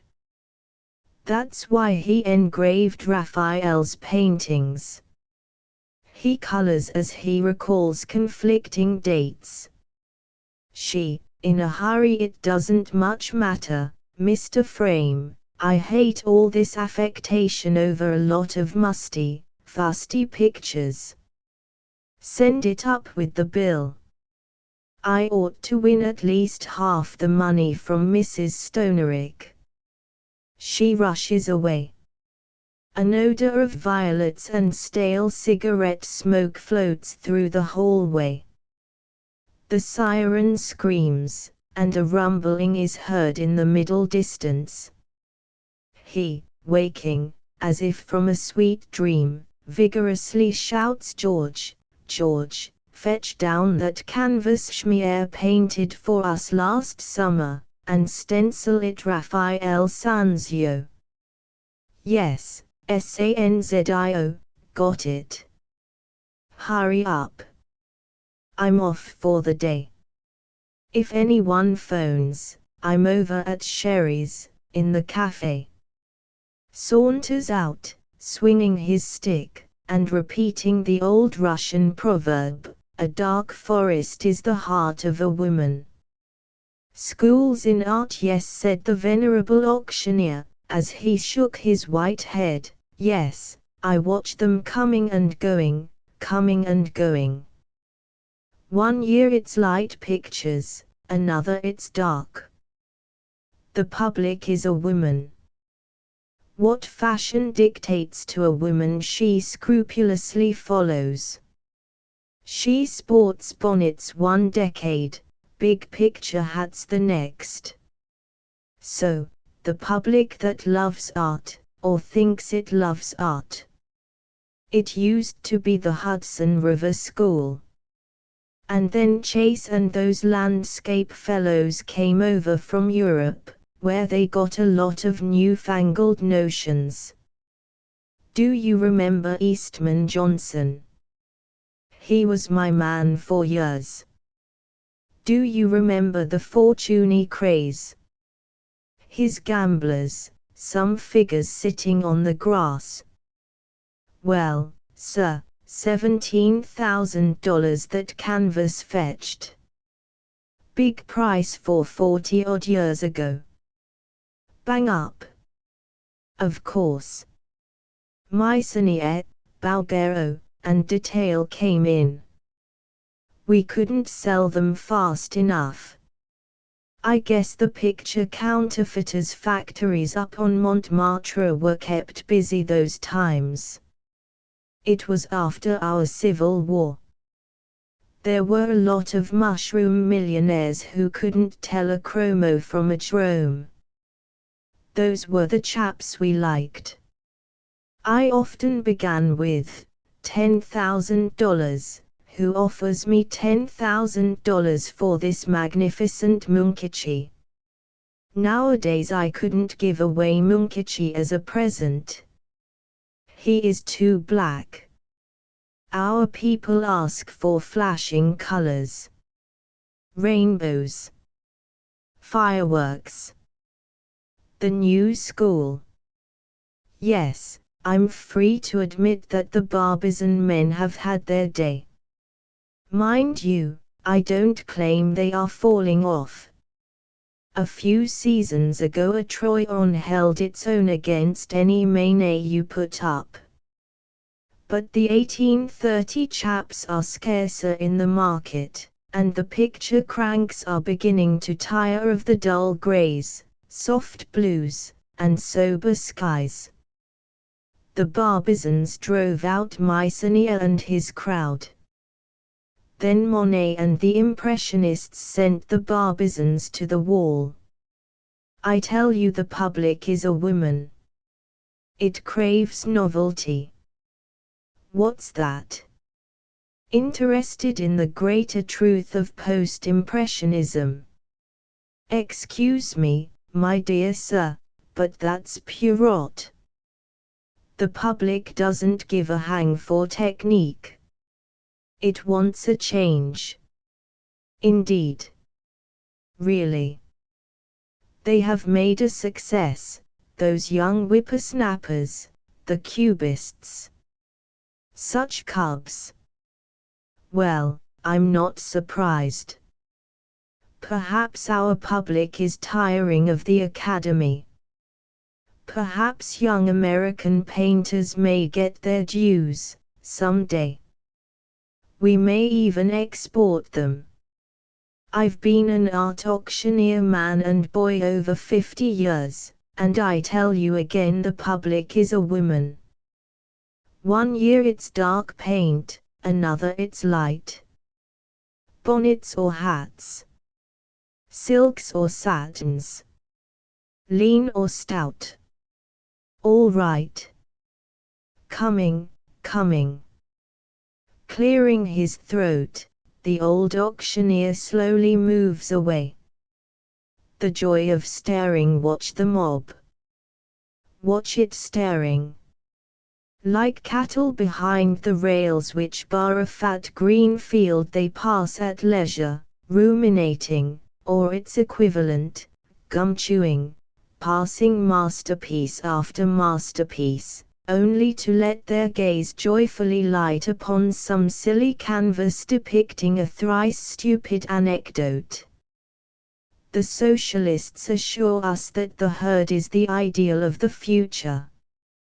We must think, see, feel with the people. Our brethren. Mighty idea, but a stale one before Noah entered the ark. Let us go to the people, cried Tolstoy. But we are the people. How can we go to a place when we are already there? And the people surge before a picture which represents an old woman kissing her cow. Or, standing with eyeballs agog, they count the metal buttons on the coat of the Mycenae cuirassier. It is great art. Let the public be educated. Down with the new realism, which only recalls to us the bitterness and meanness of our mediocre existence. Are we not all middle class? How, then, can art be aristocratic? Why art at all? Give us the cinematograph, pictures that act. Squeaking records. Canned vocally, Caruso is worth a wilderness of Wagner monkeys. Or self-playing unmusical machines. Or chromos. Therefore, let us joyfully stare. Instead of your step, watch the mob. A dilettante, he is a little old fellow, with a slight glaze over the pupils of his eyes. He is never dressed in the height of the fashion, yet, when he enters a gallery, salesmen make an involuntary step in his direction, then they get to cover as speedily as possible, grumbling, "Look out! It's only the old bird again." But one of them is always nailed, there is no escaping the Barmecide. He thinks he knows more about etchings than Kennedy or Keppel, and when Montross and Macbeth tell him of American art, he violently contradicts them. He is the embittered dilettante, embittered, because with his moderate means he can never hope to own even the most insignificant of the treasures exposed under his eyes every day, week, and month in the year. So he rails at the dealers, inveighs against the artists, and haunts auction rooms. He never bids, but is extremely solicitous about the purchases of other people. He has been known to sit for hours on a small print, until, in despair, the owner leaves. Then, with infinite precautions, our amateur arises, so contriving matters that his hard-won victory is not discovered by profane and prying eyes. Once at home, he gloats over his prize, showing it to a favored few. He bought it. He selected it. It is a tribute to his exquisite taste. And the listeners are beaten into dismayed silence by his vociferations, by his agile, ape-like skippings and parrot ejaculations. Withal, he is not a criminal, only a monomaniac of art. He sometimes mistakes a whistler for a jewerer, but he puts the blame upon his defective eyesight. The city of brotherly noise, Philadelphia, is the noisiest city in North America. If you walk about any of the narrow streets of this cold storage abode of brotherly love, you will soon see tottering on its legs the venerable New York joke concerning the cemetery-like stillness of the abode of brotherly love. Over there the nerve shock is ultra-dynamic. As for sleep, it is out of the question. Why, then, will ask the puzzled student of national life, does the venerable witticism persist in living? The answer is that in the United States a truth promulgated a century ago never dies. We are a race of humorists. Noise-breeding trolley cars, constricted streets that vibrate with the clangor of the loosely jointed machinery, an army of carts and the cries of vegetable vendors, a multitude of jostling people making for the ferries on the Delaware or the bridges on the Schuylkill rivers, together with the hum of vast manufactories. All these and 1,000 other things place New York in a more modest category. In reality, our own city emits few pipes in comparison with the city of brotherly noise which sprawls over the map of Pennsylvania. Yet it is called dead and moss-grown. The antique joke flourishes the world over. In Philadelphia it is stunned by the welter and crush of life and politics. Oscar Hammerstein first crossed the Rubicon of Market Street. The mountain of society was forced to go northward to this Mahomet of operatic music, else forego Richard Strauss, Debussy, Massenet, Mary Garden, and Oscar's famous head tile. What a feat to boast of! For hundreds of years Market Street had been the balking line of supinous Philadelphians. Above the delectable region north of the City Hall and Penn's statue was Cimmerian darkness. Hammerstein, with his opera company, accomplished the miracle. Perfectly proper persons now say Girard Avenue or Spring Garden without blushing, because of their increased knowledge of municipal topography. Society trooped northward. Motor cars from Rittenhouse Square were seen near Poplar Street. Philadelphia boasts a much superior culture in the crustacean line. The best fried oysters in the world are to be found there. Terrapin is the local god. And Dennis McGowan of Sansom Street hangs his banners on the outer walls. Within, red snapper soup and deviled crabs make the heart grow fonder. The difference in the handling of the social hammer between Philadelphia and New York, or Boston and Philadelphia, may be thus illustrated. At the clubs in Philadelphia they say, "Dabs is going fast." pity he drinks. Did you see the 7 cocktails he got away with before dinner last night? In Boston they say, Dabs is quite hopeless. This afternoon he mixed up Botticelli with Botticini. Of course, after that. Now, in New York, we usually dismiss the case in this fashion, Dabs went smash this morning. The limit. Serves the idiot right. He never would take proper tips. Here are certain social characteristics of 3 cities set forth by kindly disposed clubmen. As the Chinese say, an image maker never worships his idols. We prefer the Cambodian sage who remarked, in hell, it's bad form to harp on the heat. The socialist is not always sociable. Nor is there any reason why he should be. He usually brings into whatever company he frequents his little pailful of theories and dumps them willy-nilly on the carpet of conversation. He enacts the eternal farce of equality for all, justice for none. The mob, not the individual, is his shibboleth. Yet he is the first to resent any tap on his shoulder in the way of personal criticism.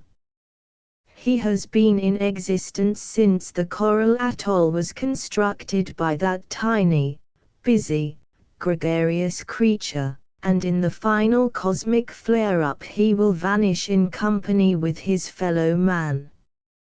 He is nothing if not collective.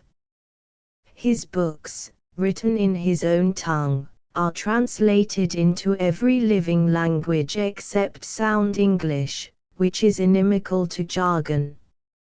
If his communal dreams could come true, he would charge his neighbor with cheating above his position. Being a reformer, the fire of envy brightly burns in his belly, a sinister conflagration akin to that of Ram Dass, see Carlyle. In the thick twilight of his reason he vaguely wanders, reading every new book about socialism till his confusion grows apace and is thrice confounded. From ignorance to arrogance is but a step. At the rich table of life, groaning with good things, he turns away, preferring to chew the dry cud of self-satisfaction. He would commit barmecide rather than surrender his theory of the unearned increment. He calls Shaw and Wells traitors because they see the humorous side of their doctrines and, occasionally, make mock of them. The varieties of lady socialists are too numerous to study. It may be said of them, without fear of being polite, that females rush in where fools fear to tread. But, then, the woman who hesitates, usually gets married. The critic who gossips he has a soul like a Persian rug. Many-colored are his ways, his speech. He delights in alliteration of colors, and avails himself of it when he dips pen into ink. He is fond of confusing the technical terms of the 7 arts, writing that stuffing the ballot box is no greater crime than constipated harmonics. But what he doesn't know is that such expressions as gamut of colors, scales, harmonies, tonal values belong to the art of painting, and not alone to music. He is fonder of anecdote and gossip than of history. But what's the use? You can't carve rotten wood. Our critic will quote for you, with his gimlet eye of a specialist boring into your own, the story which was whispered to Anthony Trollope, in 1857, please don't forget, if he would be so kind, it was at the Uffizi Galleries, Florence, as to show him the way to the medical Venus. This is marvelous humor, and worth a ton of critical comment, which, by Apollo, it be. But, as Baudelaire puts it, nations, like families, produce great men against their will, and our critic is produced not made. In the realm of the blind, the cock-eyed is king. The critic is said to be the most necessary nuisance, after women, in this movie world of ours. But all human beings are critics, aren't they? The mock psychiatrist, if for the dog the world is a smell, for the eagle a picture, for the politician a Nibelunghorde, then for the psychiatrist life is a huge, throbbing nerve. He dislikes, naturally, the anti-vivisectionists, but enjoys the moral vivisection of his fellow creatures. It's a mad world for him, my masters. And if your ears taper at the top, beware. You have the morals of a faun, or, if your arms be lengthy, you are a reversion to a prehistoric type. The only things that are never too long, for our friend the expert of rare phobias, are his bills and the length of his notice in the newspapers. If he agrees with Charles Lamb that Adam and Eve in Milton's Paradise behave too much like married people, he quickly resents any tracing of a religion to an instinct or a perception. He maintains that religious feeling is only a mode of reaction and our conscience but a readjusting apparatus. His trump card is the abnormal case, and if he can catch tripping a musician, a poet, a painter, he is professionally happy. Homer nodded. Shakespeare plagiarized. Beethoven drank. Mozart liked his wife's sister. Chopin coughed. Turner was immoral. Wagner, a little how come ye so? Hooray! Cracked souls, and a Donnybrook fair of the emotions. The psychiatrist can diagnose anything from rum thirst to sudden death. Nevertheless, in his endeavor to assume the outward appearance of a veritable man of science, the psychiatrist reminds one of the hermit crab as described in E. H. Bamfield's Confessions of a Beach Coma, p. 132. The disinterested spectator remarks Professor Bamfield, may smile at the vain, yet frantically anxious efforts of the hermit crab to coax his flabby rear into a shell, obviously a flattering misfit, but it is not a smiling matter to him.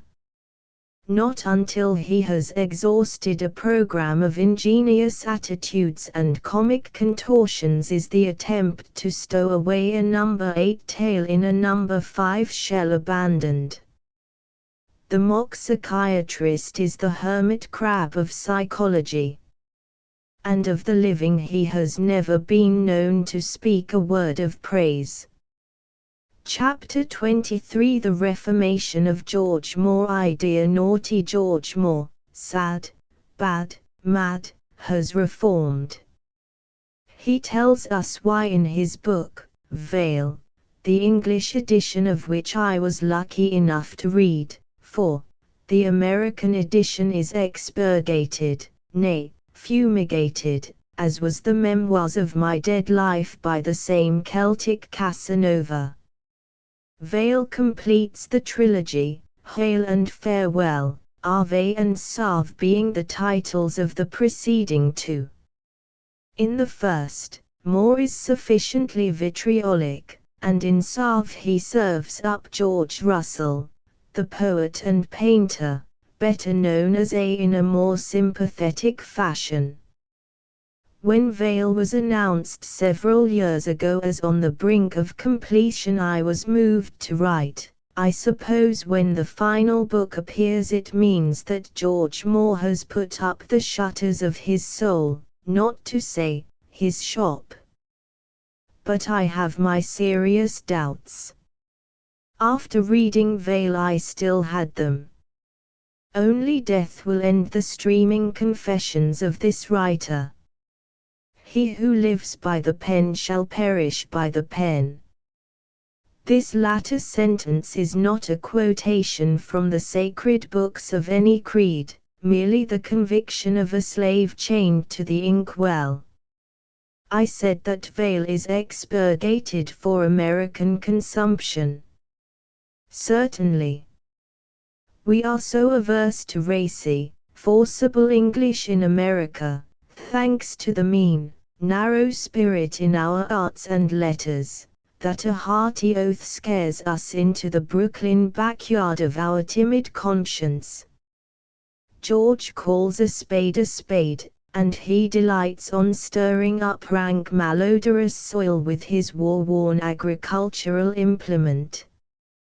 When he returned some years ago to Dublin, there to help in the national literary and artistic movement, he found a devoted band of brethren: William Butler Yeats, Lady Gregory, Douglas Hyde, John M. Synge, Edward Martin, Russell, and others. I shan't attempt even a brief mention of the Neo-Celtic awakening.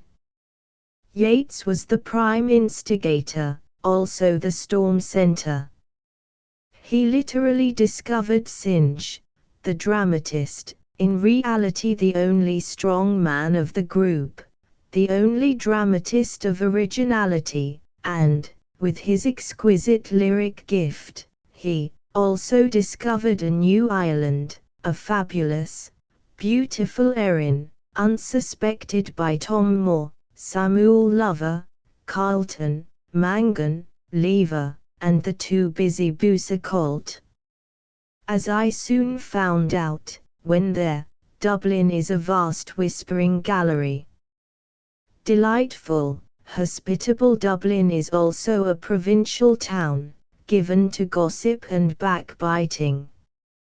Say something about somebody in the smoking room of the Shelburne, and a few hours later the clubs will be repeating it.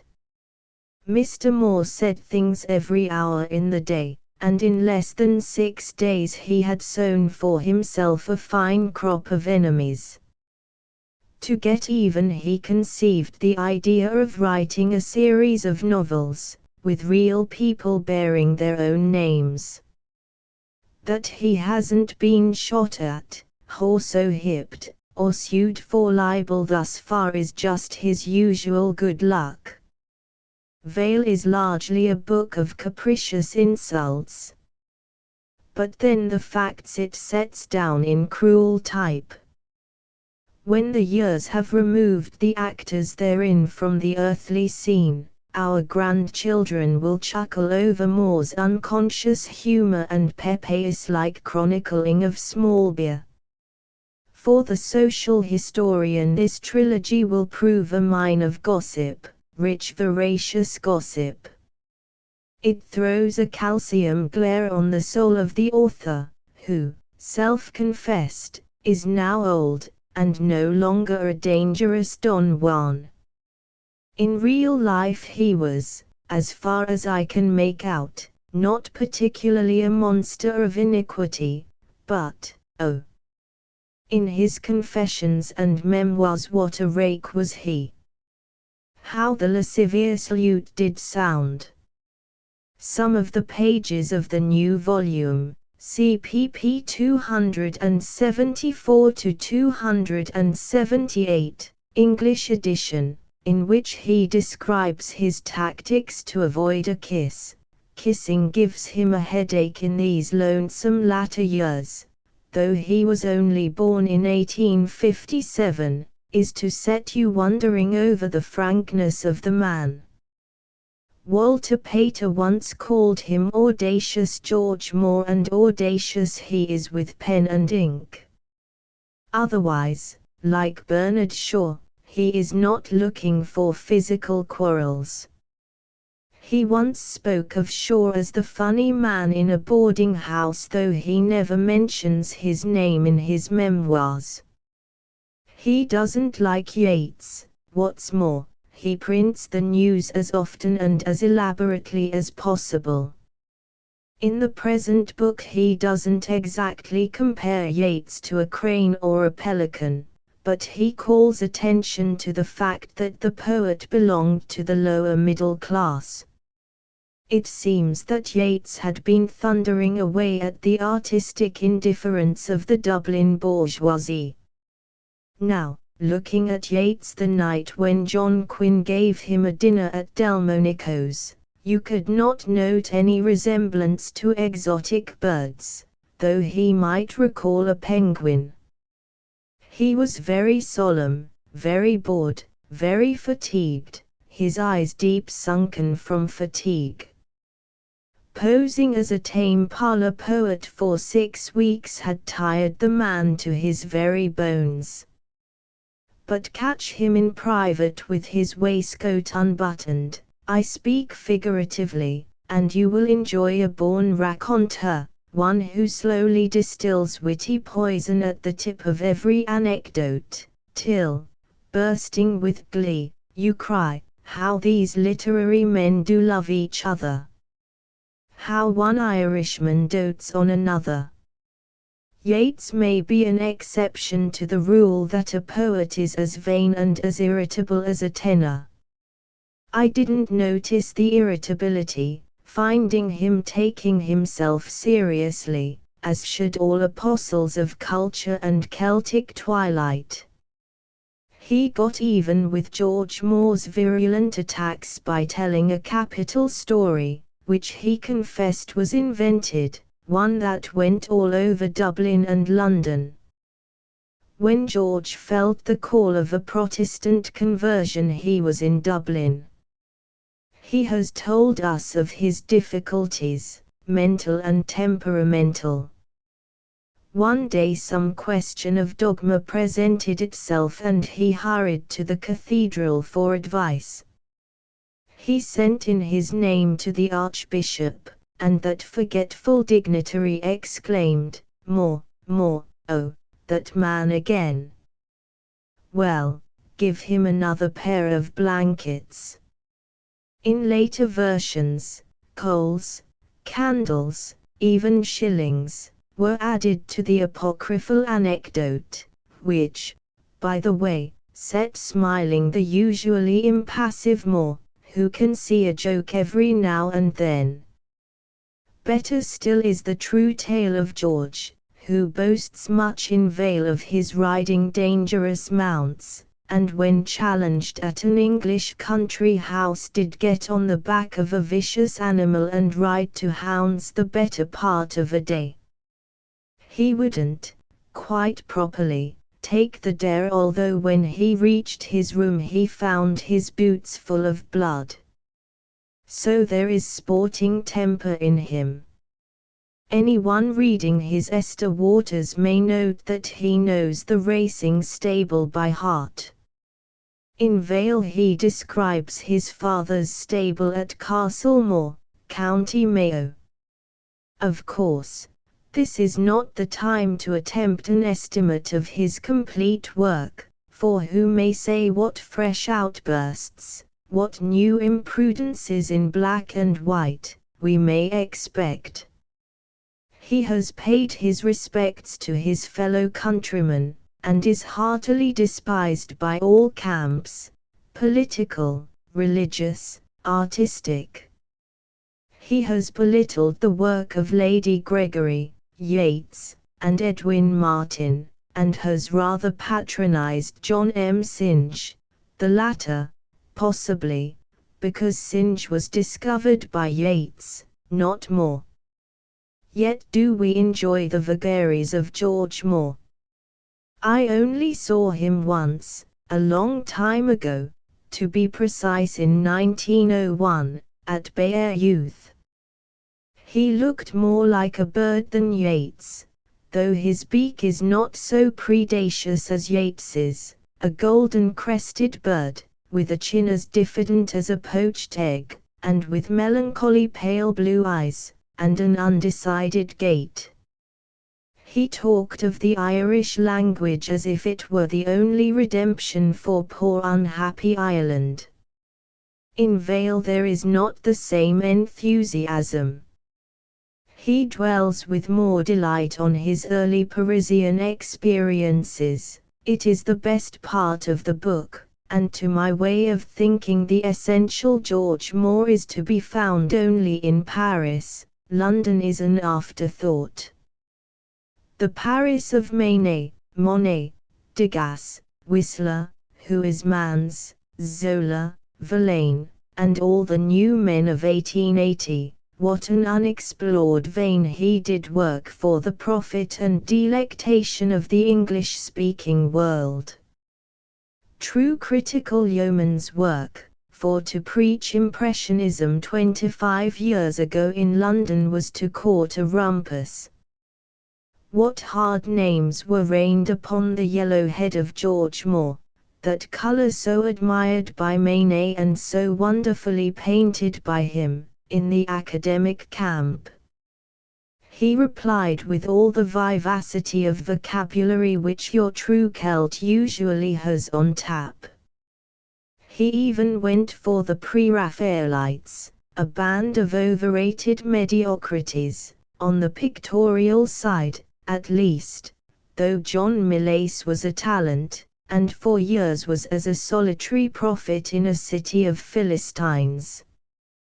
The world caught up with Moore, and today the shoe pinches on the other foot. It is George who is a belated critic of the new art, most of it as stale as the Medes and Persians, and many other wordy battles waged at the Café Royal, London, when Augustus John happens in of an evening and finds the author of modern painting denouncing Debussy in company with Matisse and other post-imitators.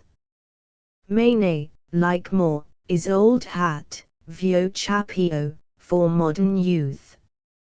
It's well to go to bed not too late in life, else some impertinent youngster may cry aloud, "What's that venerable granddaddy doing up at this time of night?" To each generation its critics. In one of his fulminations against Christianity, Nietzsche said that the first and only Christian died on the cross. George Moore thinks otherwise. At least he gives a novel version of the narrative in the Synoptic Gospels. The Brook Kerith is a fiction dealing with the life of Christ. It is a book that will offend the faithful, and one that will not convince the heterodox. In it George Moore sets forth his ideas concerning the Christ myth, evoking, as does Flaubert in Salammbô, a vanished land, a vanished civilization, and in a style that is artistically beautiful. Never has he written with such sustained power, intensity and nobility of phrasing, such finely tempered, modulated prose. It is a rhythmed prose which first peeped forth in some pages of Mr. Moore's Evelyn Innes when the theme bordered on the mystical. Yet it is of an essentially Celtic character. Mysticism and Moore do not seem bedfellows. Nevertheless, Mr. Moore has been haunted from his first elaborate novel, A Drama in Muslin, by mystic and theological questions. A pagan by temperament, his soul is the soul of an Irish Roman Catholic. He can no more escape the fascinating ideas of faith and salvation than did Huysmans. He has taken exception to this statement in an open letter. A realist at the beginning, he has leaned of late years heavily on the side of the spirit. But like Baudelaire, Barbie d'Aurevilly, Villiers de l'Isle Adam, Paul Verlaine, and Who is Man's? Mr. Moore is one of those sons of Mother Church who give anxious pause to his former coreligionists.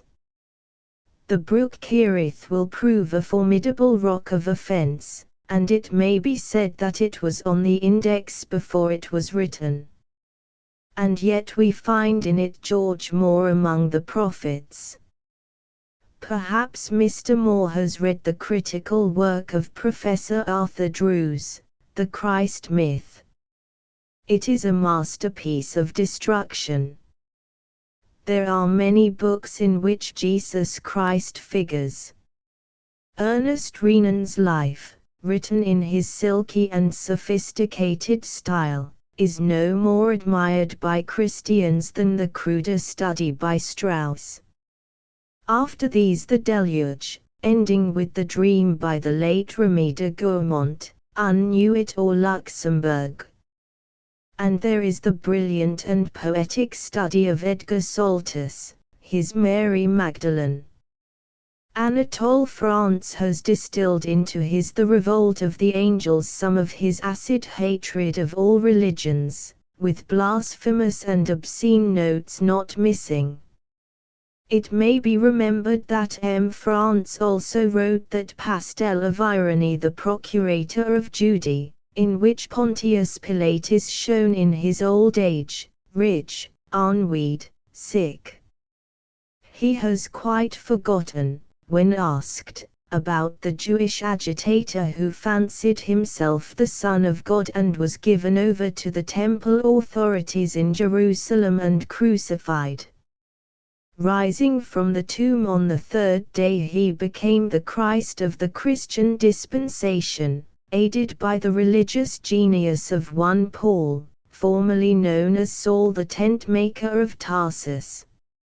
Now Mr. Moore does in a larger mold and in the grand manner what Anatole France accomplished in his miniature. The ironic method, a tragic irony, suffuses every page of the Brook Kerith, and the story of the four Gospels is twisted into something perverse, and for Christians altogether shocking. It will be called blasphemous, but we must remember that our national constitution makes no allowance for so-called blasphemers, that the mythologies of the Greeks and Romans, Jews and Christians, Mohammedans and Mormons may be criticized, yet the criticism is not inherently blasphemous. America is no more a Christian than a Jewish nation or a nation of Hunkers. It is free to all races and religions, and thus one man's spiritual meat may be another's emetic. Having cleared our mind of cant, let us investigate the Brook Kerith. The title is applied to a tiny community of Jewish mystics, the Essenes, who lived near this stream, perhaps the scriptural Kedron. This brotherhood had separated from the materialistic Pharisees and Sadducees, not approving of burnt sacrifices or temple worship. Furthermore, they practiced celibacy till a schism within their ranks drove the minority away from the parent body to shift for themselves. A young shepherd, Jesus of Nazareth, son of Joseph, a carpenter in Galilee, and of Miriam, his mother, they have other sons, is a member of this community. But too much meditation on the prophecies of Daniel and the meeting with a wandering prophet, John the Baptist, the precursor of the long-foretold Messiah, lead him astray. Baptized in the waters of Jordan, Jesus becomes a theomaniac. He believes himself to be the Son of God, appointed by the Heavenly Father to save mankind, especially his fellow Jews. Filled with a fanatical fire, he leads away a dozen disciples, poor, ignorant fishermen. He also attracts the curiosity of Joseph, the only son of a rich merchant of Arimathea. 2/3 of the novel are devoted to the psychology of this youthful philosopher, who, inducted into the wisdom of the Greek sophists, is, notwithstanding, a fervent Jew, a rigid upholder of the law and the prophets. The dialogues between father and son rather recall Erin, hardly Syria. Joseph becomes interested in Jesus, follows him about, and the fatal day of the crucifixion he beseeches his friend Pilate to let him have the body of his Lord for a worthy interment. Pilate demurs, then accedes.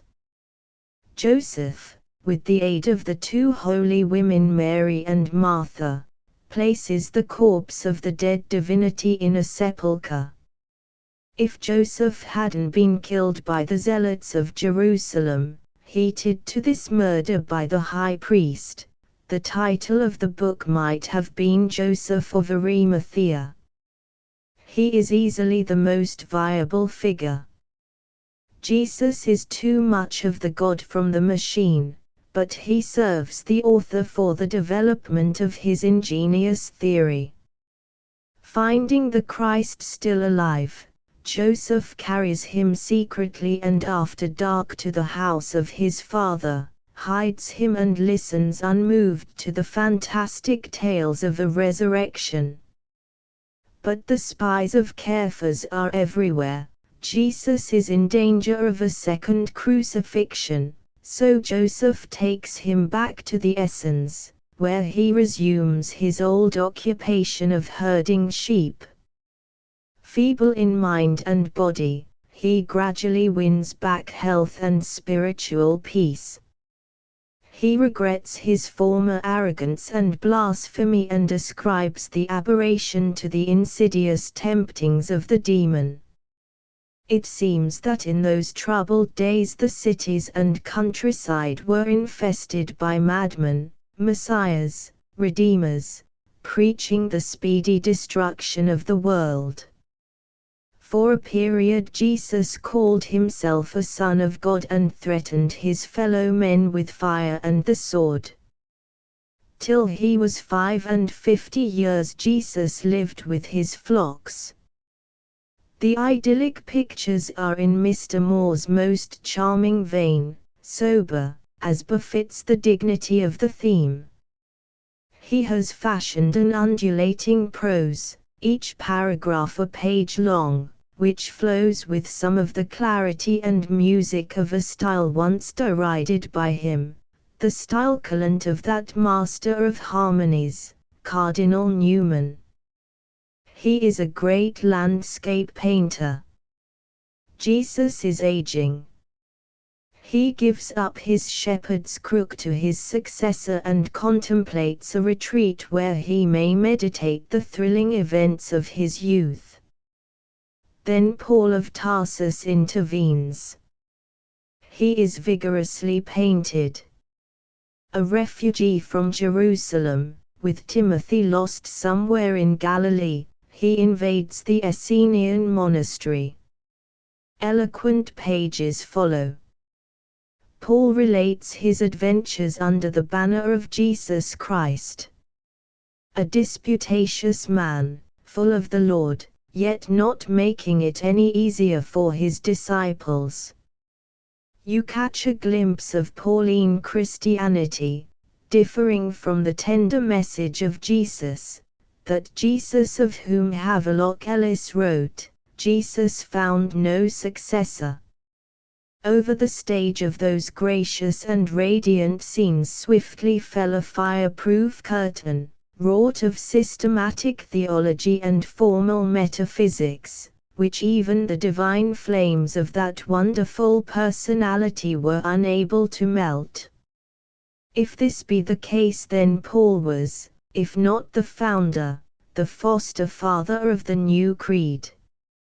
A seer of epileptic visions, Edgar Saltus has said of the sacred disease that all founders of religions have been epileptics, Paul, with the intractable temperament of a stubborn Pharisee, was softened by some Greek blood, yet as Renan wrote of Emil, he speaks of sin, of salvation, of redemption and conversion, and other theological bric-a-brac, as if these things were realities.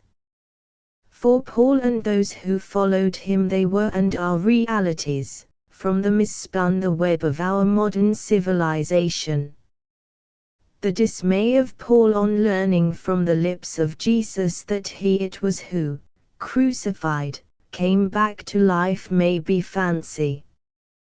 The sturdy apostle, who recalled the reproachful words of Jesus issuing from the blinding light on the road to Damascus, Paul, Paul, why persecutest thou me, naturally enough denounced Jesus as a madman, but accepted his services as a guide to Caesarea, where, in company with Timothy, he hoped to embark for Rome, there to spread the glad tidings, there to preach the gospel of Christ and him crucified.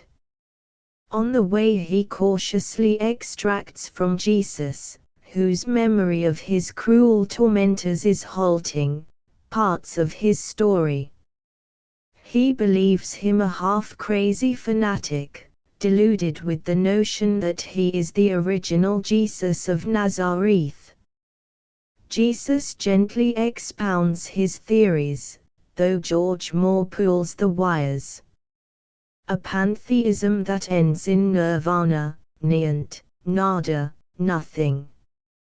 Despairing of ever forcing the world to see the light, he is become a quietist, almost a Buddhist. He might have quoted the mystic Joachim Flora, of the Third Kingdom, who said that the true ascetic counts nothing his own save only his harp. Qui via monarchas ist nihil reputat est suum nisi citharum. When a man's cross becomes too heavy a burden to carry, then let him cast it away. Jesus cast his cross away, his spiritual ambition, believing that too great love of God leads to propagation of the belief, then to hatred and persecution of them that won't believe. The Jews, says Jesus, are an intolerant, stiff-necked people. They love God, yet they hate men. Horrified at all this, Paul parts company with the Son of Man, secretly relieved to hear that he is not going, as he had contemplated, to give himself up to Hanan, the high priest in Jerusalem, to denounce the falseness of the heretical sect named after him. Paul, without crediting the story, saw in Jesus a dangerous rival.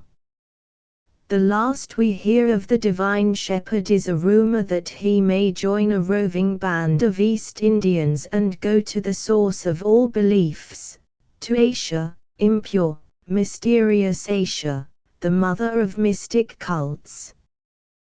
Paul too disappears, and on the little coda, the rest of his story is unknown. We are fain to believe that the rest of his story is very well known in the wide world. The book is another milestone along Mr. Moore's road to Damascus. If, as Charles Baudelaire has said, superstition is the reservoir of all truths, then we have lost our spiritual bearings in the dark forest of modern rationalism. To be sure, we have a Yankee Pope Joan, a messiah in petticoats who has uttered the illuminating phrase, "My first and forever message is one and eternal," which is no more a parody of Holy Writ than the Brook Kerith, a book which, while it must have given its author pains to write, so full of Talmudic and Oriental lore and the lore of the apocryphal Gospels is it, must have been also a joy to him as a literary artist. The poignant irony of Paul's disbelief in the real Jesus is understandable, though it is bound to raise a chorus of protestations. But Mr. Moore never worried over abuse. He has, Celt that he is, followed his vision. In every man's heart there is a lake, he says, and the lake in his heart is a somber one, a very pool of incertitudes. One feels like quoting to him, though it would be unnecessary, as he knows well the quotation, what Barbey d'Aurevilly once wrote to Baudelaire, and years later of Joris Garrel, who is man's, that he would either blow out his brains or prostrate himself at the foot of the cross. Mr. Moore has in the past made his genuflections, but they were before the Jesus of his native religion.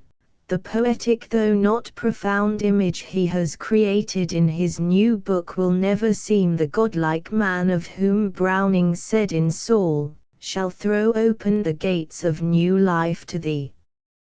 See the Christ stand. Chapter Xiv Pillowland. In his immortal essay on the flat swamp of convalescence, Charles Lamb speaks from personal experience of the king-like way the sick man sways his pillow, tumbling, and tossing, and shifting, and lowering, and thumping, and flatting, and moulding it, to the ever-varying requisitions of his throbbing temples. He changes sides oftener than a politician. How true this is, even to the italicized word, I discovered for myself after a personal encounter with the malignant pneumococcus, backed up by his ally, the pleurisy. Such was the novelty of my first serious illness that it literally took my breath away. When I recovered my normal wind, I found myself monarch of all I surveyed, my kingdom obeyed, yet seemingly a land without limit. Who dares circumscribe the imagination of an invalid? As to the truth of Mr. Lamb's remarks on the selfishness of the sick man, there can be no denial. His pillow is his throne, from it he issues his orders for the day, his bulletins for the night. The nurse is his prime minister, his right hand. With her moral alliance he is enabled to defy a host of officious advisers. But woe betide him if nurse and spouse plot against him. Then he is helpless. Then he is past saving. His little pet schemes are shattered in the making. He is shifted and mauled. He is prodded and found wanting. No hope for the helpless devil as his face is scrubbed, his hands made clean, his miserable tangled hair combed straight. In Pillowland what avatar? None, alas. Nevertheless, your pillow is your best friend, your only confidant. In its cool yielding depths you whisper, yes. One is reduced to an evasive whisper, such is the cowardice superinduced by physical weakness. Bedpans are not for Bedouins. I'll have none of them. And then you swallow the next bitter pill the nurse offers. Suffering ennobles, wrote Nietzsche. I suppose he is right, but in my case the nobility is yet to appear. Meek, terribly meek, sickness makes one. You suffer a sea change, and without richness. The most annoying part of the business is that you were not consulted as to your choice of maladies. Worse remains, you are not allowed to cure yourself. I loathe pneumonia, since I came to grips with the beast. The next time I'll go out of my way to select some exotic fever. Then my doctor will be vastly intrigued. I had a common or garden variety of lung trouble. Pooh! His eyes seemed to say, I read their meaning with the clairvoyance of the defeated, we shall have this fellow on his hind legs in a jiffy. And I didn't want to get well too rapidly. Like Saint Augustine, I felt like praying with a slight change of text, give me chastity and constancy, but not yet. Give, I said to my doctor, health, but let me loaf a little longer. Time takes toll of eternity, and I've worked my pen and wagged my tongue for twice 20 years. I need a rest. So do my readers. The divine rights of cabbages and of kings are also shared by mere newspaper men. A litany of massive phrases followed. But in vain. The doctor was inexorable. I had pneumonia. My temperature was tropical. My heart beat in ragtime rhythm, and my pulse was out of the running.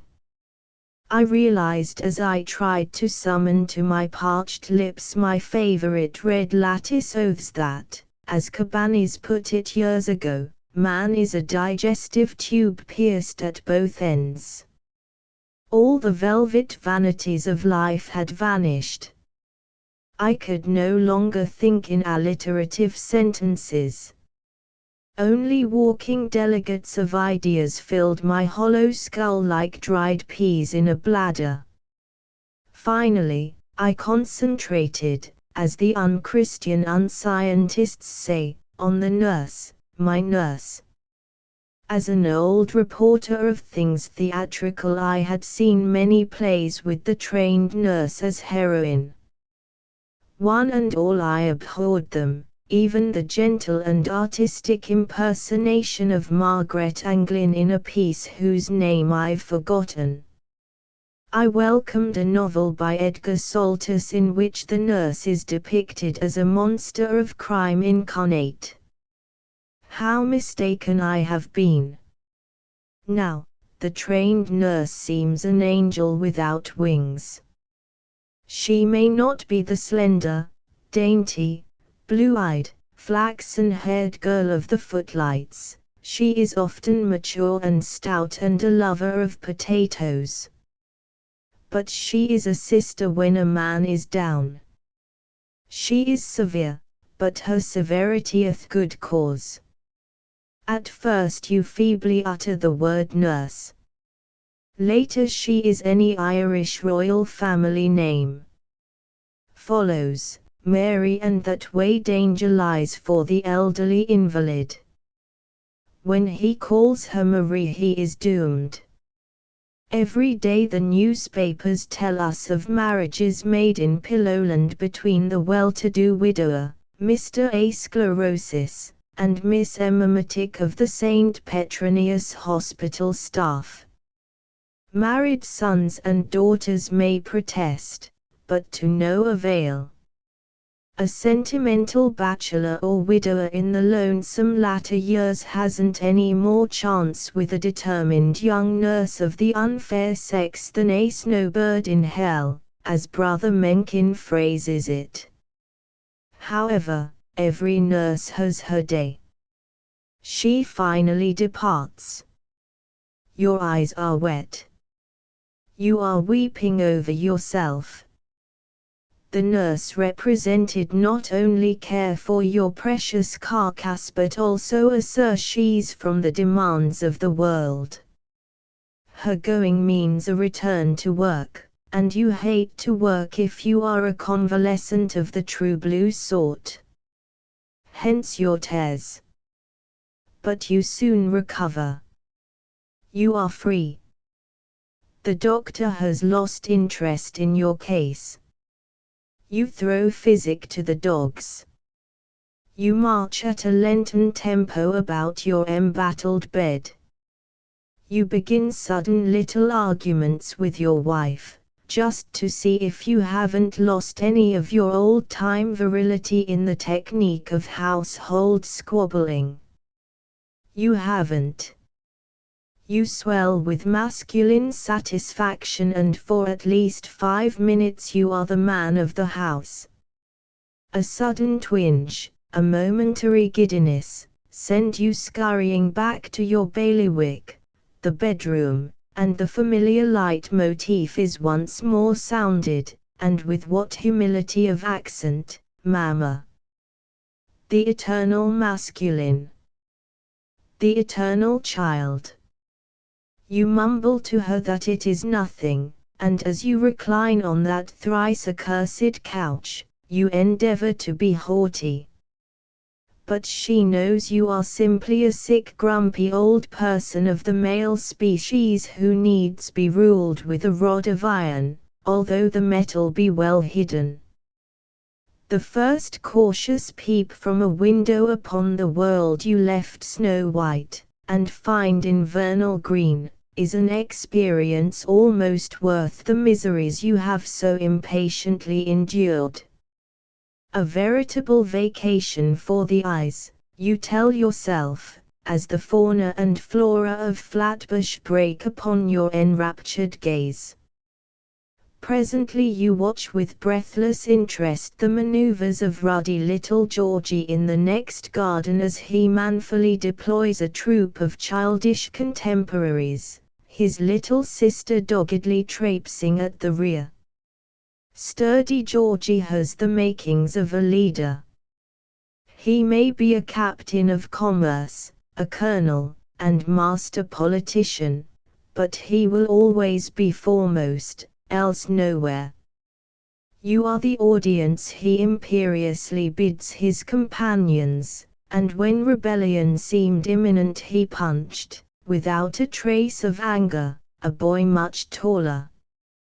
I envied Georgie his abounding vitality. Furtively I raised the window. Instantly I was spied by Georgie, who cried lustily, little boy, come down and play with me." I almost felt gay. "You come up here," I called out with one lung. "I haven't a stepladder," he promptly replied. "The 5th floor is as remote without a ladder as age is separated from youth." Now I'm moralizing.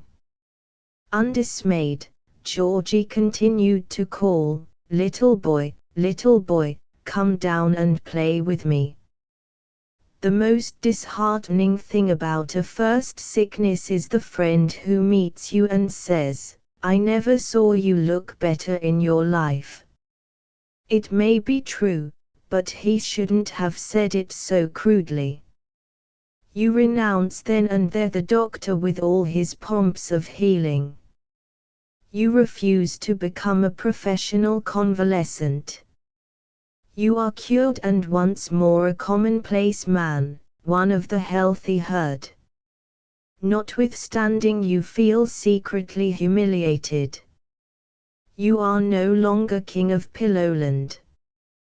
Chapter XXV Cross-currents in modern French literature. They order certain things better in France than elsewhere. I mean such teasing and unsatisfactory forms of bookmaking known as inquiries, enquête, which is not fair to translate into the lugubrious literalism, inquest, anthologies, and books that masquerade as books, as Charles Lameth it. Without a trace of pedantry or dogmatism, such works appear from time to time in Paris and are delightful reminders of the good breeding and suppleness of Gallic criticism. To turn to favor and prettiness a dusty department of literature is no mean feat.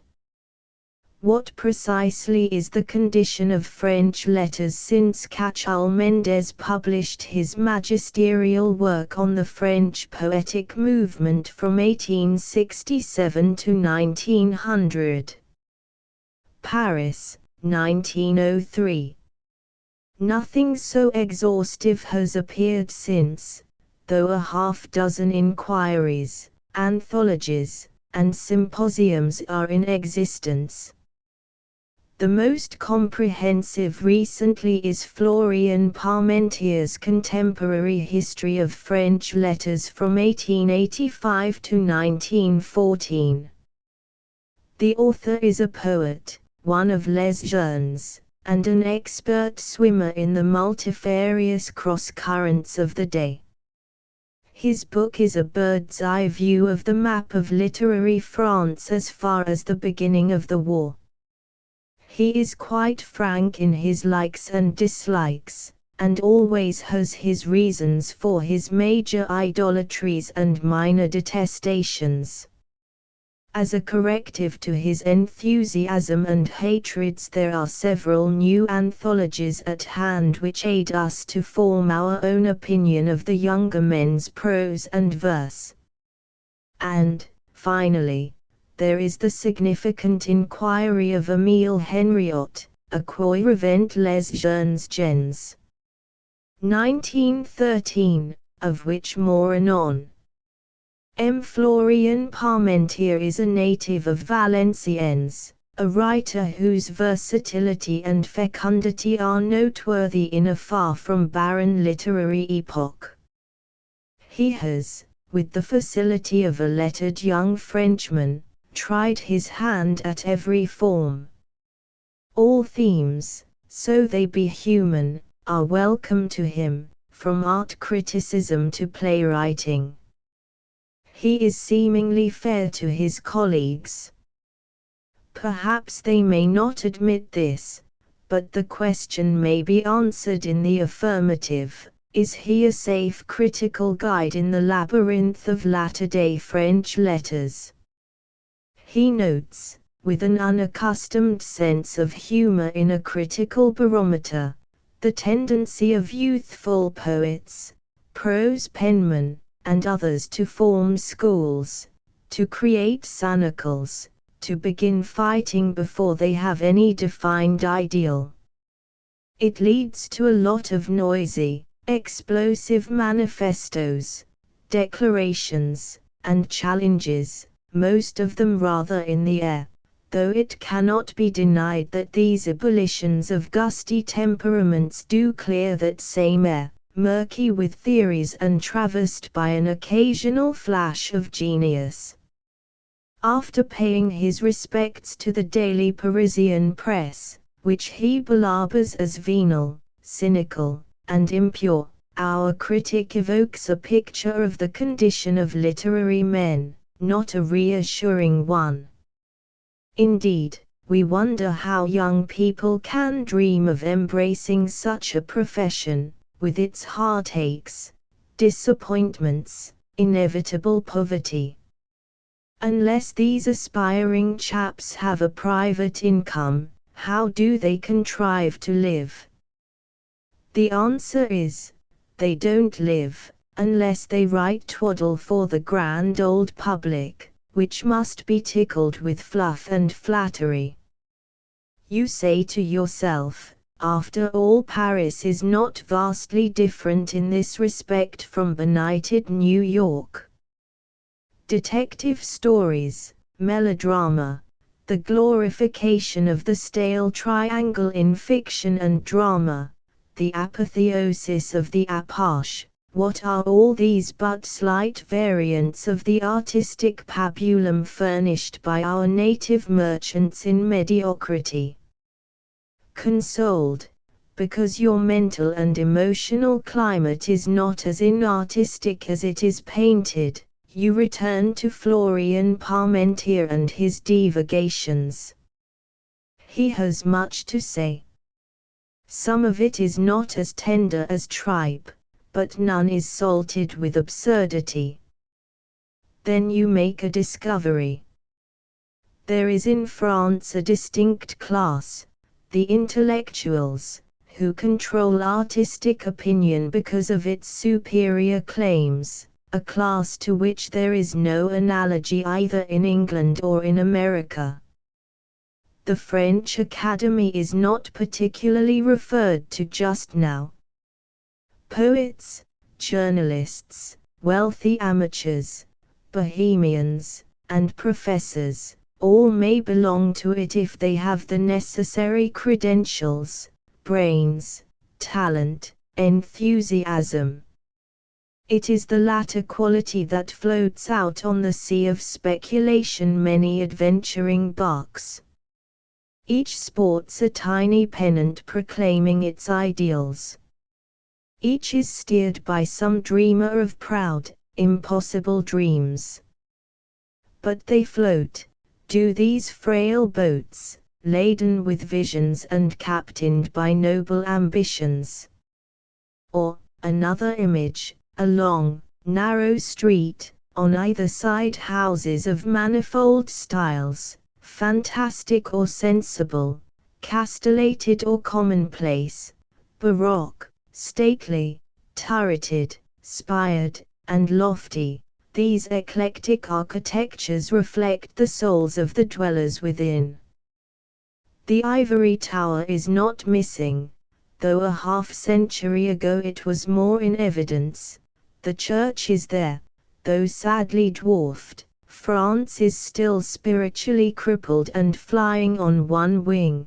This means previous to 1914, and a host of other strange and familiar houses that Jack the poet built. On the doors of each is a legend. It may be neo-symbolism, neoclassicism, free verse, sincerism, intensism, spiritualists, floralism or the school of grace, dramatism and simultanism, imperialism, dynamism, futurism, regionalism, pluralism, serenism, vivantism, magism, totalism, subsequentism, argonauts, wolves, visionarism, and, most discussed of all, unanimism, headed by that fiery propagandist and poet, Jules Romains. Now, every one of these cults in miniature has its following, its programs, sometimes its special reviews, monthly or weekly. They are the numerous progeny of the elder romantic, realistic, and symbolistic schools, long dead and gathered to their fathers.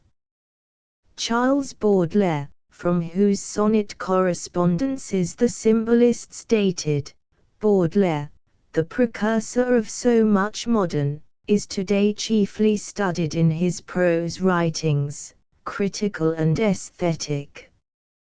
His little poems in prose are a breviary for the youths who are turning out an amorphous prose, which they call free. Paul Verlaine's influence is still marked, for he is a maker of Debussy-like music, moonlit, vaporish, intangible, subtle, and perverse. The very quintessence of poetry haunts the vague terrain of his verse, but his ideas, his morbidities, these are negligible, indeed, abhorred. The new schools, whether belonging to the extreme right or extreme left, are idealistic in their aim and practice, that or nothing. The brutalities of Zola and the naturalistic school, the frigid perfection and metallic impossibility of the Parnassians are over and done with. Cynical cinders no longer blind the eye of the ideal. There is a renaissance of sensibility. The universe is become pluralistic, sentimental pantheism is in the air. Irony has ceased to be a potent weapon in the armory of poets and prosators. It is replaced by an ardent love of humanity, by a socialism that weeps on the shoulder of one's neighbor, by a horror of egoism, whether masquerading as a philosophy such as Nietzsche's, or a poesy such as the Parnassians. For these poetlings' issues are cosmical. Coeval with this revival of sentiment is a decided leaning toward religion, not the white soul of the Middle Ages as Huysmans would say, not the medieval curiosities of Hugo, Gautier, Lamartine, but the carrying aloft of the banner of belief, the opposition to sterile agnosticism by the burning tongues of the Holy Spirit. No dilettante movement, this return to Roman Catholicism. The time came for many of these neophytes when they had to choose at the crossroads. Either, or. The button molder was lying in wait for such adolescent PGYNTS, and, outraged and nauseated by the gross license of their day and hour, by the ostentation of evil instincts, they turned to the right, some, not all of them. The others no longer cry aloud their pagan admiration of the nymph's flesh in the break, of the 7 deadly arts and their sister sins. In a word, since 1905 a fresher, a more tonic air has been blowing across the housetops of French art and literature. Science is too positive. Every monad has had its day. Pictorial impressionism is without skeleton. Mysticism is coming into fashion again, only, the youngsters wear theirs with a difference. Even the Cubists are working for formal severity, despite their geometrical fanaticism. Youth will have its fling, and joys in esoteric garb, in flaring colors, and those doors in the narrow street called perhaps do but prove the eternal need of the new and the astounding. Man cannot live on manna alone. He must, to keep from volplaning to the infinite, go down and gnaw his daily bone. The forked human radish with the head fantastically carved has underpinnings also, else his chamber of dreams might overflow into reality, and then we should be converted in a trice to angels, pin feathers and all. What were the controlling factors in young French literature up to the greatest marking date of modern history, 1914? The philosophy of Henry Bergson is one, that philosophy, full of poetic impulsion, graceful phrasing, and charming evocations, a feminine, nervous, fleshless philosophy, though deriving, as it does, from an intellectual giant, Émile Boutroux. Maurice Barrès is another name to conjure with, once the incarnation of a philosophical and slightly cruel egoism, then the herald of regionalism, replacing the flinty determinism of Taine with the watchwords, patriotism, reverence for the dead, a reverence perilously near ancestor worship. The prose master Barrès went into the political arena, and became, notwithstanding his rather aggressive modernism, an idealistic reactionary. He is more subtle in his intellectual processes than his one-time master, Paul Bourget, from whom his psychology stemmed, and, if his patriotism occasionally becomes chauvinistic, his sincerity cannot be challenged. That sincerest form of insincerity, moral earnestness so called, has never been his. He is no more a sower of sand on the bleak and barren shore of negation. Little wonder he is accepted as a vital teacher. Other names occur as generators of present schools. Stendhal, Mallam, Georges Rodenbach, Rimbaud, that stepfather of symbolism, Émile Verhaeren, who is truly an elemental and disquieting force, Paul Adam, Maeterlinck, the late Remy de Gourmont, who contributed so much to contemporary thought in the making, Francis Jams, Villiers de l'Isle Adam, Renaud, Salmain, St. Georges de Bouhalier, Jules Lafargue, and how many others, to be found in the pages of Vance Thompson's French Portraits, which valuable study dates back to the middle of the Roaring '90s. 2. When we are confronted by a litany of strange names, by the intricate polyphony of literary sects and sanacles, the American lover of earlier French poets is bewildered, so swiftly does the whirligig of time bring new talents. Already the generation of 1900 has jostled from their place the elders of a decade previous. You read of Paul Napoleon Roynard, Maurice Boberg, Hans Reiner, a remarkable writer, André Gide, Charles Louis Philippe, of Paul Fort, Paul Claudel, André Suarez, Stéphane Servant, André Speyer, Phileas Lebesgue, Georges Paulty, whose 36 dramatic situations deserves an English garb, and you recall some of them as potent creators of values.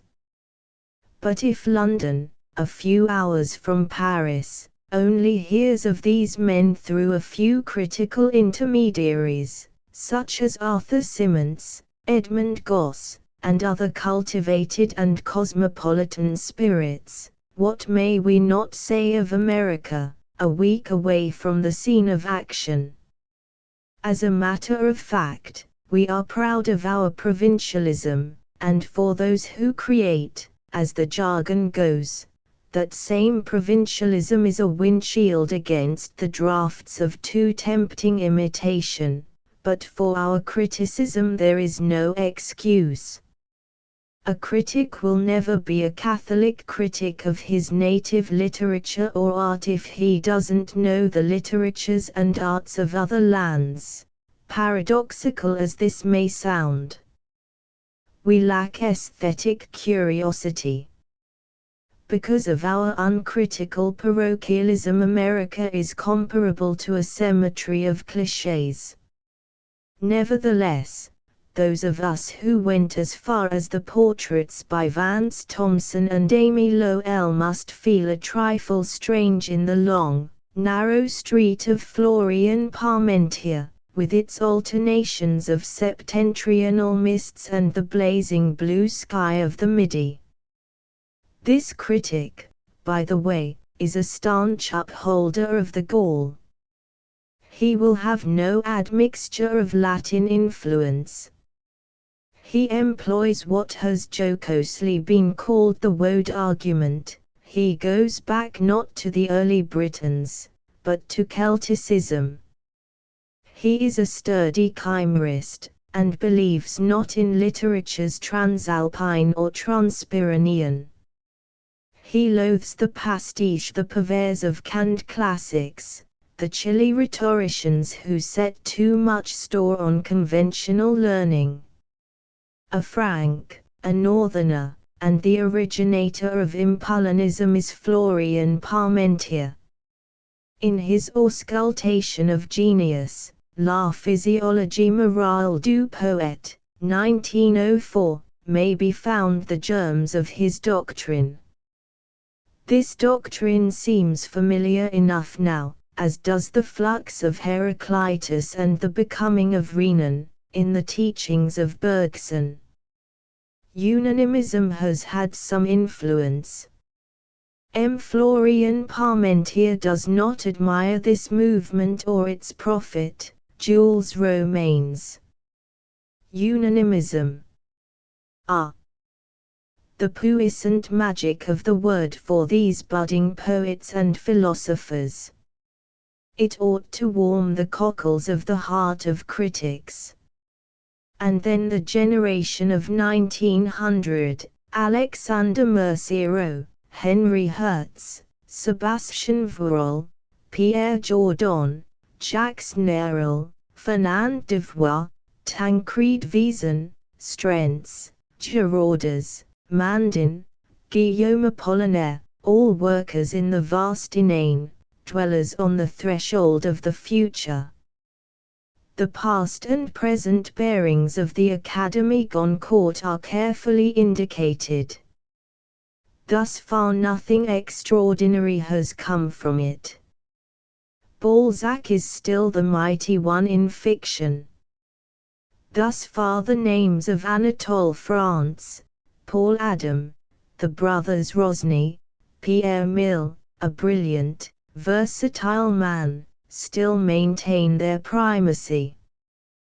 Thus far, among the essayists, Remy de Gourmont, Camille Mauclair, Maeterlinck, Romain Rolland, J. H. Fabre, Jules Poix, now sojourning in America and a thinker of verve and originality, and Henry Houssaye, hold their own against the younger generation. In the theatre there are numerous and vexing tendencies. Maeterlinck, loyally acknowledging his indebtedness to gentle Charles van Lerbergy, created a spiritual drama and has disciples, but the theatre is the theatre and resists innovation. Ibsen, who had his day in Paris, and Antoine of the Free Theatre were accepted not because of their novelty, but in spite of it. They both were men of the theatre. There is a school of ideorealism, and there are Curel, Bataille, Portoriche, Maeterlinck, Truro, and Marie Lenayu, but the technique of the drama is immutable. In the domain of philosophy and experimental science we find Émile Boutroux, and such collective psychologists as Durkheim, Gustave Le Bon, and Gabriel Tarde, names such as Binet, Ribot, Michel Savigny, Alfred Foilly, and the eminent mathematician, Henri Poincaré, who finally became skeptical of his favorite logic, philosophy, and mathematics. This intellectual volte-face caused endless discussion. The truth is that intuition, the instinctive versus intellectualism, what William James called vicious intellectualism, is swaying the younger French thinkers and poets. There is, if one is to judge by the anthologies, far too much of metaphysics in contemporary poetry. Poetry is in danger of suffocating in a misty mid-region of metaphysics. The vital impulse, intuitionalism, and rhythmic flow of time in Bergson caught the fancy of the poets. Naturally enough, literary dogmatism had prevailed too long in academic centers. Now it is the deliquescence of formal verse that is to be feared. Vers libre, which began with such initiators as that astonishing prodigy, Arthur Rimbaud, has run the gamut from esoteric illuminism to sonorous yawping from the terrace of the brasseries. Have frogs wings? We are tempted to ask. Voices they have, but not bird-like voices. That fascinating philosopher and friend of Remy de Gourmont, who practically introduced him, must not be overlooked, for he had genuine influence. I refer to brilliant Jules Gaultier, who evolved from Flaubert's Madame Bovary the idea of his Bovarisme, which, succinctly stated, is the instinct in mankind to appear other than it is, from the philosopher to the snob, from the priest to the actor, from the duchess to the prostitute. Of the influence of politics upon art and literature, which happily are no cloistered virtues in France, we need not speak here. M. Florian Parmentier does so in his admirable and bulky book, of which we have only exposed the highlights. Since Jules Huet's Enquête sur l'évolution littéraire, 1890, followed by similar works of Villeray, Jean Muller, and Gaston Picard, 1913, we recall no such pamphlet as Emile Henriot's, mentioned above. He put the questions, where are we? Where are we going? In Le Temps of Paris, June, 1912, to a number of representative thinkers and poets, and reprinted between covers their answers in 1913. The result is rather confusing. A cloud of contradictory witnesses are assembled, and what one affirms the other denies. There are no schools. Yes, there are groups. We are going to the devil headlong. The sky is full of rainbows and the humming of harps celestial. Better the extravagances of the decayed romanticists than the debasing realism of the modern novel, cry the symbolists. A plague on all your houses, say the unanimists. One fierce wolf, Loop, admitted that at the banquets of his Sanacle he and his fellow poets always ate in effigy the classic writers. Or was it at the symbolists? Does it much matter? The gesture counts alone with these youthful fumists, as Leconte de Lisle had christened their predecessors. Verlaine, in his waggish mood, persisted in spelling as Cumberlists the symbolists, his own followers. Gongs would have been a better word.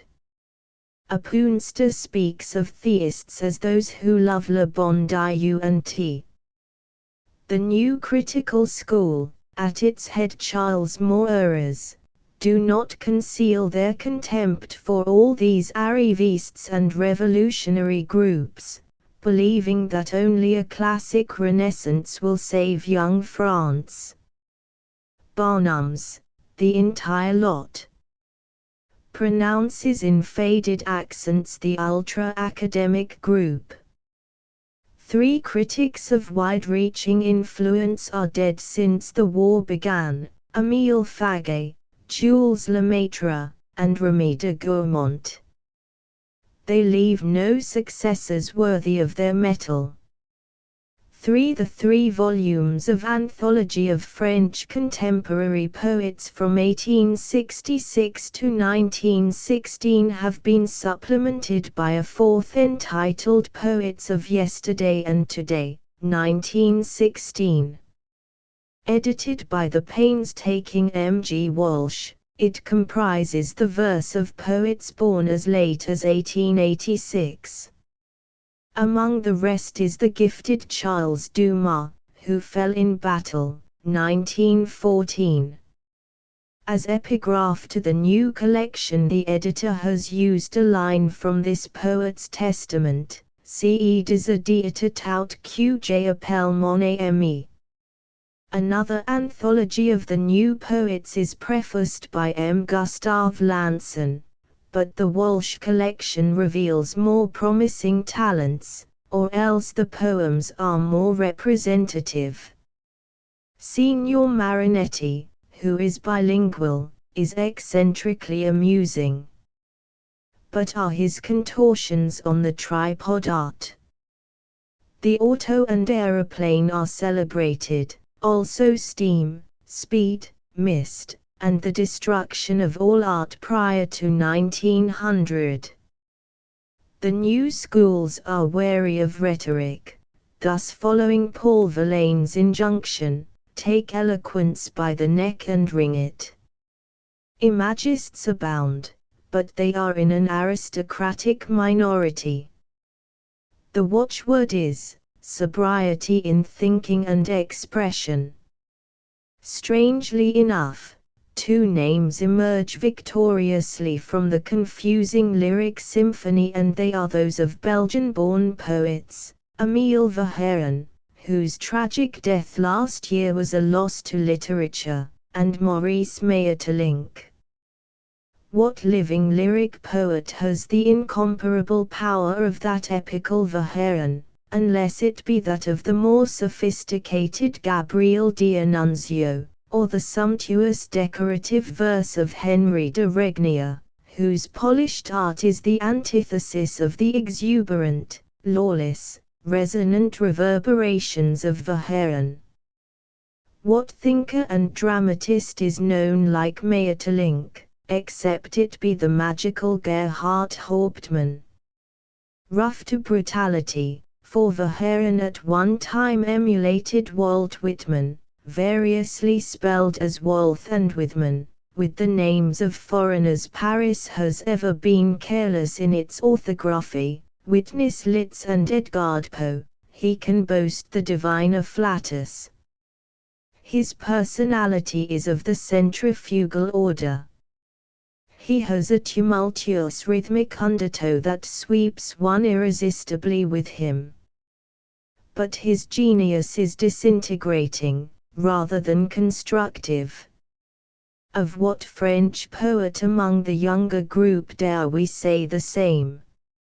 Grace, lyric sweetness, subtlety in ideas, facile technique, all these, yes, but not the power of saying great things greatly. As for Maeterlinck, he owes something to Emerson, but his mellow wisdom and clairvoyance are his own. He is a seer, and his crepuscular pages are pools of glimmering incertitudes, whereas of Verhaeren we may say, as Carlyle said of Lander's prose, the sound of it is like the ring of Roman swords on the helmets of barbarians. Henry James tells a story of an argument between Zola, Flaubert, and Turgenev, the Russian novelist, declaring that for him Chateaubriand was not the ultima thule of prose perfection. This insensibility to the finer nuances of the language angered and astounded Zola and Flaubert. They set it down to the fact that none but a Frenchman can quite penetrate the inner sanctuary of his own language, which may be true, though I believe that for Turgenev the author of Attila was temperamentally distasteful. Therefore, when an American makes the statement that the two Belgians are superior to the living Frenchman, it may be classed as a purely personal judgment. But the proposition first mooted by a distinguished critic, Remy de Gourmont, that Maeterlinck and Verhaeren be elected to the French Academy, was not a bizarre one. The war has effaced many artistic frontiers. The majority of the little circles that once pullulated in Paris no longer exist. Both Verhaeren and Maeterlinck are now Frenchmen of the French. Their inclusion in the Academy would have honored that venerable and too august body as much as the Belgian poets. As to the war's influence on French letters, that question is for soothsayers to decide, not for the present writer. After 1870, certain psychiatrists pretended that a degeneration of body and soul had blighted artistic and literary Europe. Well, we can only wish for the new France of 1920 and later such a galaxy of talents and genius as the shining groups from 1875 to 1914. No need to finger the chaplet of their names and achievements. Such books as those by Cachal Mendes, Florian Parmentier, Lanson, and Walsh prove our contention. Chapter XXVI. More about Richard Wagner. Time was when a fame-craving young man could earn a reputation for originality by merely going to the marketplace and loudly proclaiming his disbelief in a deity. It would seem that modern critics of Richard Wagner, busily engaged in placing the life of the composer under their microscopes, are seeking the laurels of the ambitious chap aforesaid.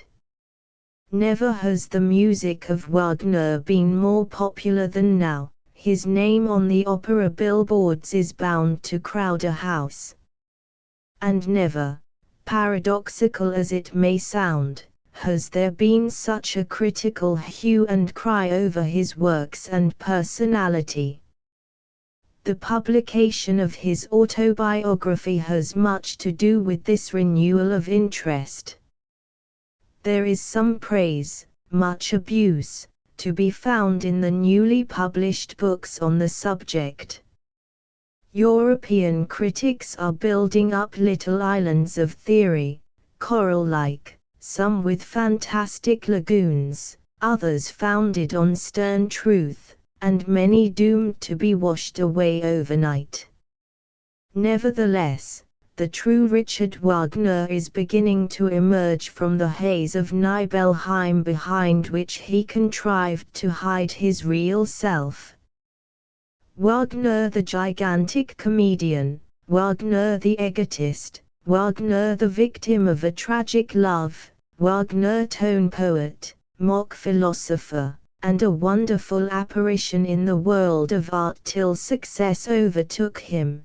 Then Wagner become bored, with no more worlds to conquer, deserted by his best friends, whom he had alienated, without the solace of the men he had most loved, the men who had helped him over the thorny path of his life, Liszt, Nietzsche, von Bülow, Otto Wassendenck, and how many others, even King Ludwig II, whom he had treated with characteristic ingratitude.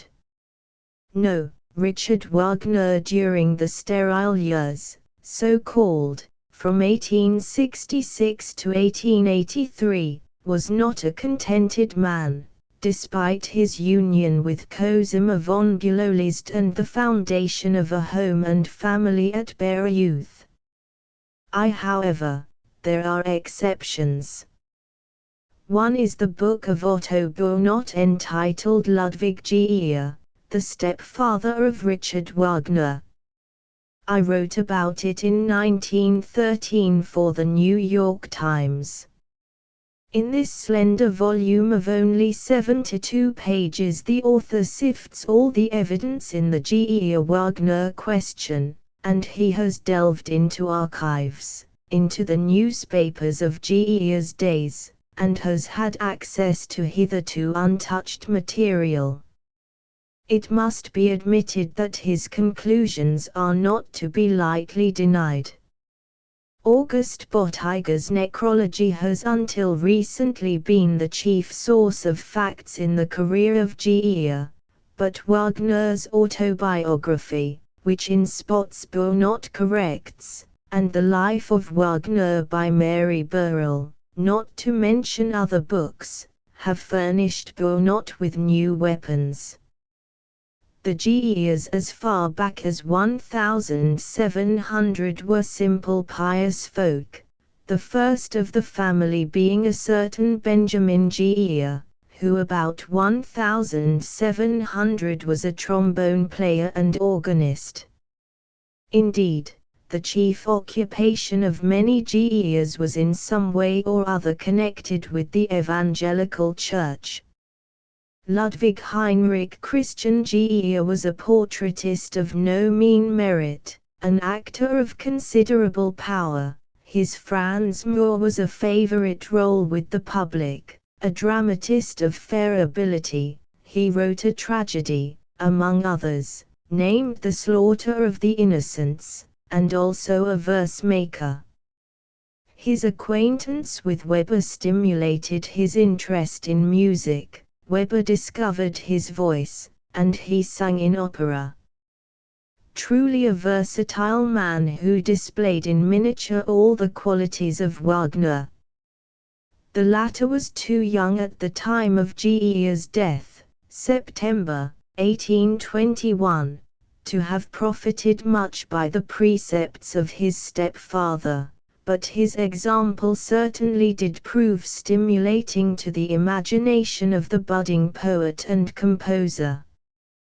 Geier married Johanna Wagner Bertz, Mary Burrell was the first to give the correct spelling of her maiden name, the widow of the police functionary Wagner, to whose memory Richard pays such cynical homage in his obituary, the 14th of August, 1814. She had about 261 thalern, and 8 children. A 9th came later in the person of Cassile, who afterward married a member of the Avenurus family. Cassile, or Cicely, was a prime favorite with Richard. 7 years passed, and again Frau Gier found herself a widow, with 9 children and little money. How the family all tumbled up in the world, owing much to the courage, wit, vivacity, and unshaken willpower of their mother, may be found in the autobiography. Burnett admits that Gier and his wife may have carried to the grave certain secrets. Richard Wagner until he was 9 years old was known as Richard Gier, and on page 13 of his book our author prints the following significant sentence: "The possibility of Wagner's descent from Gier contains in itself nothing detrimental to our judgment of the artwork of bare youth." 2. In 1900 a 20-page pamphlet bearing the title Richard Wagner in Zurich was published in Leipzig. It was signed Hans Ballart, and gave for the first time to a much mystified world the story of Wagner's passion for Mathilde Wesendonck, thus shattering beyond hope of repair our cherished belief that Cosima von Guloliszt had been the lodestone of Wagner's desire, that to her influence was due the creation of Tristan and Isolde, its composer's high-water mark in poetic, dramatic music. Now, Ballart, not content with his iconoclastic pamphlet, has just sent forth a fat book which he calls Richard Wagner's Love Tragedy with Mathilde Wesendonck. We had thought that the last word in the matter had been said when bare youth, Queen Cosima I, allowed the publication of Wagner's diaries and love letters to Mathilde, though her complete correspondence is as yet unpublished. But Ballart is one of the busiest among the German critical choral builders. He has dug into musty newspapers and letters, and gives at the close of his work a long list of authorities. Yet nothing startlingly new comes out of his researches.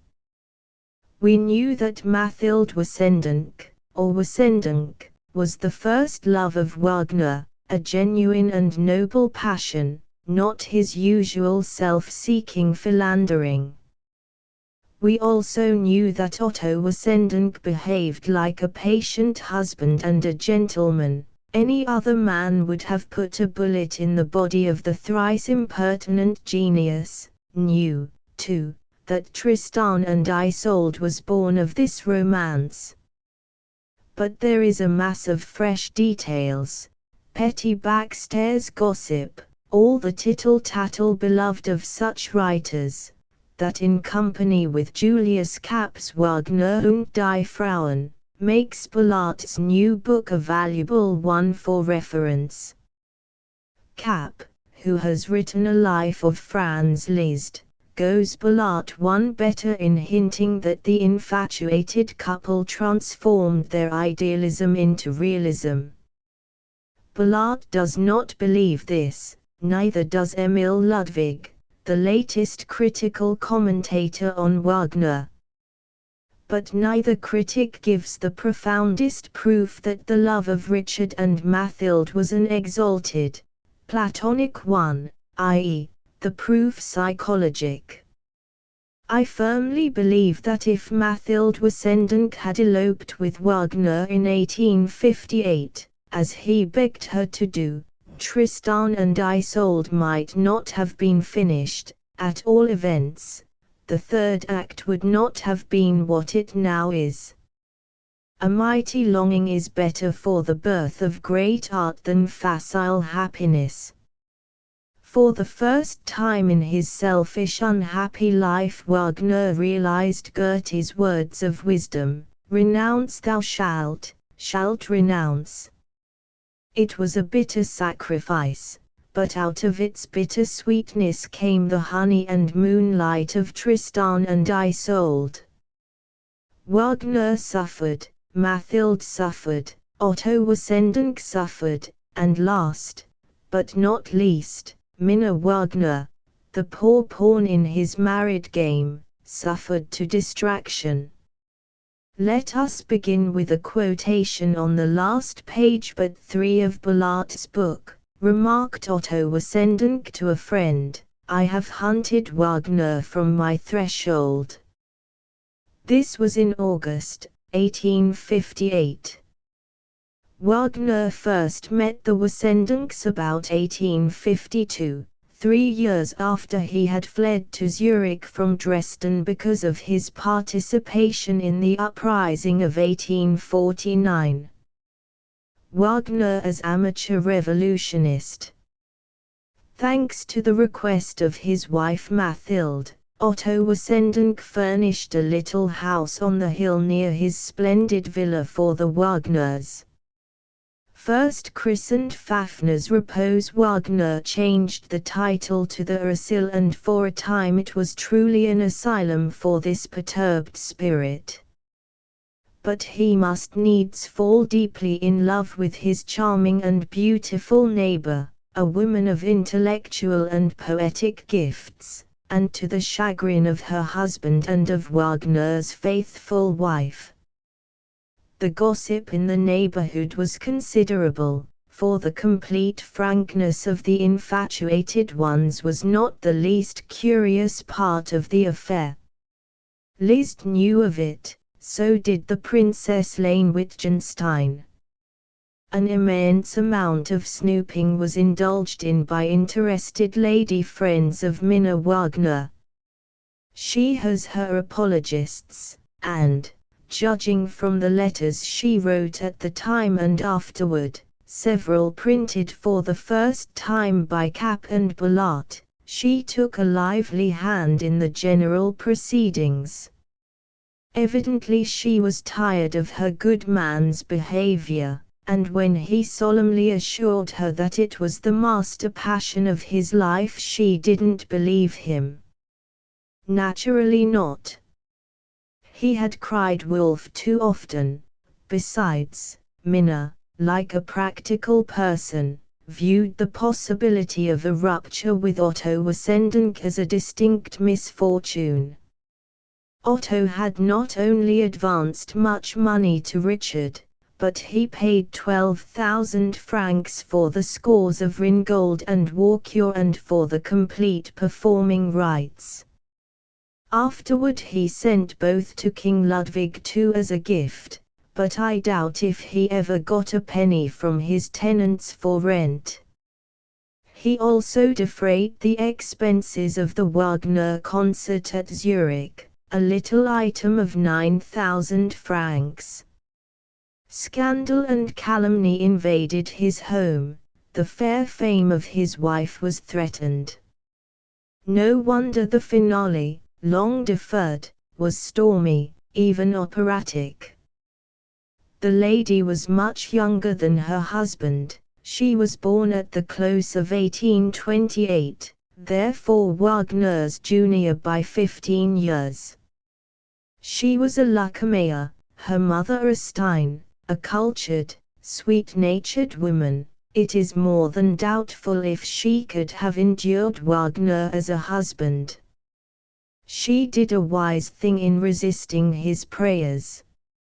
Not only was her husband a bar to such a proceeding, but her children would have always prevented her thinking of a legal separation. All sorts of plans were in the air. When, in 1857, the American panic seriously threatened the prosperity of Otto Wassendenk, who had heavy business interests in New York. Gossip averred that Frau Wesenden could ask for a divorce, but the air cleared and matters resumed their old aspect. Minna Wagner's health, always poor, became worse. It was a case of exasperated nerves made worse by drugs. She daily made scenes at home and threatened to tell what she knew. That she knew much is evident from her correspondence with Frau Wilk. She said that Wagner had two hearts, but while he delighted in intellectual and emotional friendship with such a superior soul as Mathilde, he nevertheless would not forego the domestic comforts provided by Minna. Like many another genius, Wagner was bourgeois.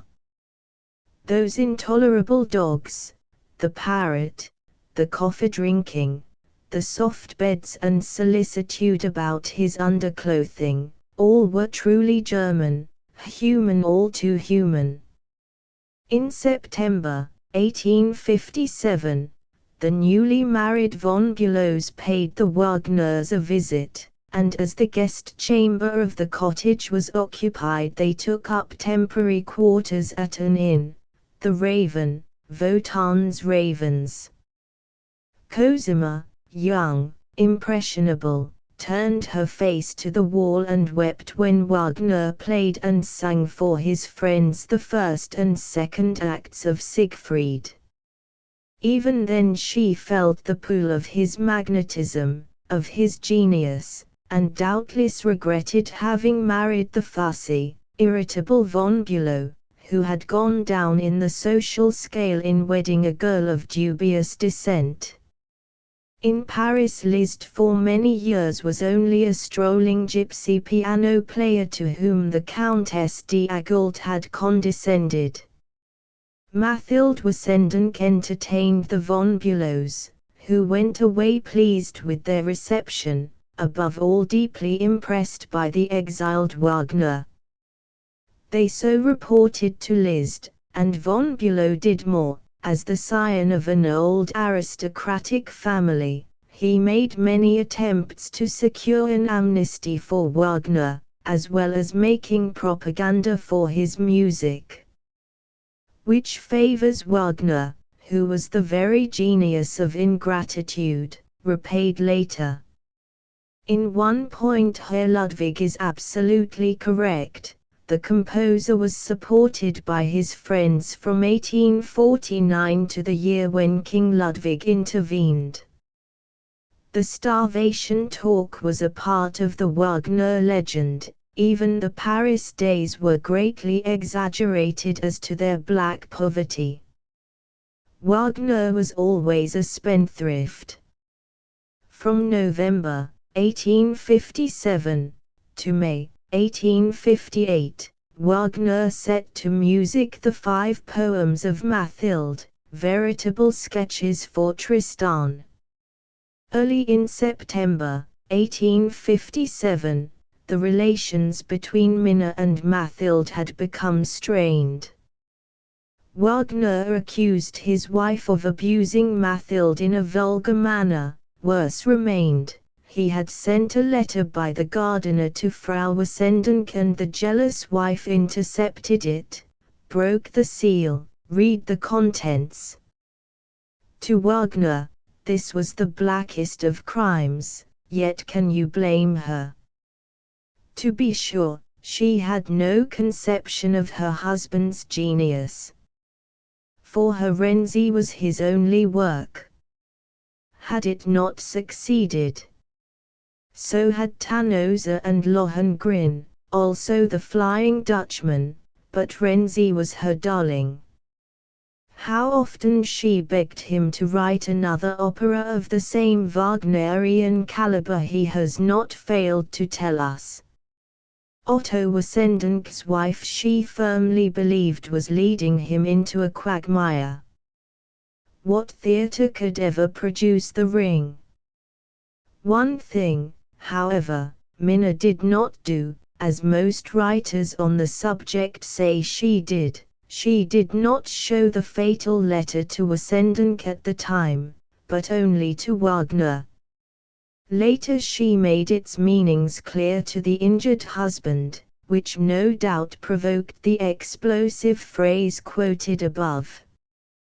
The youthful Karl Torsigg, bearing credentials from Liszt, appeared on the scene in May 1858, and the entire household was soon in an uproar. Luckily, Wagner had persuaded Minna to take a cold water cure at a sanatorium some distance from Zurich, so he could handle the wild-eyed Torsigg, whose volcanic piano performances at the age of 16 made the mature composer both wonder and admire. Torsigg smoked black cigars, a trait he imitated from Liszt, and almost lived on coffee. Here is a curious criticism of him made by Cosima von Bülow, who, it must be remembered, was both the daughter and wife of famous pianists. She said, "Torsigg has no touch, no individuality, he is a caricature of Liszt." This, in the light of Torsigg's subsequent artistic career, sounds almost comical. It also shows the intensely one-sided temperament of a remarkable woman, who banished from her life both von Bülow and her father, Franz Liszt, when Wagner entered into her dreams. The fortitude she displayed after her Richard's death in 1883 was not tempered by any human feeling toward her father. His telegrams were unanswered. She denied herself to him. She became a Brunhilde frozen into a symbol of intolerable grief. Of her personal fascination, the sister of Nietzsche, Elisabeth Foerster Nietzsche, told me, when I last saw her at Weimar. Von Bülow succumbed to this charm, Rubinstein also. Perhaps that is the reason he so savagely abused Wagner in his conversations on music, and, if gossip doesn't lie, Nietzsche was another victim. On the 17th of September 1858, after a general row, Wagner left his home on the Green Hill, his asylum forever. Why? Plenty of conjectures, no definite statements. He makes a great show of frankness in his diaries, in his autobiography, but they were obviously edited by bare youth. Tristan and Isolde remains as evidence that a mighty emotion had transfigured the nature of a genius, and instead of an erotic anecdote, the world of art is richer in the possession of a moving drama of desire and woe and tragedy. At the Berlin premiere of Tristan, the old Kaiser Wilhelm remarked, "How Wagner must have loved when he wrote the work, which is sound psychology." 3. The two books discussed are constructive in nature, not so the book by Emil Ludwig, Wagner, or The Disenchanted, which is frankly destructive. Since the Wagner case by Nietzsche, and not Nietzsche at his best, there has not been written a book so overflowing with hatred for Wagner, the man as well as the musician. Ludwig is the author of poems, plays, and a study of Bismarck, the latter a noteworthy achievement. He is thorough in his attacks, though he does not measure up to Ernest Newman in his analysis of Wagner's poetry, libretti, and philosophy. The English critic's studies remain the best of its kind, because it is written without party price. Ludwig slashes a la Nietzsche, though he cannot boast that poet's diamantine style. He accuses Wagner of being paroxysmal, erotic, a painter of moods. he couldn't build a Greek temple like Beethoven, weak as a poet, inconclusive as a musician. For Tristan and Die Meistersinger he has words of hearty praise. The Ludwig book stirred up a nest of hornets, and one lawsuit resulted. A newspaper critic presumed to criticize, and the sensitive poet, who calls Wagner every bad name in the Schimpf lexicon, invoked the aid of the law. We know only too well, thanks to that ill-tasting but engrossing autobiography, that Wagner was a monster of ingratitude. Hasn't Nietzsche, against his own natural feeling, proclaimed the futility of gratitude? Perhaps he learned this lesson from his hard experience with Wagner. We also know that Wagner wanted to run the universe, but after a brief note from Ludwig II he left Munich rather than face the angry burghers. He attempted to coerce Bismarck, but there he ran up against a wall of granite. Bismarck was a Beethoven lover, and he abhorred, as did von Bust, revolutionists. Thereat Wagner wrote sarcastic things about the uselessness and vanity of statesmen.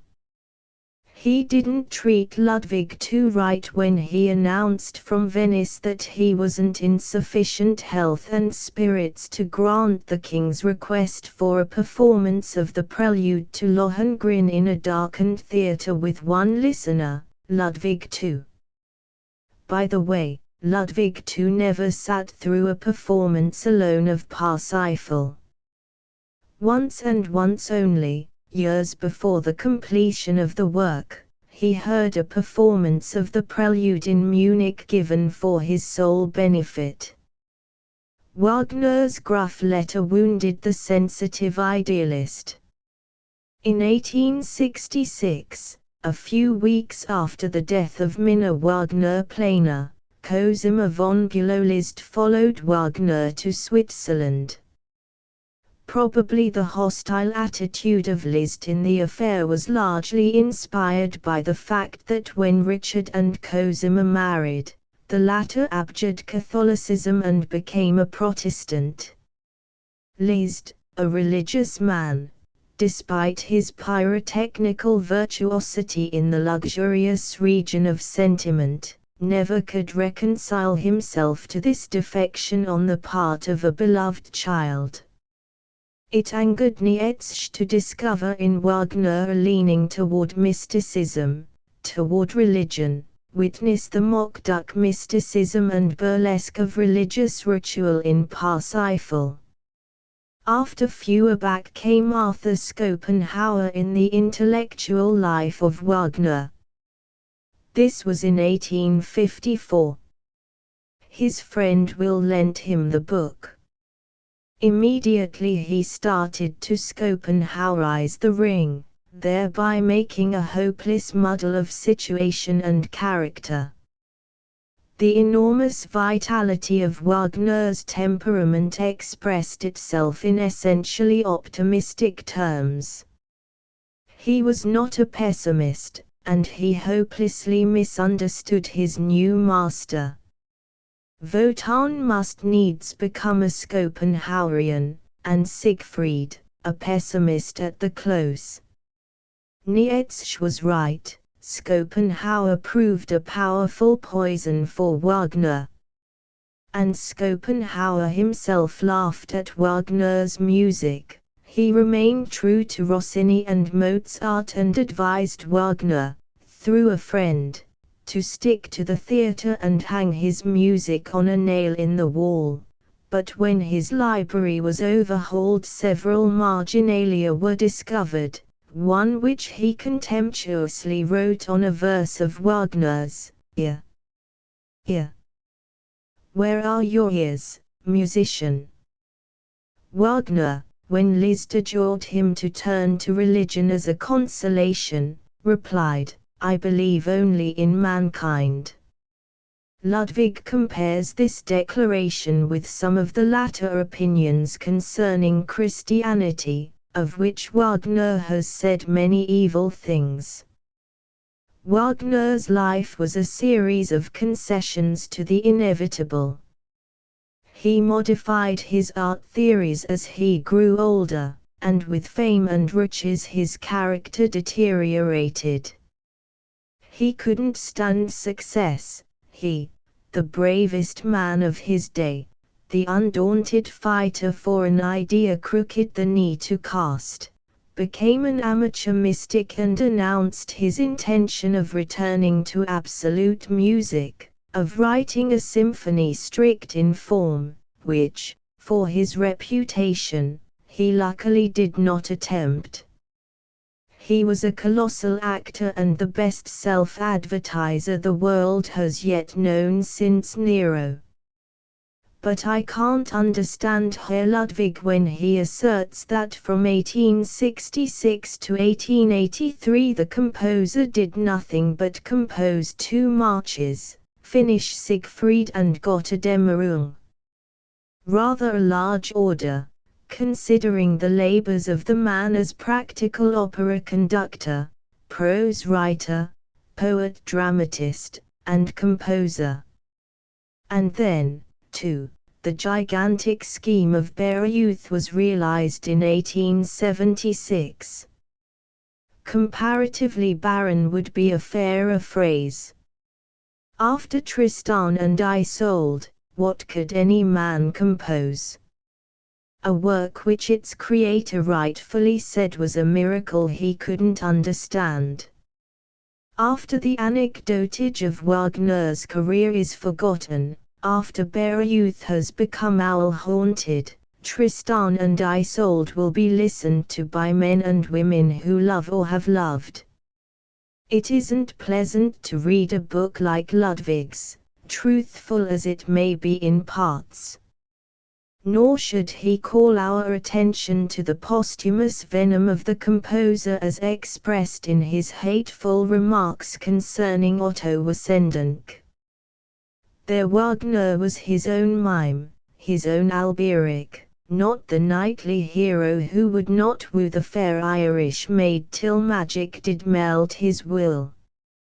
Richard Wagner was once Tristan. Chapter XXVI. My first musical adventure. Music mad, I arrived in Paris during the last weeks of the World's Fair of 1878, impelled there by a parching desire to see Franz Liszt, if not to hear him.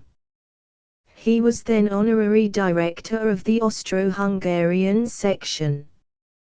But I could not find him, although I heard of him everywhere, of musical fetus and the usual glittering company that had always surrounded this extraordinary son of fortune.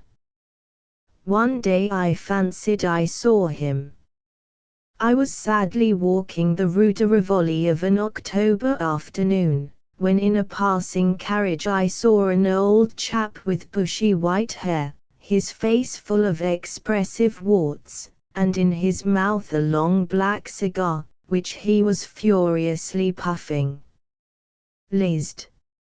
I gasped, and started in pursuit. It was not an easy job to keep up with the carriage. At last, because of a blocked procession, I caught up and took a long stare, the object of which composedly smiled at me, but did not truly convince me that he was Franz Liszt. You see, there were so many different pictures of him, even the warts were not always the same in number. When I am in the Cambyses vein I swear I've seen Liszt.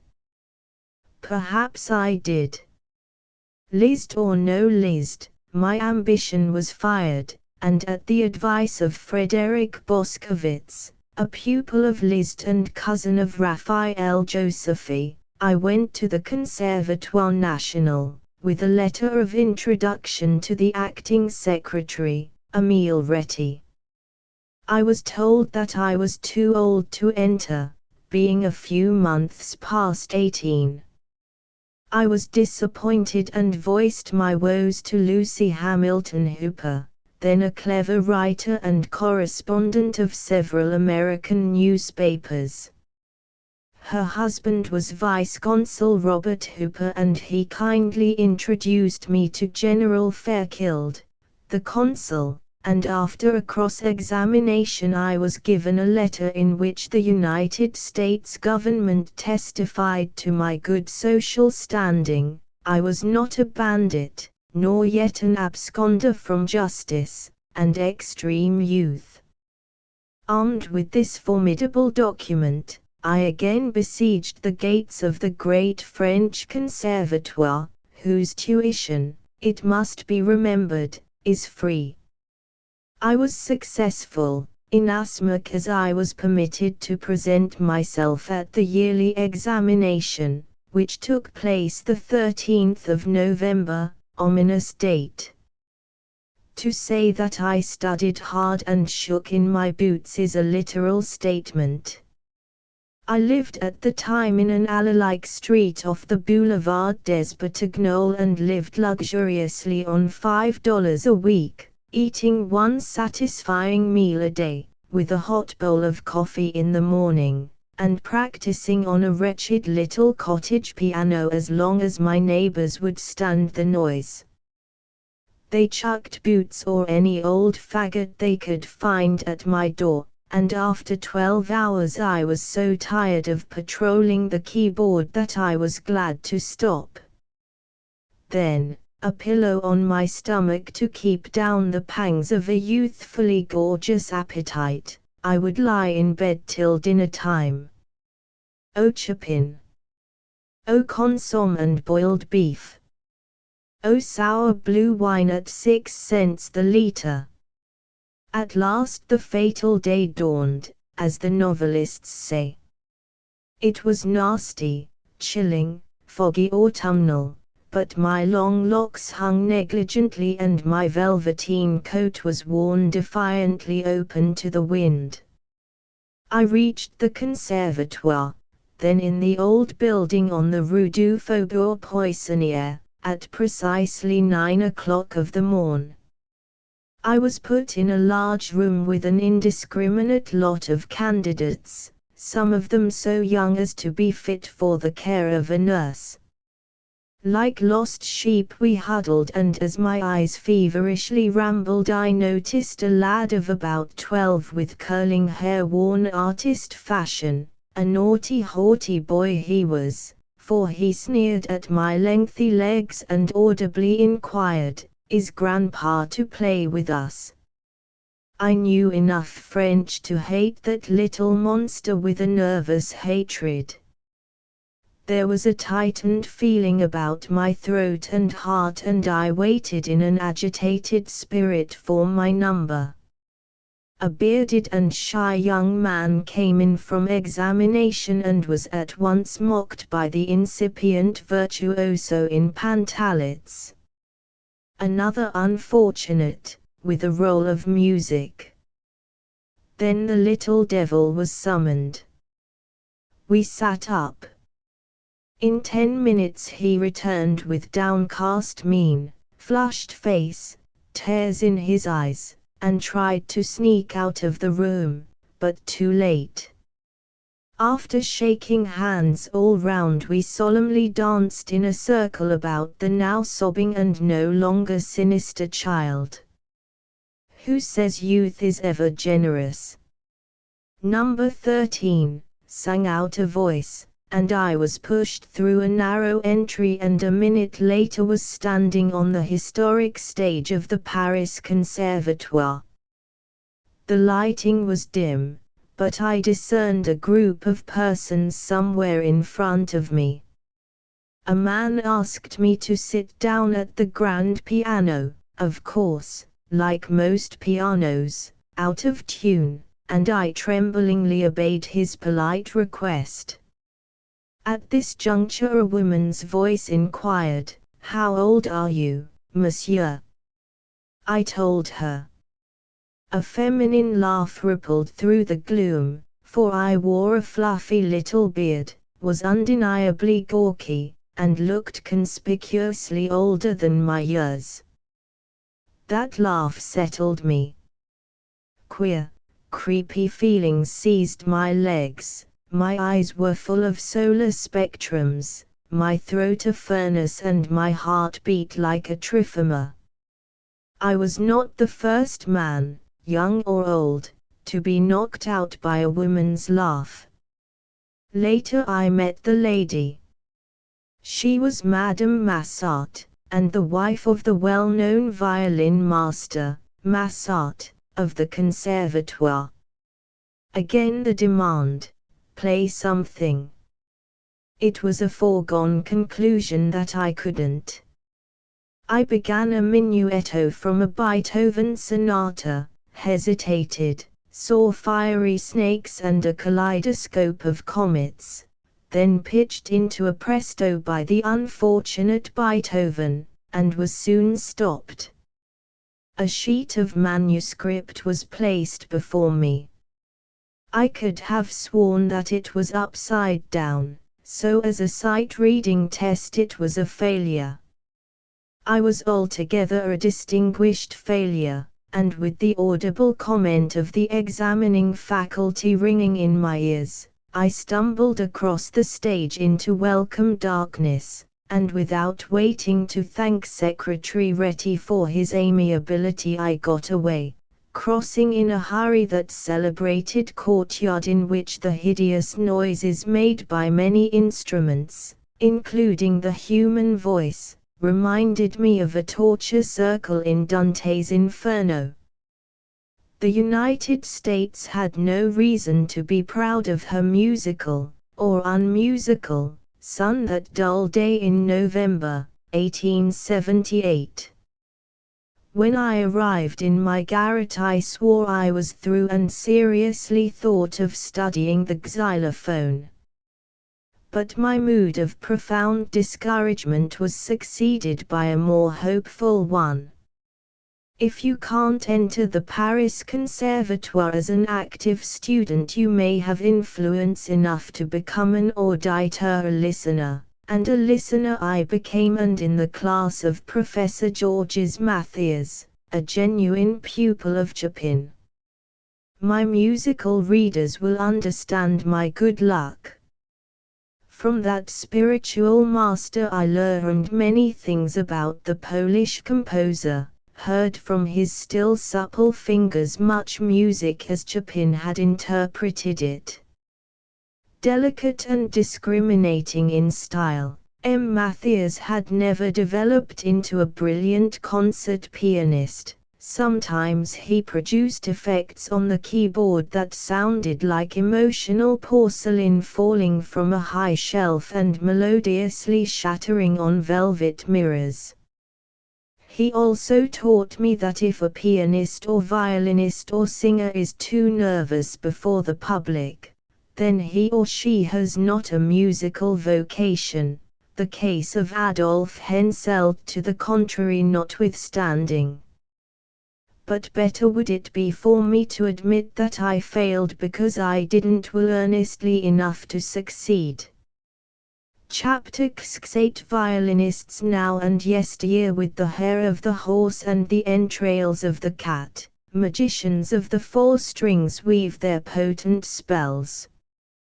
What other instrument devised by the hand of man has ever approached the violin?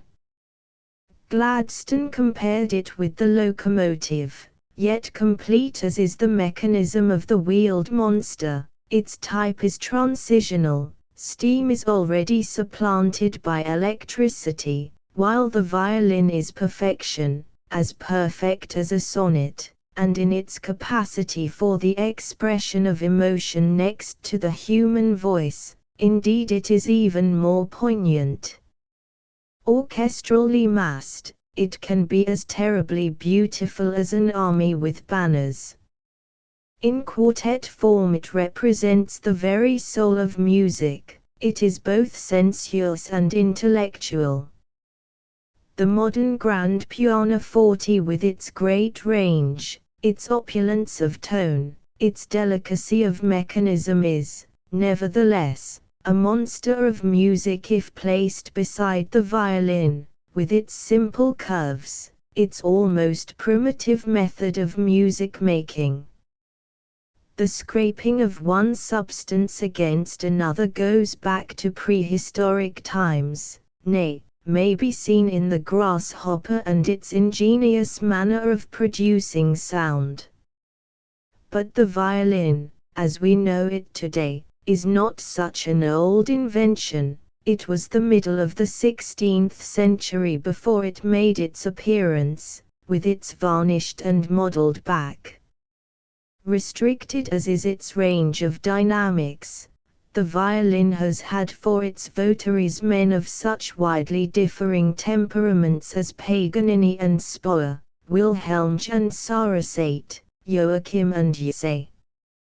Its literature does not compare with that of the piano, for which Bach, Beethoven, Schumann, Chopin, and Brahms have written their choicest music, yet the intimate nature of the violin, its capacity for passionate emotion, crowns it, and not the organ, with its mechanical tonal effects, as the king of instruments. Nor does the voice make the peculiar appeal of the violin. Its lowest note is the G below the treble clef, and its top note a mere squeak, but it seems in a few octaves to have imprisoned within its wooden walls a miniature world of feeling. Even in the hands of a clumsy amateur it has the formidable power of giving pain, while in the grasp of a master it is capable of arousing the soul. No other instrument has the ecstatic quality, neither the shallow-toned pianoforte, nor the more mellow and sonorous violoncello. The angelic, demoniacal, lovely, intense tones of the violin are without parallel in music or nature. It is as if this box with 4 strings across its varnished belly had a rarer nervous system than all other instruments. It is a cry, a shriek, a hymn to heaven, a call to arms, an exquisite evocation, a brilliant series of multicolored visions, a broad song of passion, or mocking laughter. What cannot the violin express if the soul that guides it be that of an artist? Otherwise, it is only a fiddle. It is the hero, the heroine, the vanguard of every composition. As a solo instrument in a concerto, its still small voice is heard above the din and thunder of the accompaniment. In a word, this tiny music box is the ruler among instruments. Times have changed since 1658 in England, when the following delightful ordinance was made for the benefit of musical genius, or otherwise, and be it enacted that if any person or persons, commonly called fiddlers, or minstrels, shall at any time after the said 1st of July be taken playing, fiddling, or making music in any inn, alehouse or tavern, or shall be proffering themselves, or desiring, or entreating any person or persons to hear them play, shall be adjudged rogues, vagabonds, and sturdy beggars. Decidedly, England was not then the abode of the muses, for the poor actor suffered in company with the musician. You wonder whether this same penalty would be imposed upon musical managers. They certainly do entreat the public to listen to their fiddlers.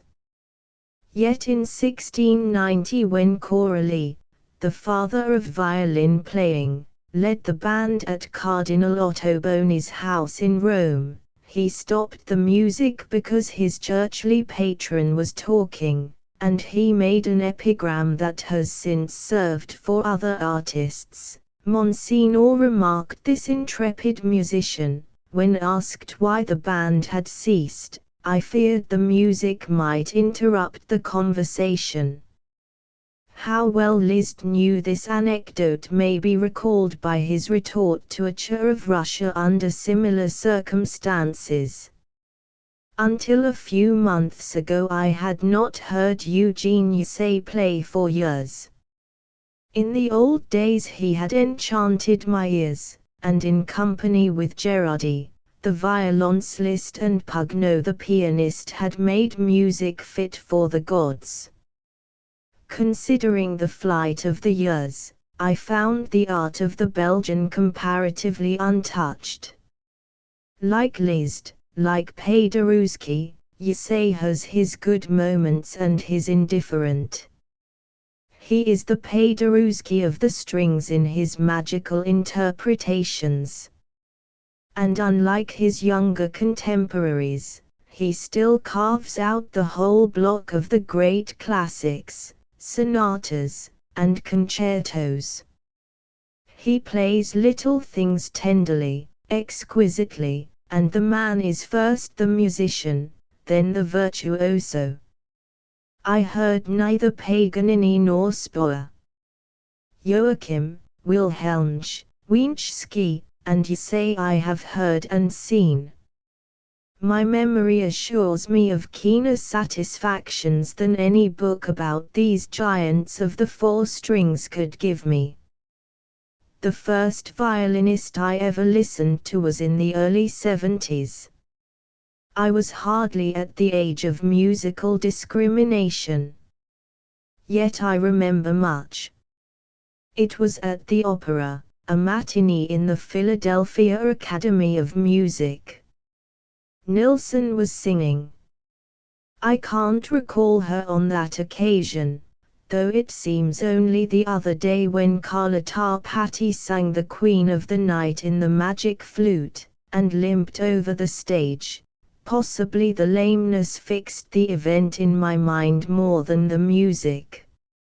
A front set was dropped between the acts at this particular matinee. I do not recollect the name of the opera, and through a practicable door came an old gentleman with a violin in his hands. He was white-haired, he wore white side whiskers, and he looked to my young eyes like a prosperous banker. He played. It was as the sound of falling waters on a moonlight night. I asked the name of the old gentleman. My father said, Henry Voitemps, which told me nothing then, though it means much to me now. What did he play? I do not know. Yet whenever I hear the younger men attack his Fantaisie Caprice, his Ballade and Polonaise, his concertos, I think proudly, I have heard Voitemps. He was a Belgian, born 1820, died 1881. His style was finished, elegant, charming. He was a pupil of de Beriot and represented, with his master, perfection in the Belgian school. After an interval of some years, I heard the only pupil of Paganini, as he called himself, Camillo Siveri. It was in Paris, 1879. The precise day I can't say, but my letter from Paris, which appeared in the Philadelphia Evening Bulletin, was dated the 31st of January, 1879. I still preserve it in a venerable scrapbook. I was in my teens, but I wrote with the courage of youthful ignorance as follows. It almost sounds like a musical criticism. Although it was generally supposed that Siveri, the great violinist, would not play this season in Paris, he, nevertheless, delighted a large audience, last Sunday, at the Concert Populaire, with his lovely music. He is no longer a young man, but the vigor and fire of his playing are immense.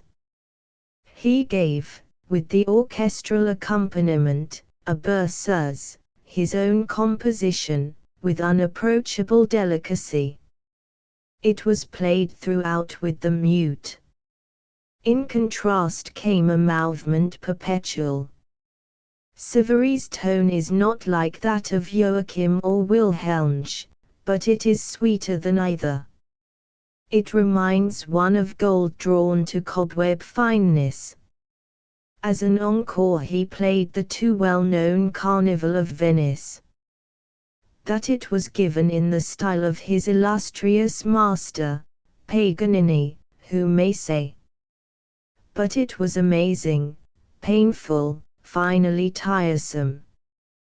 That same season I heard Anna Bock, Boskowitz, Diemer, Plant, Theodore Ritter, the two Giles, Fat Alfred and his thin wife. Sivary, 1815–1894, dapper, modest, stood up in the vast spaces of the Cirque de Hiver, which was engaged every Sunday by Jacques Pasdeloup and his orchestra. Jacob Wolfgang was the real name of this conductor who braved the wrath of his audiences by putting Wagner on his programs, and one afternoon we had a pitched battle over Rimsky-Korsakov's symphonic poem, Sadko. Sivary played a tarantella, every tone was clearly heard in the great, crowded auditorium. Pupils of de Beriot and Paganini I have heard, though I hardly recall the style of the former and nothing of the latter. But there was little of Paganini's fiery attack in Sivary, possibly he was too old. Fire and fury I later found in Winchsky. I must not omit the name of Ole Bull, 1810–1880, for, though I heard him as a boy, I best remember him in 1880, when he gave his last concerts in America. In the 50s, while on a visit to my father's house, he went on his two thumbs around a dining table, lifting his body clear from the ground. His muscular power was remarkable. It showed in the dynamics of his robust and sentimental playing. Spohr discouraged him as a boy, but later spoke of his wonderful playing and sureness of his left hand. Unfortunately, like Paganini, he sacrifices what is artistic to something that is not quite suitable to the noble instrument. His tone, too, is bad. For Spohr anyone's tone was, naturally enough, bad, as he possessed the most monumental tone that ever came from a violin. The truth is that Ole Bull was not a classical player, as I remember him. He could not play in strict tempo, like Chopin. He indulged in the rubato and abused the portamento. But he knew his public. America a half-century ago, particularly in the regions he visited, was not in the mood for sonatas or concertos. Old Dan Tucker and the Arkansas Traveler were the mode. Bull played them both, played jigs and old tunes, roused the echoes with the Star-Spangled Banner and Irish melodies. He played such things beautifully, and it would have been musical snobbery to say that you didn't like them. You couldn't help yourself. The grand old fellow bewitched you.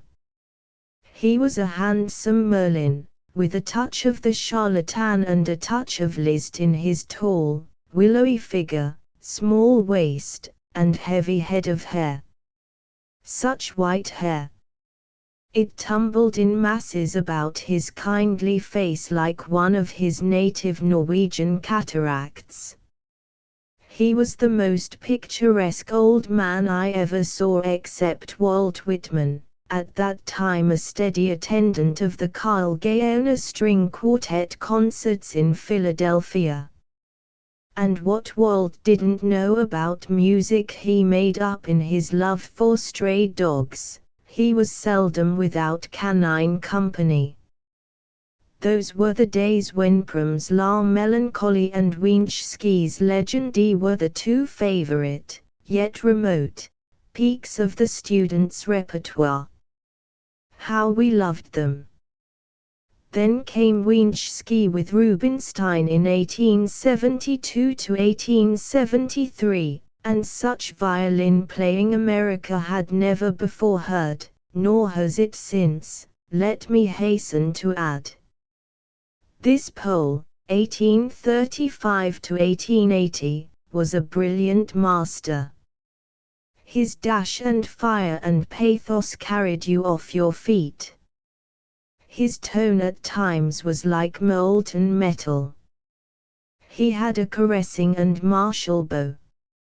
His technique was infallible, his temperament truly Slavic, languorous, subtle, fierce. Winchski always reminded me of a red-hot coal. How chivalric is his Polonaise, that old war horse! How elegiac his Legendy! His favorite pupil was Leopold Lichtenberg, the greatest violin talent that has been thus far unearthed in America. Lichtenberg had everything when a youth: temperament, brains, musical feeling, and great technical ability. After Winchski followed Wilhelmsch, who did not efface his memory, but plunged one into another atmosphere, that of the calm, profound, untroubled, and classic. No doubt Spohr's tone was larger, yet this is difficult to believe. Wilhelmsch drew from his instrument the noblest sounds I ever heard, not Joachim, not Ysaye excelled him in cantabile. He was the first to play Wagner transcriptions, no wonder Wagner made him leader of the strings at Bayreuth in 1876. How he read the Beethoven concerto, the Bach chaconne, or the D-flat nocturne of Chopin, in D, or the much-abused Mendelssohn E minor concerto, with Max Vogrick accompanying him at the piano. A giant in physique, when he faced his audience there was something of the majestic, fair-haired god Wotan in his immobile posture. He never appealed to his public as did Winchski. There was always something of chilly grandeur and remoteness in Wilhelmsch's play. The last time I saw him was at Marienbad, shortly before his death, where, a stooped-shouldered, grey-haired old man, he was taking a cur. He walked slowly, his hands clasped behind him, in his eyes the vacant look of one busy with memories. He reminded me of Beethoven's pictures. Joseph Joachim, that mighty Hungarian, was past his prime when I heard him in London.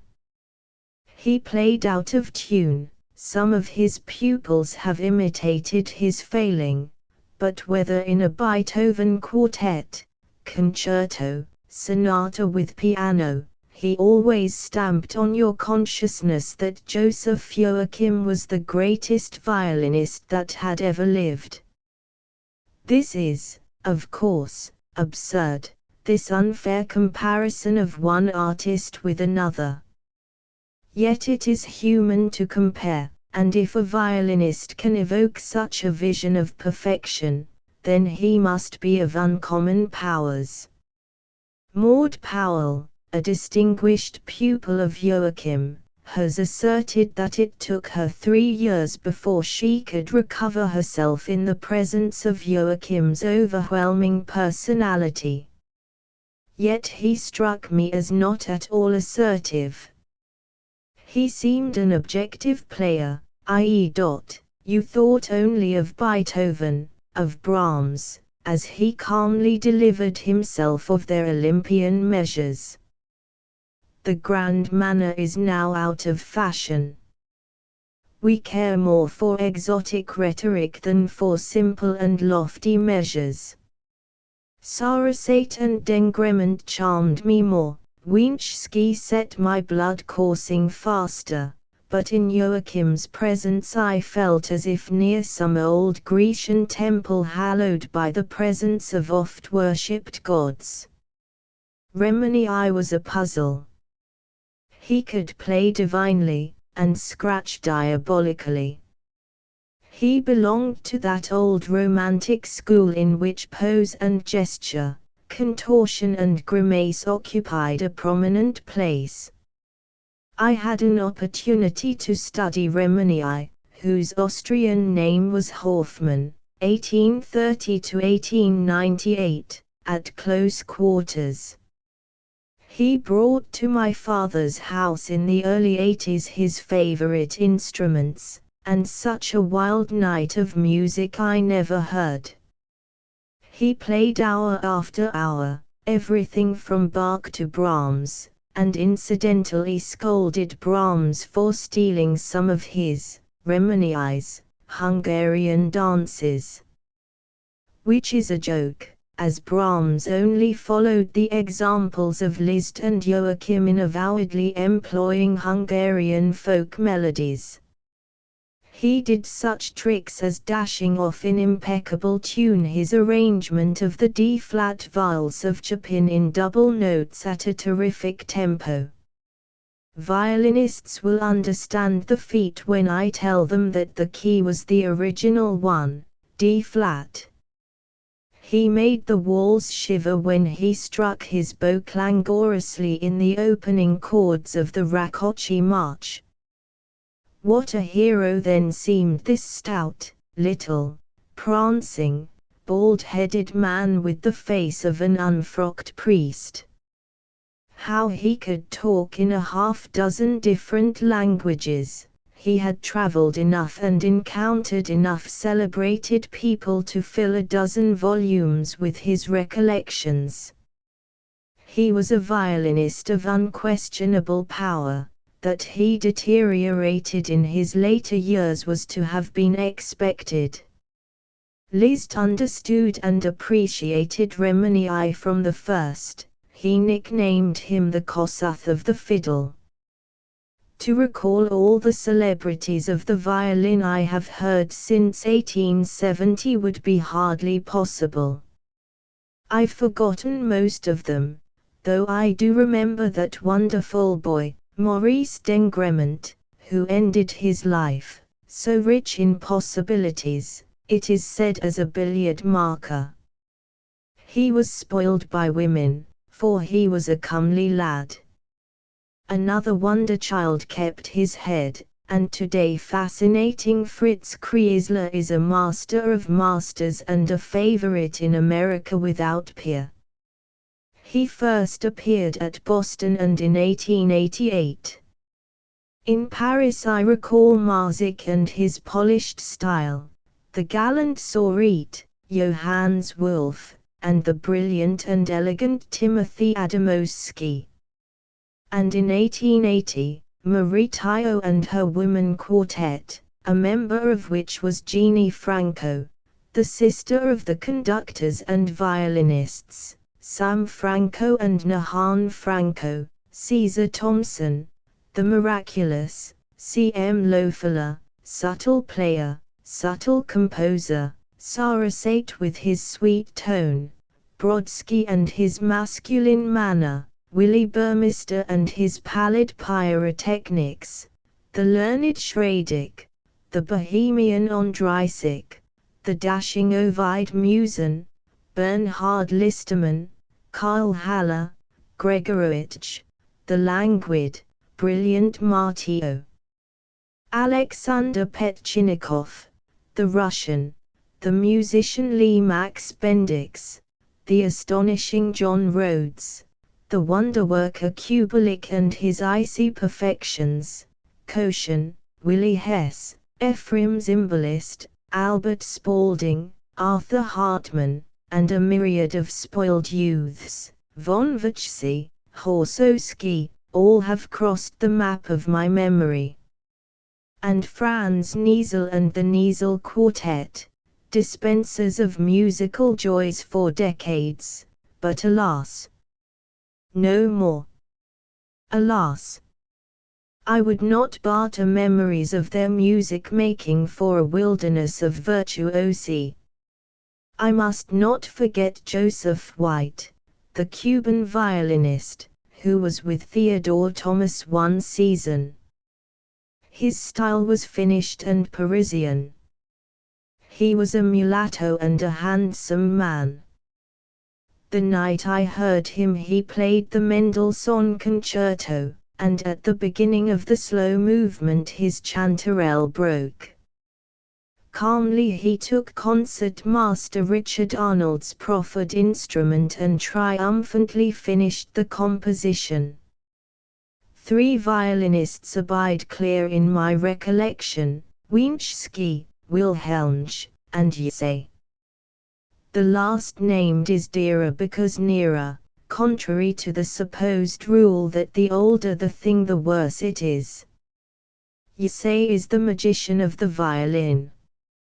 He holds us in a spell with that elastic, curving bow of his, with those many-colored tones, tender, silky, sardonic, amorous, rich, and ductile.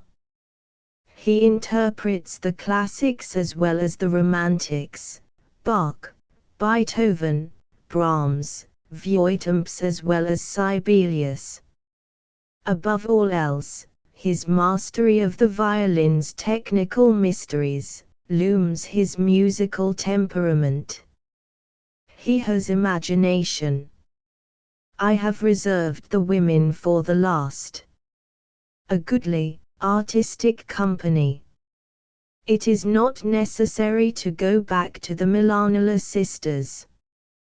We still cherish remembrances of Camilla Urso and her broad musicianly manner, the finished style of Norman Neruda, Maurice Soldat, the gifted and unhappy Arsène Cra, Nettie Carpenter, Teresina Ture, who did not become a fiddle fairy when she visited us in 1887, Leonora Jackson, Dora Becker, Olive Mead, and Maud Powell. In Europe many years ago, I heard Marcella Sembrich, who, after playing the E-flat Polonaise of Chopin on the piano, picked up a violin and dashed off the Wienschski Polonaise. These feats were followed by songs, one being Viadet Garcia's arrangement of Chopin's D major Mazurka. Sembrich is the blue rose among great singers. Jerick, Poor, Nikisch were at first violinists, so was Fritz Skeel, late conductor of the Philadelphia Symphony Orchestra. Franz Niesel is a conductor of great skill, so is Frederick Stock, who followed Theodore Thomas as conductor of the Chicago Symphony Orchestra. Theodore Spiering, formerly concertmaster of the Philharmonic Orchestra, proved himself an excellent conductor. But that a little Polish woman could handle with ease 2 instruments and sing like an angel besides, borders on the fantastic. Geraldine Morgan is an admirable violin artiste who plays solo as well as quartet with equal authority. Maud Powell has fulfilled her early promise. She is a mature artiste, one who will never be finished because she will always study, always improve. A Joachim pupil, she is, nevertheless, a pupil of Maud Powell, and her playing reveals breadth, musicianship, beauty of tone and phrasing. She is our greatest American violin virtuosa. I wrote this of Misha Elman, the first of the many Mishas and Jaskas who mew on the fiddle strings, after I heard him play in London, united to an amazing technical precision, there is a still more amazing emotional temperament, all dominated by a powerful musical and mental intellect, uncanny in one not yet out of his teens. What need to add that his conception of Beethoven is neither as lovely as Kreisler's nor as fascinating as Ysaye's. Man will mature. In the romantic or the virtuoso realm he is past master. His tone is lava-like in its warmth. He paints with many colors. He displays numberless nuances of feeling. The musical in him dominates the virtuoso. Naturally, the pride of hot youth asserts itself, and often, self-intoxicated, he intoxicates his audiences with his sensuous, compelling tone.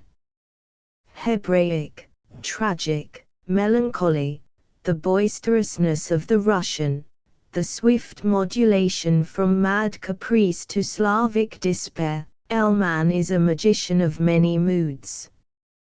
When I listen to him I almost forget Ysaye. Yet when I heard Ysaye play last season it was Man that I forgot for the moment. After all, a critic, too, may have his moods.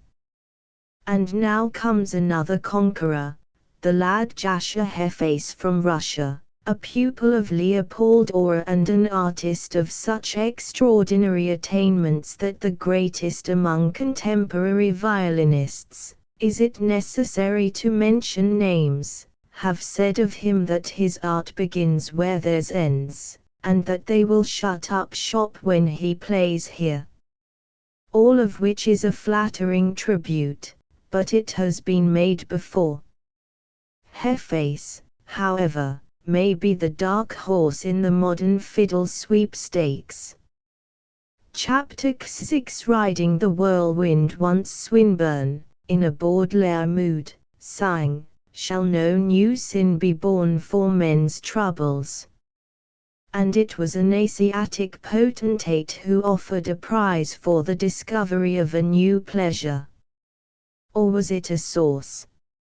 Mankind soon wearies. The miracles of yesteryear are the commonplaces of today. Steam, telegraphy, electric motors, wireless, and now wireless telephony are accepted as a matter of course by the man in the street. How stale will seem women's suffrage and prohibition after they have conquered. In the world of art conditions are analogous. The Cubist nail drove out the Impressionist, and the Cubist will vanish if the Futurist hammer is sufficiently heavy. Nevertheless, there is a novel sensation in store for those who make a first flight through the air. I don't mean in a balloon, whether captive or free. In the case of the former, a trip to the top of the Washington Monument or the Eiffel Tower will suffice, and while I rode in a Zeppelin at Berlin in 1912, 100 marks, or about $25, was the tariff, and saw Potsdam at my feet, yet I was unsatisfied. The passengers sat in a comfortable salon, ate, drank, even smoked. The traveling was so smooth as to suggest an inland lake on a summer day. No danger was to be apprehended. The monster airship left its hangar and returned to it on schedule time. The entire trip lacked the flavor of adventure. And that leads me to a personal confession. I am not a sport. In my veins flows sporting blood, but only in the Darwinian sense. Am I a sport, a deviation from the normal history of my family, which has always been devoted to athletic pleasures. A baseball match in which carnage ensues is a mild diversion for me. I can't understand the fury of the contest. I yawn, though the frenzied enthusiasm of the spectators interests me. I have fallen asleep over a cricket match at Lord's in London, and the biggest bore of all was a Sunday afternoon bullfight in Madrid. It was such a waste of potential beefsteaks. Prize fights discussed, shell races are puerile, football matches smack of obituaries. As for golf, that is a prelude to senility, or the antechamber to an undertaker's establishment. The swiftness of film pictures has set a new metronomic standard for modern sports. I suppose playing Bach fugues on the keyboard is as exciting a game as any, that is, for those who like it. A four-voiced polyphony at a good gait is positively hair-raising. It beats poker. All this is a preliminary to my little tale. Conceive me as an elderly person of generous waist measurement, slightly reckless like most nearsighted humans. This recklessness is psychical. Safety first, and I always watch my step. Painful experience taught me years ago the perils that lurk in ambush for a Johnny look in the air. Flying in heavier than air machines fascinated me. The fantastic stories of H.G. Wells were ever a joy. When the Argonauts of the air appeared, flying was practically assured, although a Paris mathematician had demonstrated with ineluctable logic that it was impossible, as proved a member of the Institute a century earlier that birds couldn't fly. It was an illusion. Well, the Wrights flew. Even if Langley did not, Langley, the genuine father of the aeroplane. Living so long in France and Belgium, I had grown accustomed to the whirring of aerial motors, a sound not unlike that of a motorboat or the buzzing of a sawmill. I became accustomed to this drone above the housetops. And since my return to America I have often wondered why in the land where the aeroplane first flew, so little public interest was manifested. To be sure, there are aero clubs, but they never fly where the interest of the greater public can be intrigued. Either there is a hectic excitement over some record broken or else the aviator sulks in his tent. Is the money devil at the bottom of the trouble? Sport for sport's sake, like art for art's sake, is rarely encountered. The government has taken up flying, but that is for pragmatic purposes. The aeroplane as a weapon of defense, not the aeroplane as a new and agreeable pleasure. We are not a disinterested nation. Even symphony concerts and opera and the salvation of souls are commercial propositions. Else would our skies be darkened by flying machines instead of smoke, and our churches thronged with aviators. Walking on the famous and fatiguing boardwalk of Atlantic City, I suddenly heard a familiar buzzing in the air and looked up.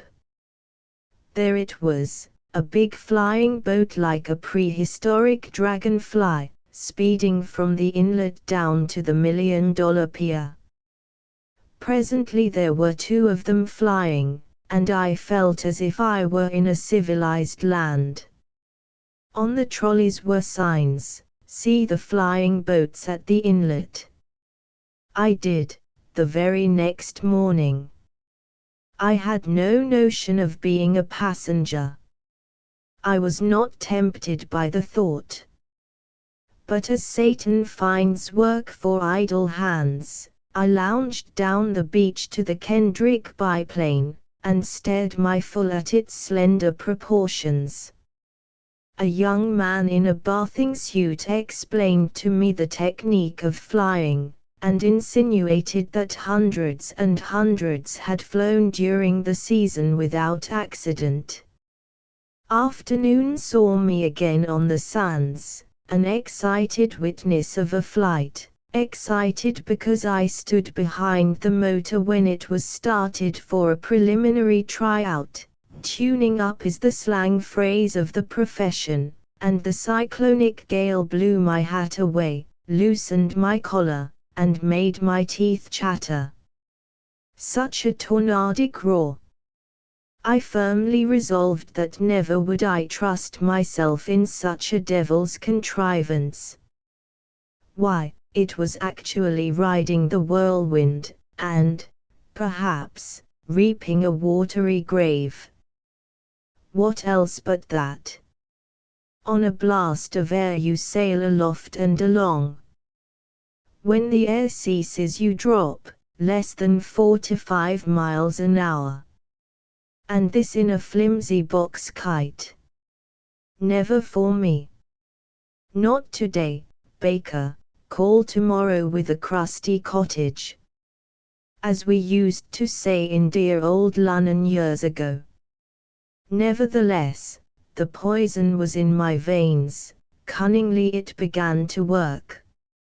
I saw a passenger, a fat man, weighing 204 pounds, I asked for the figures, trussed up like a calf in the arms of a slight, muscular youth, who carried him a limp burden and deposited him on a seat in the prow of the boat. I turned my head away. I am not easily stirred, having reported musical and theatrical happenings for a quarter of a century, but the sight of that stout male, a man and a brother, I didn't know him from Adam, evoked a chord of pity in my breast. I felt that I would never set eyes again on this prospective food for fishes. I quickly left the spot and returned to my hotel, determined to say, retro me, Sathanas, if that personage should happen to show me his hoofs, horns, and hide. But he did not. The devil is a subtle beast. He had simply set jangling the wires of suggestion, and my nerves accomplished the rest. One morning, a few days later, I awoke parched with desire. I drank much strong tea to steady me and smoked unremittingly. Again, during the early afternoon, I found myself up the beach. My feet take hold on hell, I said to myself, but it was only hot sand. I teased myself with speculations as to whether the game was worth the candle. Yes, I had got that far, traversing a vast mental territory between the no-sayer and the yes-sayer. I was doomed, and I knew it when I began to circle about the machine. Courteously the bonny youth explained matters. It was a Glenn H. Curtiss hydro-aeroplane, furnished with one of the new Curtiss engines of 90 horsepower, capable of flying 70 to 90 miles an hour, of lifting 400 pounds, and weighing in all about a ton. Was it safe? Were the taut, skinny piano wires that manipulated the steering gear and the plane durable? Didn't they ever snap? Of course they were durable, and, of course, they occasionally snapped. What then? Why, you drop, in spiral fashion, volplane, charming vocable. But if the engine, same thing. You would come to earth, rather water, as naturally as a child takes the breast. Nothing to fear. Young Beryl Kendrick is an Atlantic City product. He was a professional swimmer and lifeguard, and will look after you. The price is $15, formerly $25, but competition, which is said to be the life of trade, had operated in favor of the public. Rather emotionally I bade my man good day, promising to return for a flight the next morning, a promise I certainly did not mean to keep. This stupendous announcement he received coolly. Flying to him was a quotidian banality. And then I noticed that the blazing sun had become darkened. Was it an eclipse, or were some horrid, monstrous shapes like the supposititious spindles spoken of by Langley devouring the light of our parent planet?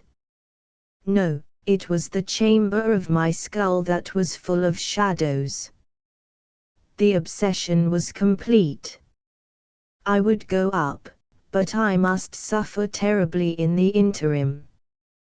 Why should I fly and pay 15 good shekels for the unwelcome privilege? I computed the cost of various beverages, and as a consoling thought recalled Mark Twain's story of the Western editor who, missing from his accustomed haunts, was later found serenely drunk, passionately reading to a group of miners from a table his lantern-illuminated speech, in which he denounced the cruel raw waste of grain in the making of bread when so many honest men were starving for whiskey. Yet did I feel that I would not begrudge my hard-earned royalties. I'm not a bestseller, and thus tormented between the devil of cowardice and the deep sea of curiosity I retired and dreamed all night of fighting strange birds that attacked me in an aeroplane. I shan't weary you with the further analysis of my soul states during this tempestuous period. I ate a light breakfast, swallowed much tea. Then I resolutely went in company with a friend, and we boarded an inlet car. I had the day previous resorted to a major expedient of cowards. I had said, so as to bolster up my fluttering resolution, that I was going to fly, an expedient that seldom misses, for I should never have been able to face the chief clerk, the head waiter, or the proprietor at the hotel if I failed to keep my promise. Boaster! Swaggerer! I muttered to myself en route. Now are you satisfied? Thou tremblest, carcass. Thou wouldst tremble much more if thou knewest whither I shall soon lead thee. I quoted Tuern, and I was beginning to babble something about Icarus, or was it Phaeton, or Simon Magus, brought to earth in the Colosseum by a prayer from the lips of Saint Peter, when we arrived. How I hated the corner where we alighted. It seemed mean and dingy and sinister in the dazzling sunlight, a red-hot Saturday, the 11th of September, 1915, and the hour was 10:30 am. A condemned criminal could not have noted more clearly every detail of the life he was about to quit. We plowed through the sand. We reached the scaffold, at least it looked like one to me. Hullo, here's a church. Let's go in, I felt like exclaiming in sheer desperation, remembering Dickens and Mr. Wemmick. I would have, such was my blue funk, quoted Holy Scripture to the sandlopers, but I hadn't the chance. I asked my friend, and my voice sounded steady enough, whether the wind and weather seemed propitious for flying. Never better was the reply, and my heart went down to my boots. I really think I should have escaped if a stout man with a piratical moustache hadn't approached me and asked, going up today." I marveled at his calmness, and wished for his instant dissolution, but I gave an affirmative shake of the head. Cornered at last. Handing my watch, hat, and wallet to my friend, I coldly awaited the final preparations. I had forgotten my ear protector, but cotton wool would answer the purpose of making me partially deaf to the clangorous vibration of the propeller blades, which resemble in a magnified shape the innocent air fans of offices and cafes. I essayed one more joke, true gallows humor, before I was led like a lamb, a tough one, to the slaughter. I asked an attendant to whom I had paid the official fee if my widows would be refunded the money in case of accident, but this antique and tasteless witticism was indifferently received, as it deserved. Finally the young man gave me a raincoat, grabbed me around the waist, and bidding me clasp his neck he carried me out into shallow water and sat me beside the air pilot, who looked like a mere lad in his bathing clothes. My hand must have been trembling, that old piano hand, for he inquiringly eyed me. The motor was screaming as we flew through the water toward the inlet. I hadn't courage of mind to make a farewell signal to my companion. Too late, we're off, I thought, and at once my trepidation vanished. I had for some unknown reason, possibly because of absolute despair, suffered a rich sea change. We churned the waves. I saw tiny sails studding the deep blue. Men fished from the shore. As we neared the inlet, where a shambling wooden hotel stands on the sandy point, the sound of the motor grew intenser. We began to lift, not all at once, but gradually.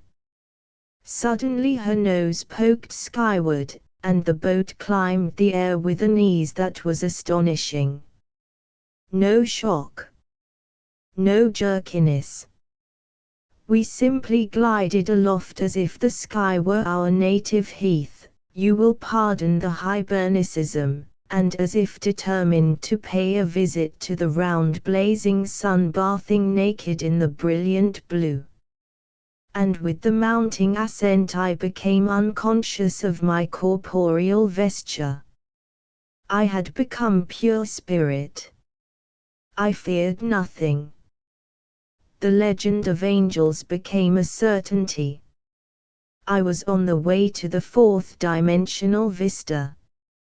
I recalled Poincare's suggestion that there is no such thing as matter, only holes in the ether. Nature embracing a vacuum instead of abhorring it. A Swiss cheese universe. Joseph Conrad has said man on earth is an unforeseen accident which does not stand close investigation. But man in the air. Man is destined to wings. Was I not proving it?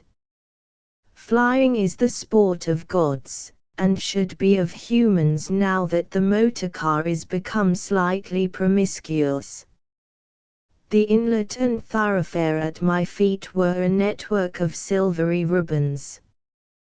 The heat was terrific, the glare almost unbearable.